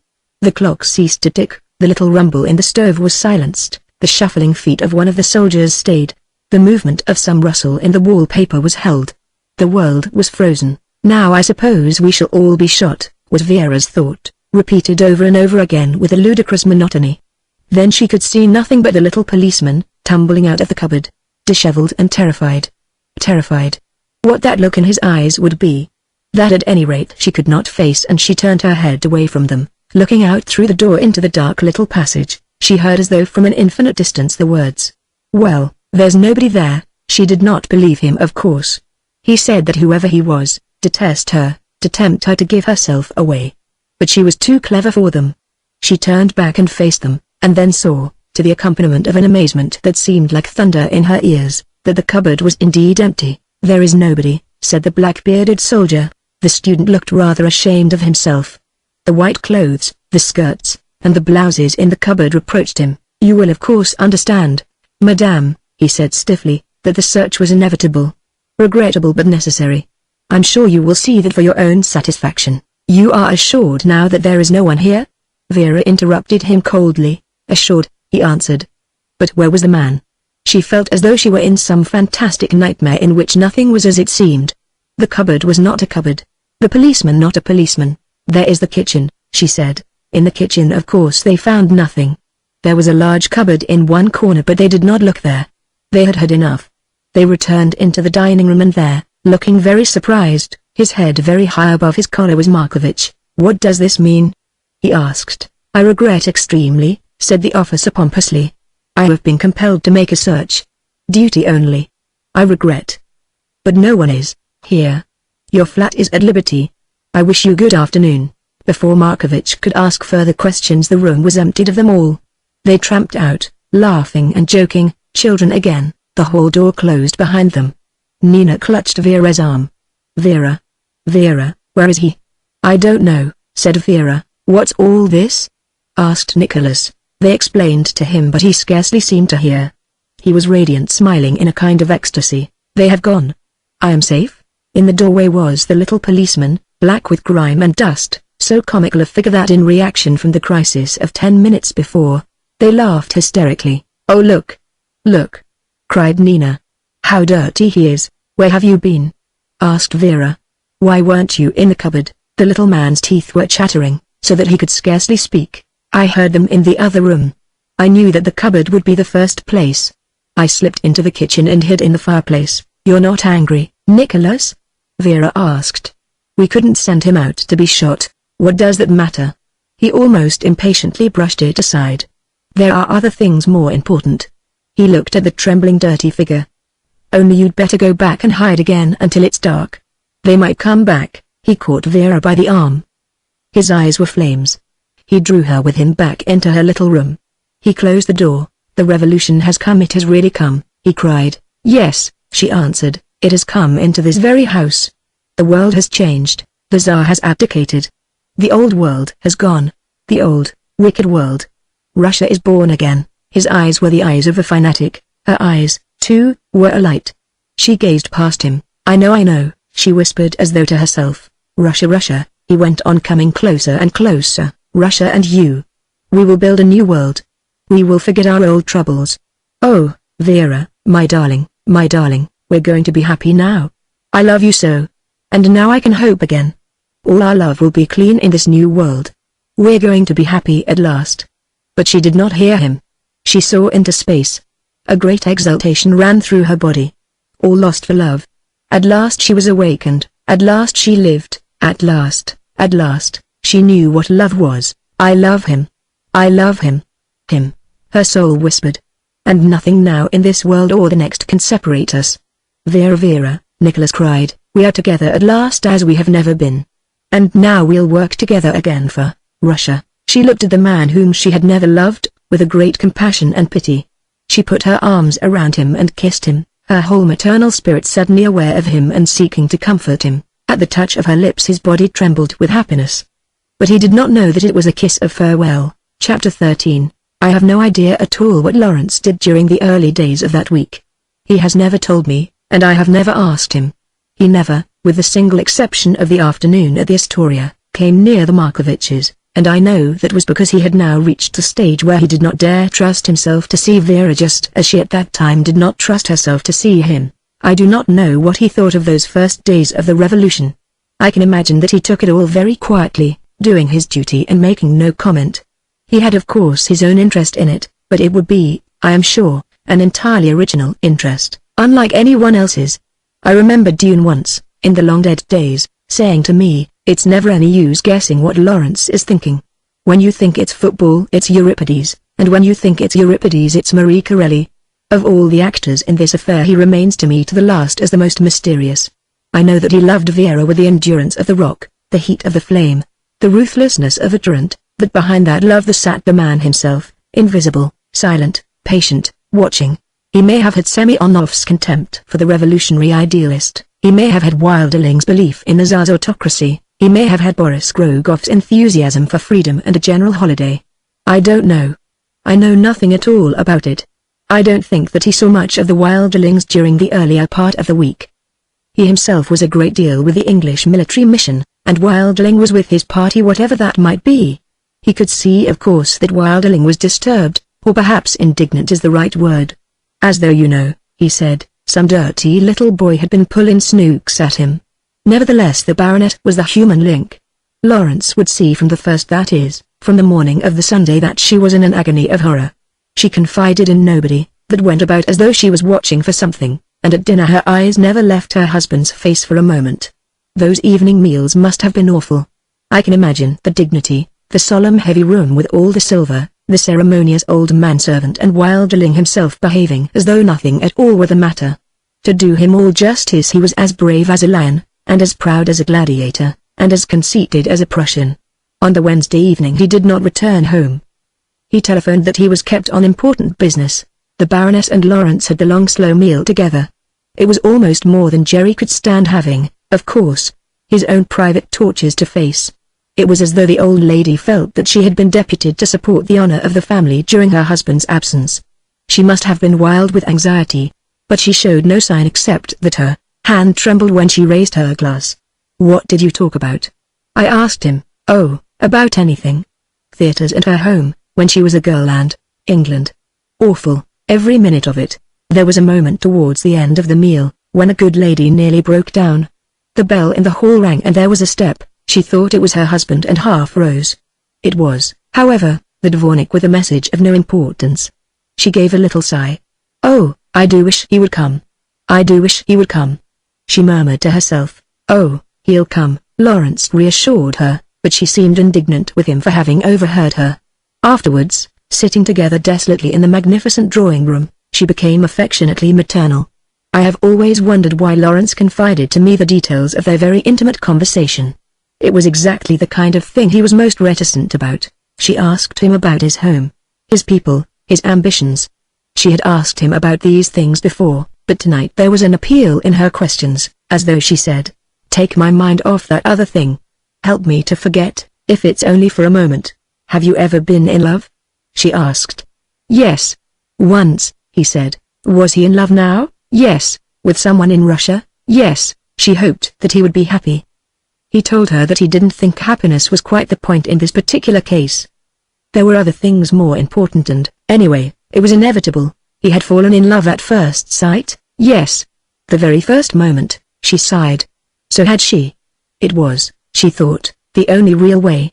She asked him whether it might not, after all, turn out better than he expected. No, he did not think that it could. But he didn't mind how it turned out, at least he couldn't look that far.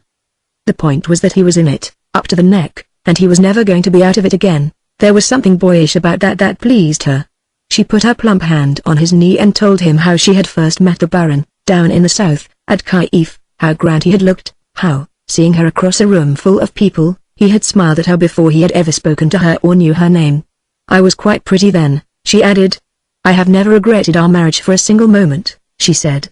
"Nor, I know, has he. We hoped there would be children." She gave a pathetic little gesture. "We will get away down to the south again as soon as the troubles are over," she ended. I don't suppose he was thinking much of her. His mind was on Vera all the time, but after he had left her and lay in bed, sleepless, his mind dwelt on her affectionately, and he thought that he would like to help her. He realized, quite clearly, that Wilderling was in a very dangerous position, but I don't think that it ever occurred to him for a moment that it would be wise for him to move to another flat. On the next day, Thursday, Lawrence did not return until the middle of the afternoon. The town was, by now, comparatively quiet again. Numbers of the police had been caught and imprisoned, some had been shot and others were in hiding. Most of the machine guns shooting from the roofs had ceased. The abdication of the Tsar had already produced the second phase of the revolution, the beginning of the struggle between the provisional government and the Council of Workmen and Soldiers' Deputies, and this was proceeding, for the moment, inside the walls of the Duma rather than in the streets and squares of the town. Lawrence returned, therefore, that afternoon with a strange sense of quiet and security. It was almost, as though this tommy rot about a white revolution might be true after all, with this jolly old Duma and their jolly old Kerensky running the show. Of course I'd seen the nonsense about their not saluting the officers and all that, but I didn't think any fellas alive would be such damn fools. I might have known better. He let himself into the flat and found there a death-like stillness, no one about and no sound except the tickings of the large clock in the drawing room. He wandered into that horribly impressive place and suddenly sat down on the sofa with a realization of extreme physical fatigue. He didn't know why he was so tired. He had felt quite bobbish all the week. Suddenly now his limbs were like water. He had a bad ache down his spine and his legs were as heavy as lead. He sat in a kind of trance on that sofa. He was not asleep, but he was also, quite certainly, not awake. He wondered why the place was so beastly still after all the noise there had been all the week. There was no one left alive, everyone dead except himself and Vera. Vera. Then he was conscious that someone was looking at him through the double doors. At first he didn't realize who it was, the face was so white and the figure so quiet. Then, pulling himself together, he saw that it was the old servant. "What is it, André?" he asked, sitting up. The old man didn't answer, but came into the room, carefully closing the door behind him. Lawrence saw that he was trembling with fright, but was still endeavoring to behave with dignity. Barin, he whispered, as though Lawrence were a long way from him. "Paul Konstantinovich." That was Wildling. "He's mad. He doesn't know what he's doing." "Oh, sir, stop him, or we shall all be murdered." "What is he doing?" asked Lawrence, standing up. "In the little hack room," André whispered, as though now he were confiding a terrible secret. "Come quickly." Lawrence followed him. When he had gone a few steps down the passage he heard suddenly a sharp, muffled report. "What's that?" André came close to him, his old, seamed face white like plaster. "He has a rifle in there," he said. "He's shooting at them." Then as Lawrence stepped up to the door of the little room that was Wildling's dressing room, André caught his arm. "Be careful, Barin. He doesn't know what he's about. He may not recognize you." "Oh, that's all right," said Lawrence. He pushed the door open and walked in. To give for a moment his own account of it, that room was the rummiest thing. I'd never been into it before. I knew the old fellow was a bit of a dandy, but I never expected to see all the pots and jars and glasses there were. You'd have thought one wouldn't have noticed a thing at such a time. But you couldn't escape them, his dressing table simply covered, white round jars with pink tops, bottles of hair oil with ribbons round the neck, manicure things, heaps of silver things, and boxes with Chinese patterns on them, and one thing, open, with what was mighty like rouge in it. And clothes all over the place, red silk dressing gown with golden tassels, and red leather slippers. I don't remember noticing any of this at the moment, but it all comes back to me as soon as I begin to think of it, and the room stank of scent. But of course it was the old man in the corner who mattered. It was, I think, very significant of Lawrence's character and his un-English tradition that the first thing that he felt was the pathos of it. No other Englishman in Petrograd would have seen that at all. Wildling was crouched in the corner against a piece of gold Japanese embroidery. He was in the shadow, away from the window, which was pushed open sufficiently to allow the muzzle of the rifle to slip between the woodwork and the pane. The old man, his white hair disordered, his clothes dusty, and his hands grimy, crept forward just as Lawrence entered, fired down into the side street, then moved swiftly back into his corner again. He muttered to himself without ceasing in French, "Chiens. Chiens. Chiens." He was very hot, and he stopped for a moment to wipe the sweat from his forehead. Then he saw Lawrence. "What do you want?" he asked, as though he didn't recognize him. Lawrence moved down the side of the room, avoiding the window. He touched the little man's arm. "I say, he said, "this won't do." Wildling smelt of gunpowder, and he was breathing hard as though he had been running desperately. He quivered when Lawrence touched him. "Go away," he said. "You mustn't come here. I'll get them yet, I tell you I'll get them yet, I tell you I'll get them, let them dare. Chiens. Chiens." He jerked his rifle away from the window and began, with trembling fingers, to load it again. Lawrence gripped his arm. "When I did that," he said, "it felt as though there wasn't an arm there at all, but just a bone. which I could break if I pressed a bit harder. "Come away," he said. "You damn fool, don't you see that it's hopeless?" And I'd always been so respectful to him. He added in parenthesis. Wildling hissed at him, saying no words, just drawing in his breath. "I've got 2 of them," he whispered suddenly. "I'll get them all." Then a bullet crashed through the window, burying itself in the opposite wall. After that, things happened so quickly that it was impossible to say in what order they occurred. There was suddenly a tremendous noise in the flat. It was just as though the whole place was going to tumble about our ears. All the pots and bottles began to jump about, and then another bullet came through, landed on the dressing table, and smashed everything. The looking glass crashed, and the hair oil was all over the place. I rushed out to see what was happening in the hall. What was happening was that the soldiers had broken the hall door in. Lawrence saw then a horrible thing. One of the men rushed forward and stuck Andre, who was standing, paralyzed, by the drawing room door, in the stomach. The old man cried out just like a shot rabbit, and stood there for what seemed ages, with the blood pouring out of his middle. That finished Lawrence. He rushed forward, and they would certainly have stuck him too if someone hadn't cried out, "Look out, he's an Englishman, an Anglican, and I know him." After that, for a time, he was uncertain of anything. He struggled, he was held. He heard noises around him, shouts or murmurs or sighs that didn't seem to him to be connected with anything human. He could not have said where he was nor what he was doing. Then, quite suddenly, everything cleared. He came to himself with a consciousness of that utter weariness that he had felt before. He was able to visualize the scene, to take it all in, but as a distant spectator. It was like nothing so much as watching a cinematograph, he told me. He could do nothing. He was held by 3 soldiers, who apparently wished him to be a witness of the whole affair. Andre's body lay there, huddled up in a pool of drying blood, that glistened under the electric light.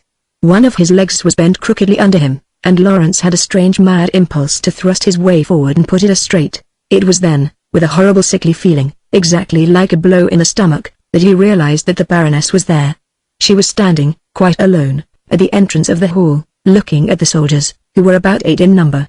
He heard her say, "What's happened? Who are you?" And, then in a sharper, more urgent voice, "Where's my husband?" Then she saw Andre. She gave a sharp little cry, moved forward towards him, and stopped. "I don't know what she did then," said Lawrence. "I think she suddenly began to run down the passage. I know she was crying, 'Paul, Paul, Paul.' I never saw her again."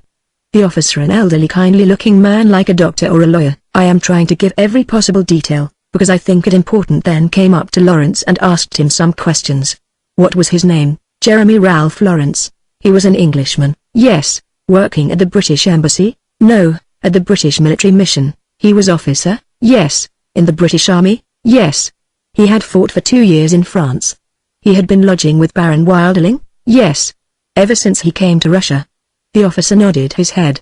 They knew about him, had full information. A friend of his, a Mr. Boris Grogoff, had spoken of him.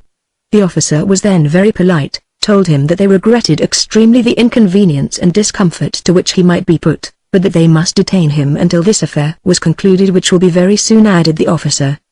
He also added that he wished Lawrence to be a witness of what occurred, so that he should see that, under the new regime in Russia, everything was just and straightforward. "I tried to tell him," said Lawrence to me, "that Wildling was off his head.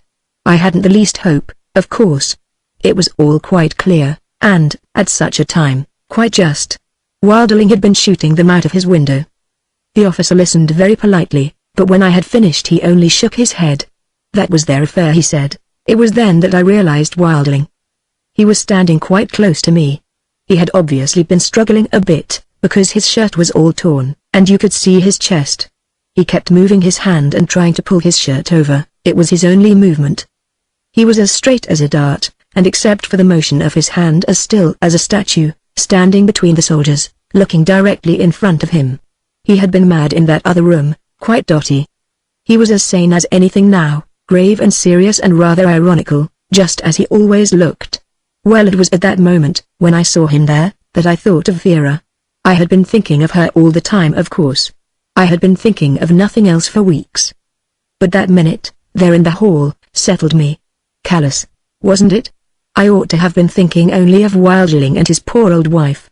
After all, they'd been awfully good to me. She'd been almost like a mother all the time. But there it was. It came over me like a storm. I'd been fighting for nights and days and nights not to go to her, fighting like hell, trying to play the game the sentimentalists would call it. I suppose seeing the old man there and knowing what they were going to do to him settled it. It was a sudden conviction, like a blow, that all this thing was real, that they weren't playing at it, that anyone in the town was as near death as winking. And so there it was. Vera. I'd got to get to her at once and never leave her again until she was safe. I'd got to get to her. I'd got to get to her. I'd got to get to her. Nothing else mattered. Not Wildling's death nor mine either, except that if I was dead I'd be out of it and wouldn't be able to help her. They talk about men with one idea. From that moment I had only one idea in all the world. I don't know that I've had any other one since. They talk about scruples, moralities, traditions. They're all right, but there just are moments in life when they simply don't count at all. Vera was in danger. Well, that was all that mattered. The officer said something to Wildling. I heard Wildling answer. You're rebels against His Majesty. I wish I'd shot more of you. Fine old boy, you know, whatever way you look at it. They moved him forward then. He went quite willingly, without any kind of resistance. They motioned to me to follow. We walked out of the flat down the stairs, no one saying a word. We went out onto the quay. There was no one there. They stood him up against the wall, facing the river. It was dark, and when he was against the wall he seemed to vanish, only I got one kind of gesture, a sort of farewell, you know, his grey hair waving in the breeze from the river. There was a report, and it was as though a piece of the wall slowly unsettled itself and fell forward. No sound except the report. Oh, he was a fine old boy. The officer came up to me and said very politely, "You are free now, sir," and something about regretting incivility, and something, I think, about them perhaps wanting me again to give some sort of evidence. Very polite he was. I was mad, I suppose, I don't know. I believe I said something to him about Vera, which of course he didn't understand. I know I wanted to run like hell to Vera to see that she was safe. But I didn't. I walked off as slowly as anything. It was awful. They'd been so good to me, and yet I wasn't thinking of Wildling at all. Chapter 14. Markovich on that same afternoon came back to the flat early. He also, like Lawrence, felt the strange peace and tranquility of the town, and it seemed inevitably like the confirmation of all his dearest hopes. The Tsar was gone. The old regime was gone. The people, smiling and friendly, were maintaining their own discipline. Above all, Vera had kissed him. He did not go deeper into his heart and see how strained all their recent relations must have been for this now to give him such joy. He left that it simply was that at last he and Vera understood one another. She had found that she cared for him after all, and that he was necessary to her happiness. What that must mean for their future life together he simply dared not think. It would change the world for him. He felt like the man in the story from whom the curse is suddenly lifted. He walked home through the quiet town, humming to himself. He fancied that there was a warmth in the air, a strange kindly omen of spring, although the snow was still thick on the ground, and the nave a great carpet of ice. He came into the flat and found it empty. He went into his little room and started on his inventions. He was so happy that he hummed to himself as he worked and cut slices off his pieces of wood, and soaked flannel in bottles, and wrote funny little sentences in his abominable handwriting in a red notebook. One need not grudge it him, poor Markovich. It was the last happy half-hour of his life. He did not turn on his green-shaded lamp, but sat there in the gathering dusk, chipping up the wood and sometimes stopping, idly lost in happy thoughts. Someone came in. He peered through his little glass window and saw that it was Nina. She passed quickly through the dining room, beyond, towards her bedroom, without stopping to switch on the light. Nina had broken the spell. He went back to his table, but he couldn't work now, and he felt vaguely uneasy and cold. He was just going to leave his work and find the wretch and settle down to a comfortable read, when he heard the hall door close. He stood behind his little glass window and watched. It was Vera, perhaps. It must be. His heart began eagerly to beat. It was Vera. At once he saw that she was strangely agitated. Before she had switched on the light he realized it. With a click the light was on. Markovich had intended to open his door and go out to her, smiling. He saw at once that she was waiting for someone. He stood, trembling, on tiptoe, his face pressed against the glass of the pane. Lawrence came in. He had the face, Markovich told me, many weeks afterwards, of a triumphant man. They had obviously met outside, because Vera said, as though continuing a conversation. "And it's only just happened? I've come straight from there," Lawrence answered. Then he went up to her. She let herself at once go to him, and he half carried her to a chair near the table and exactly opposite Markovitch's window. They kissed like people who had been starving all their lives. Markovitch was trembling so that he was afraid lest he should tumble or make some noise. The two figures in the chair were like statues in their immobile, relentless, unswerving embrace. Suddenly he saw that Nina was standing in the opposite doorway like a ghost.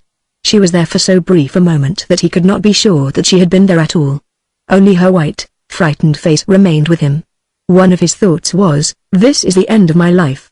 Another was, "How could they be so careless, with the light on, and perhaps people in the flat?" And after that, "They need it so much that they don't care who sees starved people." And after that, "I'm starved too." He was so cold that his teeth were chattering, and he crept back from his window, crept into the farthest corner of his little room, and crouched there on the floor, staring and staring, but seeing nothing at all. Part 3 Markovitch and Semyonov, Chapter 1. On the evening of that very afternoon, Thursday, I again collapsed. I was coming home in the dusk through a whispering world. All over the streets, everywhere on the broad shining snow, under a blaze of stars so sharp and piercing that the sky seemed strangely close and intimate, the talk went on. Groups everywhere and groups irrespective of all class distinction: a well-to-do woman in rich furs, a peasant woman with a shawl over her head, a wild, bearded soldier, a stout, important officer, a maid-servant, a cab driver, a shopman talking. The eagerness, the ignorance, the odd fairy tale world spun about those groups, so that the colored domes of the churches, the silver network of the stars, the wooden booths, the mist of candles before the icons, the rough painted pictures on the shops advertising the goods sold within, all these things shared in that crude idealistic, cynical ignorance, in that fairy tale of brutality, goodness, cowardice, and bravery, malice and generosity, superstition and devotion that was so shortly to be offered to a materialistic, hard-fighting, brave and unthinking Europe. That, however, was not now my immediate business. Enough of that presently. My immediate business, as I very quickly discovered, was to pluck up enough strength to drag my wretched body home. The events of the week had, I suppose, carried me along. I was to suffer now the inevitable reaction. I felt exactly as though I had been shot from a gun and landed, suddenly, without breath, without any strength in any of my limbs, in a new and strange world. I was standing, when I first realized my weakness, beside the wooden booths in the Sadovaya. They were all closed, of course, but along the pavement women and old men had baskets containing sweets and notepaper and red paper tulips offered in memory of the glorious revolution. Right across the square the groups of people scattered in little dusky pools against the snow, until they touched the very doors of the church. I saw all this, was conscious that the stars and the church candles mingled. Then suddenly I had to clutch the side of the booth behind me to prevent myself from falling. My head swam, my limbs were as water, and my old so well-remembered friend struck me in the middle of the spine as though he had cut me in two with his knife. How was I ever to get home? No one noticed me, indeed they seemed to my sick eyes to have ceased to be human. Ghosts in a ghostly world, the snow gleaming through them so that they only moved like a thin diaphanous veil against the wall of the sky. I clutched my booth. In a moment I should be down. The pain in my back was agony, my legs had ceased to exist, and I was falling into a dark pool of clear jet-black water, at the bottom of which lay a star. The strange thing is that I do not know who it was who rescued me. I know that someone came. I know that to my own dim surprise an izvostchik was there, and that very feebly I got into it. Someone was with me. Was it my black-bearded peasant? I fancy now that it was. I can even, on looking back, see him sitting up, very large and still, one thick arm holding me. I fancy that I can still smell the stuff of his clothes. I fancy that he talks to me, very quietly, reassuring me about something. But, upon my word, I don't know. One can so easily imagine what one wants to be true, and now I want, more than I would then ever have believed to be possible, to have had actual contact with him. It is the only conversation between us that can ever have existed. Never, before or after, was there another opportunity. And in any case there can scarcely have been a conversation, because I certainly said nothing, and I cannot remember anything that he said, if indeed he said anything at all. At any rate I was there in the Sadovaya, I was in a cab, I was in my bed. The truth of the rest of it anyone may decide for himself. Chapter 2. That Thursday was March 15th. I was conscious of my existence again on Sunday, April 1st. I opened my eyes and saw that there was a thaw. That was the first thing of which I was aware. That water was apparently dripping on every side of me. It is a strange sensation to lie on your bed very weak, and very indifferent, and to feel the world turning to moisture all about you. My ramshackle habitation had never been a very strong defense against the outside world. It seemed now to have definitely decided to abandon the struggle. The water streamed down the panes of my window opposite my bed. One patch of my ceiling, just above my only bookcase, confound it, was colored a moldy gray, and from this huge drops like elephants' tears, splashed monotonously. Already the spirit of man was disfigured by a long gray streak, and the greenback of Galleon's roads was splotched with stains. Someone had placed a bucket near the door to catch a perpetual stream flowing from the corner of the room. Down into the bucket it pattered with a hasty, giggling, hysterical jiggle. I rather liked the companionship of it. I didn't mind it at all. I really minded nothing whatever. I sighed my appreciation of my return to life. My sigh brought someone from the corner of my room, and that someone was, of course, the inevitable Eat. He came up to my bed in his stealthy, furtive fashion, and looked at me reproachfully. I asked him, my voice sounding to myself strange and very far away, what he was doing there. He answered that if it had not been for him I should be dead. He had come early one morning and found me lying in my bed and no one in the place at all. No one because the old woman had vanished. Yes, the neighbors had told him. Apparently on that very Thursday she had decided that the revolution had given her her freedom, and that she was never going to work for anybody ever again. She had told a woman neighbor that she heard that the land now was going to be given back to everybody, and she was returning therefore to her village somewhere in the Moscow province. She had not been back there for 20 years. And first, to celebrate her liberty, she would get magnificently drunk on furniture polish. I did not see her, of course, said the rat. No. When I came, early in the morning, no one was here. I thought that you were dead, Baron, and I began collecting your property, so that no one else should take it. Then you made a movement, and I saw that you were alive, so I got some cabbage soup and gave it you. That certainly saved you. I'm going to stay with you now. I did not care in the least whether he went or stayed. He chatted on. By staying with me he would inevitably neglect his public duties. Perhaps I didn't know that he had public duties? Yes. He was now an anarchist, and I should be astonished very shortly by the things the anarchists would do. All the same, they had their own discipline. They had their own processions, too, like anyone else. Only 4 days ago he had marched all over Petrograd carrying a black flag. He must confess that he was rather sick of it. But they must have processions. Even the prostitutes had marched down the Nevsky the other day demanding shorter hours, but of course I cannot remember all that he said. During the next few days I slowly pulled myself out of the misty dead world in which I had been lying. Pain came back to me, leaping upon me and then receding, finally, on the 3rd day suddenly leaving me altogether. The rat fed me on cabbage soup and glasses of tea and caviar and biscuits. During those 3 days he never left me, and indeed tended me like a woman. He would sit by my bed and with his rough hands stroke my hair, while he poured into my ears ghastly stories of the many crimes that he had committed. I noticed that he was cleaner and more civilized. His beard was clipped and he smelt of cabbage and straw, a rather healthy smell. One morning he suddenly took the pail, filled it with water and washed himself in front of my windows. He scrubbed himself until I should have thought that he had no skin left. You're a fine big man, rat, I said. He was delighted with that, and came quite near my bed, stretching his naked body, his arms and legs and chest, like a pleased animal. Yes, I'm a fine man, Baron, he said. Many women have loved me, and many will again. Then he went back, and producing clean drawers and vest from somewhere, I suspect that they were mine but I was too weak to care, put them on. On the 2nd and 3rd days I felt much better. The thaw was less violent, the wood crackled in my stove. On the morning of Wednesday, April 14th, I got up, dressed, and sat in front of my window. The ice was still there, but over it lay a very faint, filmy sheen of water. It was a day of gleams, the sun flashing in and out of the clouds. Just beneath my window a tree was pushing into bud. Pools of water lay thick on the dirty melting snow. I got the rat to bring a little table and put some books on it. I had near me The Spirit of Man, Keats's Letters, The Roads, Beddoes, and Pride and Prejudice. A consciousness of the outer world crept, like warmth, through my bones. Rat, I said, who has been to see me? No one, said he. I felt suddenly a ridiculous affront. No one? I asked, incredulous. No one, he answered. They've all forgotten you, Baron. He added maliciously, knowing that that would hurt me. It was strange how deeply I cared. Here was I who, only a short while before, had declared myself done with the world forever, and now I was almost crying because no one had been to see me. Indeed, I believe in my weakness and distress I actually did cry. No one at all? Not Vera nor Nina nor Jeremy nor Bon. Not young Bon even.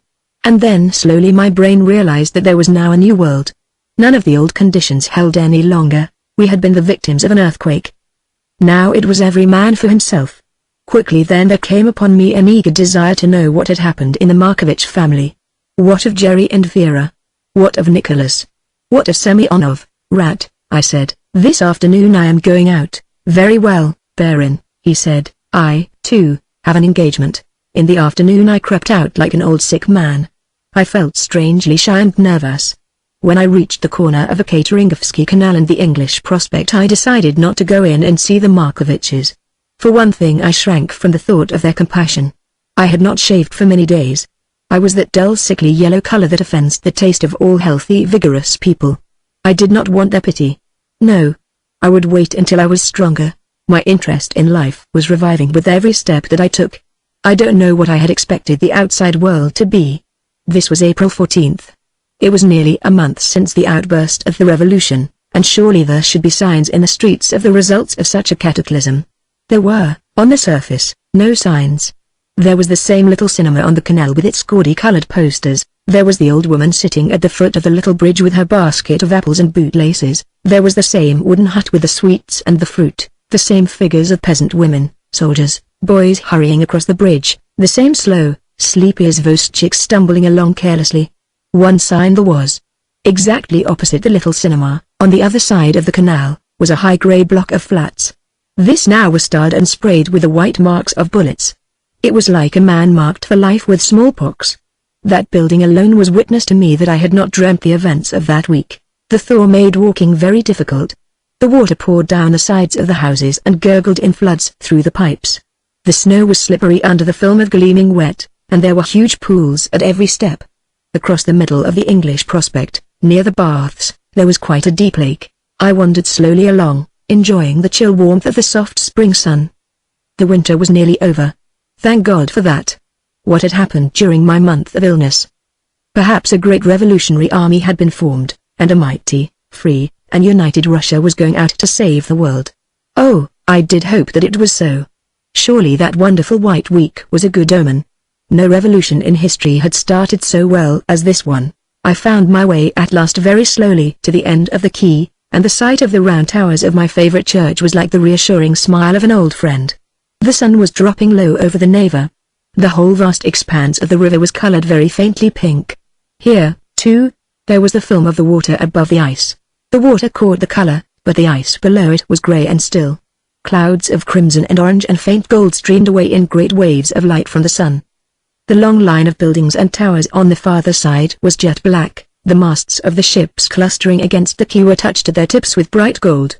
It was all utterly still, not a sound nor a movement anywhere, only one figure, that of a woman, was coming slowly towards me. I felt, as one always does at the beginning of a Russian spring, a strange sense of expectation. Spring in Russia is so sudden and so swift that it gives an overwhelming impression of a powerful organizing power behind it.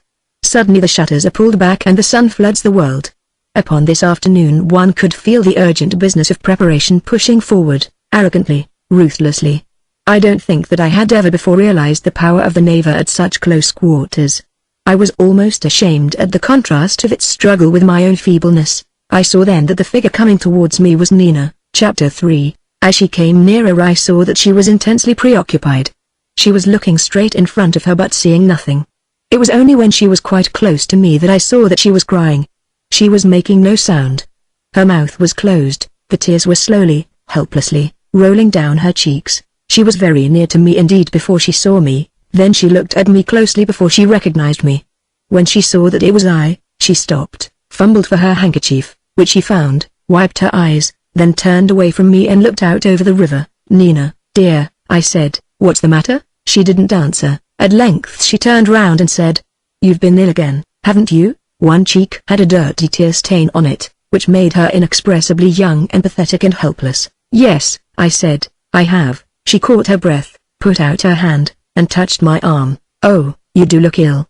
Vera went to ask. and there was a rough-looking man there who said that no one could see you, but that you were all right. One of us ought to have forced a way in Bon wanted to, but we've all been thinking of ourselves. What's the matter, Nina? I asked. You've been crying. Nothing's the matter. I'm all right. No, you're not. You ought to tell me. You trusted me once. I don't trust anyone, she answered fiercely. Especially not Englishmen. What's the matter? I asked again. Nothing. We're just as we were. Except, she suddenly looked up at me. Uncle Alexei's living with us now, Semyonov. I cried out sharply. Living with you? Yes, she went on. In the room where Nicholas had his inventions is Uncle Alexei's bedroom. Why, in heaven's name? I cried. Uncle Alexei wanted it. He said he was lonely, and then he just came. I don't know whether Nicholas likes it or not. Vera hates it, but she agreed at once. And do you like it? I asked. I like Uncle Alexei, she answered. We have been long talks. He shows me how silly I've been. Oh, I said. And what about Nicholas' inventions? He's given them up forever. She looked at me doubtfully, as though she were wondering whether she could trust me. He's so funny now, Nicholas. I mean, you know, he was so happy when the revolution came. Now he's in a different mood every minute. Something's happened to him that we don't know about. What kind of thing? I asked. I don't know. He's seen something or heard something. It's some secret he's got. But Uncle Alexei knows. How can you tell? Because he's always saying things that make Nicholas angry, and we can't see anything in them at all. Uncle Alexei's very clever. Yes, he is, I agreed. But you haven't told me why you were crying just now. She looked at me. She gave a little shiver. Oh, you do look ill. Everything's going wrong together, isn't it? And with that she suddenly left me, hurrying away from me, leaving me miserable and apprehensive of some great trouble in store for all of us. Chapter 4. It is impossible to explain how disturbed I was by Nina's news. Semyonov living in the flat. He must have some very strong reason for this, to leave his big comfortable flat for the pokiness of the Markoviches, and then that the Markoviches should have him. There were already inhabitants enough: Nicholas, Vera, Nina, Uncle Ivan, Bon. Then the inconvenience and discomfort of Nicholas's little hole as a bedroom. How Semyonov must loathe it. From that moment the Markoviches' flat became for me the center of my drama. Looking back I could see now how all the growing development of the story had centered round those rooms. I did not of course know at this time of that final drama of the Thursday afternoon, but I knew of the adventure with the policeman, and it seemed to me that the flat was a cup into which the ingredients were being poured one after another until at last the preparation would be complete, and then, oh, but I cared for Nina and Vera and Nicholas, yes, and Jerry too. I wanted to see them happy and at peace before I left them, in especial Nicholas. And Semyonov came closer to them and closer, following some plan of his own, and yet, after all, finally, like a man driven by a power, constructed it might be, out of his own very irony, I made a kind of bet with fate that by Easter Day everyone should be happy by then. Next day, the 15th of April, was the great funeral for the victims of the revolution. I believe, although of course at that time I had heard nothing, that there had been great speculation about the day, many people thinking that it would be an excuse for further trouble. The monarchists rising, or the Soviet attacking the provisional government, or Miliukov and his followers attacking the Soviet. They need not have been alarmed. No one had as yet realized the lengths that Slavonic apathy may permit itself. I went down about 10:30 to the square at the end of the Sadovaya and found it filled with a vast concourse of peasants. Not only the square was filled, but the Sadovaya as far as the eye could see. They were arranged in perfect order, about 8 in a row, arm in arm. Every group carried its banner, and far away into the distance one could see the words freedom, brotherhood, the land for all, peace of the world, floating on the breeze. Nevertheless, in spite of these fine words, it was not a very cheering sight. The day was wretched, no actual rain, but a cold damp wind blowing and the dirty snow, half ice and half water. The people themselves were not inspiring. They were all, it seemed, peasants. I saw very few workmen, although I believe that multitudes were actually in the procession. Those strange, pale, Eastern faces, passive, apathetic, ignorant, childish, unreasoning, stretched in a great cloud under the grey overhanging canopy of the sky. They raised if once and again a melancholy little tune that was more wail than anything else. They had stood there, I was told, in pools of frozen water for hours, and were perfectly ready to stand thus for many hours more if they were ordered to do so. As I regarded their ignorance and apathy I realized for the first time something of what the revolution had already done. 100 million of these children ignorant, greedy, pathetic, helpless, revengeful, let loose upon the world. Where were their leaders? Who, indeed, would their leaders be? The sun sometimes broke through for a moment, but the light that it threw on their faces only made them more pallid, more death-like. They did not laugh nor joke as our people at home would have done. I believe that very few of them had any idea why they were there. Suddenly the word came down the lines to move forward. Very slowly, wailing their little tune, they advanced. But the morning was growing old and I must at once see Vera. I had made up my mind, during the night, to do anything that lay in my power to persuade Vera and Nina to leave their flat. The flat was the root of all their trouble. There was something in its atmosphere, something gloomy and ominous. They would be better at the other end of the town, or, perhaps, over on the Vasily Ostrov. I would show Vera that it was a fatal plan to have Semyonov to live with them, as in all probability she herself knew well enough, and their leaving the flat was a very good excuse for getting rid of him. I had all this in my head as I went along. I was still feeling ill and feeble, and my half-hour's stand in the marketplace had seriously exhausted me. I had to lean against the walls of the houses every now and then. It seemed to me that, in the pale watery air, the whole world was a dream, the high forbidding flats looking down onto the dirty ice of the canals, the water dripping, dripping, dripping. No one was about. Everyone had gone to join in the procession. I could see it, with my mind's eye, unwinding its huge tails through the watery oozing channels of the town, like some pale-colored snake, crawling through the misty labyrinths of a marsh. In the flat I found only Uncle Ivan sitting very happily by himself at the table playing patience. He was dressed very smartly in his English black suit and a black bow tie. He behaved with his usual elaborate courtesy to me, but, to my relief, on this occasion, he spoke Russian. It appeared that the revolution had not upset him in the least. He assured me, no interest whatever in politics.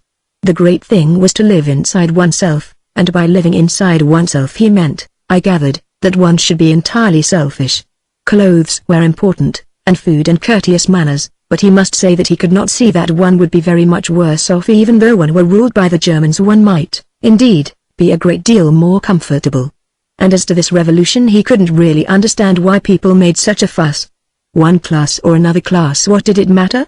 As to this he was, I fear, to be sadly undeceived. He little knew that, before the year was out, he would be shoveling snow in the Morskaya for a ruble an hour. So centered was he upon himself that he did not notice that I looked ill. He offered me a chair, indeed, but that was simply his courteous manners. Very ridiculous. He thought, the fuss that Nicholas made about the revolution very ridiculous, the fuss that he made about everything. Alexei had been showing Nicholas how ridiculous he was. Oh, has he? Said I. How's he been doing that? Laughing at him, apparently. They all laughed at him. It was his own fault. Alexei's living with us now, you know. Yes, I know, I said. What's he doing that for? He wanted to, said Uncle Ivan simply. He's always done what he's wanted to, all his life. It makes it a great many of you in one small flat. Yes, doesn't it? Said Uncle Ivan amiably. Very pleasant, although, Ivan Andreevich, I will admit to you quite frankly that I've always been frightened of Alexei. He has such a very sharp tongue. He discovers one's weak spots in a marvelous manner.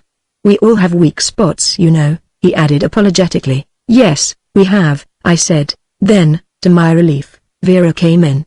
She was very sweet to me, expressing much concern about my illness, asking me to stay and have my meal with them.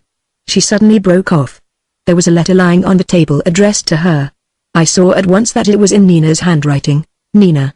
Writing to me. She picked it up, stood back looking at the envelope before she opened it. She read it, then turned on me with a cry. Nina. She's gone. Gone. I repeated, starting at once. Yes. Read. She thrust it into my hand. In Nina's sprawling schoolgirl hand I read. Dear Vera, I've left you and Nicholas forever. I have been thinking of this for a long time, and now Uncle Alexei has shown me how foolish I've been, wanting something I can't have. But I'm not a child any longer. I must lead my own life. I'm going to live with Boris, who will take care of me. It's no use you or anyone trying to prevent me. I will not come back. I must lead my own life now. Nina. Vera was beside herself. Quick. Quick. Someone must go after her. She must be brought back at once. Quick. Skora. Skora. I must go. No, she is angry with me. She won't listen to me. Ivan Andreevich, you must go. At once. You must bring her back with you. Darling, darling Nina. Oh, my God, what shall I do if anything happens to her? She clutched my arm. Even as she spoke, she had got my hat and stick. This is Alexei Petrovich, I said. Never mind who it is, she answered. She must be brought back at once. She is so young. She doesn't know. Boris, oh. It's impossible. Don't leave without bringing her back with you. Even old Uncle Ivan seemed distressed. Dear, dear. He kept repeating, dear, dear. Poor little Nina, poor little Nina. Where does Grogov live? I asked. 16 Gagarinskaya. Flat 3. Quick. You must bring her back with you. Promise me. I will do my best, I said. I found by a miracle of good fortune an izvostchik in the street outside. We plunged along through the pools of water in the direction of the Gagarinskaya. That was a horrible drive. In the Sadovaya we met the slow, winding funeral procession. On they went, arm in arm, the same little wailing tune, monotonously repeating, but sounding like nothing human, rather exuding from the very cobbles of the road and the waters of the stagnant canals. The march of the peasants upon Petrograd. I could see them from all the quarters of the town, converging upon the mass of Walpole, stubborn, silent, wraiths of earlier civilization, omens of later dominations. I thought of Boris Grogov. What did he, with all his vehemence and conceit, intend to do with these? First he would flatter them, I saw that clearly enough. But then when his flatteries failed, what then? Could he control them? Would they obey him? Would they obey anybody until education had shown them the necessities for coordination and self-discipline? The river at last was overflowing its banks. Would not the savage force of its power be greater than anyone could calculate? The stream flowed on. My izvostchik took his cab down a side street, and then again met the strange sorrowful company. From this point I could see several further bridges and streets, and over them all I saw the same stream flowing, the same banners blowing, and all so still, so dumb, so patient. The delay was maddening. My thoughts were all now on Nina. I saw her always before me as I had beheld her yesterday, walking slowly along, her eyes fixed on space, the tears trickling down her face. Life, Nikitin once said to me, I sometimes think is like a dark room. The door closed, the windows bolted, and your enemy shut in with you. Whether your enemy or yourself is the stronger, who knows? Nor does it matter, as the issue is always decided outside. Knowing that you can at least afford to despise him, I felt something of that impotence now. I cursed the izvostchik, but wherever he went this slow endless stream seemed to impede our way. Poor Nina. Such a baby. What was it that had driven her to this? She did not love the man, and she knew quite well that she did not. No, it was an act of defiance. But defiance to whom? To Vera? To Lawrence? And what had Semyonov said to her? Then, thank heaven, we crossed the Nevsky, and our way was clear. The old cabman whipped up his horse, and, in a minute or two we were outside 16 Gagarinskaya. I will confess to very real fears and hesitations as I climbed the dark stairs. The lift was, of course, not working. I was not the kind of man for this kind of job. In the first place I hated quarrels, and knowing Grogov's hot temper I had every reason to expect a tempestuous interview. Then I was ill, aching in every limb and seeing everything, as I always did when I was unwell, mistily and with uncertainty. Then I had a very shrewd suspicion that there was considerable truth in what Semyonov had said, that I was interfering in what only remotely concerned me. At any rate, that was certainly the view that Grogov would take, and Nina, perhaps also. I felt, as I rang the bell of number 3, that unpleasant pain in the pit of the stomach that tells you that you're going to make a fool of yourself. Well, it would not be for the first time. Boris Niolaevich, Duma? I asked the cross-looking old woman who opened the door. Duma, she answered, holding it open to let me pass. I was shown into a dark, untidy sitting room. It seemed at first sight to be littered with papers, newspapers, revolutionary sheets and proclamations. The Pravda, the Novaya Zhezn, the Soldatskaya whistle. On the dirty wallpaper there were enormous dark photographs, in faded gilt frames, of family groups. On one wall there was a large garishly colored picture of Grogov himself in student's dress. The stove was unlighted and the room was very cold. My heart ached for Nina. A moment after Grogov came in. He came forward to me very amiably, holding out his hand. New, Ivan Andreevich. What can I do for you? He asked, smiling, and how he had changed. He was positively swollen with self-satisfaction. He had never been famous for personal modesty, but he seemed now to be physically twice his normal size. He was fat. His cheeks puffed, his stomach swelling beneath the belt that bound it. His fair hair was long, and rolled in large curls on one side of his head and over his forehead. He spoke in a loud, overbearing voice. "New, Ivan Andreevich, what can I do for you?" He repeated. "Can I see Nina?" I asked. "Nina?" he repeated as though surprised. "Certainly, but what do you want to say to her?" "I don't see that that's your business," I answered. "I have a message for her from her family, but of course it's my business," he answered. "I'm looking after her now." "Since when?" I asked. "What does that matter? She is going to live with me." "We'll see about that," I said. I knew that it was foolish to take this kind of tone. It could do no good, and I was not the sort of man to carry it through, but he was not at all annoyed. "See, Ivan Andreevich," he said, smiling. "What is that to discuss? Nina and I have long considered living together. She is a grown-up woman. It's no one's affair but her own. Are you going to marry her?" I asked. "Certainly not," he answered. "That would not suit either of us. It's no good your bringing your English ideas here, Ivan Andreevich. We belong to the New World, Nina and I." "Well, I want to speak to her," I answered. "So you shall, certainly. But if you hope to influence her at all, you are wasting your time, I assure you. Nina has acted very rightly. She found the home life impossible. I'm sure I don't wonder. She will assist me in my work. The most important work, perhaps, that man has ever been called on to perform." He raised his voice here as though he were going to begin a speech. But at that moment Nina came in. She stood in the doorway looking across at me with a childish mixture of hesitation and boldness, of anger and goodwill in her face. Her cheeks were pale, her eyes heavy. Her hair was done in 2 long plaits.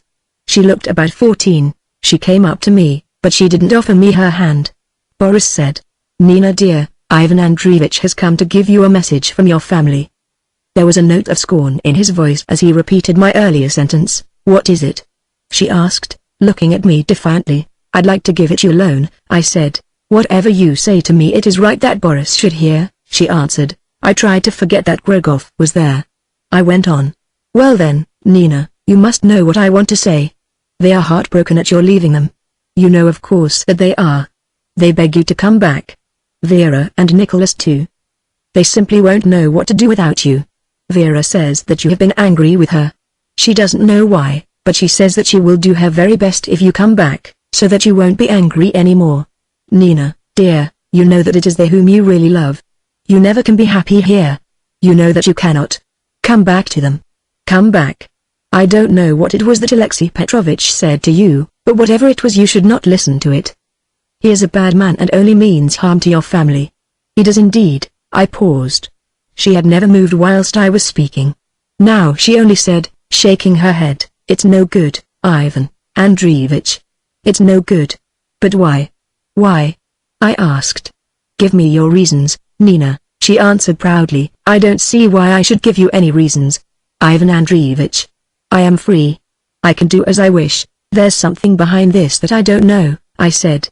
"I ought to know. It isn't fair not to tell me. What did Alexei Petrovich say to you?" But she only shook her head. "He had nothing to do with this. It is my affair, Ivan Andreevich.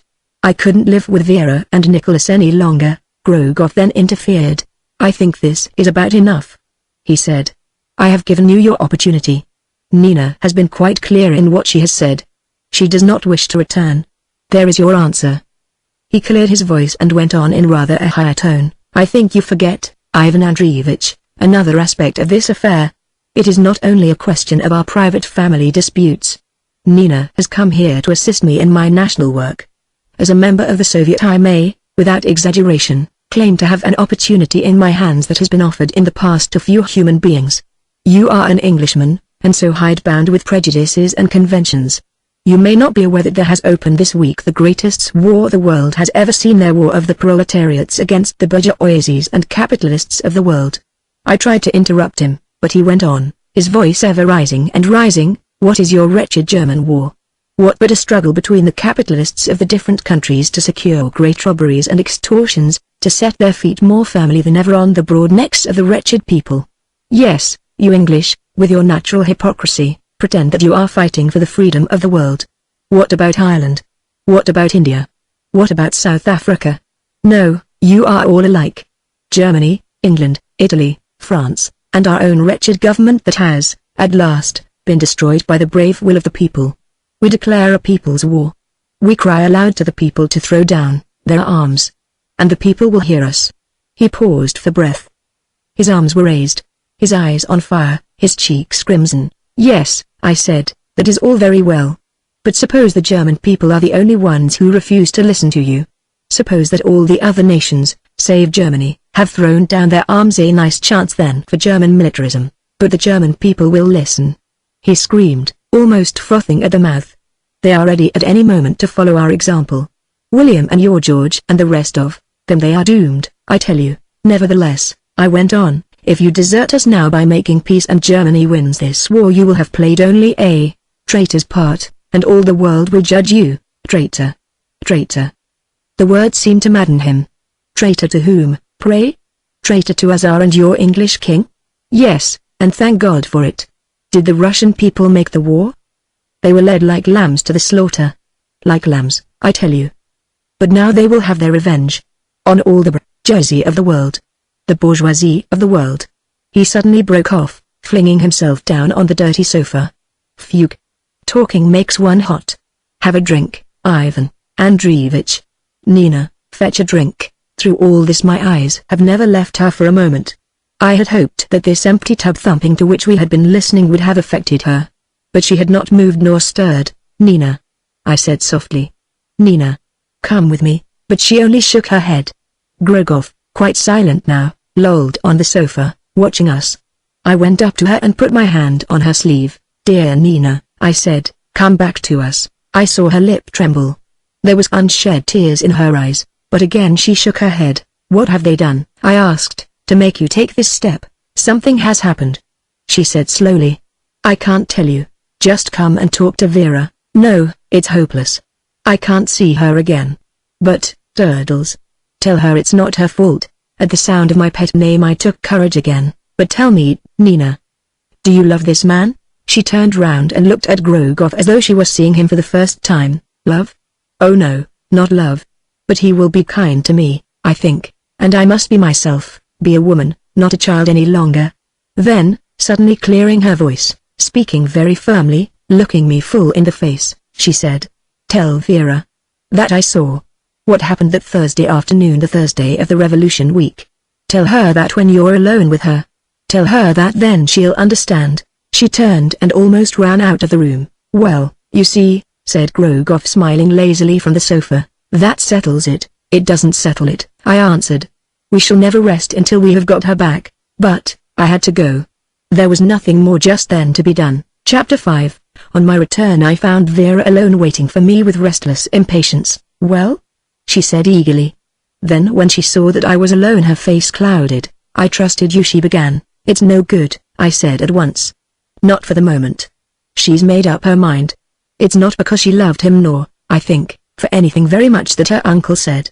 She's got some idea in her head. Perhaps you can explain it." "I?" said Vera, looking at me. "Yes. She gave me a message for you." "What was it?" But even as she asked the question she seemed to fear the answer, because she turned away from me. "She told me to tell you that she saw what happened on the afternoon of the Thursday in Revolution Week. She said that then you would understand." Vera looked at me with the strangest expression of defiance, fear, triumph. "What did she see?" "I don't know. That's what she told me." Vera did a strange thing. She laughed. "They can all know. I don't care. I want them to know. Nina can tell them all." "Tell them what?" "Oh, you'll hear with the rest. Uncle Alexei has done this. He told Nina because he hates me. He won't rest until he ruins us all.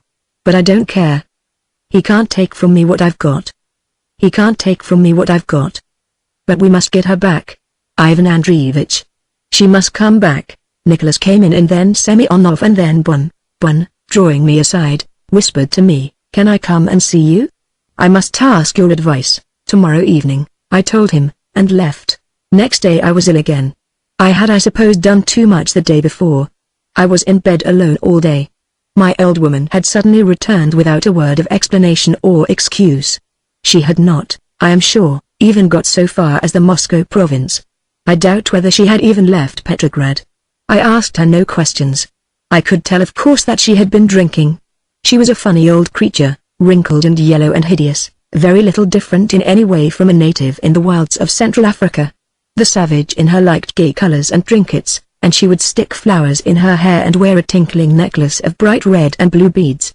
She had a mangy dog, hairless in places and rheumy at the eyes, who was all her passion, and this creature she would adore, taking it to sleep with her, talking to it by the hour together, pulling its tail and twisting its neck so that it growled with rage, and then, when it growled, she, too, would make strange noises as though sympathizing with it. She returned to me from no sort of sense of duty, but simply because, I think, she did not know where else to go.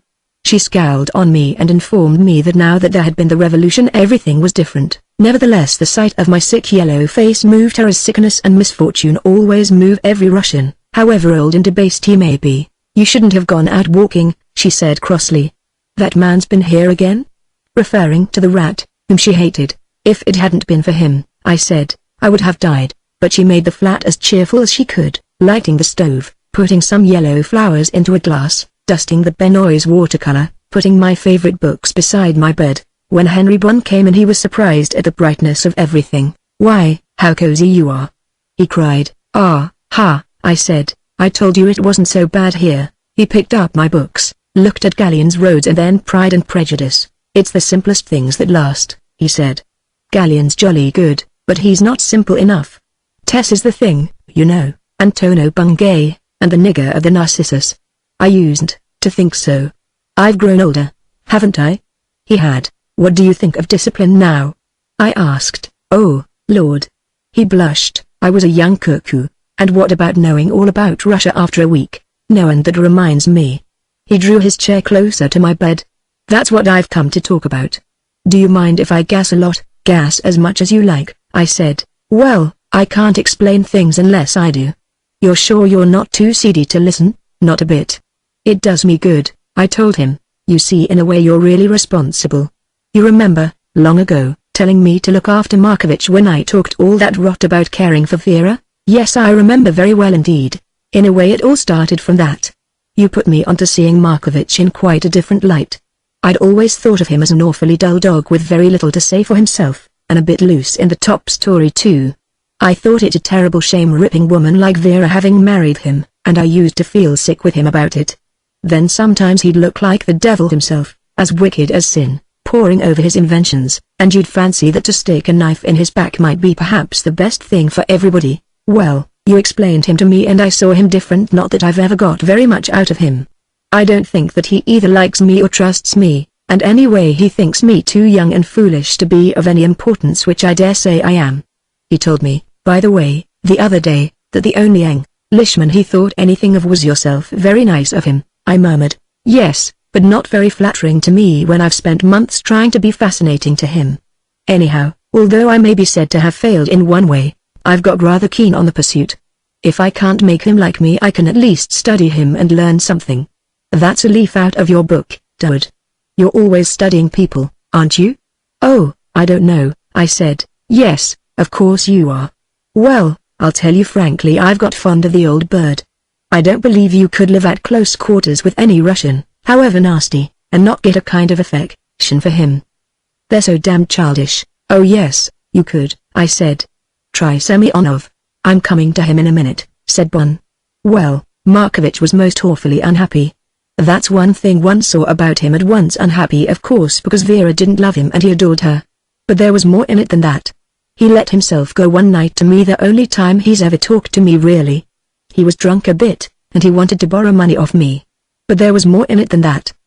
He talked to me about Russia. That seemed to have been his great idea when the war began, that it was going to lead to the most marvelous patriotism all through Russia. It seemed to begin like that, and do you know, Dud, as he talked I saw that patriotism was at the bottom of everything, that you could talk about internationalism until you were blue in the face, and that it only began to mean anything when you'd learnt first what nationality was, that you couldn't really love all mankind until you'd first learnt to love one or two people close to you, and that you couldn't love the world as a vast democratic state until you'd learnt to love your own little bit of ground, your own fields, your own river, your own church tower. Markovich held it all as plain. Make your own house secure and beautiful. Then it is ready to take its place in the general scheme. We Russians always begin at the wrong end, he said. We jump all the intermediate stages. I'm as bad as the rest. I know you'll say I'm so easily impressed, Dud. But he was wonderful that night and so right. So that as he talked I just longed to rush back and see that my village Torprite in Wiltshire was safe and sound, with the high gate at the end of the village street, and the village stores with the lollipop windows, and the green with the sheep on it, and the ruddy stream with the small trout and the high down beyond. Oh well, you know what I mean. I know, said I. I saw that the point of Markovich was that he must have some ideal to live up to. If he couldn't have Vera he'd have Russia, and if he couldn't have Russia he'd have his inventions. When we first came along a month or two ago he'd lost Russia, he was losing Vera, and he wasn't very sure about his inventions. A bad time for the old boy, and you were quite right to tell me to look after him. Then came the revolution, and he thought that everything was saved. Vera and Russia and everything. Wasn't he wonderful that week? Like a child who has suddenly found paradise. Could any Englishman ever be cheated like that by anything?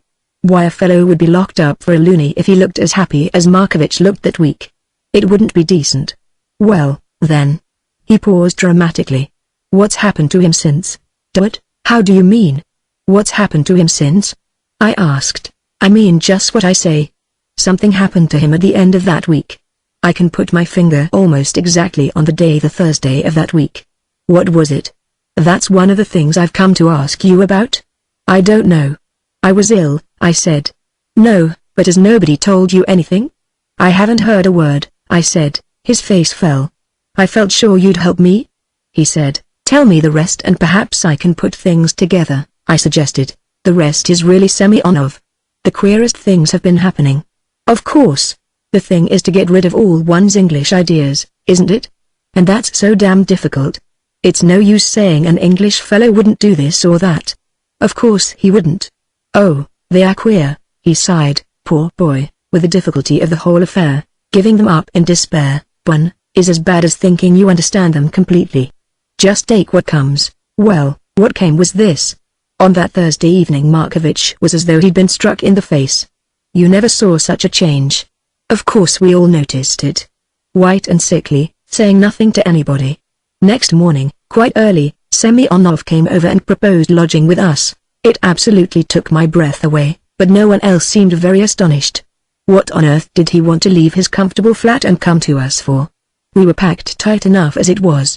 I never liked the fella, but upon my word I simply hated him as he sat there, so quiet, stroking his beard and smiling at us in his sarcastic way.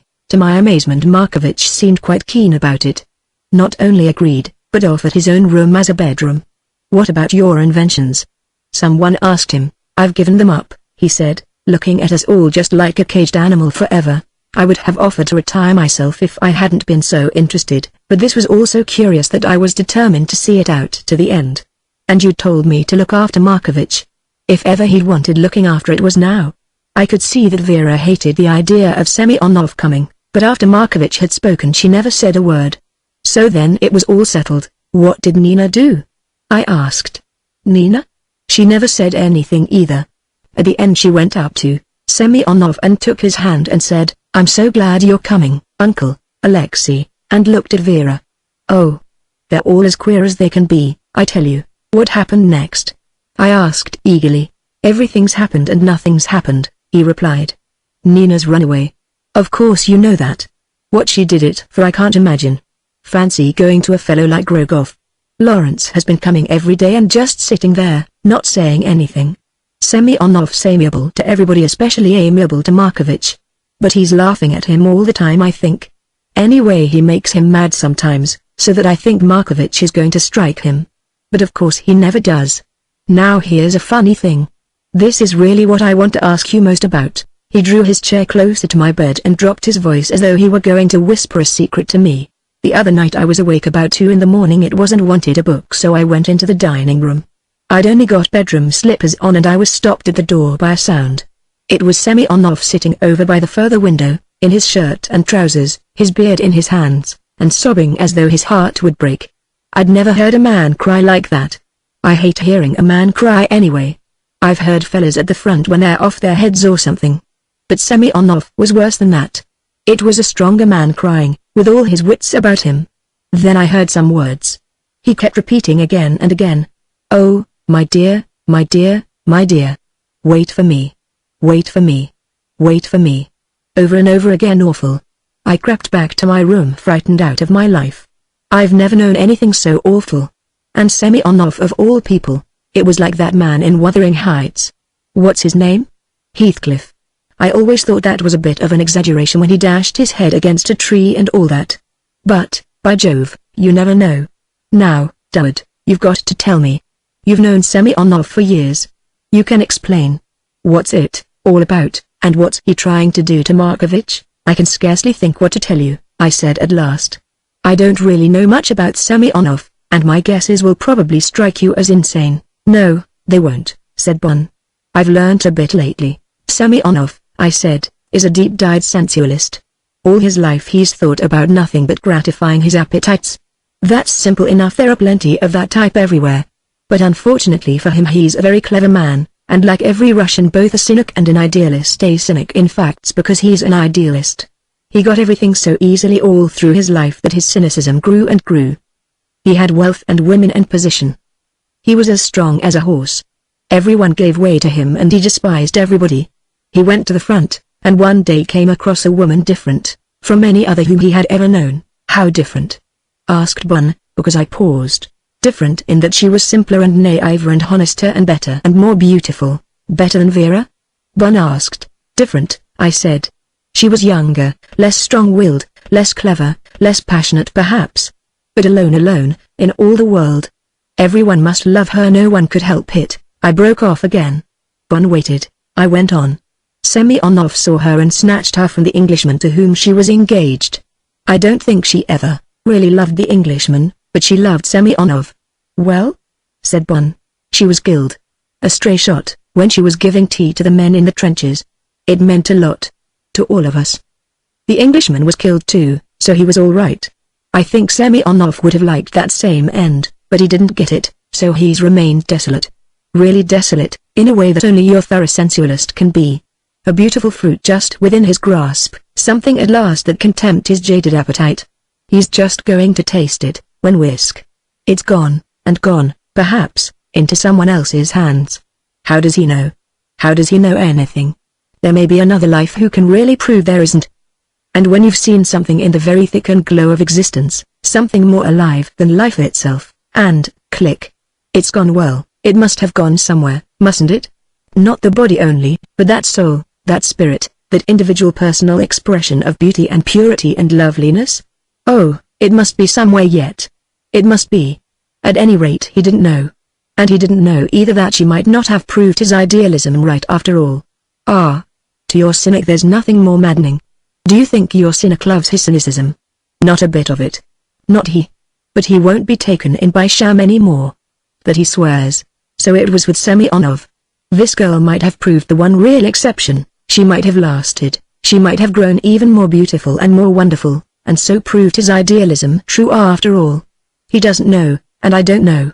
But there it is. He's haunted by the possibility of it all his days. He's a man now ruled by an obsession. He thinks of one thing and one thing only, day and night. His sensuality has fallen away from him because women are dull sterile to him beside that perfect picture of the woman lost. Lost. He may recover her. He doesn't know. The thought of death obsesses him. What is there in it? Is she behind there or no? Is she behind there? Maddening thought, with her Englishman. He must know. He must know. He calls to her, she won't come to him. What is he to do? Suicide. No, to a proud man like Semyonov that's a miserable confession of weakness. How they'd laugh at him. These are the despicable human beings. If he did that, he'd prove himself as weak as they. No, that's not for him. What then? This is a fantastic world, Bon, and nothing is impossible for it. Suppose he were to select someone, some weak and irritable and sentimental and disappointed man, someone whose every foible and weakness he knew. Suppose he were to place himself near him and so irritate and confuse and madden him that at last one day, in a fury of rage and despair, that man were to do for him what he is too proud to do for himself. Think of the excitement, the interest, the food for his cynicism, the food for his conceit such a game would be to Semyonov. Is this going to do it? Or this? Or this? Now I've got him far enough? Another 5 minutes. Think of the hairbreadth escapes, the check and counter-check, the sense, above all, that to a man like Semyonov is almost everything. that he is master of human emotions, that he can direct wretched, weak human beings whither he will, and the other the weak, disappointed, excitable man. Can't you see that Semyonov has him close to his hand? That he has only to stretch a finger. Markovitch," cried Bon. "Now you know," I said, "why you've got to stay on in that flat." Chapter 6. I have said already, I think, that the instinctive motive of Vera's life was her independent pride. Cling to that, and however the world might rock and toss around her, she could not be wrecked. Imagine, then, what she must have suffered during the weeks that followed her surrender to Lawrence. Not that for a moment she intended to go back on her surrender, which was, indeed, the proudest moment of her whole life. She never looked back for 1 second after that embrace. She never doubted herself or him or the supreme importance of love itself, but the rest of her tenderness, her fidelity, her loyalty, her self-respect, this was all tortured now by the things that she seemed compelled to do. It must have appeared to her as though fate, having watched that complete abandonment, intended to deprive her of everything upon which she had depended. She was, I think, a woman of very simple instincts. The things that had been in her life, her love for Nina, her maternal tenderness for Nicholas, her sense of duty, remained with her as strongly after that tremendous Thursday afternoon as they had been before it. She did not see why they need be changed. She did not love Nina any the less because she loved Lawrence. Indeed, she had never loved Nina so intensely as on the night when she had realized her love for Lawrence to the full, that night when they had sheltered the policeman. And she had never pretended to love Nicholas. She had always told him that she did not love him. She had been absolutely honest with him always, and he had often said to her, "If ever real love comes into your life, Vera, you will leave me," and she had always answered him, "No, Nicholas, why should I? I will never change. Why should I?" She honestly thought that her love for Lawrence need not alter things. She would tell Nicholas, of course, and then she would act as he wished. If she were not to see Lawrence, she would not see him. That would make no difference to her love for him.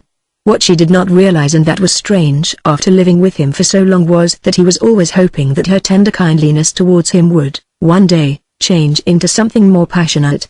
I think that, subconsciously, she did realize it.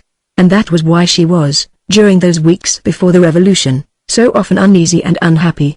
But, I am sure that definitely she never admitted it. The great fact was that, as soon as possible, she must tell Nicholas all about it. And the days went by, and she did not. She did not, partly because she had now someone else as well as herself to consider. I believe that in those weeks between that Thursday and Easter Day she never had one moment alone with Lawrence. He came, as Bon had told me, to see them. He sat there and looked at her, and listened and waited. She herself, I expect, prevented their being alone. She was waiting for something to happen. Then Nina's flight overwhelmed everything. That must have been the most awful thing. She never liked Grogoff, never trusted him, and had a very clear idea of his character. But more awful to her than his weakness was her knowledge that Nina did not love him. What could have driven her to do such a thing? She knew of her affection for Lawrence, but she had, perhaps, never taken that seriously. How could Nina really love Lawrence when he, so obviously, cared nothing at all for her? She reasoned then, as everyone always does, on the lines of her own character. She herself could never have cared seriously for anyone had there been no return. Her pride would not have allowed her, but Nina had been the charge of her life. Before Nicholas, before her own life, before everything. Nina was her duty, her sacred cause, and now she was betraying her trust. Something must be done, but what? But what? She knew Nina well enough to realize that a false step would only plunge her farther than ever into the business. It must have seemed to her indeed that because of her own initial disloyalty the whole world was falling away from her. Then there came Semyonov. I did not at this time at all sufficiently realize that her hatred of her uncle Fred was hatred, much more than mere dislike had been with her all her life. Many months afterwards she told me that she could never remember a time when she had not hated him. He had teased her when she was a very little girl, laughing at her naive honesty, throwing doubts on her independence, cynically ridiculing her loyalty. There had been one horrible winter month, then 10 or 11 years of age, when she had been sent to stay with him in Moscow. He had a fine house near the Arbut, and he was living, although she did not of course know anything about that at the time, with one of his gaudiest mistresses. Her mother and father being dead, she had no protection. She was defenseless. I don't think that he in any way perverted her innocence. I accept that he was especially careful to shield her from his own manner of life. He had always his own queer tradition of honor which he affected indeed to despise, but she felt more than she perceived. The house was garish, over-scented and over-lighted. There were many gilt chairs and large pictures of naked women and numbers of colored cushions. She was desperately lonely. She hated the woman of the house, who tried, I have no doubt, to be kind to her, and after the first week she was left to herself. One night, long after she had gone to bed, there was a row downstairs, one of the scenes common enough between Semyonov and his women.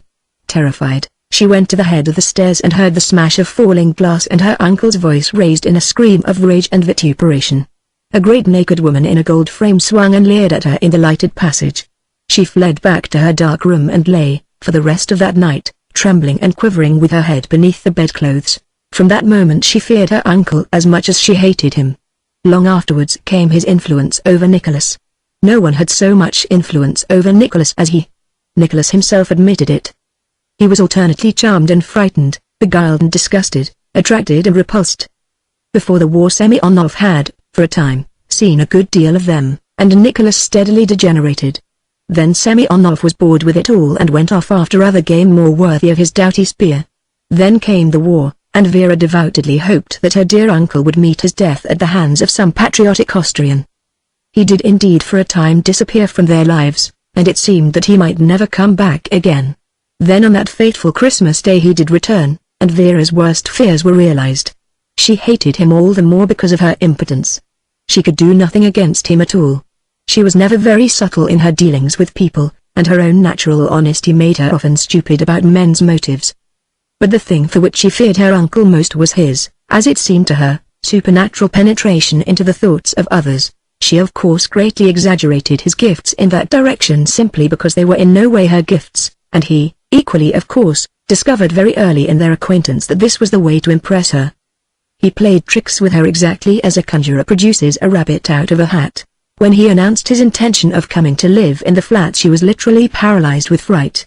Had it been anyone else she would have fought, but in her uncle's drawing gradually nearer and nearer to the center of all their lives, coming as it seemed to her so silently and mysteriously, without obvious motive, and yet with so stealthy a plan, against this man she could do nothing. Nevertheless she determined to fight for Nicholas to the last, to fight for Nicholas, to bring back Nina. These were now the two great aims of her life, and whilst they were being realized her love for Lawrence must be passive. Passive as a deep passionate flame beats with unwavering force in the heart of the lamp. They had made me promise long before that I would spend Easter Eve with them and go with them to our church on the quay.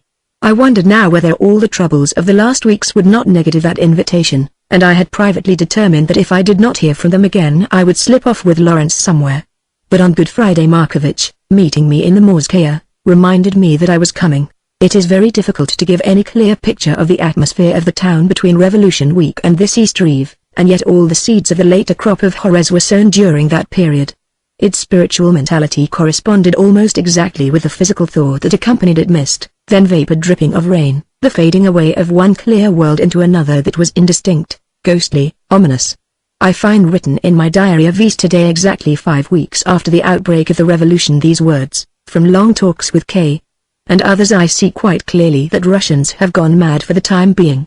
It's heartbreaking to see them holding meetings everywhere, arguing at every street corner as to how they intend to arrange a democratic peace for Europe, when meanwhile the Germans are gathering every moment force upon the frontiers. Pretty quick, isn't it, to change from utopia to threatenings of the worst sort of communism? But the great point for us in all this, the great point for our private personal histories as well as the public one, was that it was during these weeks that the real gulf between Russia and the Western world showed itself. Yes, for more than 3 years we had been pretending that a week's sentiment and a hurriedly proclaimed idealism could bridge a separation which centuries of magic and blood and bones had gone to build. For 3 years we tricked ourselves. I am not sure that the Russians were ever really deceived. But we liked the ballet, we liked Tolstoy and Dostoevsky. We translated their inborn mysticism into the weakest kind of sentimentality. We liked the theory of inexhaustible numbers. We liked the picture of their pounding, steamroller-like, to Berlin. We tricked ourselves, and in the space of a night our trick was exposed. Plain enough the reasons for these mistakes that we in England have made over that same revolution, mistakes made by none more emphatically than by our own social democrats. Those who hailed the revolution as the fulfillment of all their dearest hopes, those who cursed it as the beginning of the damnation of the world, all equally in the wrong. The revolution had no thought for them. Russian extremists might shout as they pleased about their leading the fight for the democracies of the world. They never even began to understand the other democracies. Whatever Russia may do, through repercussion, for the rest of the world, she remains finally alone, isolated in her government, in her ideals, in her ambitions, in her abnegations. For a moment the world politics of her foreign rulers seemed to draw her into the Western whirlpool. For a moment only she remained there. She has slipped back again behind her veil of mist and shadow. We may trade with her, plunge into her politics, steal from her art, emphasize her religion. She remains alone, apart, mysterious. I think it was with a kind of gulping surprise, as after a sudden plunge into icy cold water, that we English became conscious of this. It came to us first in the form that to us the war was everything, to the Russian, by the side of an idea the war was nothing at all. How was I, for instance, to recognize the men who took a leading part in the events of this extraordinary year as the same men who fought with bare hands, with fanatical bravery through all the Galician campaign of 2 years before? Had I not realized sufficiently at that time that Russia moves always according to the idea that governs her, and that when that idea changes the world, his world changes with it? Well, to return to Markovitch, Chapter 7. I was on the point of setting out for the English Prospect on Saturday evening when there was a knock on my door, and to my surprise Nicholas Markovitch came in. He was in evening dress, rather quaint it seemed to me, with his pointed collar so high, his tailcoat so much too small, and his large brimmed bowler hat. He explained to me confusedly that he wished to walk with me alone to the church. That he had things to tell me. That we should meet the others there. I saw at once 2 things, that he was very miserable, that he was a little drunk. His misery showed itself in his strange, pathetic, gleaming eyes, that looked so often as through they held unshed tears. This gave him an unfortunate ridiculous aspect, in his hollow pale cheeks and the droop of his mouth, not petulant nor peevish, simply unhappy in the way that animals or very young children express unhappiness. His drunkenness showed itself in quite another way. He was unsteady a little on his feet, and his hands trembled, his forehead was flushed, and he spoke thickly, sometimes running his words together. At the same time he was not very drunk, and was quite in control of his thoughts and intentions. We went out together. It could not have been called a fine night, it was too cold, and there was a hint of rain in the air, and yet there is beauty, I believe, in every Russian Easter Eve. The day comes so wonderfully at the end of the long heavy winter. The white nights with their incredible, almost terrifying beauty are at hand. The ice is broken, the new world of sun and flowers is ready, at an instant's magic word, to be born. Nevertheless this year there was an incredible pathos in the wind. The soul of Petrograd was indeed stirring, but mournfully, ominously. There were not, for one thing, the rows of little fairy lamps that on this night always make the streets so gay. They hang in chains and clusters of light from street to street, blazing in the square, reflected star-like in the canals, misty and golden veiled in distance. Tonight only the churches had their lights, for the rest, the streets were black chasms of windy desolation, the canals burdened with the breaking ice which moved restlessly against the dead barges. Very strong in the air was the smell of the sea. The heavy clouds that moved in a strange kind of ordered procession overhead seemed to carry that scent with them, and in the dim pale shadows of the evening glow one seemed to see at the end of every street mysterious clusters of masts, and to hear the clank of chains and the creak of restless boards. There were few people about and a great silence everywhere. The air was damp and thick, and smelt of rotten soil, as though dank grass was everywhere pushing its way up through the cobbles and paving stones. As we walked Markovitch talked incessantly. It was only a very little the talk of a drunken man, scarcely disconnected at all, but every now and again running into sudden little wildnesses and extravagances. I cannot remember nearly all that he said. He came suddenly, as I expected him to do, to the subject of Semyonov. You know of course that Alexei Petrovitch is living with us now? Yes. I know that. You can understand, Ivan Andreevich, that when he came first and proposed it to me I was startled. I had other things, very serious things to think of just then. We aren't very happy at home just now. You know that. I didn't think he'd be very gay with us. I told him that. He said he didn't expect to be gay anyway at this time, but that he was lonely in his flat all by himself, and he thought for a week or 2 he'd like company. He didn't expect it would be for very long. No. He said he was expecting something to happen. Something to himself, he said, that would alter his affairs. So, as it was only for a little time, well, it didn't seem to matter. Besides, he's a powerful man. He's difficult to resist, very difficult to resist. Why have you given up your inventions, Niel Leontievich? I said to him, suddenly turning round upon him. My inventions? He repeated, seeming very startled at that. Yes, your inventions. No, no. Understand, I have no more use for them. There. are other things now to think about, more important things. But you were getting on with them so well? No, not really. I was deceiving myself, as I have often deceived myself before. Alexei showed me that. He told me that they were no good, but I thought that he encouraged you? Yes, at first, only at first. Afterwards he saw into them more clearly. He changed his mind. I think he was only intending to be kind. A strange man. A strange man, a very strange man. Don't you let him influence you, Nicholas Markovich. Influence me? Do you think he does that? He suddenly came close to me, catching my arm. I don't know. I haven't seen you often together. Perhaps he does. Mojet, wait. You may be right. I don't know what I feel about him at all. Sometimes he seems to me very kind, sometimes I'm frightened of him, sometimes here he dropped his voice, he makes me very angry, so angry that I lose control of myself. A despicable thing. A despicable thing. Just as I used to feel about the old man to whom I was secretary. I nearly murdered him once. In the middle of the night I thought suddenly of his stomach, all round and white and shining. It was an irresistible temptation to plunge a knife into it. I was awake for hours thinking of it. Every man has such hours. At the same time Alexei can be very kind. How do you mean kind?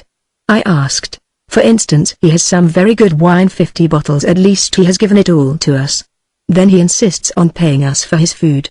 He is a generous-spirited man. Money is nothing to us. Don't you drink his wine, I said. Nicholas was instantly offended. What do you mean, Ivan Andreevich? Not drink his wine? Am I an infant? Can I not look after myself? Благодарю у вас. I am more than 10 years old. He took his hand away from my arm. No, I didn't mean that at all, I assured him. Of course not. Only you told me not long ago that you had given up wine, altogether. That's why I said what I did. So I have. So I have. He eagerly assured me. But Easter's a time for rejoicing.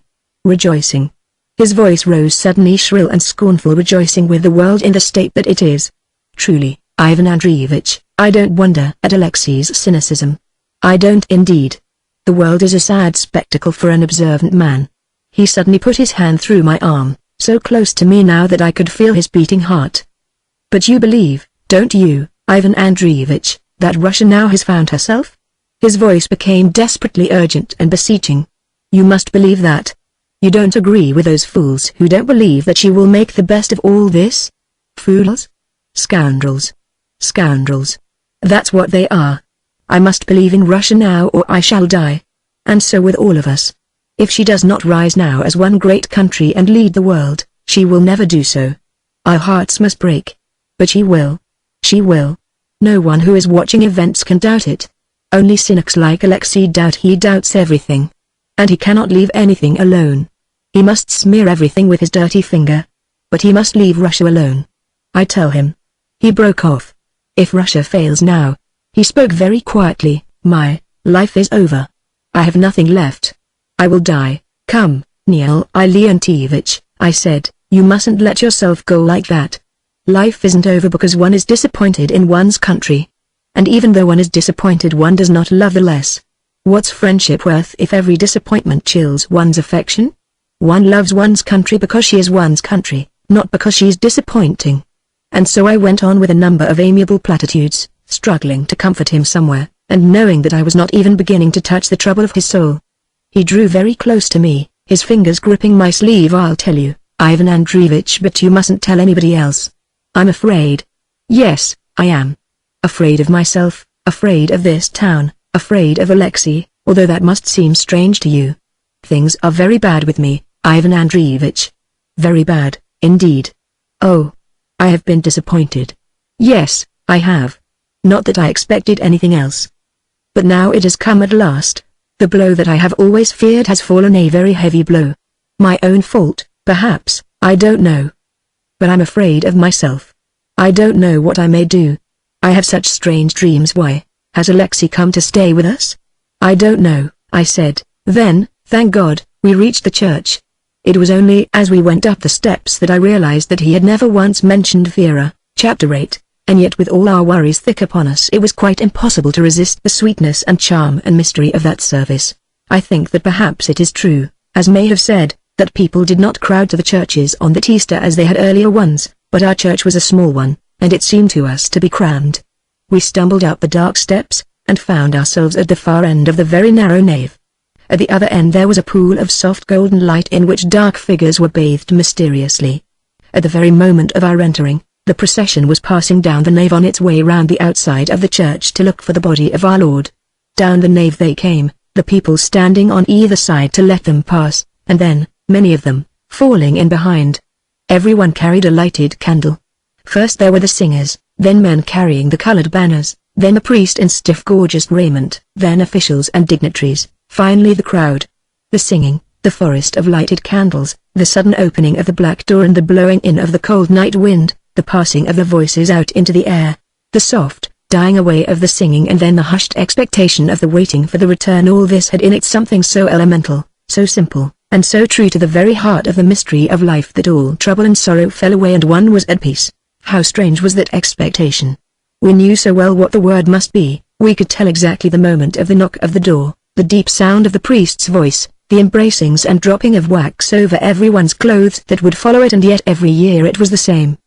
There was truth in it, there was some deep response to the human dependence, some whispered promise of a future good. We waited there, our hearts beating, crowded against the dark walls. It was a very democratic assembly, bourgeoisie, workmen, soldiers, officers, women in evening dress and peasant women with shawls over their heads. No one spoke or whispered. Suddenly there was a knock. The door was opened. The priest stood there, in his crimson and gold. "Christ is risen!"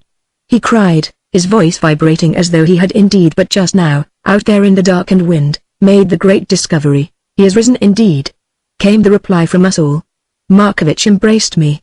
"Let us go," he whispered, "I can't bear it somehow tonight." We went out. Everywhere the bells were ringing the wonderful deep Boomer Street Isaacs, and then all the other bells, jangling, singing, crying, chattering, answering from all over Petrograd. From the other side of the nave came the report of the guns and the fainter, more distant echo of the guns near the sea. I could hear behind it all the incessant chuck-chuck, chuck-chuck, of the ice colliding on the river. It was very cold, and we hurried back to Angliski Prospect. Markovich was quite silent all the way. When we arrived we found Vera and Uncle Ivan and Semyonov waiting for us. One was with friends. On the table was the paska, a sweet paste made of eggs and cream, curds and sugar, a huge ham, a large cake or rather, sweet bread called cuillage, and a big bowl full of Easter eggs, as many-colored as the rainbow. This would be the fare during the whole week, as there was to be no cooking until the following Saturday, and very tired of the ham and the eggs one became before that day. There was also wine, some of Semyonov's gift, I suppose, and a tiny bottle of vodka. We were not a very cheerful company. Uncle Ivan, who was really distinguished by his complete inability to perceive what was going on under his nose, was happy, and ate a great deal of the ham and certainly more of the paska than was good for him. I do not know who was responsible for the final incident, Semyonov perhaps, but I have often wondered whether some word or other of mine precipitated it. We had finished our meal and were sitting quietly together, each occupied with his own thoughts. I had noticed that Markovich had been drinking a great deal. I was just thinking it was time for me to go when I heard Semyonov say, "Well, what do you think of your revolution now, Nicholas?" "What do you mean my revolution?" he asked. The strange thing on looking back is that the whole of this scene seems to me to have passed in a whisper, as though we were all terrified of somebody. "Well, do you remember how you talked to me? About the saving of the world and all the rest of it, that this was going to be? Doesn't seem to be quite turning out that way, does it, from all one hears? A good deal of quarreling, isn't there? And what about the army breaking up a bit, isn't it?" "Don't, Uncle Alexei," I heard Vera whisper. "What I said I still believe," Nicholas answered very quietly. "Leave Russia alone, Alexei, and leave me alone, too." "I'm not touching you, Nicholas," Semyonov answered, laughing softly. "Yes you are, you know that you are. I'm not angry, not yet, but it's unwise of you." "Unwise? Unwise how? Never mind. Below the silent pools there lie hidden many devils. Leave me alone." "You are our guest." "Indeed, Nicholas," said Semyonov, still laughing, "I mean you no harm. Ask our friend Dode here whether I ever mean anyone any harm. He will, I'm sure, give me the best of characters. No harm perhaps, but still you tease me. I'm a fool to mind. But then I am a fool, everyone knows it." All the time he was looking with his pathetic eyes and his pale face at Vera. Vera said again, very low, almost in a whisper, "Uncle Alexei. Please." "But really, Nicholas," Semyonov went on, You underrate yourself. You do indeed. Nobody thinks you a fool. I think you a very lucky man. With your talents, said Nicholas softly, looking at Vera. I have no talents, and Vera's love for you, went on Semyonov. Ah. That is over. Nicholas said, so low that I scarcely heard it. I do not know what then exactly happened. I think that Vera put out her hand to cover Nicholas. At any rate I saw him draw his away, very gently. It lay on the table, and the only sound beside the voices was the tiny rattle of his nails as his hand trembled against the woodwork. Vera said something that I did not catch. No. Nicholas said. No. We must be true with one another, Vera. I have been drinking too much wine. My head is aching, and perhaps my words are not very clear. But it gives me courage to say what I have in my mind. I haven't thought out yet what we must do. Perhaps you can help me. But I must tell you that I saw everything that happened here on that Thursday afternoon in the week of the revolution. Vera made a little movement of distress. Yes, you didn't know, but I was in my room where Alexei sleeps now, you know. I couldn't help seeing. I'm very sorry. No, Nicholas, I'm very glad, Vera answered quietly. I would have told you in any case. I should have told you before. I love him and he loves me, just as you saw. I would like Ivan Andreevich and Uncle Ivan and everyone to know. There is nothing to conceal. I have never loved anyone before, and I'm not ashamed of loving someone now. It doesn't alter our life, Nicholas. I care for you just as I did care, and I will do just as you tell me. I will never see him again if that's what you wish, but I shall always love him. Ah, Vera, you are cruel. Nicholas gave a little cry like a hurt animal, then he went away from us, standing for a moment looking at us. We'll have to consider what we must do. I don't know. I can't think tonight. And you, Alexei, you'll leave me alone. He went stumbling away towards his bedroom. Vera said nothing to any of us. She got up slowly, looked about her for a moment as though she were bewildered by the light, and then went after Nicholas. I turned to Semyonov. You'd better go back to your own place, I said. Not yet, thank you, he answered, smiling. Chapter 9. On the afternoon of Easter Monday I was reminded by Bon of an engagement that I had made some weeks before to go that evening to a party at the house of a rich merchant, Rozanov by name. I have, I think, mentioned him earlier in this book. I cannot conceive why I had ever made the promise, and in the afternoon, meeting Bon at Watkins' bookshop in the Morskaya, I told him that I couldn't go. Oh, come along, he said. It's your duty. Why my duty? They're all talking as hard as they can about saving the world by turning the other cheek, and so on, and a few practical facts about Germany from you will do a world of good. Oh, your propaganda. I said. No, it isn't my propaganda, he answered.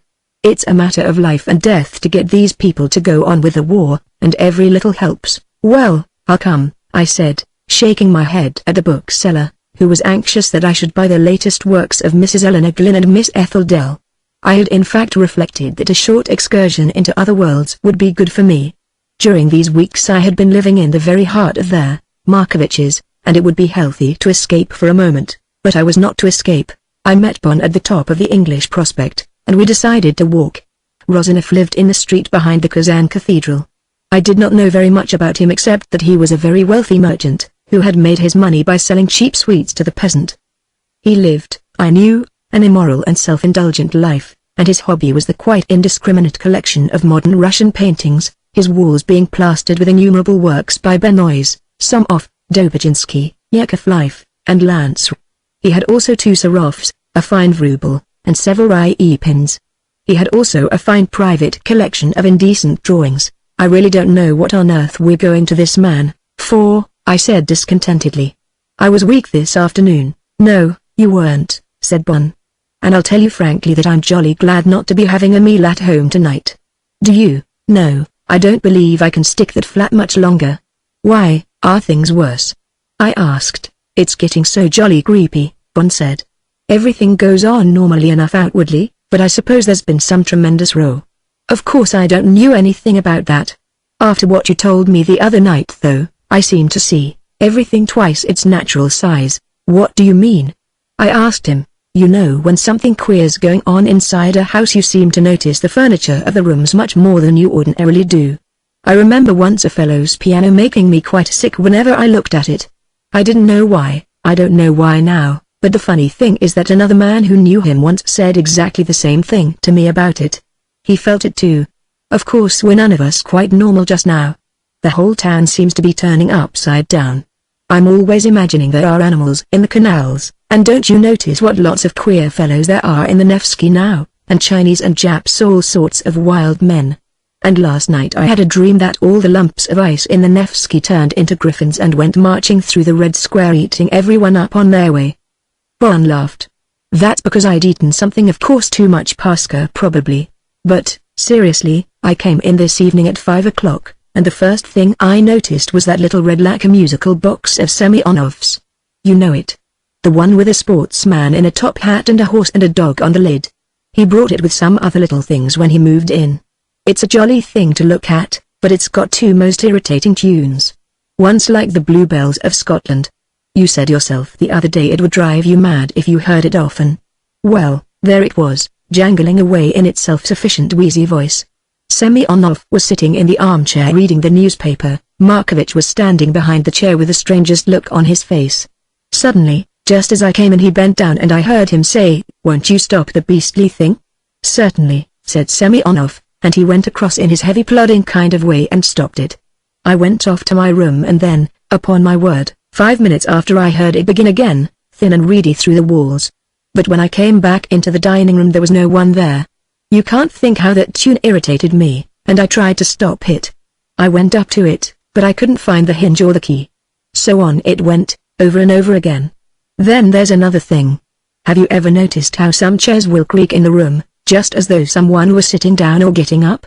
It always, in ordinary times, makes you jump, but when you're strung up about something. There's a chair in there, Markovich's dining room, just like that. It creaks more like a human being than anything you ever heard, and tonight I could have sworn Semyonov got up out of it. It was just like his heavy slow movement.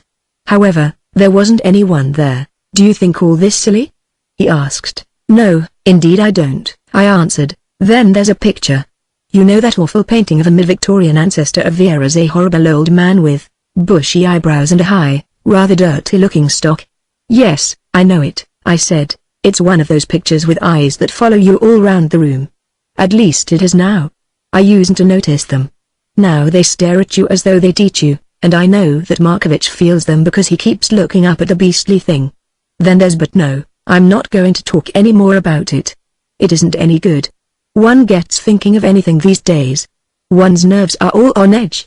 And that flat's too full of people anyway." "Yes, it is," I agreed. We arrived at Rozanov's house, and went up in a very elegant heavily gilt lift.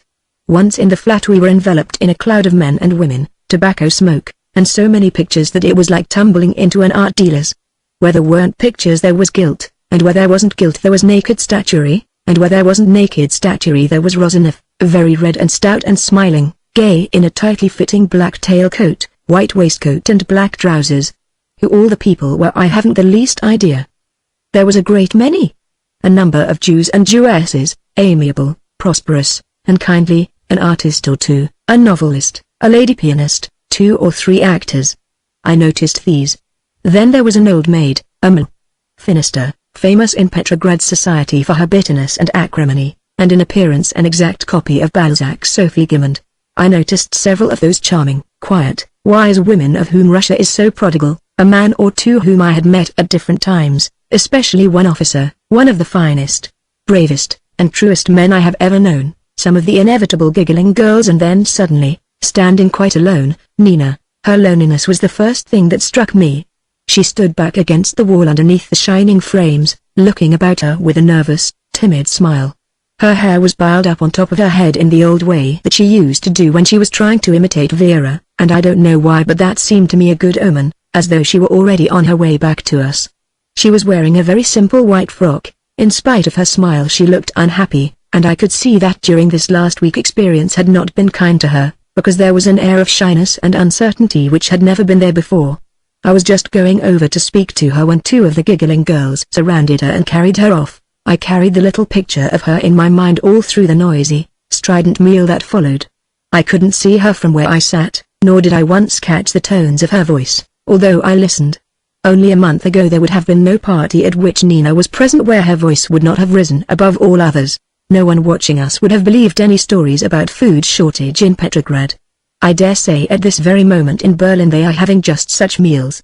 Until the last echo of the last trump has died away in the fastnesses of the advancing mountains, the rich will be getting from somewhere the things that they desire. I have no memory of what we had to eat that night, but I know that it was all very magnificent and noisy, kind-hearted and generous and vulgar. A great deal of wine was drunk, and by the end of the meal everyone was talking as loudly as possible. I had for companion the beautiful Finister. She had lived all her life in Petrograd, and she had a contempt for the citizens of that fine town worthy of Semyonov himself. Opposite us sat a stout, good-natured Jewess, who was very happily enjoying her food. She was certainly the most harmless being in creation, and was probably guilty of 1,000 generosities and kindnesses in her private life. Nevertheless, Finister had for her a dark and sinister hatred, and the remarks that she made about her, in her bitter and piercing voice, must have reached their victim. She also abused her host very roundly, beginning to tell me in the fullest detail the history of an especially unpleasant scandal in which he had notoriously figured.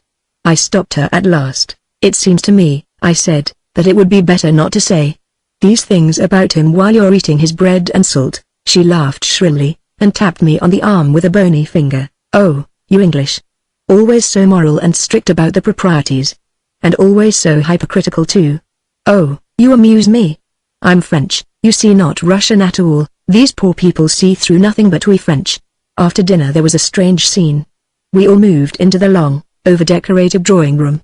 We sat about, admired the pictures. A beautiful one by Somov I especially remember, an autumn scene with 18th century figures and colors so soft and deep that the effect was inexpressibly delicate and mysterious. Talked and then fell into one of those Russian silences that haunt every Russian party. I call those silences Russian, because I know nothing like them in any other part of the world. It is as though the souls of the whole company suddenly vanished through the windows, leaving only the bodies and clothes. Everyone sits, eyes half closed, mouths shut, hands motionless. Host and hostess, desperately abandoning every attempt at rescue, gaze about them in despair. The mood may easily last well into the morning, when the guests, still silent, will depart, assuring everybody that they have enjoyed themselves immensely, and really believing that they have, or it may happen that some remark will suddenly be made, and instantly back through the windows the souls will come, eagerly catching up their bodies again, and a babel will arise, deafening, baffling, stupefying. Or it may happen that a Russian will speak with sudden authority, almost like a prophet, and will continue for half an hour and more, pouring out his soul, and no one will dream of thinking it an improper exhibition. In fine, anything can happen at a Russian party. What happened on this occasion was this. The silence had lasted for some minutes, and I was wondering for how much longer I could endure it. I had one eye on Nina somewhere in the background, and the other on Bun restlessly kicking his patent ear, the shoes one against the other, when suddenly a quiet, ordinary little woman seated near me said, "The thing for Russia to do now is to abandon all resistance and so shame the world." She was a mild, pleasant-looking woman, with the eyes of a very gentle cow, and spoke exactly as though she was still pursuing her own private thoughts. It was enough. The windows flew open, the souls came flooding in, and such a torrent of sound poured over the carpet that the naked statuary itself seemed to shiver at the threatened deluge. Everyone talked, everyone, even, shouted. Just as, during the last weeks, the streets had echoed to the words liberty, democracy, socialism, brotherhood, anti-annexation, peace of the world, so now the art gallery echoed. The very pictures shook in their frames. One old man in a white beard continued to cry, over and over again, "Firearms are not our weapons. Bullets are not our weapons, it's their peace of God. The peace of God that we need." One lady, a handsome Jewess, jumped up from her chair, and standing before us all recited a kind of chant, of which I only caught sentences once, and again. "Russia must redeem the world from its sin. This slaughter must be slayed. Russia the savior of the world. This slaughter must be slayed." I had for some time been watching Bun. He had traveled a long journey since that original departure from England in December, but I was not sure whether he had traveled far enough to forget his English terror of making a fool of himself. Apparently he had. He said, his voice shaking a little, blushing as he spoke, "What about Germany?" The lady in the middle of the floor turned upon him furiously. "Germany. Germany will learn her lesson from us. When we lay down our arms, her people, too, will lay down theirs. Supposing she doesn't." The interest of the room was now centered on him, and everyone else was silent. "That is not our fault. We shall have made our example." A little hum of applause followed this reply, and that irritated Bon. He raised his voice. "Yes, and what about your allies, England and France? Are you going to betray them?" Several voices took him up now. A man continued. "It is not betrayal. We are not betraying the proletariat of England and France. They are our friends. But the alliance with the French and English capitalistic governments was made not by us but by our own capitalistic government, which is now destroyed." "Very well, then," said Bon. "But when the war began, did you not, all of you, not only your government, but you people now sitting in this room, did you not all beg and pray England to come in? During those days before England's intervention, did you not threaten to call us cowards and traitors if we did not come in?" Night. There was a storm of answers to this. I could not distinguish much of what it was. I was fixed by Finister's eagle eye, gleaming at the thought of the storm that was rising. "That's not our affair. That's not our affair," I heard voices crying. "We did support you. For years we supported you. We lost millions of men in your service. Now this terrible slaughter must cease, and Russia show the way to peace." Bon's moment then came upon him. He sprang to his feet, his face crimson, his body quivering, so desperate was his voice, so urgent his distress that the whole room was held. "What has happened to you all? Don't you see what you are doing? What has come to you, you who were the most modest people in Europe and are now suddenly the most conceited? What do you hope to do by this surrender? Do you know, in the first place, what you will do? You will deliver the peoples of 3/4 of the globe into hopeless slavery. You will lose, perhaps forever, the opportunity of democracy. You will establish the grossest kind of militarism for all time. Why do you think Germany is going to listen to you? What sign has she ever shown that she would? When have her people ever turned away or shown horror at any of the beastly things our rulers have been doing in this war? What about your own revolution? Do you believe in it? Do you treasure it? Do you want it to last? Do you suppose for a moment that, if you bow to Germany, she won't instantly trample out your revolution and give you back your monarchy? How can she afford to have a revolutionary republic close to her own gates? What is she doing at this moment? Piling up armies with which to invade you, and conquer you, and lead you into slavery. What have you done so far by your revolutionary orders? What have you done by relaxing discipline in the army? What good have you done to anyone or anything? Is anyone the happier? Isn't there disorder everywhere? Aren't all your works stopping and your industries failing? What about the 80 million peasants who have been liberated in the course of a night? Who's going to lead them if you are not? This thing has happened by its own force, and you are sitting down under it, doing nothing. Why did it succeed? Simply because there was nothing to oppose it. Authority depended on the army, not on the Tsar, and the army was the people. So it is with the other armies of the world. Do you think that the other armies couldn't do just as you did if they wished? They could, in half an hour. They hate the war as much as you do, but they have also patriotism. They see that their country must be made strong first before other countries will listen to its ideas. But where is your patriotism? Has the word Russia been mentioned once by you since the revolution? Never once. Democracy, brotherhood, but how are democracy and brotherhood to be secured unless other countries respect you? Oh, I tell you it's absurd. It's more than absurd, it's wicked, it's rotten. Poor boy, he was very near tears. He sat down suddenly, staring blankly in front of him, his hands clenched. Rozanov answered him. Rozanov flushed, his fat body swollen with food and drink, a little unsteady on his legs, and the light of the true mystic in his pig-like eyes. He came forward into the middle of the circle. "That's perhaps true what you say," he cried. "It's very English, very honest, and, if you will forgive me, young man, very simple. You say that we Russians are conceited. No, we are not conceited, but we see farther than the rest of the world. Is that our curse?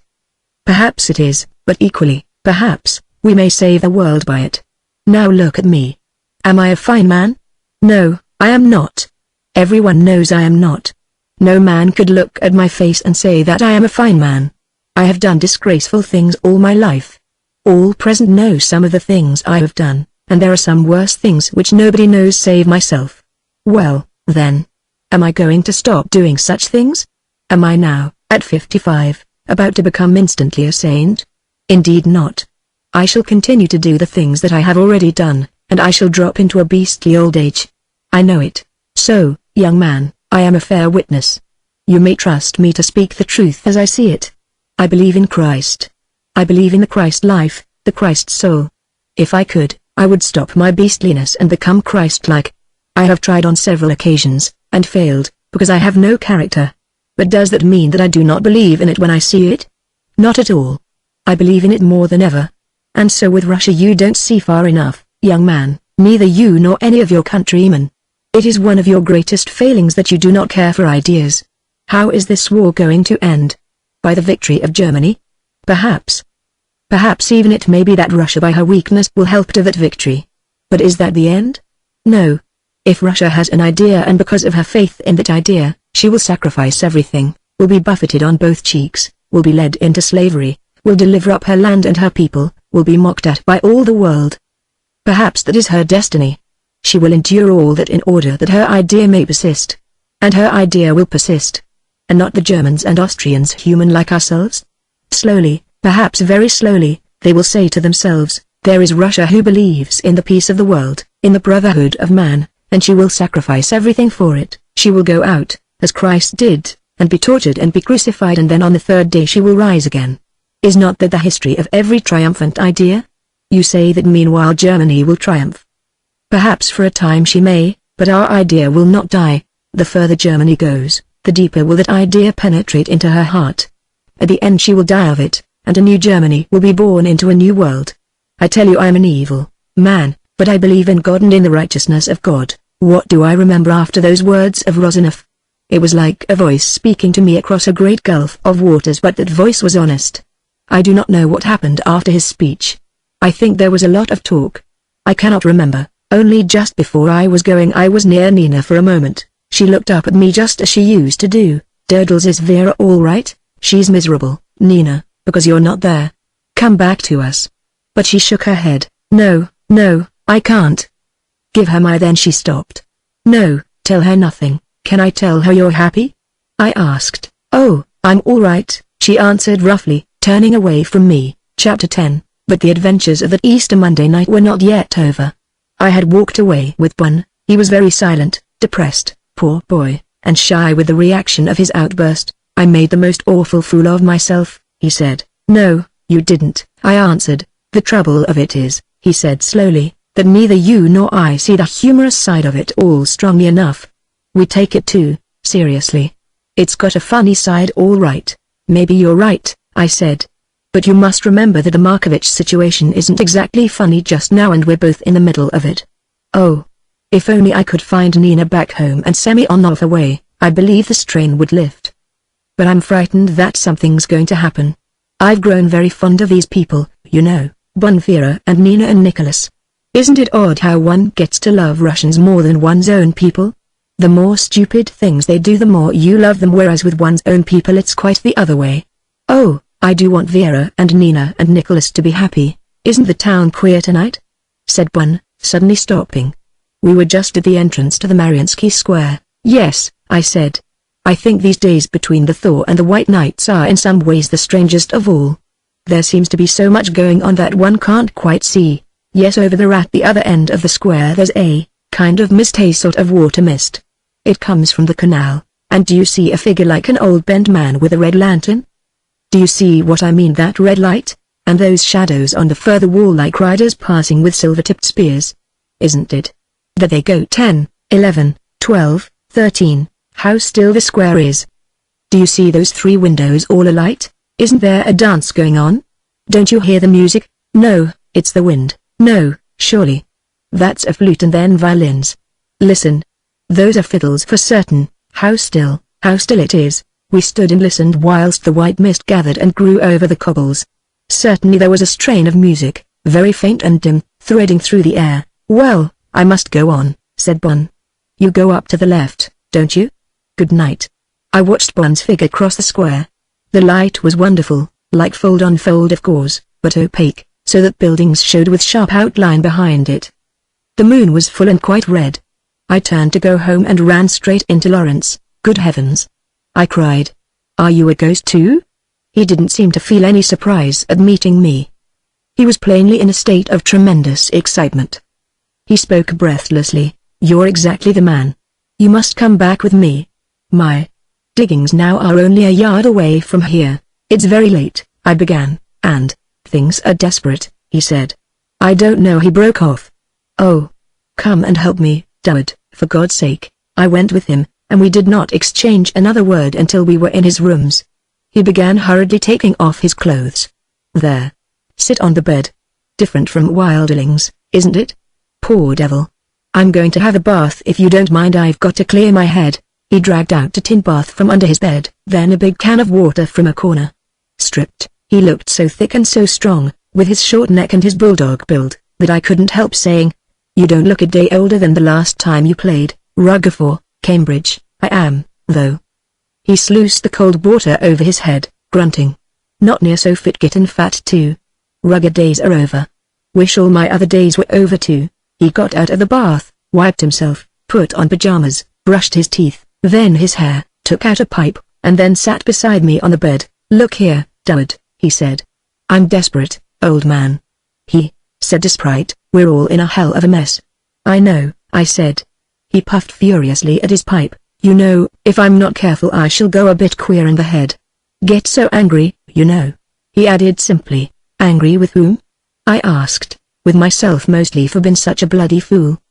"But not only myself, with civilization, Dad, old cock !" And also with that swine Semyonov." "Ah, I thought you'd come to him," I said. "Now the points are these," he went on, counting on his thick stubbly fingers. "First, I love Vera, and when I say love I mean love. Never been in love before, you know, honest Injun, never. Never had affairs with tobacconists' daughters at Cambridge, never had an affair with a woman in my life, no, never. Used to wonder what was the matter with me, why I wasn't like other chaps. Now I know. I was waiting for Vera. Quite simple. I shall never love anyone again, never. I'm not a kid, you know, like young Bon. I love Vera once and for all, and that's that." "Yes," I said. "And the next point?" "The next point is that Vera loves me. No need to go into that, but she does." "Yes, she does," I said. "Third point, she's married, and although she don't love her man she's sorry for him. Fourth point, he loves her. Fifth point, there's a damned swine hanging round called Alexei Petrovich Semyonov. Well, then, there you have it," he considered, scratching his head. I waited. Then he went on. "Now it would be simpler if she didn't want to be kind to Nicholas, if Nicholas didn't love her, if 1,000 things were different. But they must be as they are, I suppose. I've just been with her. She's nearly out of her mind with worry." He paused, puffing furiously at his pipe. Then he went on. "She's worrying about me, about Nina, and about Nicholas. And especially about Nicholas. There's something wrong with him. He knows about my kissing her in the flat. Well, that's all right. I meant him to know. Everything's just got to be above board. But Semyonov knows too, and that devil's been ragging him about it, and Nicholas is just like a bloomin' kid. That's got to stop. I'll wring that fella's neck. But even that wouldn't help matters much. Vera says Nicholas is not to be hurt whatever happens. Never mind us, she says, we're strong and can stand it. But he can't. He's weak. And she says he's just going off his dot. And it's got to be stopped, it's just got to be stopped. There's only one way to stop it." He stayed.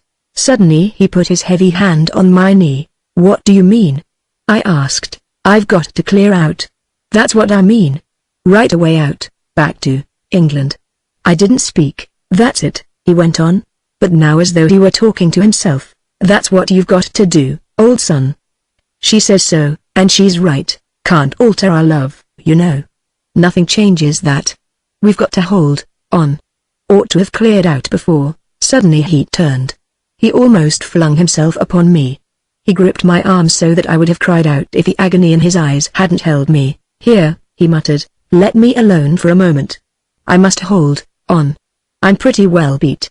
I'm just about done." For what seemed hours we sat there. I believe it was, in reality, only a few minutes. He sat facing me, his eyes staring at me but not seeing me, his body close against me, and I could see the sweat glistening on his chest through the open pajamas. He was rigid as though he had been struck into stone. He suddenly relaxed. "That's right," he said. "Thanks, old man. I'm better now. It's a bit late, I expect, but stay on a while." He got into bed. I sat beside him, gripped his hand, and 10 minutes later he was asleep. Chapter 11. The next day, Tuesday, was stormy with wind and rain. It was strange to see from my window the whirlpool of ice-encumbered waters. The rain fell in slanting, hissing sheets upon the ice, and the ice, in lumps and sheets and blocks, tossed and heaved and spun. At times it was as though all the ice was driven by some strong movement in one direction, then it was like the whole pavement of the world slipping down the side of the firmament into space.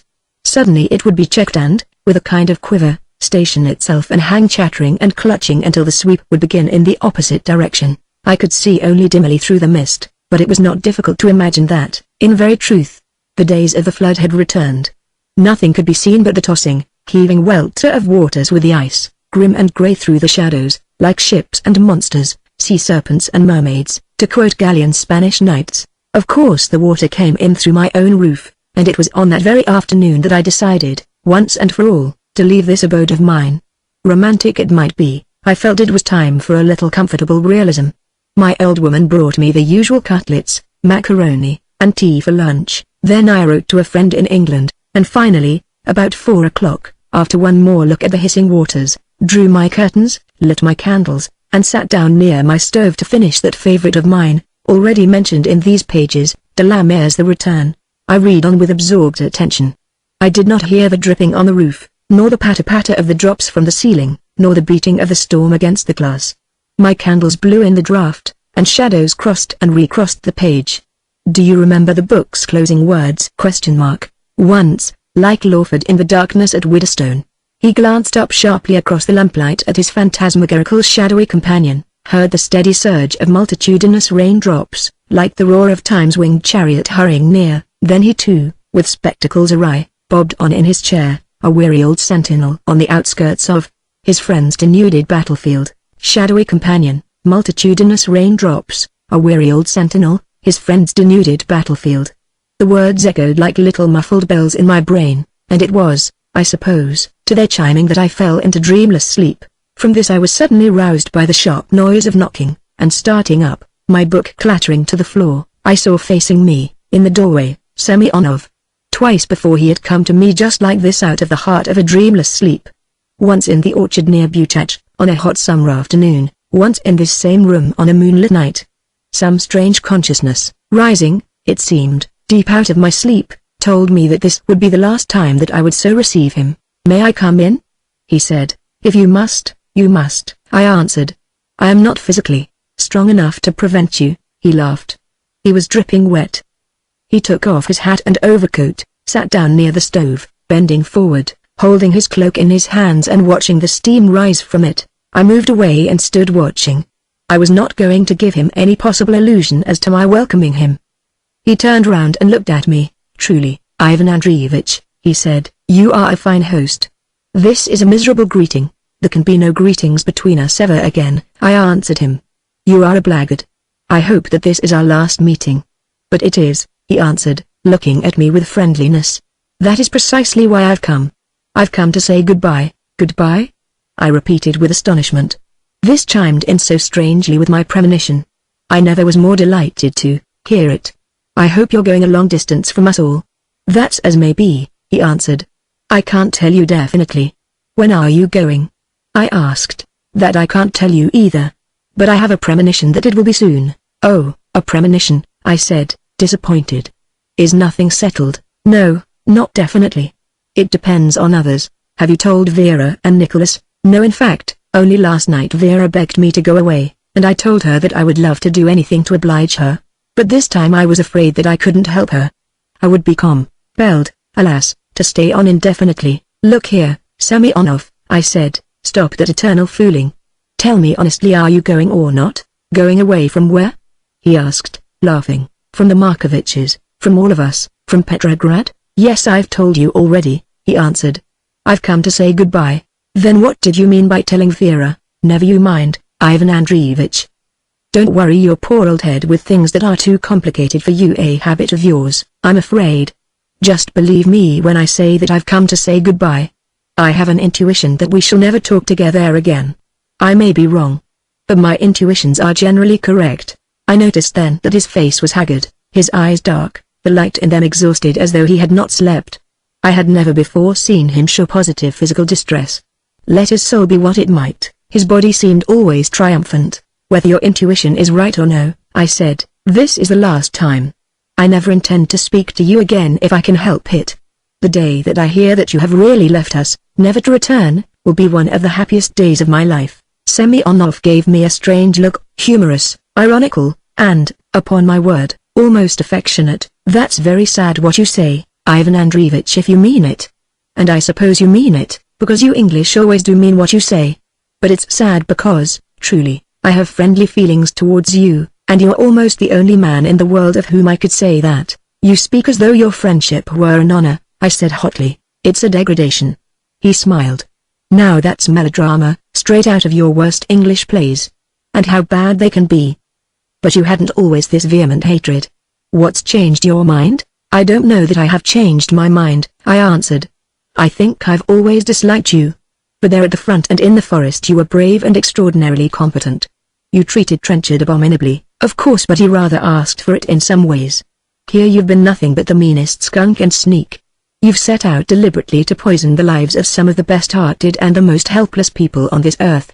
You deserve hanging, if any murderer ever did." He looked at me so mildly and with such genuine interest that I was compelled to feel my indignation a whit melodramatic. "If you are going," I said more calmly, "for heaven's sake go. It can't be any pleasure to you, clever and talented as you are, to bait such harmless people as Vera and Nicholas. You've done harm enough. Leave them, and I forgive you everything." "Ah, of course your forgiveness is of the first importance to me," he said, with ironic gravity. "But it's true enough. You're going to be bothered with me. I do seem a worry to you, don't I? For only a few days more. And how's it going to end, do you think? Who's going to finish me off? Nicholas or Vera? Or perhaps our English Byron, Lawrence? Or even yourself? Have you your revolver with you? I shall offer no resistance, I promise you." Suddenly he changed. He came closer to me. His weary, exhausted eyes gazed straight into mine. "Ivan Andreevich, never mind about the rest. Never mind whether you do or don't hate me, that matters to nobody. What I tell you is the truth. I have come to you, as I have always come to you, like the moth to the flame. Why am I always pursuing you? Is it for the charm and fascination of your society? Your wit? Your beauty? I won't flatter you, no, it's because you alone, of all these fools here, knew her. You knew her as no one else alive knew her. She liked you, God knows why. At least I do know why. It was because of her youth and innocence and simplicity, because she didn't know a wise man from a fool, and trusted all alike. But you knew her, you knew her. You remember her and can talk of her. Ah, how I've hungered, to talk to you about her. Sometimes I've come all this way and then turned back at the door. How I've prayed that it might have been some other who knew her, some real man, not a sentimental, gloomy old woman like yourself, Ivan Andreevich. And yet you have your points. You have in you the things that she saw. You are honest, you are brave. You are like a good English clergyman. But she. I should have had someone with wit, with humor, with a sense of life about her. All the things, all the little things, the way she walked, her clothes, her smile when she was cross. Ah, she was divine when she was cross. Ivan Andreevich, be kind to me. Think for a moment less of your morals, less of your principles, and talk to me of her. Talk to me of her. He had drawn quite close to me. He looked like a madman. I have no doubt that, at that moment, he was one. I can't. I won't. I answered, drawing away. She is the most sacred memory I have in my life. I hate to think of her with you. And that because you smirch everything you touch. I have no feeling of jealousy. You? Jealousy? He said, looking at me scornfully. Why should you be jealous? I loved her too, I said. He looked at me. In spite of myself the color flooded my face. He looked at me from head to foot. My plainness, my miserable physique, my lameness, my feeble frame, everything was comprehended in the scorn of that glance. No, I said, you need not suppose that she ever realized. She did not. I would have died rather than have spoken of it, but I will not talk about her. I will not. He drew away from me. His face was grave, the mockery had left it. Oh, you English, how strange you are. Interesting, yes. But the things you miss. I understand now many things. I give up my desire.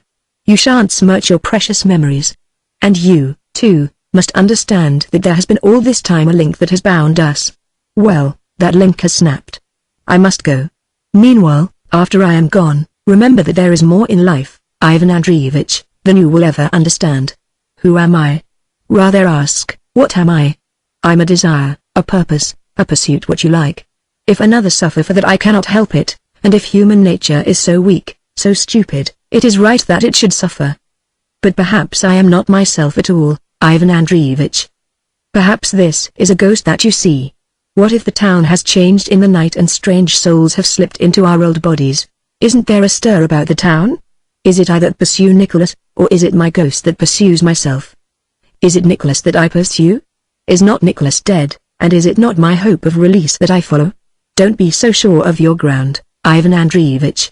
You know the proverb, there's a secret city in every man's heart. It is at that city's altars that the true prayers are offered. There has been more than one revolution in the last 2 months. He came up to me. Do not think too badly of me, Ivan Andreevich, afterwards. I'm a haunted man, you know. He bent forward and kissed me on the lips. A moment later he was gone. Chapter 12. That Tuesday night poor young Bon will remember to his grave and beyond it, I expect. He came in from his work about 6 in the evening and found Markovich and Semyonov sitting in the dining room. Everything was ordinary enough. Semyonov was in the armchair reading a newspaper. Markovich was walking very quietly up and down the farther end of the room. He wore faded blue carpet slippers. He had taken to them lately. Everything was the same as it had always been. The storm that had raged all day had now died down, and a very pale evening sun struck little patches of color on the big table with the fading tablecloth, on the old brown carpet, on the picture of the old gentleman with bushy eyebrows, on Semyonov's musical box, on the old knickknacks and the untidy shelf of books. Bon looked especially to see whether the musical box were still there. It was there on a little side table. Bon, tired with his long day's efforts to shove the glories of the British Empire down the reluctant throats of the indifferent Russians, dropped into the other armchair with a tattered copy of Turgenev's House of Gentlefolks, and soon sank into a state of half-slumber. He roused himself from this to hear Semyonov reading extracts from the newspaper. He caught, at first, only portions of sentences. I am writing this, of course, from Bon's account of it, and I cannot therefore quote the actual words, but they were incidents of disorder at the front, there. Semyonov would say, pausing. Now, Nicholas. What do you say to that? A nice state of things. The colonel was murdered, of course, although our friend the wretch doesn't put it quite so bluntly. The Novaya Gazeta of course highly approves. Here's another. This went on for some 10 minutes, and the only sound besides Semyonov's voice was Markovich's padding steps. Ah. Here's another bit. Now what about that, my fine upholder of the Russian Revolution? See what they've been doing near Riga. It says, can't you leave it alone, Alexei? Keep your paper to yourself. These words came in so strange a note, a tone so different from Markovich's ordinary voice, that they were, to Bon, like a warning blow on the shoulder. There's gratitude when I'm trying to interest you. How childish, too, not to face the real situation. Do you think you're going to improve things by pretending that anarchy doesn't exist? So soon, too, after your beautiful revolution. How long is it? Let me see. March, April. Yes, just about 6 weeks. Well, leave me alone, Alexei. Leave me alone. Bon had with that such a sense of a superhuman effort at control behind the words that the pain of it was almost intolerable. He wanted, there and then, to have left the room. It would have been better for him had he done so. But some force held him in his chair, and, as the scene developed, he felt as though his sudden departure would have laid too emphatic a stress on the discomfort of it. He hoped that in a moment the Vera or Uncle Ivan would come and the scene would end. Semyonov, meanwhile, continued, what were those words you used to me not so long ago? Something about free Russia, I think Russia moving like one man to save the world Russia, with an unbroken front. Too optimistic, weren't you? The padding feet stopped. In a whisper that seemed to Bon to fill the room with echoing sound Markovich said. You have tempted me for weeks now, Alexei. I don't know why you hate me so, nor why you pursue me. Go back to your own place. If I am an unfortunate man, and by my own fault, that should be nothing to you who are more fortunate, torment you. I? My dear Nicholas, never. But you are so childish in your ideas, and are you unfortunate? I didn't know it. Is it about your inventions that you are speaking? Well, they were never very happy, were they? You praised them to me. Did I? My foolish kindness of heart, I'm afraid. To tell the truth, I was thankful when you saw things as they were. You took them away from me. I took them away? What nonsense. It was your own wish, Vera's wish too. Yes, you persuaded both Vera and Nina that they were no good. They believed in them before you came. You flatter me, Nicholas. I haven't such power over Vera's opinions. I'm afraid. If I tell her anything she believes at once the opposite. You must have seen that yourself. You took her belief away from me. You took her love away from me. Semyonov laughed. That laugh seemed to rouse Markovich to frenzy. He screamed out. You have taken everything from me. You will not leave me alone. You must be careful. You are in danger, I tell you. Semyonov sprang up from his chair, and the two men, advancing towards one another, came into Bon's vision. Markovich was like a madman, his hands raised, his eyes staring from his head, his body trembling. Semyonov was quiet, motionless, smiling, standing very close to the other. Well, what are you going to do? He asked. Markovich stood for a moment, his hands raised, then his whole body seemed to collapse. He moved away, muttering something which Bon could not hear. With shuffling feet, his head lowered, he went out of the room. Semyonov returned to his seat. To Bon, an innocent youth with very simple and amiable ideas about life, the whole thing seemed beastly beyond words. I saw a man torture a dog once, he told me. He didn't do much to it really. Tied it up to a tree and dug into it with a penknife. I went home and was sick. Well, I felt sick this time, too. Nevertheless, his own sickness was not the principal affair. The point was the sense of danger that seemed now to tinge with its own faint stain every article in the room. Bon's hatred of Semyonov was so strong that he felt as though he would never be able to speak to him again, but it was not really of Semyonov that he was thinking. His thoughts were all centered round Markovich. You must remember that for a long time now he had considered himself Markovich's protector. This sense of his protection had developed in him an affection for the man that he would not otherwise have felt. He did not, of course, know of any of Markovich's deepest troubles. He could only guess at his relations with Vera, and he did not understand the passionate importance that he attached to his Russian idea. But he knew enough to be aware of his childishness, his simplicity, his naivete, and his essential goodness. He's an awfully decent sort, really, he used to say in a kind of apologetic defense. The very fact of Semyonov's strength made his brutality seem now the more revolting. Like hitting a fellow half your size. He saw that things in that flat were approaching a climax, and he knew enough now of Russian impetuosity to realize that climaxes in that country are, very often, no ordinary affairs. It was just as though there were an evil smell in the flat, he explained to me. It seemed to hang over everything. Things looked the same and yet they weren't the same at all. His main impression that something would very soon happen if he didn't look out, drove everything else from his mind, but he didn't quite see what to do. Speak to Vera? To Nicholas? To Semyonov? He didn't feel qualified to do any of these things. He went to bed that night early, about 10 o'clock. He couldn't sleep. His door was not quite closed and he could hear first Vera, then Uncle Ivan, lastly Markovich go to bed. He lay awake then, with that exaggerated sense of hearing that one has in the middle of the night, when one is compelled, as it were, against one's will, to listen for sounds. He heard the dripping of the tap in the bathroom, the creaking of some door in the wind. The storm had risen again, and all the 1,001 little uncertainties, like the agitated beating of innumerable hearts that penetrate the folds and curtains of the night. As he lay there he thought of what he would do did Markovich really go off his head. He had a revolver, he knew. He had seen it in his hand. And then what was Semyonov after? My explanation had seemed, at first, so fantastic and impossible that Bon had dismissed it, but now, after the conversation that he had just overheard, it did not seem impossible at all, especially in the middle of the night. His mind traveled back to his own first arrival in Petrograd, that first sleep at the France with the dripping water and the crawling rats, the plunge into the Kazan Cathedral, and everything that followed. He did not see, of course, his own progress since that day, or the many things that Russia had already done for him, but he did feel that such situations as the one he was now sharing were, today, much more in the natural order of things than they would have been 4 months before. He dozed off and then was awakened, sharply, abruptly, by the sound of Markovich's padded feet. There could be no mistaking them. Very softly they went past Bon's door, down the passage towards the dining room. He sat up in bed, and all the other sounds of the night seemed suddenly to be accentuated: the dripping of the tap, the blowing of the wind, and even the heavy breathing of old Saka, who always slept in a sort of cupboard near the kitchen, with her legs hanging out into the passage. Suddenly no sound. The house was still, and, with it, the sense of danger and peril was redoubled, as through the house were holding its breath as it watched. Bon could endure it no longer. He got up, put on his dressing gown and bedroom slippers, and went out. When he got as far as the dining room door he saw that Markovich was standing in the middle of the room with a lighted candle in his hand. The glimmer of the candle flung a circle, outside which all was dusk.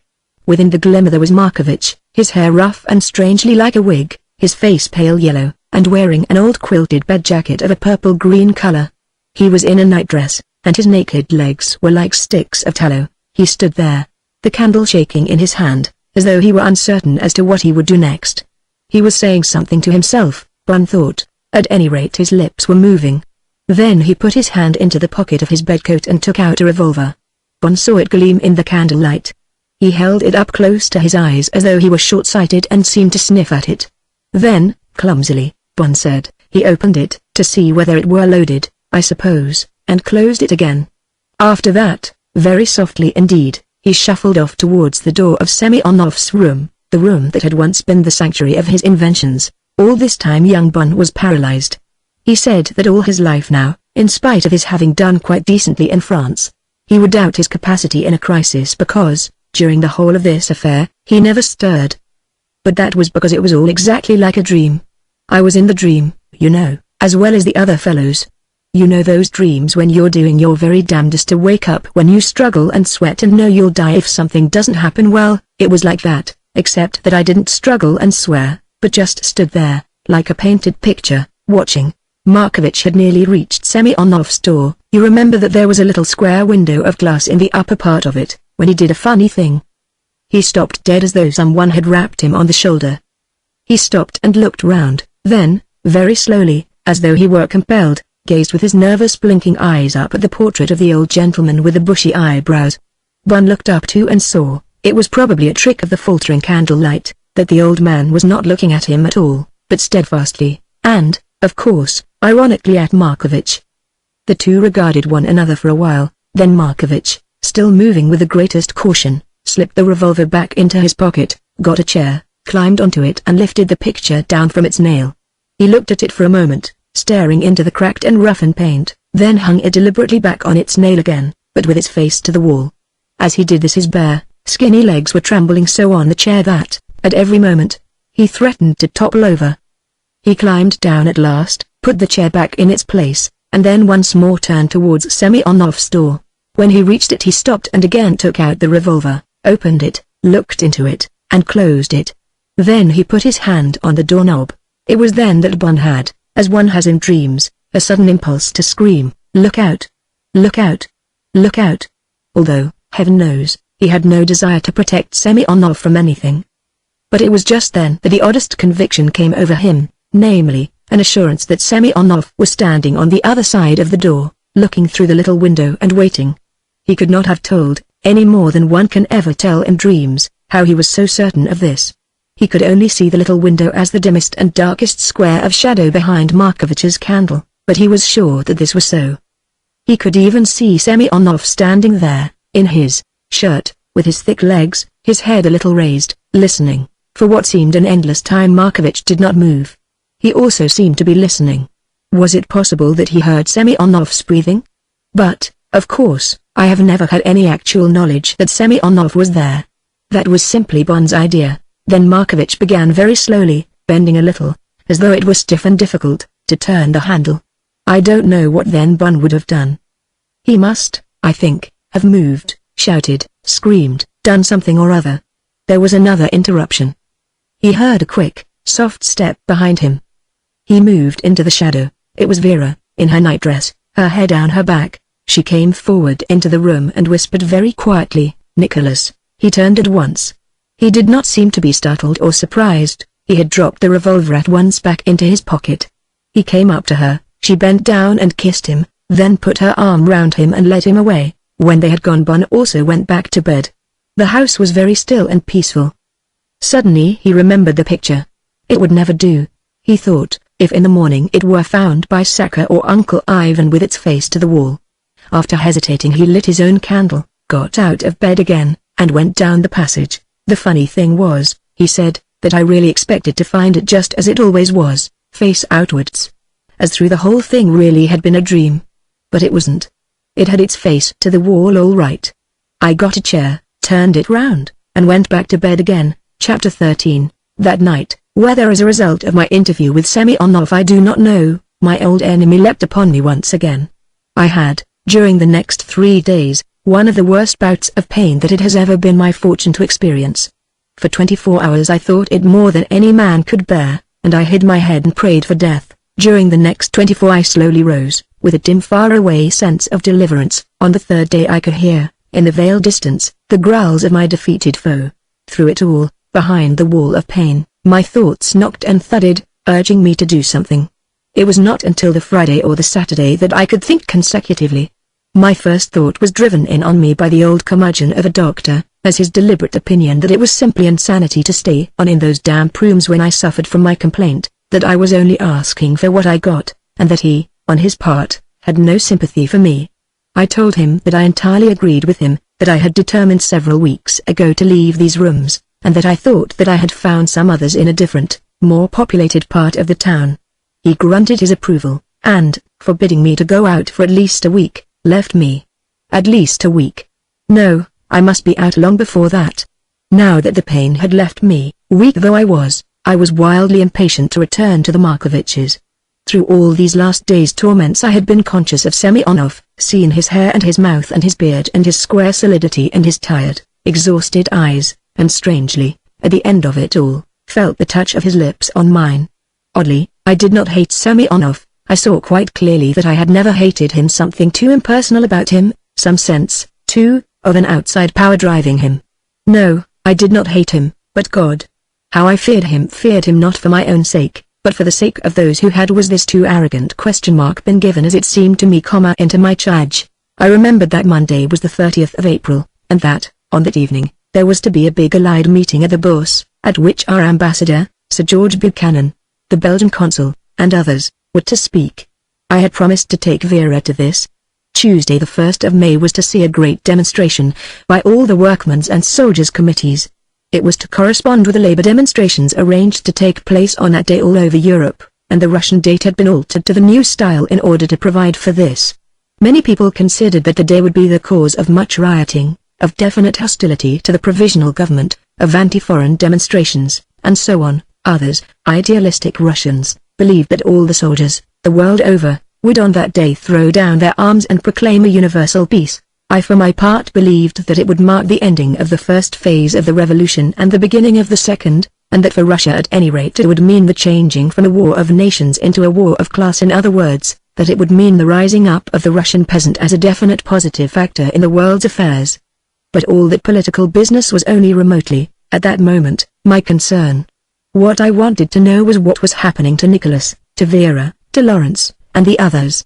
Even whilst I was restlessly wondering what I could do to put myself into touch with them, my old woman entered with a letter which she said had been brought by hand. The letter was from Markovich. I give this odd document here exactly as I received it. I do not attempt to emphasize or explain or comment in any way. I would only add that no Russian is so mad as he seems to any Englishman, and no Englishman so foolish as he seems to any Russian. I must have received this letter, I think, late on Sunday afternoon, because I was, I remember, up and dressed, and walking about my room. It was written on flimsy grey paper in pencil, which made it difficult to read. There were sentences unfinished, words misspelt, and the whole of it in the worst of Russian handwritings. Certain passages, I am, even now, quite unable to interpret. It ran as follows. Dear Ivan Andreevich, Vera tells me that you are ill again. She has been round to inquire, I think. I did not come because I knew that if I did I should only talk about my own troubles, the same as you've always listened to, and what kind of food is that for a sick man? All the same, that is just what I am doing now, but reading a letter is not like talking to a man. You can always stop and tear the paper when perhaps it would not be polite to ask a man to go. But I hope, nevertheless, that you won't do that with this, not because of any desire I may have to interest you in myself, but because of something of much more importance than either of us. Something I want you to believe, something you must believe. Don't think me mad. I am quite sane sitting here in my room writing. Everyone is asleep. Everyone but not everything. I've been queer, now and again, lately. Off and on. Do you know how it comes? When the inside of the world goes further and further within, dragging you after it, until at last you are in the bowels of darkness choking. I've known such moods all my life. Haven't you known them? Lately, Of course, I've been drinking again. I tell you, but I wouldn't own it to most people. But they all know, I suppose. Alexei made me start again, but it's foolish to put everything onto him. If I weren't a weak man he wouldn't be able to do anything with me, would he? Do you believe in God, and don't you think that he intended the weak to have some compensation somewhere, because it isn't their fault that they're weak, is it? They can struggle and struggle, but it's like being in a net. Well, one must just make a hole in the net large enough to get out of, that's all. And now, ever since 2 days ago, when I resolved to make that hole, I've been quite calm. I'm as calm as anything now writing to you. 2 days ago Vera told me that he was going back to England. Oh, she was so good to me that day, Ivan Andreevich. We sat together all alone in the flat, and she had her hand in mine, just as we used to do in the old days when I pretended to myself that she loved me.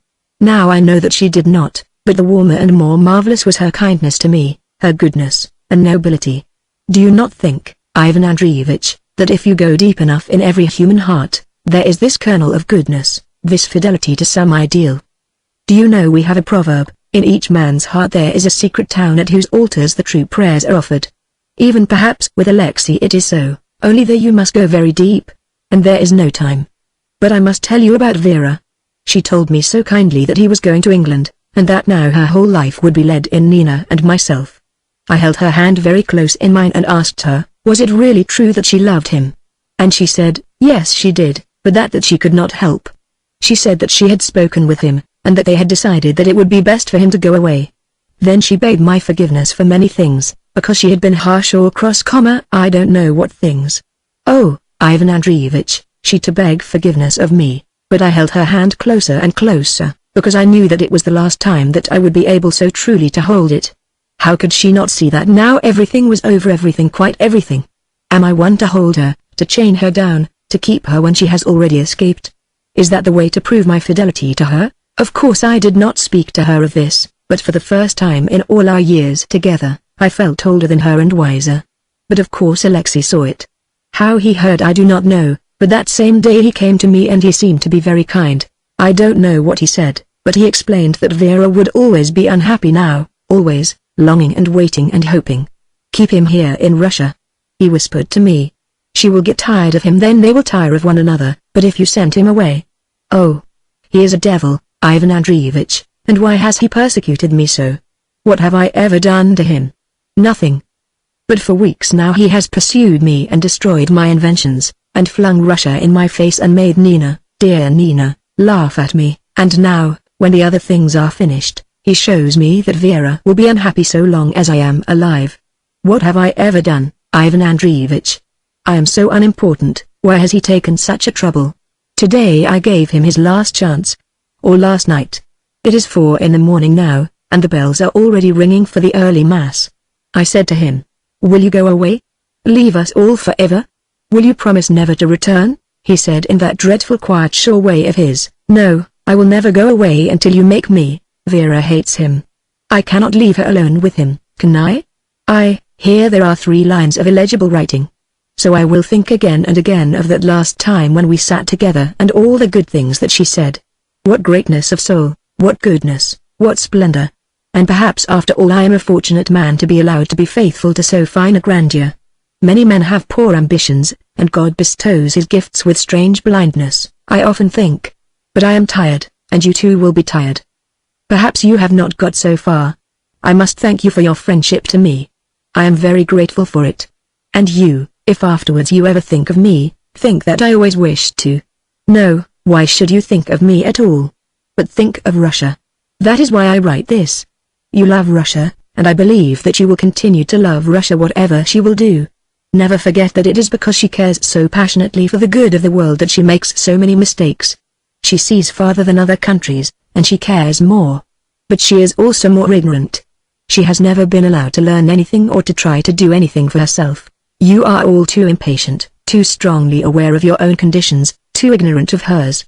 Of course there are wicked men here and many idle men, but every country has such. You must not judge her by that nor by all the talk you hear. We talk like blind men on a dark road. Do you believe that there are no patriots here? Ah! How bitterly I have been disappointed during these last weeks. It has broken my heart. But do not let your heart be broken. You can wait. You are young. Believe in Russian patriotism, believe in Russian future, believe in Russian soul. Try to be patient and understand that she is blindfolded, ignorant, stumbling. But the glory will come, I can see it shining far away. It is not for me, but for you and for Vera. For Vera. Vera. Here the letter ended, only scrawled very roughly across the paper the letters NM. Chapter 14. As soon as I had finished reading the letter I went to the telephone and rang up the Markovich's flat. Bon spoke to me. I asked him whether Nicholas was there. He said, yes, fast asleep in the armchair. Was Semyon there? No, he was dining out that night. I asked him to remind Vera that I was expecting to take her to the meeting next day, and rang off. There was nothing more to be done just then. 2 minutes later there was a knock on my door and Vera came in. Why? I cried. I've just been ringing up to tell you that, of course. I was coming on Monday, that is partly what I wanted to know, she said, smiling. And also I thought that you'd fancied we'd all deserted you. No, I answered. I don't expect you round here every time I'm ill. That would be absurd. You'll be glad to know at any rate that I've decided to give up these ridiculous rooms. I deserve all the illness I get so long as I'm here. Yes, that's good, she answered. How you could have stayed so long. She dropped into a chair, closed her eyes and lay back. Oh, Ivan Andreevich. But I'm tired. She looked, lying there, white-faced, her eyelids like grey shadows, utterly exhausted. I waited in silence. After a time she opened her eyes and said, suddenly, we all come and talk to you, don't we? Nina, Nicholas, Sherry, she meant Lawrence, even Uncle Alexei. I wonder why we do, because we never take your advice, you know.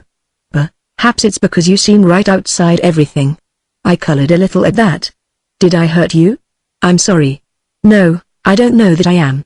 I don't mind now whether I hurt anyone. You know that he's going back to England? I nodded my head. He told you himself?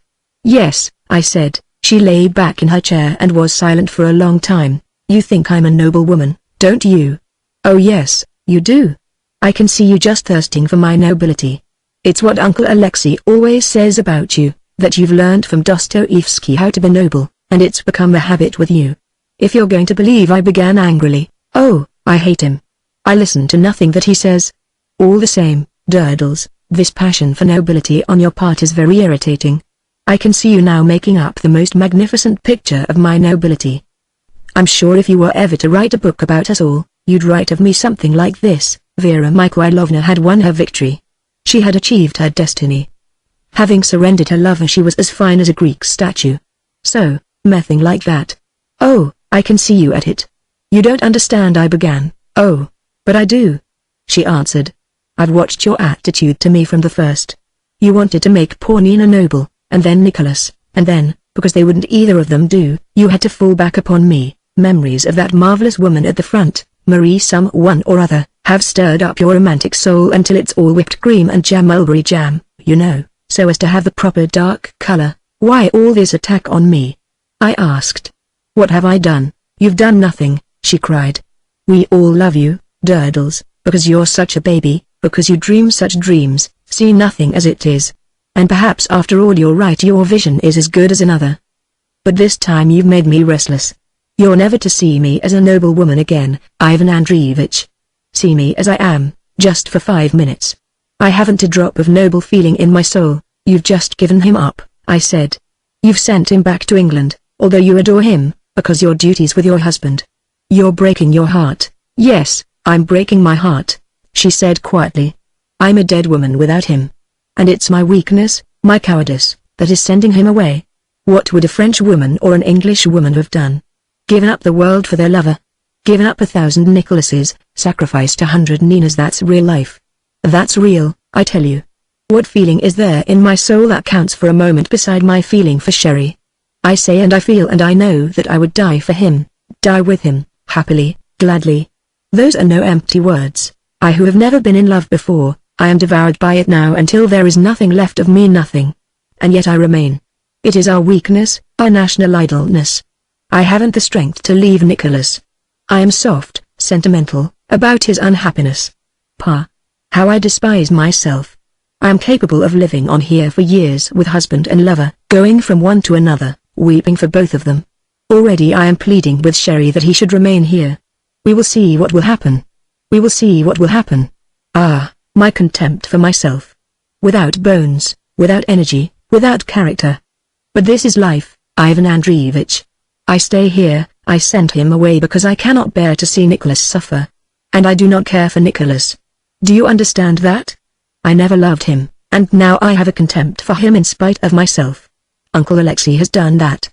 Oh yes.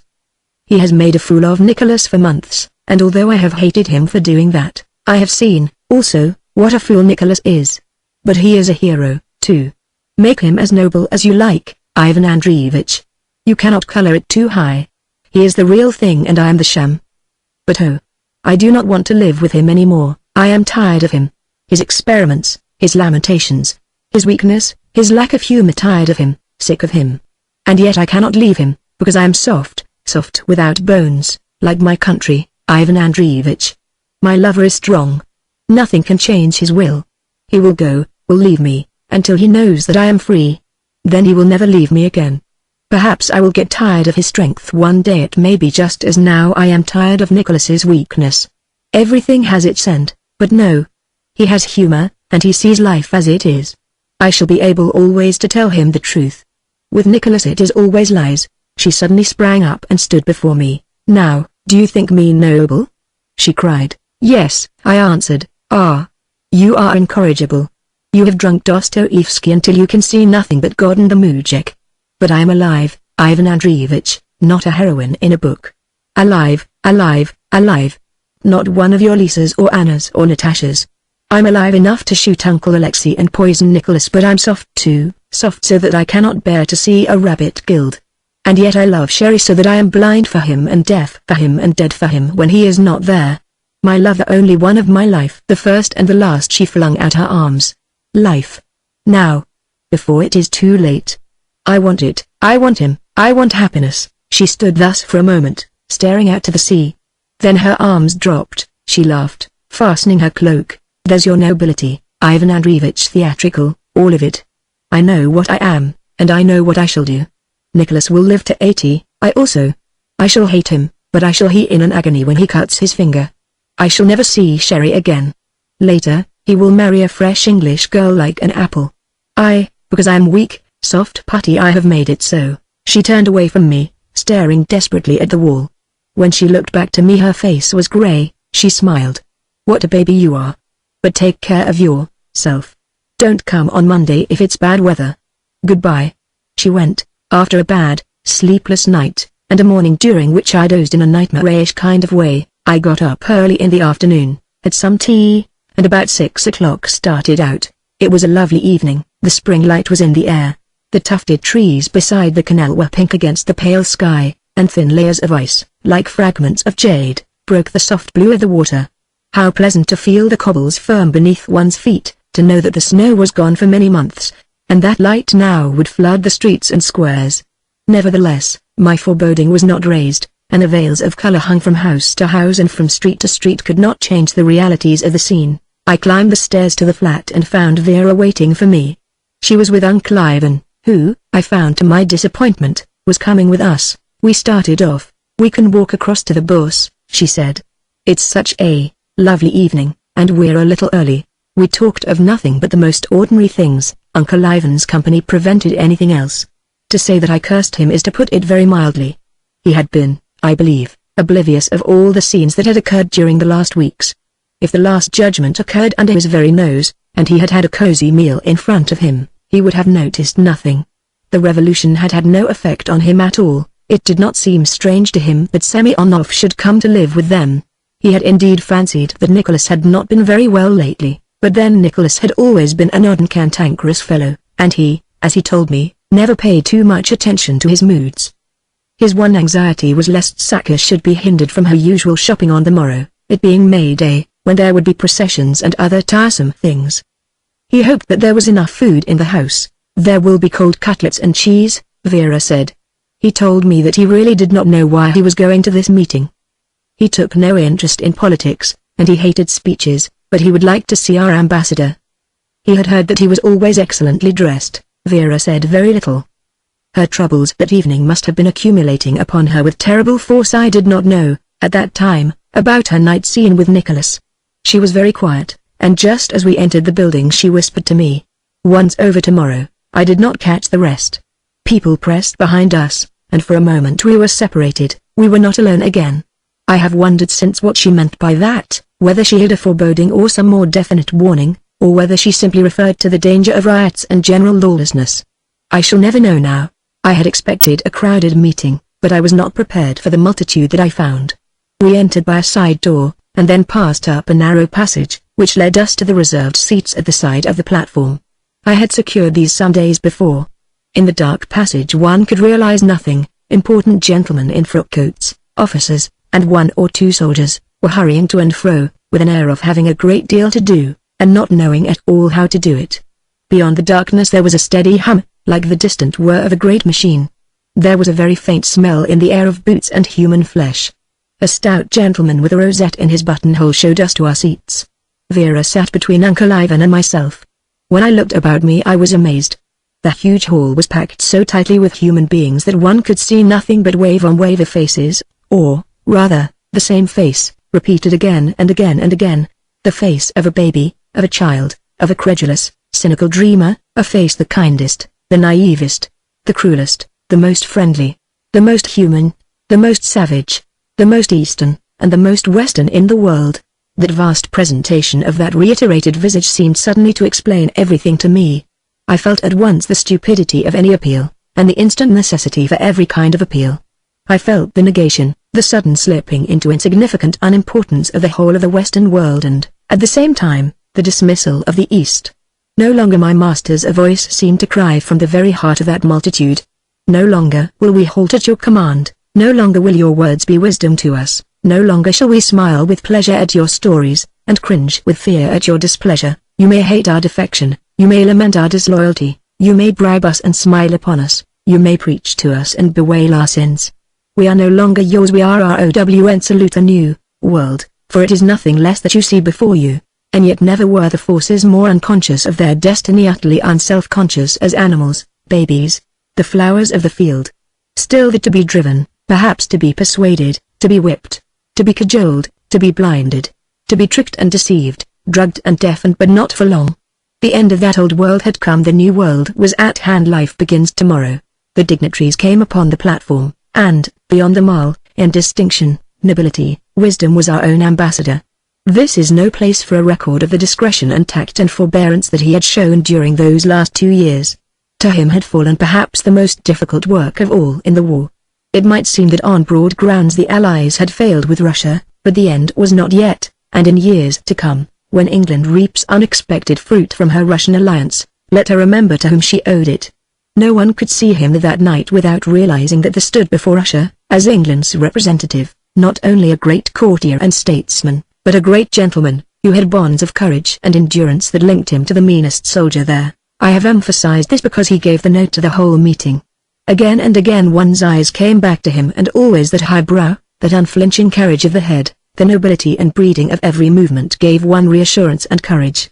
One's own troubles seemed small beside that example, and the tangled morality of that vexed time seemed to be tested by a simpler and higher standard. It was altogether a strange affair. At first it lacked interest. Some member of the Italian embassy spoke, I think, and then someone from Serbia. The audience was apathetic. All those bodies, so tightly wedged together that arms and legs were held in an iron vice, stayed motionless, and once and again there would be a short burst of applause or a sibilant whisper, but it would be something mechanical and uninspired. I could see one soldier, in the front row behind the barrier, a stout fellow with a face of supreme good humor, down whose forehead the sweat began to trickle. He was patient for a while, then he tried to raise his hand. He could not move without sending a ripple down the whole front line. Heads were turned indignantly in his direction. He submitted, then the sweat trickled into his eyes. He made a superhuman effort and half raised his arm. The crowd pushed again and his arm fell. His face wore an expression of ludicrous despair. The hall got hotter and hotter. Soldiers seemed to be still pressing in at the back. The Italian gentleman screamed and waved his arms, but the faces turned up to his were blank and amiably expressionless. It is indeed terribly hot, said Uncle Ivan. Then came a sailor from the Black Sea Fleet who had made himself famous during these weeks by his impassioned oratory. He was a thin dark-eyed fellow, and he obviously knew his business.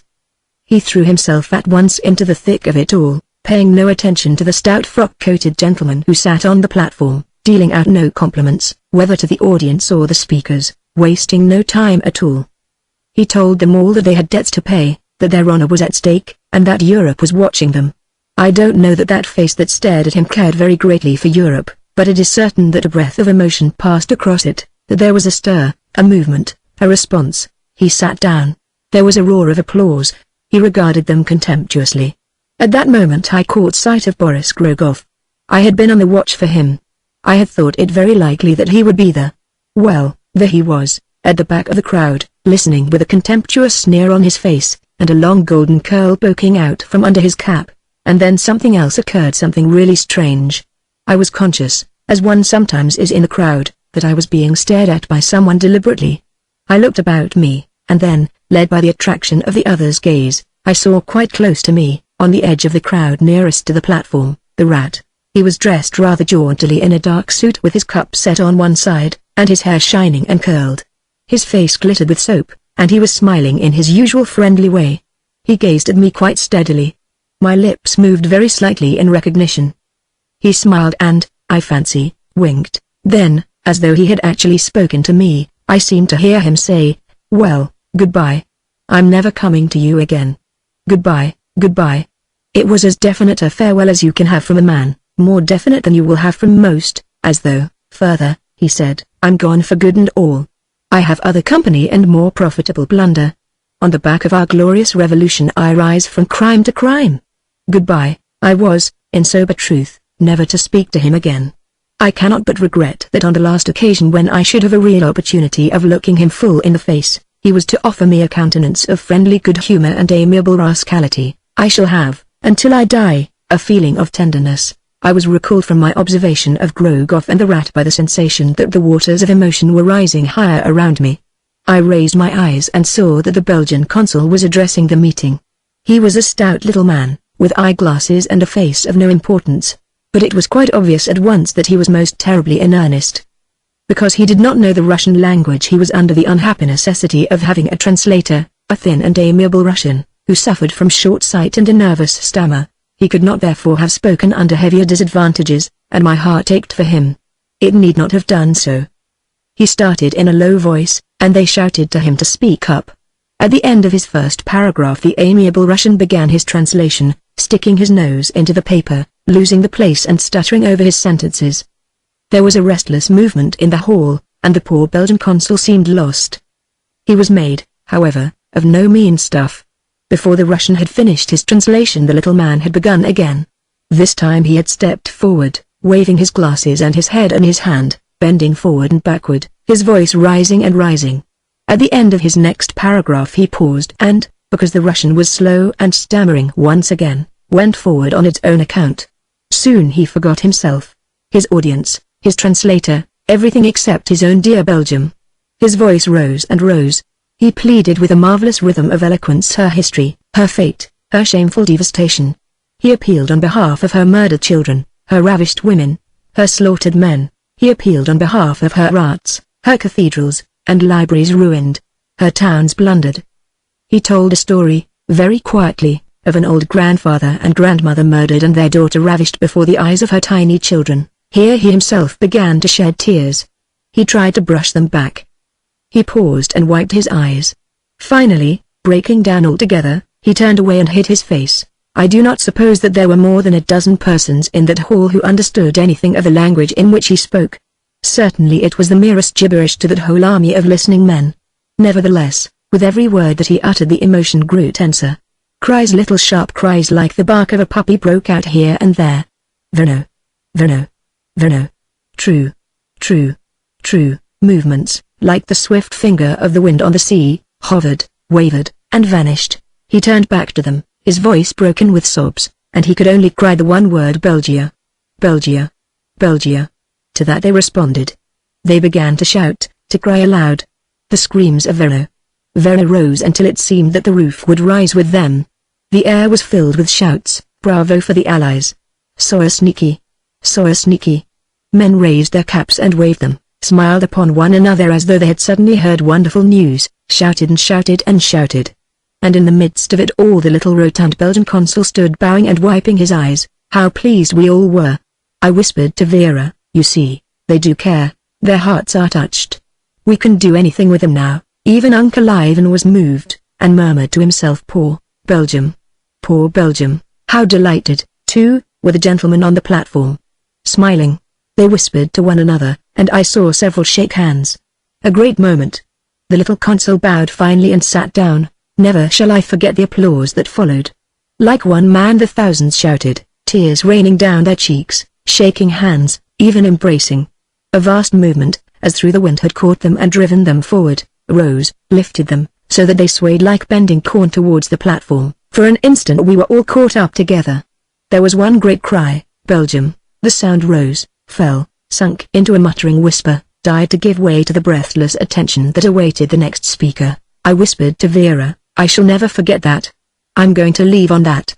It's good enough for me. Yes, she said, we'll go. What a pity, whispered Uncle Ivan, that they didn't understand what they were shouting about. We slipped out behind the platform, turned down the dark long passage, hearing the new speaker's voice like a bell ringing beyond thick walls, and found our way into the open. The evening was wonderfully fresh and clear.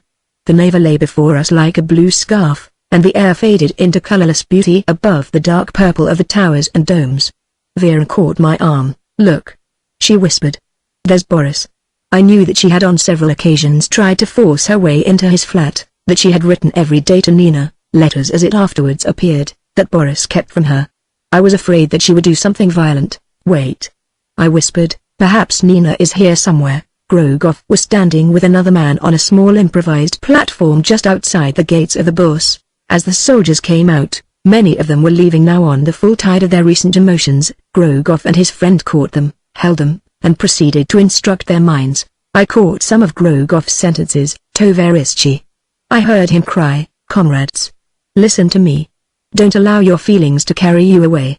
You have serious responsibilities now, and the thing for you to do is not to permit sentiment to make you foolish. Who brought you into this war? Your leaders? No, your old masters. They bled you and robbed you and slaughtered you to fill their own pockets. Who is ruling the world now? The people to whom the world truly belongs? No, the capitalists, the money grubbers, the old thieves like Nicholas who is now under lock and key. Capitalists. England, France. Thieves, robbers, Belgium? What is Belgium to you? Did you swear to protect her people? Does England, who pretends such loving care for Belgium, does she look after Ireland? What about her persecution of South Africa? Belgium? Have you heard what she did in the Congo? As the men came, talking, smiling, wiping their eyes, they were caught by Grogoff's voice. They stood there and listened. Soon they began to nod their heads. I heard them muttering that good old word Verno. Verno. Again. The crowd grew. The men began to shout their approval. It's true, I heard a soldier near me mutter. The English are thieves, and another Belgium? After all I could not understand a word of what that little fat man said. I heard no more, but I did not wonder now at the floods that were rising and rising, soon to engulf the whole of this great country. The end of this stage of our story was approaching for all of us. We three had stood back, a little in the shadow, gazing about to see whether we could hail a cab. As we waited I took my last look at Grogoff, his stout figure against the purple sky, the masts of the ships, the pale tumbling river, the black line of the farther shore. He stood, his arms waving, his mouth open, the personification of the disease from which Russia was suffering. A cab arrived. I turned, said as it were, my farewell to Grogoff and everything for which he stood, and went. We drove home almost in silence. Vera, staring in front of her, her face proud and reserved, building up a wall of her own thoughts. Come in for a moment, won't you? She asked me, rather reluctantly I thought. But I accepted, climbed the stairs and followed Uncle Ivan's stubby and self-satisfied progress into the flat. I heard Vera cry. I hurried after her and found, standing close together, in the middle of the room Henry Bon and Nina. With a little sob of joy and shame too, Nina was locked in Vera's arms. Chapter 15. This is obviously the place for the story, based, of course, on the very modest and slender account given me by the hero of it, of young Bond's nightly adventure. In its inception the whole affair is still mysterious to me. Looking back from this distance of time, I see that he was engaged on one nightly adventure after another, first Vera, then Markovich, lastly Nina. The first I caught at the very beginning, the second I may be said to have inspired, but to the third I was completely blind. I was blind, I suppose, because, in the first place, Nina had, from the beginning, laughed at Bon, and in the second, she had been entirely occupied with Lawrence. Bon's knight-errantry came upon her with, I am sure, as great a shock of surprise as it did upon me. And yet, when you come to think of it, it was the most natural thing. They were the only two of our party who had any claim to real youth, and they were still so young that they could believe in one idea after another as quick as you can catch goldfish in a bowl of water.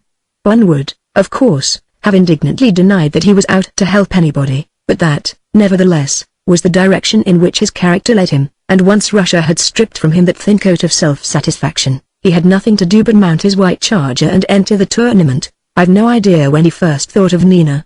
He did not, of course, like her at the beginning, and I doubt whether she caused him any real concern, too, until her flight to Grogov. That shocked him terribly. He confessed as much to me. She had always been so happy and easy about life. Nothing was serious to her. I remember once telling her she ought to take the war more deeply. I was a bit of a prig about it, I suppose. At any rate, she thought me one. And then to go off to a fellow like Grogov. He thought of it the more seriously when he saw the agony Vera was in. She did not ask him to help her, and so he did nothing, but he watched her efforts. The letters that she wrote, the eagerness with which she ravished the post, her fruitless visits to Grogov's flat, her dejected misery over her failure. He began himself to form plans, not, I am convinced, from any especial affection for Nina, but simply because he had the soul of a knight, although, thank God, he didn't know it. I expect, too, that he was pretty dissatisfied with his knight-errantries. His impassioned devotion to Vera had led to nothing at all, his enthusiasm for Russia had led to a most unsatisfactory revolution, and his fatherly protection of Markovich had inspired apparently nothing more fruitful than distrust. I would like to emphasize that it was in no way from any desire to interfere in other people's affairs that young Bon undertook these quests. He had none of my own meddlesome quality. He had, I think, very little curiosity and no psychological self-satisfaction, but he had a kind heart, an adventurous spirit, and a hatred for the wrong and injustice which seemed just now to be creeping about the world, but all this, again thank God, was entirely subconscious. He knew nothing whatever about himself. The thought of Nina worried him more and more. After he went to bed at night, he would hear her laugh and see her mocking smile and listen to her shrill imitations of his own absurdities. She had been the one happy person amongst them all, and now, well, he had seen enough of Boris Grogov to know what sort of fellow he was. He came at last to the conclusion that, after a week or two she would be sick to death of it, and longing to get away, but then her pride would keep her at it. She'd got a devil of a lot of pride. He waited, then, for a while, and hoped, I suppose, that some of Vera's appeals would succeed. They did not, and then it struck him that Vera was the very last person to whom Nina would yield just because she wanted to yield to her most, which was pretty subtle of him and very near the truth. No one else seemed to be making any very active efforts, and at last he decided that he must do something himself. He discovered Grogov's address, went to the Gagrinskaya and looked up at the flat, hung about a bit in the hope of seeing Nina. Then he did see her at Rozanov's party, and this, although he said nothing to me about it at the time, had a tremendous effect on him. He thought she looked awful. All the joy had gone from her, she was years older, miserable, and defiant. He didn't speak to her, but from that night he made up his mind. Rozanov's party may be said to have been really the turning point of his life. It was the night that he came out of his shell, grew up, faced the world, and it was the night that he discovered that he cared about Nina. The vision of her poor little tired face, her rather dirty white dress, her grown-up hair, her timidity and her loneliness, never left him for a moment. All the time that I thought he was occupied only with the problem of Markovich and Semyonov, he was much more deeply occupied with Nina. So unnaturally secretive can young men be. At last he decided on a plan. He chose the Monday, the day of the bourse meeting, because he fancied that Grogov would be present at that and he might therefore catch Nina alone, and because he and his fellow propagandists would be expected also at the meeting and he would therefore be free of his office earlier on that afternoon. He had no idea at all how he would get into the flat, but he thought that fortune would be certain to favor him. He always thought that, well, fortune did. He left the office and arrived in the Gagrinskaya about 5:30 in the evening. He walked about a little, and then saw a bearded tall fellow drive up in an izvostchik. He recognized this man as Lenin, the soul of the anti-government party, and a man who was afterwards to figure very prominently in Russia's politics. This fellow argued very hotly with the izvostchik about his fare, then vanished through the double doors. Bun followed him. Outside Grogov's flat Lenin waited and rang the bell.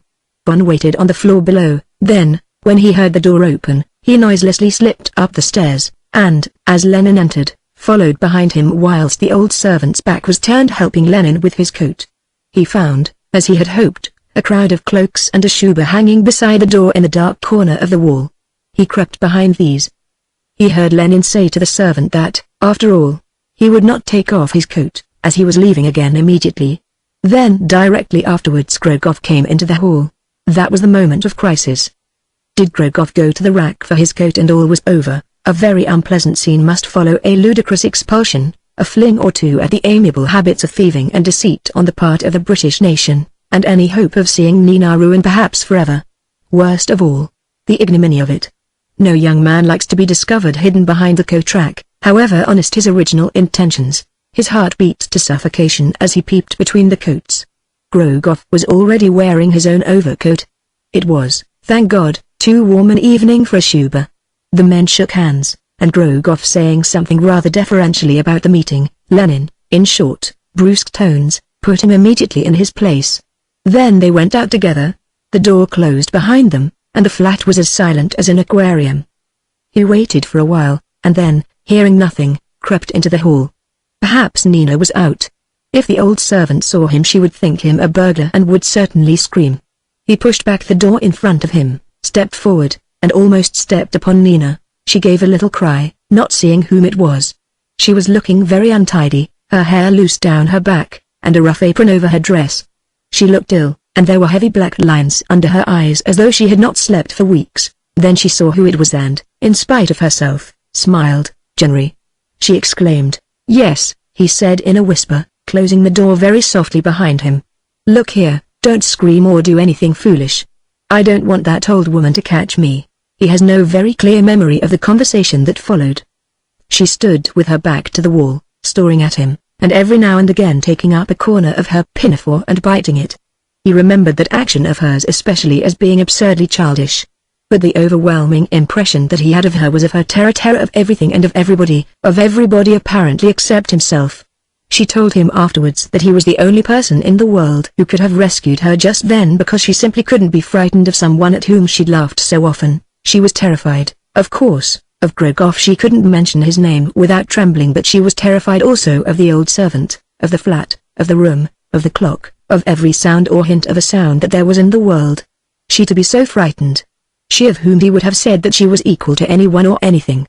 What she must have been through during those weeks to have brought her to this. But she told him very little.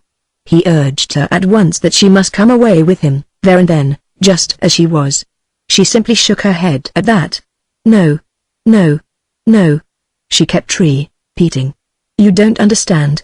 "I do understand," he answered, always whispering, and with one ear on the door lest the old woman should hear and come in. "We've got very little time," he said. "Grogov will never let you go if he's here. I know why you don't come back. You think we'll all look down on you for having gone. But that's nonsense. We are all simply miserable without you." But she simply continued to repeat no. No. Then, as he urged her still further, she begged him to go away. She said that he simply didn't know what Grogov would do if he returned and found him, and although he'd gone to a meeting he might return at any moment. Then, as though to urge upon him Grogov's ferocity, in little hoarse whispers she let him see some of the things that during these weeks she'd endured. He'd beaten her, thrown things at her, kept her awake hour after hour at night making her sing to him. And, of course, worst things, things far, far worse that she would never tell to anybody, not even to Vera. Poor Nina, she had indeed been punished for her innocent impetuosities. She was broken in body and soul, she had faced reality at last and been beaten by it. She suddenly turned away from him, buried her head in her arm, as a tiny child does, and cried. It was then that he discovered he loved her. He went to her, put his arm round her, kissed her, stroked her hair, whispering little consoling things to her. She suddenly collapsed, burying her head in his breast and watering his waistcoat with her tears. After that he seemed to be able to do anything with her that he pleased. He whispered to her to go and get her hat, then her coat, then to hurry up and come along. As he gave these last commands he heard the door open, turned and saw Masha, Grogoff's old witch of a servant, facing him. The scene that followed must have had its ludicrous side. The old woman didn't scream or make any kind of noise, she simply asked him what he was doing there. He answered that he was going out for a walk with the mistress of the house. She said that he should do nothing of the kind. He told her to stand away from the door. She refused to move. He then rushed at her, caught her round the waist, and a most impossible struggle ensued up and down the middle of the room. He called to Nina to run, and had the satisfaction of seeing her dart through the door like a frightened hare. The old woman bit and scratched and kicked, making sounds all the time like a kettle just on the boil. Suddenly, when he thought that Nina had had time to get well away, he gave the old woman a very unceremonious push which sent her back against Grogoff's chief cabinet, and he had the comfort to hear the whole of this crash to the ground as he closed the door behind him. Out in the street he found Nina, and soon afterwards an izvostchik. She crouched up close against him, staring in front of her, saying nothing, shivering and shivering. As he felt her hot hand shake inside his, he vowed that he would never leave her again. I don't believe that he ever will, so he took her home, and his knight-errantry was justified at last. Chapter 16. These events had for a moment distracted my mind, but as soon as I was alone I felt the ever-increasing burden of my duty towards Markovich. The sensation was absolutely dreamlike in its insistence on the one hand that I should take some kind of action, and its preventing me, on the other, from taking any action at all. I felt the strange inertia of the spectator in the nightmare, who sees the house tumbling about his head and cannot move. Besides, what action could I take? I couldn't stand over Markovich, forbid him to stir from the flat, or imprison Semyonov in his room, or warn the police. Besides, there were now no police.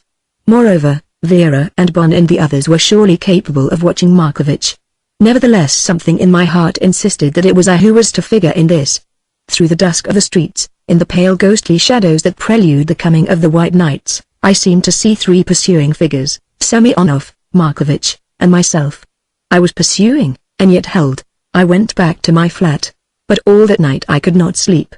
Already the first music of the May Day processions could be heard, distant trumpets and drums. Before I sank into uneasy, bewildered slumber, I dreamt then dreams so fantastic and irresolute that I cannot now disentangle them. I remember that I was standing beside the banks of the Neva. The river was rising, flinging on its course in the great tempestuous way that it always has during the first days of its release from the ice. The sky grew darker, the water rose. I sought refuge in the top gallery of a church with light green domes, and from here I watched the flood, first as it covered the quays, tumbling in cascades of glittering water over the high parapet, trickling in little lines and pools, then rising into sheeted levels, then billowing in waves against the walls of the house, flooding the doors and the windows, until so far as the eye could reach there were only high towers remaining above its grasp. I do not know what happened to my security, and saw at length the waters stretch from sky to sky, one dark, tossing ocean. The sun rose, a dead yellow, slowly the waters sank again, islands appeared, stretches of mud and waste. Heaving their huge bodies out of the ocean, vast monsters crawled through the mud, scaled and horned, lying like logs beneath the dead sun. The waters sank, forests rose. The sun sank and there was black night, then a faint dawn, and in the early light of a lovely morning a man appeared standing on the beach, shading his eyes, gazing out to sea. I fancied that in that strong bearded figure I recognized my peasant, who had seemed to haunt my steps so often. Gravely he looked round him, then turned back into the forest. Was my dream thus? Frankly I do not know too neat an allegory to be true, perhaps, and yet there was something of this in it. I know that I saw Boris, and the rat, and Vera, and Semyonov, and Markovich, appearing, vanishing, reappearing, and that I was strongly conscious that the submerged and ruined world did not touch them, and was only a background to their own individual activities. I know that Markovich seemed to come to me again and cry, "Be patient. Be patient. Have faith. Be faithful." I know that I woke struggling to keep him with me, crying out that he was not to leave me, that that way was danger. I woke to find my room flooded with sunshine, and my old woman looking at me with disapproval. "Wake up, Baron," she was saying, "it's 3 o'clock. 3 o'clock. I muttered, trying to pull myself together. 3 in the afternoon. I have some tea for you." When I realized the time I had the sensation of the wildest panic. I jumped from my bed, pushing the old woman out of the room. I had betrayed my trust. I had betrayed my trust. I felt assured that some awful catastrophe had occurred, something that I might have prevented. When I was dressed, disregarding my housekeeper's cries, I rushed out into the street. At my end of the Ekaterinskivsky Canal I was stopped by great throngs of men and women returning homewards from the procession. They were marching, most of them, in ordered lines across the street, arm in arm, singing the Marseillais, very different from the procession a few weeks before. That had been dumb, cowed, bewildered. This was the movement of a people conscious of their freedom, sure of themselves, disdaining the world. Everywhere bands were playing, banners were glittering, and from the very heart of the soil, as it seemed, the Marseillaise was rising. Although the sun only shone at brief intervals, there was a sense of spring warmth in the air. For some time I could not cross the street, then I broke through and almost ran down the deserted stretch of the canal. I arrived almost breathless at the door in the English Prospect. There I found Saka watching the people and listening to the distant bands. "Saka," I cried, "is Alexei Petrovich at home?" "No, Baron," she answered, looking at me in some surprise. "He went out about a quarter of an hour ago." "And Nicholas Markovich?" "He went out just now." "Did he tell you where he was going?" "No, Baron, but I heard Alexei Petrovich tell him, an hour back, that he was going to Katerinhof." I did not listen to more. I turned and went. Katerinhof was a park, 10 minutes distant from my island. It was so called because there was the wooden palace of Catherine the Great. She had once made it her place of summer residence, but it was now given over to the people and was, during the spring and summer, used by them as a kind of fair and pleasure garden. The place had always been to me romantic and melancholy, with the old faded wooden palace, the deserted ponds, and the desolate trees. I had never been there in the summer. I don't know with what idea I hurried there. I can only say that I had no choice but to go, and that I went as though I was still continuing my dream of the morning. Great numbers of people were hurrying there also. The road was thronged, and many of them sang as they went. Looking back now it is entirely a dreamlike color. I stepped from the road under the trees, and was at once in a world of incredible fantasy. So far as the eye could see there were peasants, the air was filled with an indescribable din. As I stepped deeper into the shelter of the leafless trees the color seemed, like fluttering banners, to mingle and spread and sway before my eyes. Near to me were the tub-thumpers now so common to us all in Petrograd, men of the Grogov kind stamping and shouting on their platforms, surrounded by open-mouthed soldiers and peasants. Here, too, were the quacks such as you might see at any fair in Europe, quack dentists, quack medicine men, men with ointments for healing sores, men with pills, and little bottles of bright liquid, and tricks for ruptures and broken legs and arms. A little way beyond them were the peddlers. Here were the wildest men in the world. Tartars and Lets and Indians, Asiatics with long yellow faces, and strange fellows from northern Russia.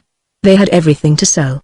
Bright beads and looking glasses and little lacquered trays, colored boxes, red and green and yellow, lace and silk and cloths of every color, purple and crimson and gold.